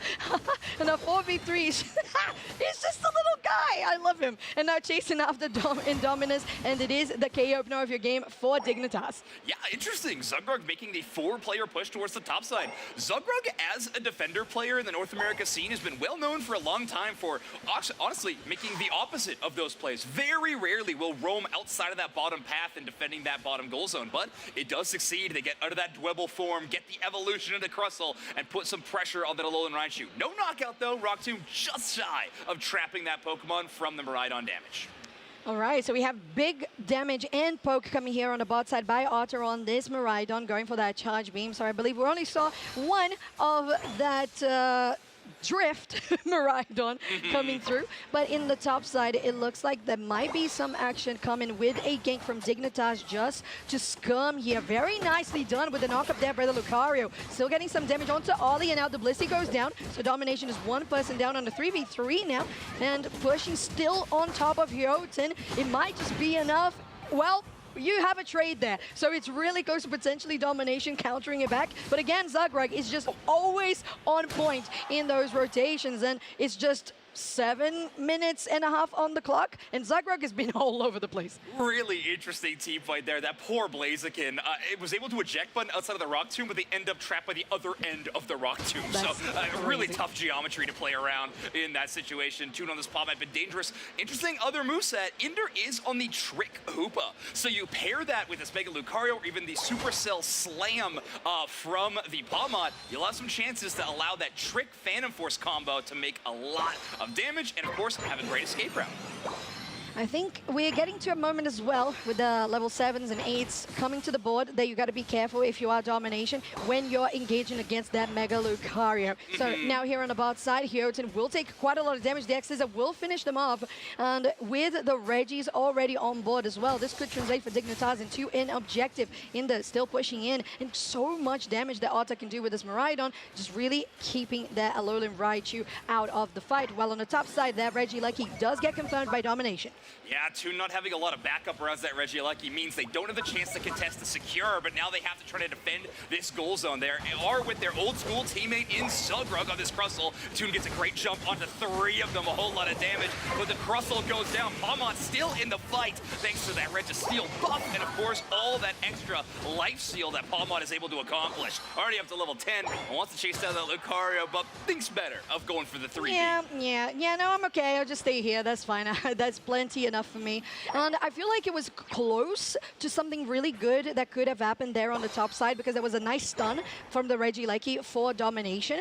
But I don't think the overdunk was that much either. They are on a healthy lead of 139 to 75. But Ollie, again, I feel like maybe the Blissey has been a little too exposed in these rotations, because when the rest of the carries come through, or even the defender, the supporter is already down. Yeah, it's been tough. If you lose that one early, it's a big part of the team fight factor when you have that Blissey, or if you don't. So might see Domination have to pull the, gas off the pedal just a little bit and try to set up some of these other damage dealers. Keen thinks they're going to 1v1, but Inder shutting them down makes it a really scary spot. And that will be Inder on the Hoopa, knocking out the Alolan Raichu. Ugh, that charge beam is doing nasty damage already. Lucario has to try to escape through the enemy central. And again, we see, unfortunately, that for the side of domination, the supporter going down on enemy pad. And that is a healthy 17 overdunk on the bot side. I can do quick maths. I'm pretty proud of myself. Let's go. 20 seconds for top Regi, as in Regieleki, to spawn. And it looks like domination is feeling very fierce on this top side. Yeah, they're looking to try to push the advantage of where they were able to break that goal zone earlier. Indominus Rex, by the way, on the E-Speed Lucario, but it's again Miraidon getting more knockouts to their name as Otter puts up one, Zealot getting another. That level 11 Mega Lucario actually outpacing Indominus Rex, who is on the standard Lucario. Actually notably known for a better early game. Here we go, Bliss Assist. Yeah, it's going to help for a little bit, but that's exactly what Dignitas knows. Just disengage. Don't give them the advantage of having that healing constantly coming through for that Lucario. And again, you have that Bone Rush that tried to do something more there, but it just caught them between a rock and a hard place. Speaking of, there's the Rock Tomb. Zagreb is on 50%, but it's still going to be all right. There's none of the shielding that was actually stolen by Hyoten, and they're going to be taken down by that Aura Cannon. So plenty of control that the side of Dignitas has. Now the Charge Beam is finishing everybody off, but here comes that Overheat, and it does quite a lot, but there's your Meteor Storm. And if you're followed up by Toon, it's just your team wiped off the board. Dignitas comes out on top with Regi on top. Yeah, we will be able to get some solid math as Zella is able to carry 50 AO synergy, setting up for a massive overdunk. And just like that, the points lead goes in favor of NA's Dignitas. And it was looking good for domination in regards to early scoring. They did have a good push, I believe, with Regi in the first place, but Dignitas bringing it back, now knowing the power spikes, doing really well in capitalizing on some of those mistakes and mispositionings. Hyoten gets caught out here by that Rock Tomb, but I don't believe Dignitas wants to, like, super engage. No, never mind. Just goes in straight out Toon with that Palmot, and it's gonna be Hyoten the next step. But that Umbreon will not be taken down. It's just a 1-for-0 for the moment. Yeah, these Trick Phantom Force combos, you never know who's going to play aggressive, because all of a sudden they could just be back in their own backline, safely protected. And at this point, Toon at level 13 on this Palmot does not have too many things to fear. One play I did want to call out from Domination that I thought was pretty impressive. That Alolan Raichu gets caught out pretty heavy by Palmot's great dive, but Hyoten on this Umbreon, they have a huge level differential to try to make up, but even at level 10, knows that they need to jump in front of that Palmot, tank that damage. Even if they're caught by that Rock Tomb, it's a great call. Toon holding out on knocking out this Regice, wants to prolong this buff for as long as they can. And of course, it lasts for 90 seconds, will last for a long time into that final stretch. It is at least 1 minute after the Groudon spawn, so that's going to be super significant, as you said, Zoinks. Now, with all control in this area for Dignitas, as Domination is just trying to get us some space and control themselves, pushing them out. There's the charge beam, just really being the poke, just powerhouse that Miraidon is, especially on the hands of Otter. Still trying to potentially find something, but none of it so far. Yeah, Zugrog with a Rock Tomb trying to slow things down. Keenan might be caught here. Okay, going really low there, Zogrog, but that's the shield, that's the Robo-Rouser, and they're still pushing out. Domination feeling really healthy, especially with that Bliss assistance. That's the Meteor Storm, and it's going to do quite a lot for them, but is it enough? Toon is on the back line. Maybe Dignitas can turn this back around. They really need the damage from that Miraidon. They haven't finished them off. There's 1 KO, but Indominus is still there, and you still have Ollie to heal everybody up with the Soft Boiled. Oh, and Otter having just enough information to know to use that Thunder in that tall grass forces Jotun outside of it, and they're going to have to recall very dangerously low for them. And with the points lead in Dignitas' favor, this prolonged team fight is working out so well for them, because now all they need to do is defend Groudon, and they can take their time. That was a huge read there for Indominus, but unfortunately, they will eventually go down for the side of Domination. And Dignitas is going in really deep, and that's the charge being damaged that we mentioned coming out by Otter. Ollie's really low, but there's still a busy. But there's still the possibility to come back up. Toon goes in. Unfortunately, they're caught just basically by themselves as Domination got split up. Yeah, they kind of separate this squad. We have Jotun going for a back cap on this Umbreon. I don't know if they know that Zealot is there defending the home turf on this level 15 Mega Lucario, by the way. With 50 gubbins, too. Yeah, they are doing just fine in terms of the defense. Toon actually trying to get even more scores in the backline if they can. This match is still quite close, but thanks to some late-minute scoring, Toon's done a great job of holding this lead. And it's looking pretty good, as you said, 100 points in the lead for Dignitas. They're still pushing. Cracker Brownie is going to go down. That's the first one without a Karen on the other side. That's Mega Lucario going to go for the outside of the pit, and they're able to take another one down. Maybe they could go another one with Groudon still standing. No, it's not. 10 seconds to go, and it's the side of Domination who gets it. No, it's Dignitas. Yeah, they did. It got stolen. The Umbreon did secure the Groudon, so one buff goes over. They were able to score 32 in the last few seconds, but I think thanks to Toon's early scores at the start of the final stretch, they will hold that lead. It was close, and yeah, we see a couple of player reactions in the cameras. I do believe that Dignitas are going to hold that lead for game number 1 and start this series off 1-0. Exactly, because they were around 100 points ahead, and as you said, the 32 is just not quite enough to get that gap breached. But I love to see it. What an interesting game. First time that we had Palmot on screen. Yeah, and it looked fantastic, I'm not going to lie. That Phantom Force Hoopa combination was pretty solid, but honestly, it was more Inder and Zugra putting those combinations together. What a great final team fight, by the way. Otter, just such a huge X factor in this with the 2 electric-type Pokemon, honestly. And, well, of course, Palmot giving up that electric type for a little while after he uses its Unite move, goes all fight all the time. It worked out so good. Otter, take a look at this Miraidon, just such a huge damage factor in this matchup, but also untouched. That HP bar stays full the whole way through. Toon, on the other hand, doing a lot of damage, taking a lot of damage, but in the end, winning our MVP award. 10 knockouts, 0 feints, 9 assists is where Toon is in this game. A reminder, Toon used to be a player for Nels Esports in Europe, now in the NA region, alongside Inder as well. So that is so fun to see them just coming out together. Probably had been playing scrims from afar in ping, now in actual LAN, and just doing really well. And it feels like everything is just so in sync. Yeah, they're feeling fantastic. 128,000 damage on this Pokemon. And one of the most unique things I think about Toon as a player is their Pokemon pool. Out of all central area players that we have in this tournament, Toon might have one of the deepest and, let's face it, weirdest Pokemon pools that they play. Effective. All-rounders, speedsters, attackers, they might play some support in the central area. It happened with Nouns when Comfey played it in the central area at NAIC. So truly, Toon has such a wide variety of Pokemon available to them. They also have a wide variety of the map available to them. As you see, this Palmot trying to make sure they're an impact felt at any stage of the match.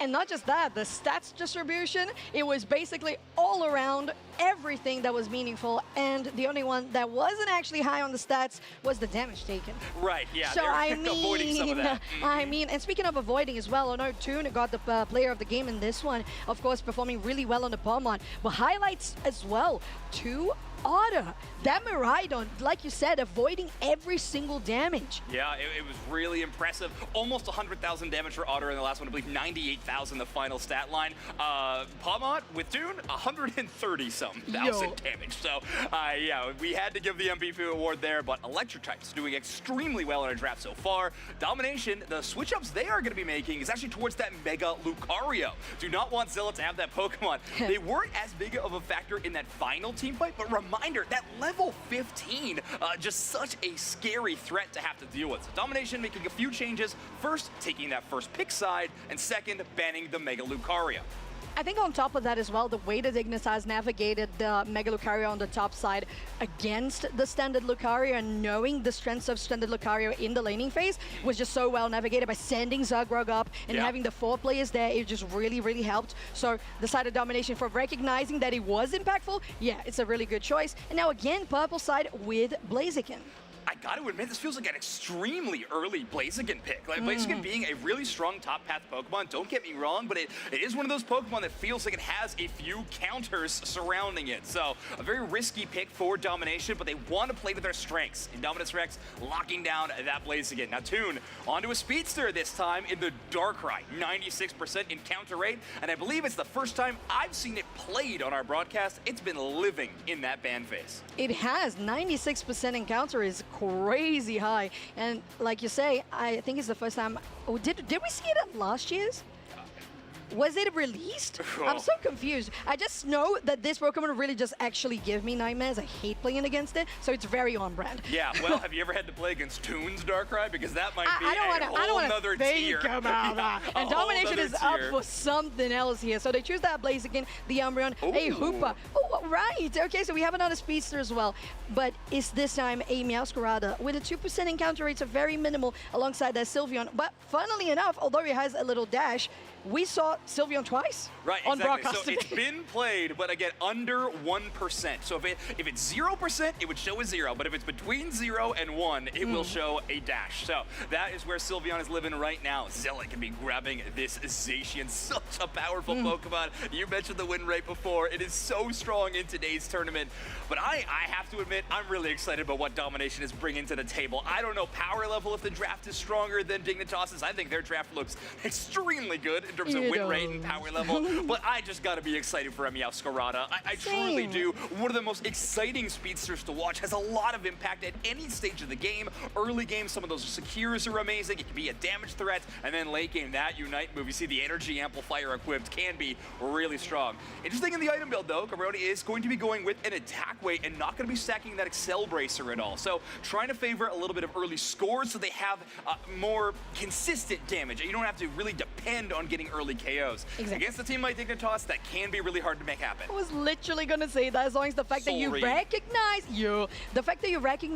the strength of your opponent is exactly why you choose that. Getting into game 2, it's match point for Dignitas. 1-0 up in this series of best of 3 Group G. Domination on your purple side, Dignitas on your orange. And I really want to see this Meowscarada, honestly. Yeah, and of course, a happy Evolution Festival to all of you who celebrate, as we have 2 Eevees headed together into the bottom side. Hayoten returning to the Umbreon, and Keen now on the Sylveon. Oh, and everybody, don't worry, we got my special. Currently 437 jump pads have been used. That's almost 437 cups of beans. Okay, we're crossing bits now. We're crossing bits in universes, and that is dangerous. It's like the Megaverse. Yeah, that's why we are. Ghostbusters taught us anything, we're not supposed to. But we'll see how it turns out. We'll see. It's definitely a little bit confusing. I'm gonna have to watch and read some of the lore to actually catch up. We have a whole ARG of bits that you gotta follow for LAIC. It's true. It's true. They all interconnect, and sometimes they connect between ICs and worlds. Yeah, but we got that Floragato here on the top side for Cabrownie. Still a little bit squishy. Toon, we know how much of a threat it is in this Darkrai. I'm telling you, I just hate it. It's just so strong. It just makes me tilt it every single time. It's my favorite thing. You don't hear casters talk about too often about how much they hate Pokemon that they have to commentate. It's usually Dukes next and I on Combuskin, and apparently you on Darkrai. But Toon doing a pretty good job so far. It's going to be opting into that Dark Void, that double sleep that it can put on enemy Pokemon, and of course just really enhance their damage as soon as they hit a sleeping target. Very scary Pokemon to deal with, of course. Zealot, actually one of the scariest Pokemon in today's tournament thanks to win rate on this Zacian. Yeah, and it's looking like it might just keep on looking that way. And like you mentioned, maybe tomorrow we'll see more of this Pokemon in the bench, because honestly, it's doing too good. 90% of a win rate is too big. With that 8-minute coming in soon with a Regidrago, Dignitas really wants to push for domination here on the top side. They almost able to take them down, but Zealot retaliated back. Such a great play from Indominus Rex. They have that Blaze Kick available. They're able to pull back Zacian, and with Dignitas having Ender on the Blissey, it's great. They have access to Soft Boil, but just not enough eggs to work with to get him out of danger there. But they are able to avoid getting KO'd, which obviously is the most important thing. Toon's got that Flower Trick on top of them. This could be dangerous. They take a big group of burst damage, but they deal it right back.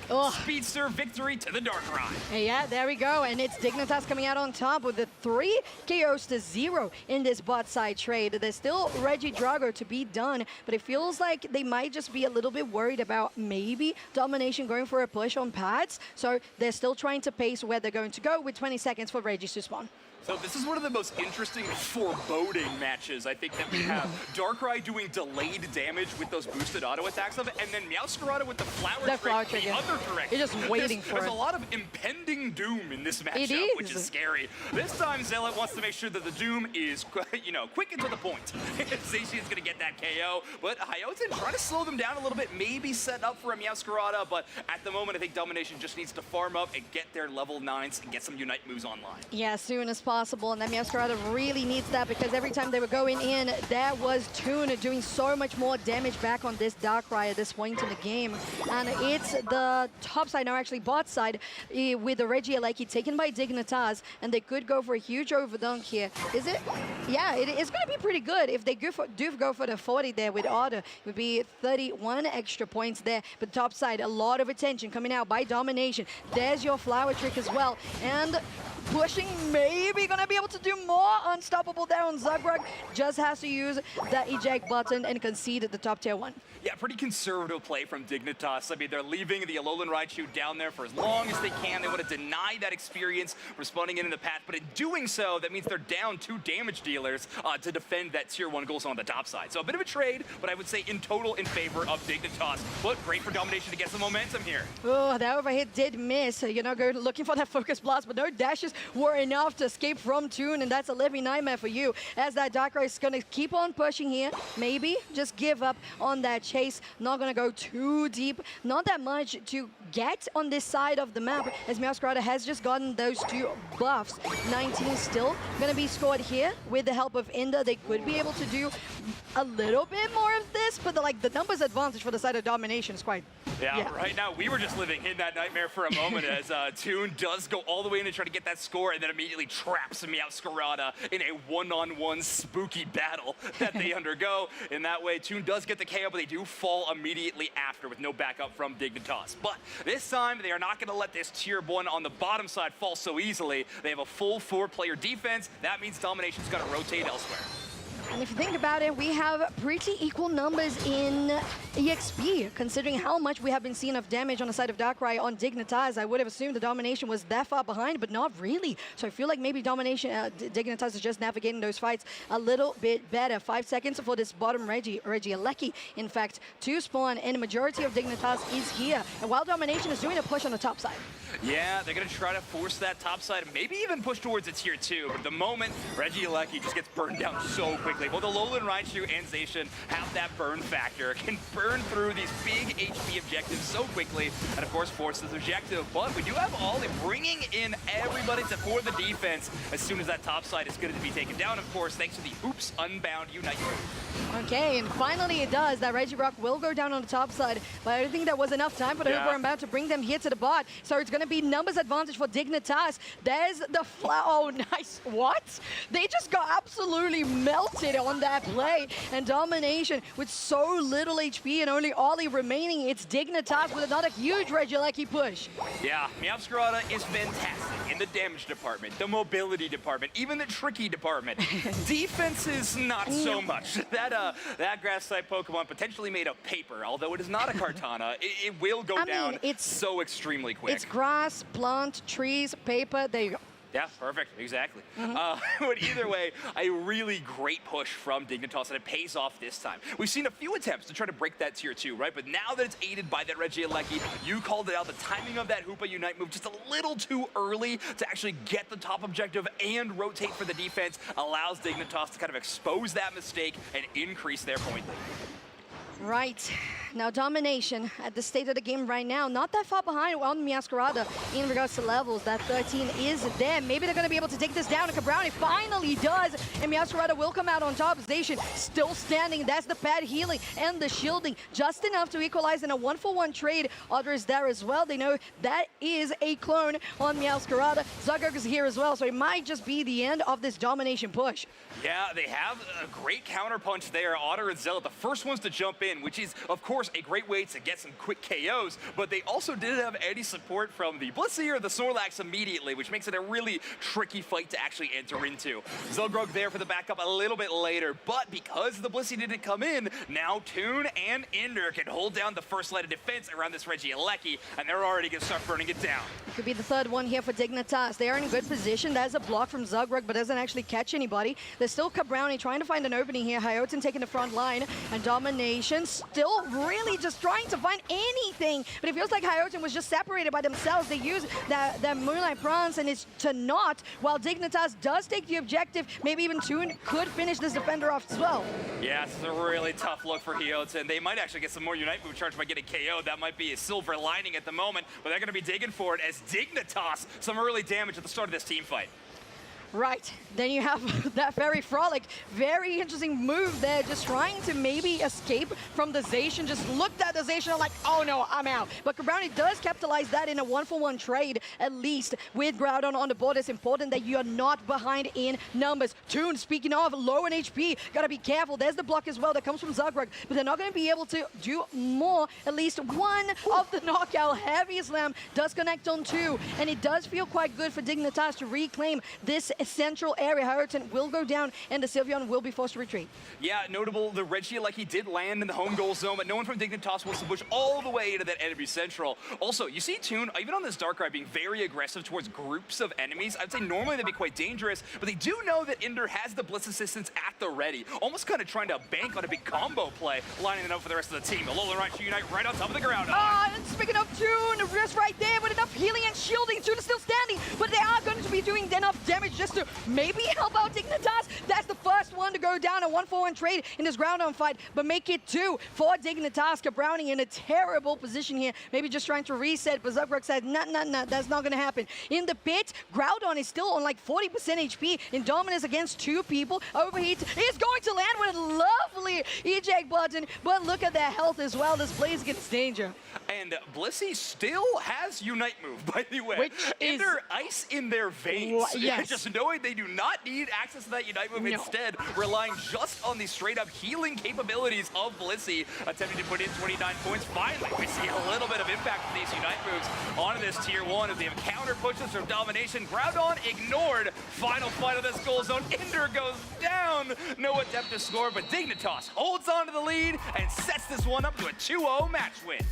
Well, there you go, Dignitas. Well, an incredible debut here on LAIC, as this team has been playing together for a bit as TTV, but now signed as Dignitas. We're so happy to see an org like that being part of our little game that we love so much. And I would do anything to be a fly on the wall between that conversation between Inder and Zealot right now. I don't know what was said, but Inder wants to make sure that Zealot knows it's okay. You know, it's okay, buddy. It's all right. Listen, Zealot, I think you did great. I think you did a great job. They did. Yeah. They did. But I feel like when you're in a stage like this and you just feel like every single little potential mistake could have been fixed, but it's all right. You still have so much to learn, Zealot, because your teammates just have so much accumulated experience together that it's gonna be fine. Yeah. You're gonna be totally fine. These pushes from Reggie Alecki for the side of Dignitas, they were very important to set out that early lead.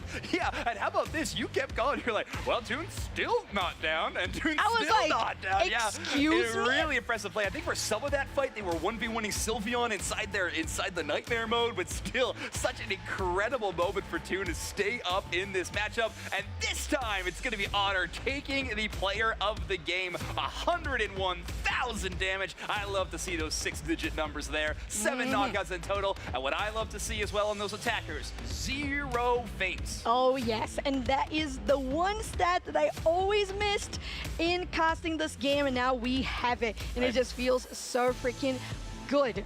Now at 100,000 healed on Inder on this Blissey as well is something not to be sleeping on. Yeah, it's so incredible. Unfortunately, Hoopa's healing numbers don't always light up exactly where we'd like them when we're playing the portals and stuff, but maybe when we got the trick, it could be a little more accurate. But either way, this is going to be all Dignitas on this score grab up until maybe that 5-minute mark after that. But up until that moment, we did have a more contestable early game. Otter playing that bot path attacker is obviously going to be focusing mostly on that bottom half, but did a fantastic job damage dealt, even in scoring, which we don't always see attackers actually able to accomplish. We saw Otter doing a fantastic job on this Alolan Raichu. Yes, they did, and the little star kind of matches on the stat screen. It kind of matches the Pawmod Unite move, so it's all matched together, and it looks really sweet. Right, you know what's really sweet as well? Having a talk with the player from Dignitas. So let's have a look at what they have to say.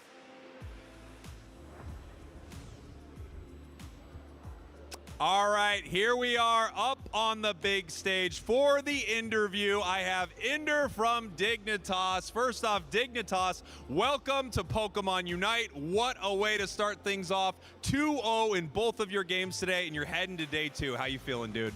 I'm feeling great. I'm feeling all the love from even some of the local fans. Brazil has embraced us really well, and shout out to Dig coming in clutch right before LAIC and picking us up. Yeah, amazing. I want to talk about that a little bit. Obviously, this season we have the league format. We have a lot of exciting orgs coming in.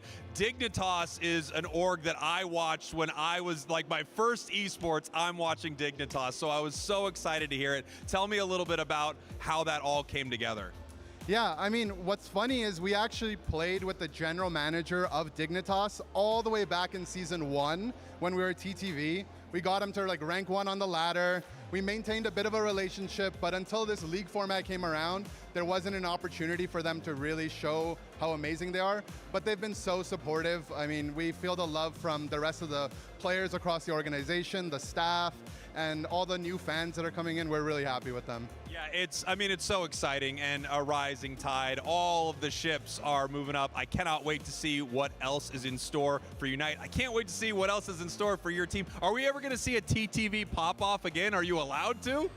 I mean, I'm sure we're allowed to, but I think what we'd like to see is some hashtag Dig wins in the chat moving forward. Amazing. Tell me a little bit about the squad. This is, I mean, it feels like the Avengers are assembling once again for North America. It's really exciting to see as someone who's been following Unite since the beginning. A lot of names everyone knows, but tell me about Dignitas. Tell me about this new sort of old squad coming together.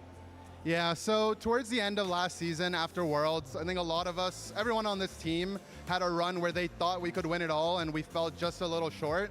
So Toon, Zug, and I knew that us three were making a team no matter what. Day after the event, we all go to Otter's, the room that he had rented out. We're like, we want you on the team. It's like, I don't know if I want to play Unite still. And we're like, you're playing Unite, buddy. And we're like, if you're playing with us. And then we needed one more to fill in the slot, and we really wanted to bring some new talent into the scene, someone that we feel like can mature into their role really well, that has great mechanics. I think Zealot's been the perfect fit. He's shined on his teams in the past, and I think he just needed like a group of guys that have been doing it for a while. And he's teaching us new things every day as well. Like he brings a youthful kind of energy, bunch of old guys on the team. So it's nice to have that kind of balance. And we have a great time. We love each other. We're here to win. I cannot wait to see what happens in the future for Dignitas, what happens in day 2 for the team. Very excited to have the org part of Unite. Really excited to see this squad back together. Give it up one more time for Dignitas. They're heading to day 2, and we're going to send it back to the booth. Bye. All right, thank you so much, Spriggles, and for that lovely interview. And love an interview. It's wonderful to hear a little bit of the backstory of how they formed this team, and how they're like coming, especially from Nouns, and just being like, Unite, Tune, we gotta do it. Got Zugrug, then the rest of the team, Otter and Zealot, and well, they're shining. Yeah, it's a sick origin story. I'm very excited to see what this team is going to be able to accomplish this year. And yeah, a lot of chips on those shoulders for these teams, you know? Always had the potential to take the whole thing and just come so close to it. I can't wait to watch this roster. And I'm sure there's going to be a whole lot of #DigWin in whatever chat this team is going to be playing in. But it wasn't just that amazing match that we had today. We had so many incredible moments in day 1, some really exciting matches, some fun upsets considered early on in the day, both on our B stage and on our main stage. But I think it all started with one of the most exciting matches of the day, which was an upset to start the tournament when Tuzi Esports was able to take down Peru. That was insane. I had the pleasure of getting the interview for that one, and it's just wonderful to see Tuzi being on stage and feeling confident like that, because we had a couple of these players in the Brazilian scene, like we've mentioned, with Aegis Flames, with DreamHack, and with Force Team that just switched around. And this Tuesday feels very cohesive. And this is what we want to see, much like we saw in them getting to the 2nd place of last year's LAIC. So this game in particular, just the fact that we got to game 3 and we had a full day of upsets is just amazing. Yeah, don't get me wrong. There's a lot of love for a lot of the Brazil squads from our local crowd at today's tournament. However, it feels a little main character energy whenever Tuzi Esports is on that stage. A lot of Tuzi supporters in this crowd, not only in Pokémon UNITE, but honestly across all the titles that are going to be competing over this weekend. Like I said, we had so many fun matches. I really enjoyed that last one that you and I just got to cast a moment ago, seeing Dignitas starting off this tournament, but we had a bunch. I personally always love casting a Nemesis game. Nemesis, really a ton of fun. Really going to be a team for me to watch going into day 2. How about you? Any teams going into day 2 that you are considering a must team to watch? I think I would fit Project Mbappe there as well, because that was really good. I feel like this team is also really coming together super well, and how they have been navigating the game, it's very spot on in regards to rotations, timings. They are very preemptive and very calculated in the way they have been playing, and the games, much like this one on the screen, to 822 to 155. Yeah, they're feeling it. Exactly. But they're not immortal. They took a loss in this group stage. It was on that B stream, by the way. Again, just check out the VOD. It will be available if anybody wants to take a look. So another highlight to watch was, of course, that team. We had a few Brazil versus Brazil matchups. I believe one that just happened a moment ago with Dewsnax and Spraggles casting that one. We had a lot of really fun games. The team for me to watch might be CACM. We have so many, though. An incredible group stage was happening here on day 1, and it is finally coming to a close. Tuzi Esports at that 3-0, CACM at that 3-0, but Spinal right behind them at 2-1. It is true. And like you said, CACM also on my radar. While undefeated, we also have Infamous Gaming coming from Latam South, while CACM is Latam North. That Project Mbappe squad that we mentioned as well from NA, 2-1, seed 1 in that group, with Underdogs, also one of those teams that you're like, wait. Yeah, definitely. And it's a team we might be one to watch. And winning against Project Mbappe doing wonders for their seeding, I believe, in that group stage. But taking a look at the rest of them, another undefeated team that I want to see on broadcast. We need to see what Force Team is doing in this tournament. But they're 3-0 so far. Game Over Esports right behind them at 2-1. Nemesis, another team I already called out, at 2-0. And Escape Rope and Renegade still have to play their decider match to see who moves on in that one. Of course, Dignitas at 2-0 has solidified their way into Day 2, along with DreamMax in Group H. And it was an interesting match, like you mentioned. The one Brazil, DreamMax versus Quadradinhos. It's a fun fact as well. Quadradinhos having one of the founders of Aegis Flames as one of the players, Gabi Mew, awesome. which is such incredible lore in regards to Brazilian team. So shout out to them. And the fact that they almost got DreamMax into a Game 3. It was 1-0 up for DreamMax, but Game 2 was like really close. Yeah. Somebody asked me, hey, so is the game gonna end? Do you know? Like, is it super disparate? I'm like, yeah. No, it's not. I don't know. It could be Game 3. I really don't know. Because every time I looked at the screen, they were winning fights. I was like, this is feasible. Yeah, this absolutely. could happen.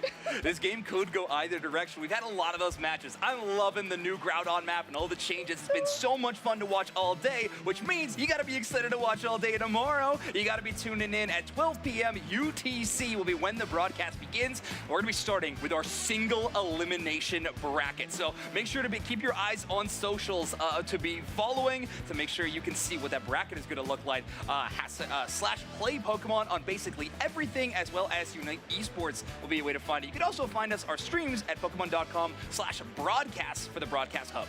Yeah, and you love to see it because you want to watch everything. And like you said, with B-Stream, we know that these matches that we didn't watch, like Force Team that we didn't get to watch at all. Yeah, we got homework after the broadcast. We do. I was just going to say, we're getting home, we order some food, and we're just like studying because that's just how it goes. And those games are just so exciting to watch. I'm looking forward to watching the undefeated teams, the 2-on-1 teams, the teams that haven't been confirmed yet for Day 2. Like we mentioned, they still need to play today. But Zoinks, that's it for Day 1. That's it for Day 1. Thank you, everybody, so much for joining us here in venue and, of course, watching us all around the world for Pokemon LAIC. It's the kickoff of Unite Championship Series, and Day 1 has come to a close. We'll see you in Day number 2.